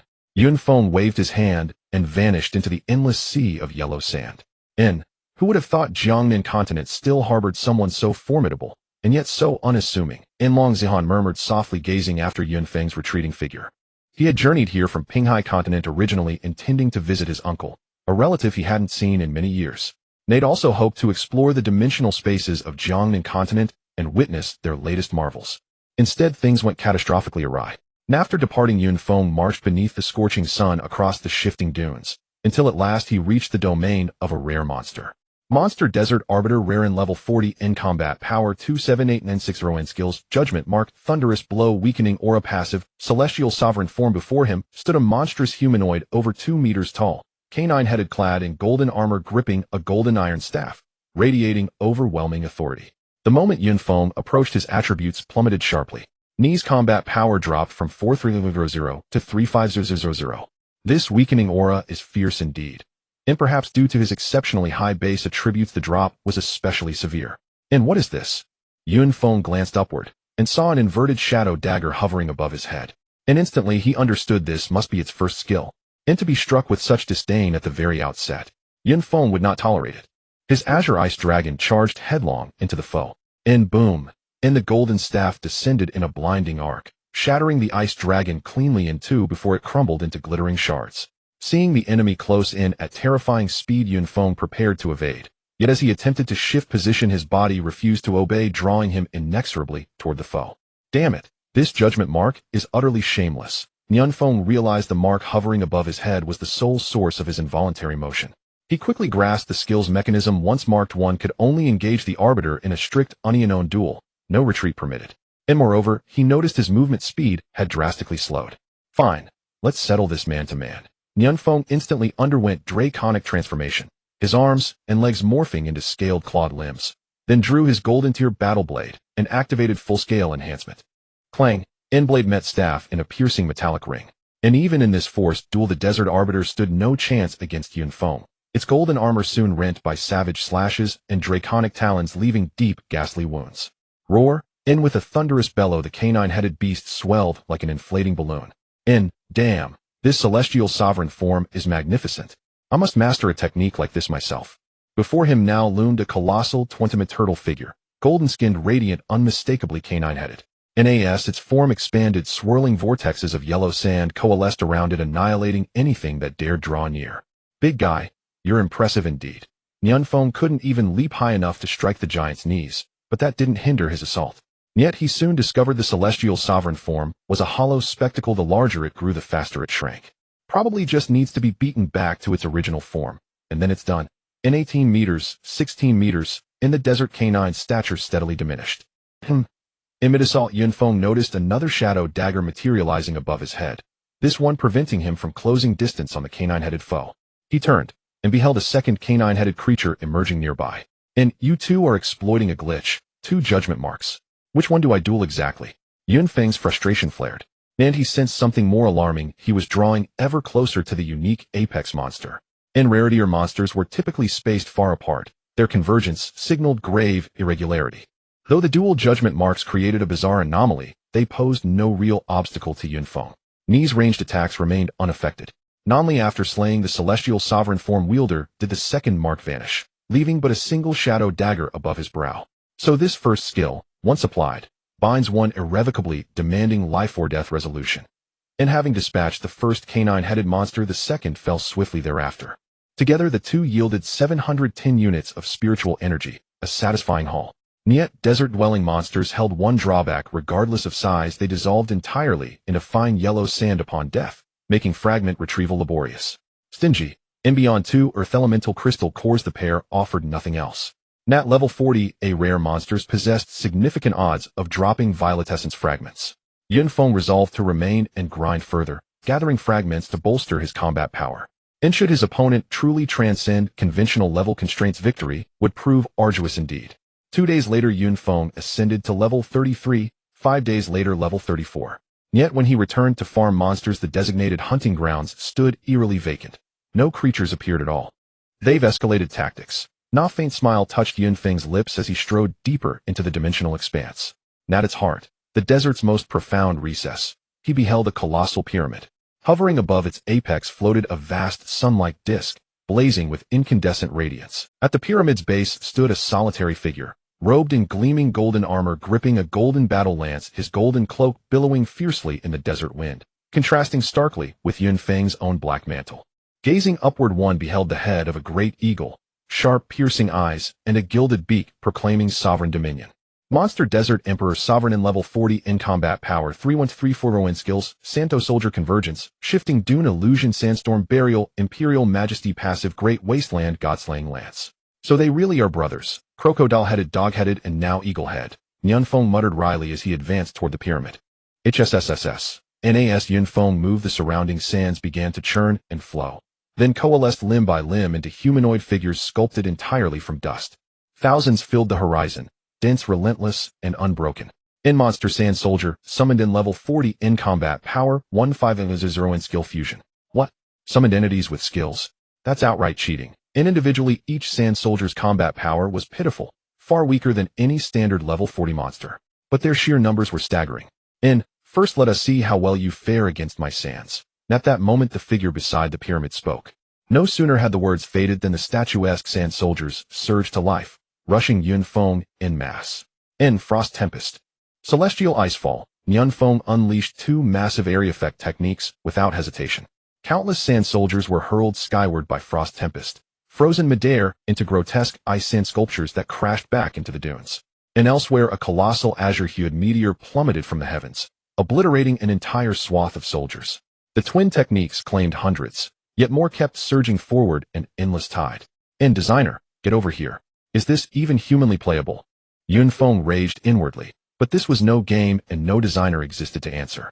In Roar, a draconic roar tore through the air. Within 10 meters of Yun Feng, every sand soldier disintegrated into loose grains reabsorbed instantly into the desert floor. This won't suffice. To quell chaos, seize the head. And while cutting down waves of advancing soldiers, Yun Feng pressed toward the eagle-head sovereign, only to pale dramatically when he closed to 50 meters. What is happening? The attack and defense of the sand soldiers have suddenly increased significantly, while my own attack and defense have plummeted. This should be the effect of the passive skill, Emperor's Majesty, but I wonder what the effect mechanism is. Initially Yun Feng thought that was the end of it, but unexpectedly the passive skill of the Sea King's green hat seemed to have turned gray. No wonder it feels suddenly so difficult. The level suppression has returned. Fortunately I leveled up twice before, so now there's only a 6-level gap. While fighting, Yun Feng pondered, from now on I need to be more cautious and not rely too much on the passive skill disappearing love. Although the pressure has increased significantly, the combat strength of the sand soldiers remains, and it's not easy to take down an elephant with just a swarm of ants. Just as Yun Feng was about to enter within 30 meters of the Desert Emperor, all the sand soldiers stopped and transformed into flowing sand. In an instant, the flowing sand formed 10 gigantic sand generals towering over the earlier desert adjudicator, resembling giant divine beings. Wow, is this the fusion skill? The 10 sand generals have not changed in level, but their combat strength has doubled, reaching 300. With my combat power weakened by the aura skill and under-level suppression, it became quite difficult to deal with them. If my sand soldiers can't even win, how dare they come to seek death? Before the battle even began, taunting skills were already in play. Damn it, am I being underestimated? Yun Feng instantly erupted in power, activating full amplification. At this moment my ultimate skill became available again. The Ice and Snowstorm and Ice Meteor Strike were unleashed simultaneously as Yun Feng transformed into a dragon charging towards one of the sand generals. After the eruption, my suppressed combat power seemed to have returned. Even with level suppression it made little difference. As the battle blades swung, chunks of massive yellow sand were knocked off the sand general's body, filling the air with a hazy yellow like a sandstorm. When I killed the first sand general, Yun Feng surprisingly absorbed spiritual power, and the amount was equivalent to that of a rare grade monster, a full 305 points. 10 sand generals mean a total of 3,050 points. Yun Feng looked at his level 34, 377, 604, 0000. Truly the heavens are aiding me. After defeating the remaining 9 sand generals, my level precisely reached 35, reducing the level suppression from the Desert Emperor to within manageable limits. With this thought, Yun Feng's attacks became faster. He managed to kill all 10 sand generals before the full amplification skill faded, turning them into a pile of yellow sand. Yun Feng looked at his data panel. Name Yun Feng, level 35, 510400000, combat power 470880, skills an A. Those sand soldiers were quite interesting. Should I call for another batch? Yun Feng was calculating in his mind, but the other party completely ignored him. If you can pass my sand soldiers' first challenge, you're quite impressive, worthy of a battle with me. At that moment, a figure that had been standing still for a long time finally moved, aiming a spear directly at Yun Feng with a hint of anticipation. It felt as if countless people had come before him, but none were qualified to make him move. Indeed, no team could handle 10 rare-grade monsters at once, even without skills. Hunting teams that specialize in slaying high-grade monsters could do it, but they likely wouldn't choose this as their target. Little chick hatching eggs, who do you think you are? Yun Feng had never encountered a monster so pretentious, preparing to give him a reality check. At this moment the two were exactly 10 meters apart. Black Dragon Flash. Yun Feng swiftly dodged, instantly appearing behind the eagle-head man, slicing through his body. Is this too easy? Yun Feng stared at the yellow sand before him, somewhat bewildered. Did I just hit the jackpot, or is this some kind of trick? No, something's off. I haven't absorbed any spiritual power.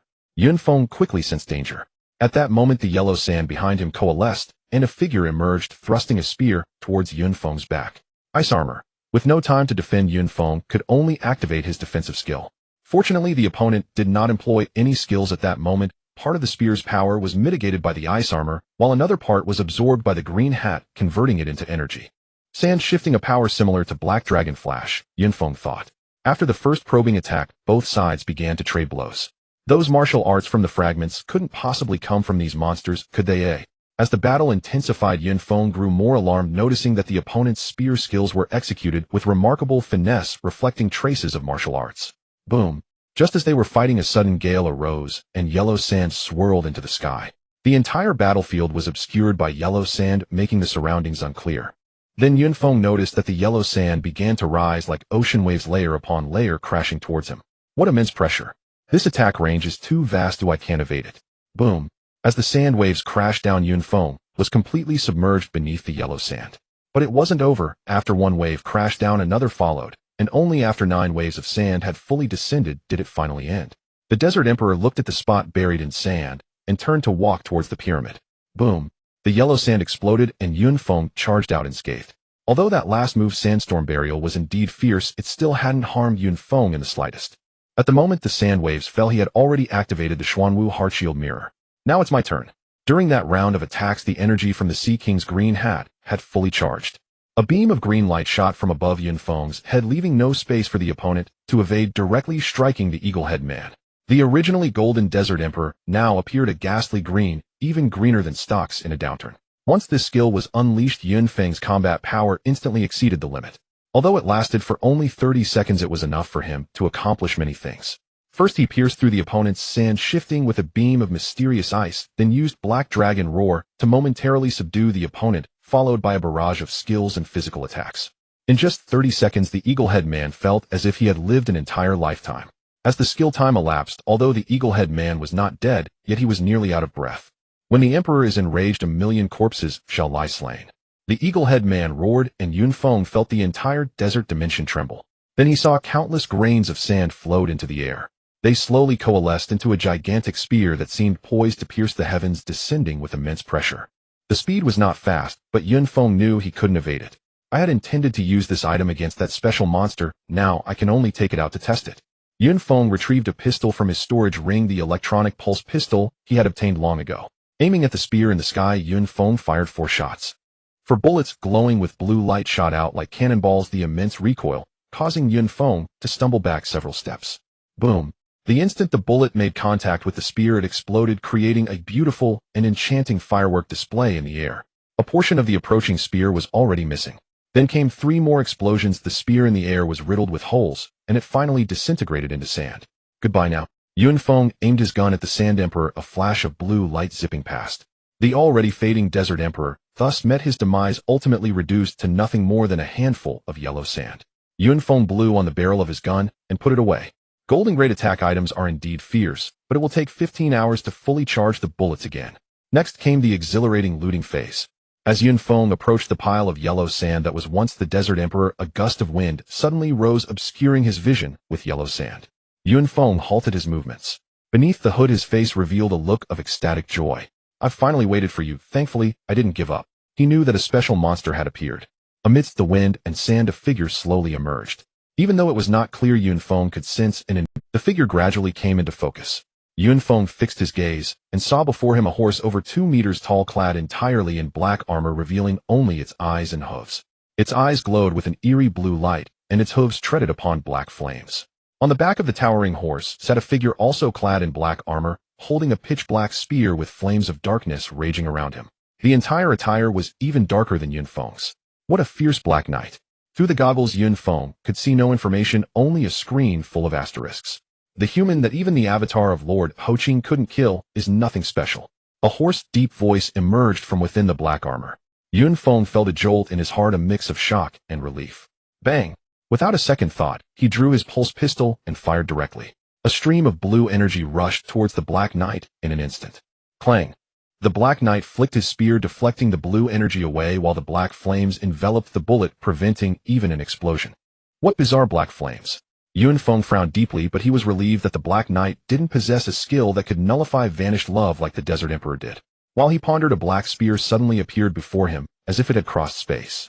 Yunfeng transformed his arm into a dragon's claw, gripping the spear's tip. He had been too naive. The spear, along with his arm, pierced into his left shoulder. If he hadn't changed direction at the last moment, it would have punctured his chest. As Yun Feng attempted to make his next move, the spear vanished while the Black Knight remained seemingly unmoved. This black flame is a bit troublesome. Yun Feng took a sip of a golden tier healing potion only to find that the wound showed no signs of healing due to the faint layer of black flame surrounding it. Steal the loved one. Knowing oneself and one's enemy is essential for handling crises better. Oh my! Yun Feng noticed that there were a total of 9 skills available for him to choose from. This also indirectly confirmed Professor Bei's research. The Black Knight was similar to humans possessing talents and the ability to comprehend skills. If that's the case, the Black Knight must be at least level 45 or below level 50. Black Flame Explosion, Black Flame Protection, Void Strike, Black Flame Clone, Void Devour, World Destroying Black Flame Passive, Void Traversal, Wrath of the Black Flame, Black Hole Domain. After reviewing the 9 skills, Yun Feng was somewhat shocked. From the skills, it was clear that this fellow had an extremely abnormal talent involving both black flames and the void. It must be at least grade talent, right? Yun Feng speculated. Looking at the 9 skills, their names were anything but ordinary.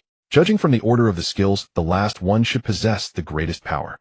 However, due to talent constraints, even if Yun Feng managed to steal it, its power would likely be greatly diminished after release, which was the biggest drawback of the skill Steal the Loved One. Some skills are less useful once stolen. You're the one. Yun Feng focused on the 6th skill, World Destroying Black Flame Passive. Passive skills are unaffected by talent, and Yun Feng felt that this skill was troublesome to deal with. Upon activation, the World Destroying Black Flame skill appeared in his skill list. World Destroying Black Flame Passive, whether in attack or defense, it will carry the World Destroying Black Flame. With each attack, the Black Flame will inflict one of 3 negative effects: burning, corrosion, or weakening. Each negative effect can stack up to 10 layers. When receiving attacks, the Black Flame forms a certain degree of defense and can also heal its own injuries. The Black Flame that had just been on him was probably the burning effect. This skill is incredibly domineering. It can attack, defend, and heal, making it truly versatile. Although the attached effects may not seem very powerful, if all 10 layers are stacked, it would be quite difficult to handle. Furthermore, according to the skill description, stacking to 10 layers is very simple. With a thought, the Black Flame on his wound instantly vanished, replaced by a new Black Flame as his wound slowly healed within the Black Flames. In contrast, the Black Flames that had been blazing on the Black Knight were now gradually fading until they vanished. Although Yun Feng could not see the other's expression, he could distinctly sense that his body trembled slightly. Because the Black Flame that had originally been on him was now on Yun Feng. Void Ice Spike. Yun Feng cast another skill only to find that the ice spike was also enveloped in a layer of Black Flame. This illustrates the power of passive skills. It seems to have no effect on the Black Knight. Yun Feng noticed that his Void Ice Spike was blocked by the opponent, but the negative effects did not appear on the Black Knight. Swish, swish, swish. The Black Knight swayed and 5 clones composed entirely of black flames emerged. The Black Knight pointed a finger, and the 5 clones rushed towards Yun Feng. The disappearance of an important skill did not affect the Black Knight's determination to kill Yun Feng. However, seeing the opponent's skills, Yun Feng also had no intention of letting the Black Knight go. With such an impressive talent, he was already drooling, but he also knew that the more impressive the talent, the harder it was. 5 Void Ice Spikes charged toward the 5 clones, while Yun Feng himself, wielding a battle blade, followed the Void Ice Dragon towards the Black Knight's main body. A black spear once again burst forth from the void. Such elusive attacks were indeed hard to defend against. However, with his senses fully expanded, Yun Feng was able to detect the fluctuations in the void, and his battle blade blocked the strike. Just as Yun Feng breathed a sigh of relief, black spears began to rain down from various corners of the void, as if he were surrounded by spears. Black Dragon Flash. Yun Feng had no choice but to activate his blink skill, appearing beside the Black. However, the Black Knight's talent encompassed the void attribute. How could Yun Feng's Black Dragon Flash compare? The Black Knight vanished from his original spot, reappearing in another location. It was evident that the Black Knight was very wary of his world-destroying Black Flame. Void attribute is really mindless. Yun Feng felt a flicker of anger, but at the moment he had no means to counter it unless he forced control. Since there's none, I'll just comprehend one myself. So far, Yun Feng had only comprehended 5 skills of the Ice Element talent, leaving 2 skill slots available. In a desperate effort, nothing is impossible. While fighting, Yun Feng began to comprehend skills. However, in the desert terrain, comprehending Ice Element skills was not that simple. After some time of battle, the Black Knight seemed to have lost patience. A massive black hole appeared high in the sky, casting a shadow over a 1-kilometer radius.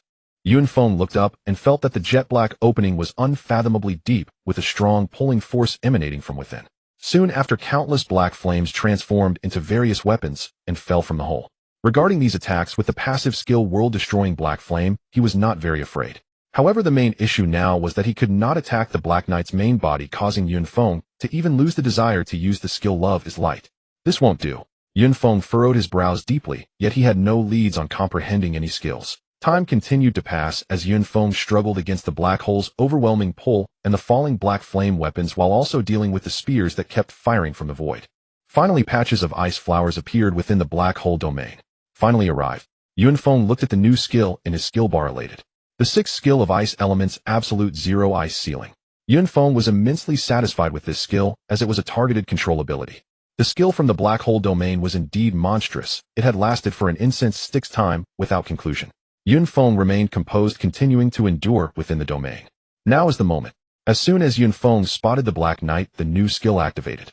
Before the Black Knight could escape into the void, he was encased in ice, falling into the black hole domain. Immediately the black armor within the ice transformed into green armor. Since it was his first time using this skill, Yun Feng was unaware of how long he could control his opponent, so he aimed to kill as quickly as possible. After turning green, the Black Knight's defense dropped by half. Yun Feng began to unleash a frenzy. He first used the Mystic Ice Spike and regular attacks to stack debuffs on his opponent, until the three major negative effects were fully applied. Only then did he unleash a powerful attack. First he pulled out a pulse pistol, and went all in, emptying the chamber of bullets. 3 bullets infused with blue energy struck the Black Knight. 3 booming explosions echoed. Before the dust settled, skills like Ice Dragon Break and Ice Meteor descended upon the target. Roar! Within moments a furious roar erupted from inside. Yellow sand and ice shards scattered. The figure of the Black Knight became visible. His mighty steed lay on the side, its eerie blue glow extinguished, clearly lifeless. As for the knight himself, his armor was tattered with only half of his helmet remaining, revealing half of his face. That face was indistinguishably human, remarkably handsome, yet twisted and fierce in anger. After the roar, a black flame erupted violently from him. What uses anger? Yun Feng resumed his attack, determined to take down his opponent. Unexpectedly, the Black Knight charged towards the black hole in the sky. The descending black flames were all absorbed by him. Wrath of Black Flame, Void Devour.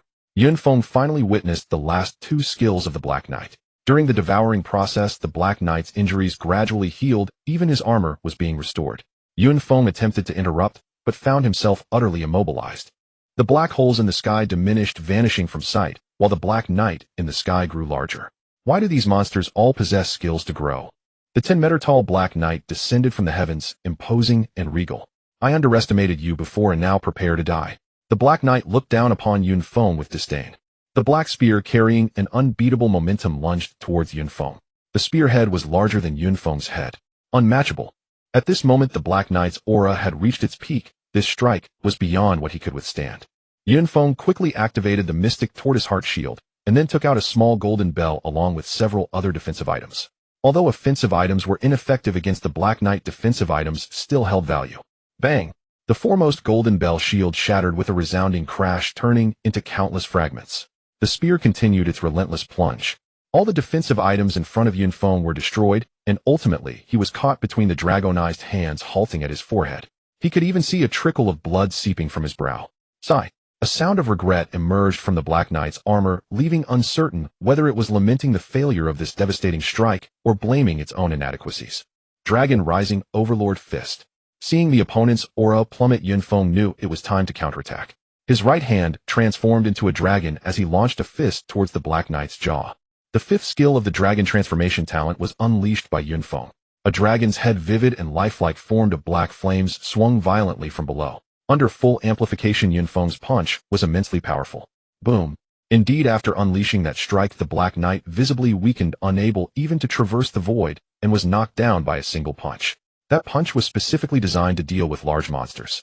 After this strike, it signaled that the battle was nearing. Although the previous Void Devourer appeared to have fully healed his injuries, he was actually left with a facade of strength, relying on only a single strike.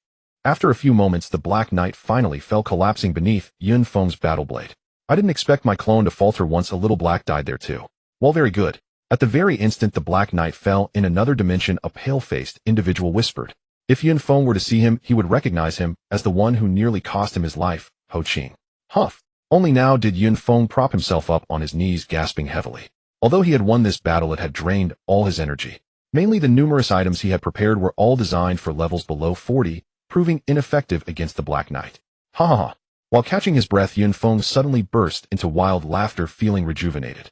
The monster provided a total of 5,005 points of spiritual energy, an astonishing 100-fold increase. Most importantly, his talent had indeed been plundered. Yun Feng glanced at the data panel. Name Yun Feng. Level 35, 589040000. Combat power 472,388. Talent SSS Grade Beast Transformation Black Dragon, Void Black Flame SS Grade Element, Ice B Grade Plunder. Skills Annihilation Black Flame, Stealing What Others Cherish Dragon, Rising Overlord Fist Absolute Zero Ice, Sealing Others Omitted. Another SSS Grade talent, and judging by the name it was incredibly cool and powerful. I truly look forward to understanding what skills I can comprehend. Yun Feng's heart was filled with anticipation. This seems to be where the Desert Emperor's corpse was located. Yun Feng casually swept his foot across a pile of yellow sand. The first item to emerge was a highly pure earth elemental crystal core. Digging further, he finally found a purple fragment.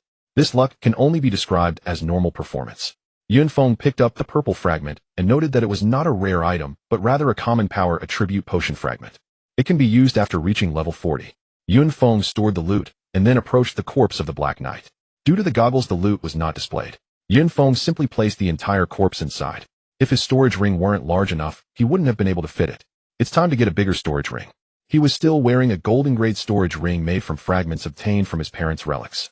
As the Black Knight's corpse vanished, Yun Feng's eyes widened in surprise, and his body stiffened with disbelief. On the yellow sand, a captivating shard radiating multicolored light lay quietly. Yun Feng approached, carefully cradling the colorful shard. However, seeing the item displayed within, Yun Feng felt a mix of laughter and tears. Under the green light, an ancient, unembellished ring appeared in his hand. I was just thinking about swapping for a spatial ring, and it manifested so quickly. Yun Feng felt somewhat helpless. He had hoped his first artifact would be something powerful and domineering, yet he felt a bit disappointed. After wearing the ring and imprinting it with his spiritual mark, Yun Feng smiled upon sensing its contents. Truly an artifact, the space within was astonishingly vast. This trip was incredibly worthwhile. It was truly a double joy.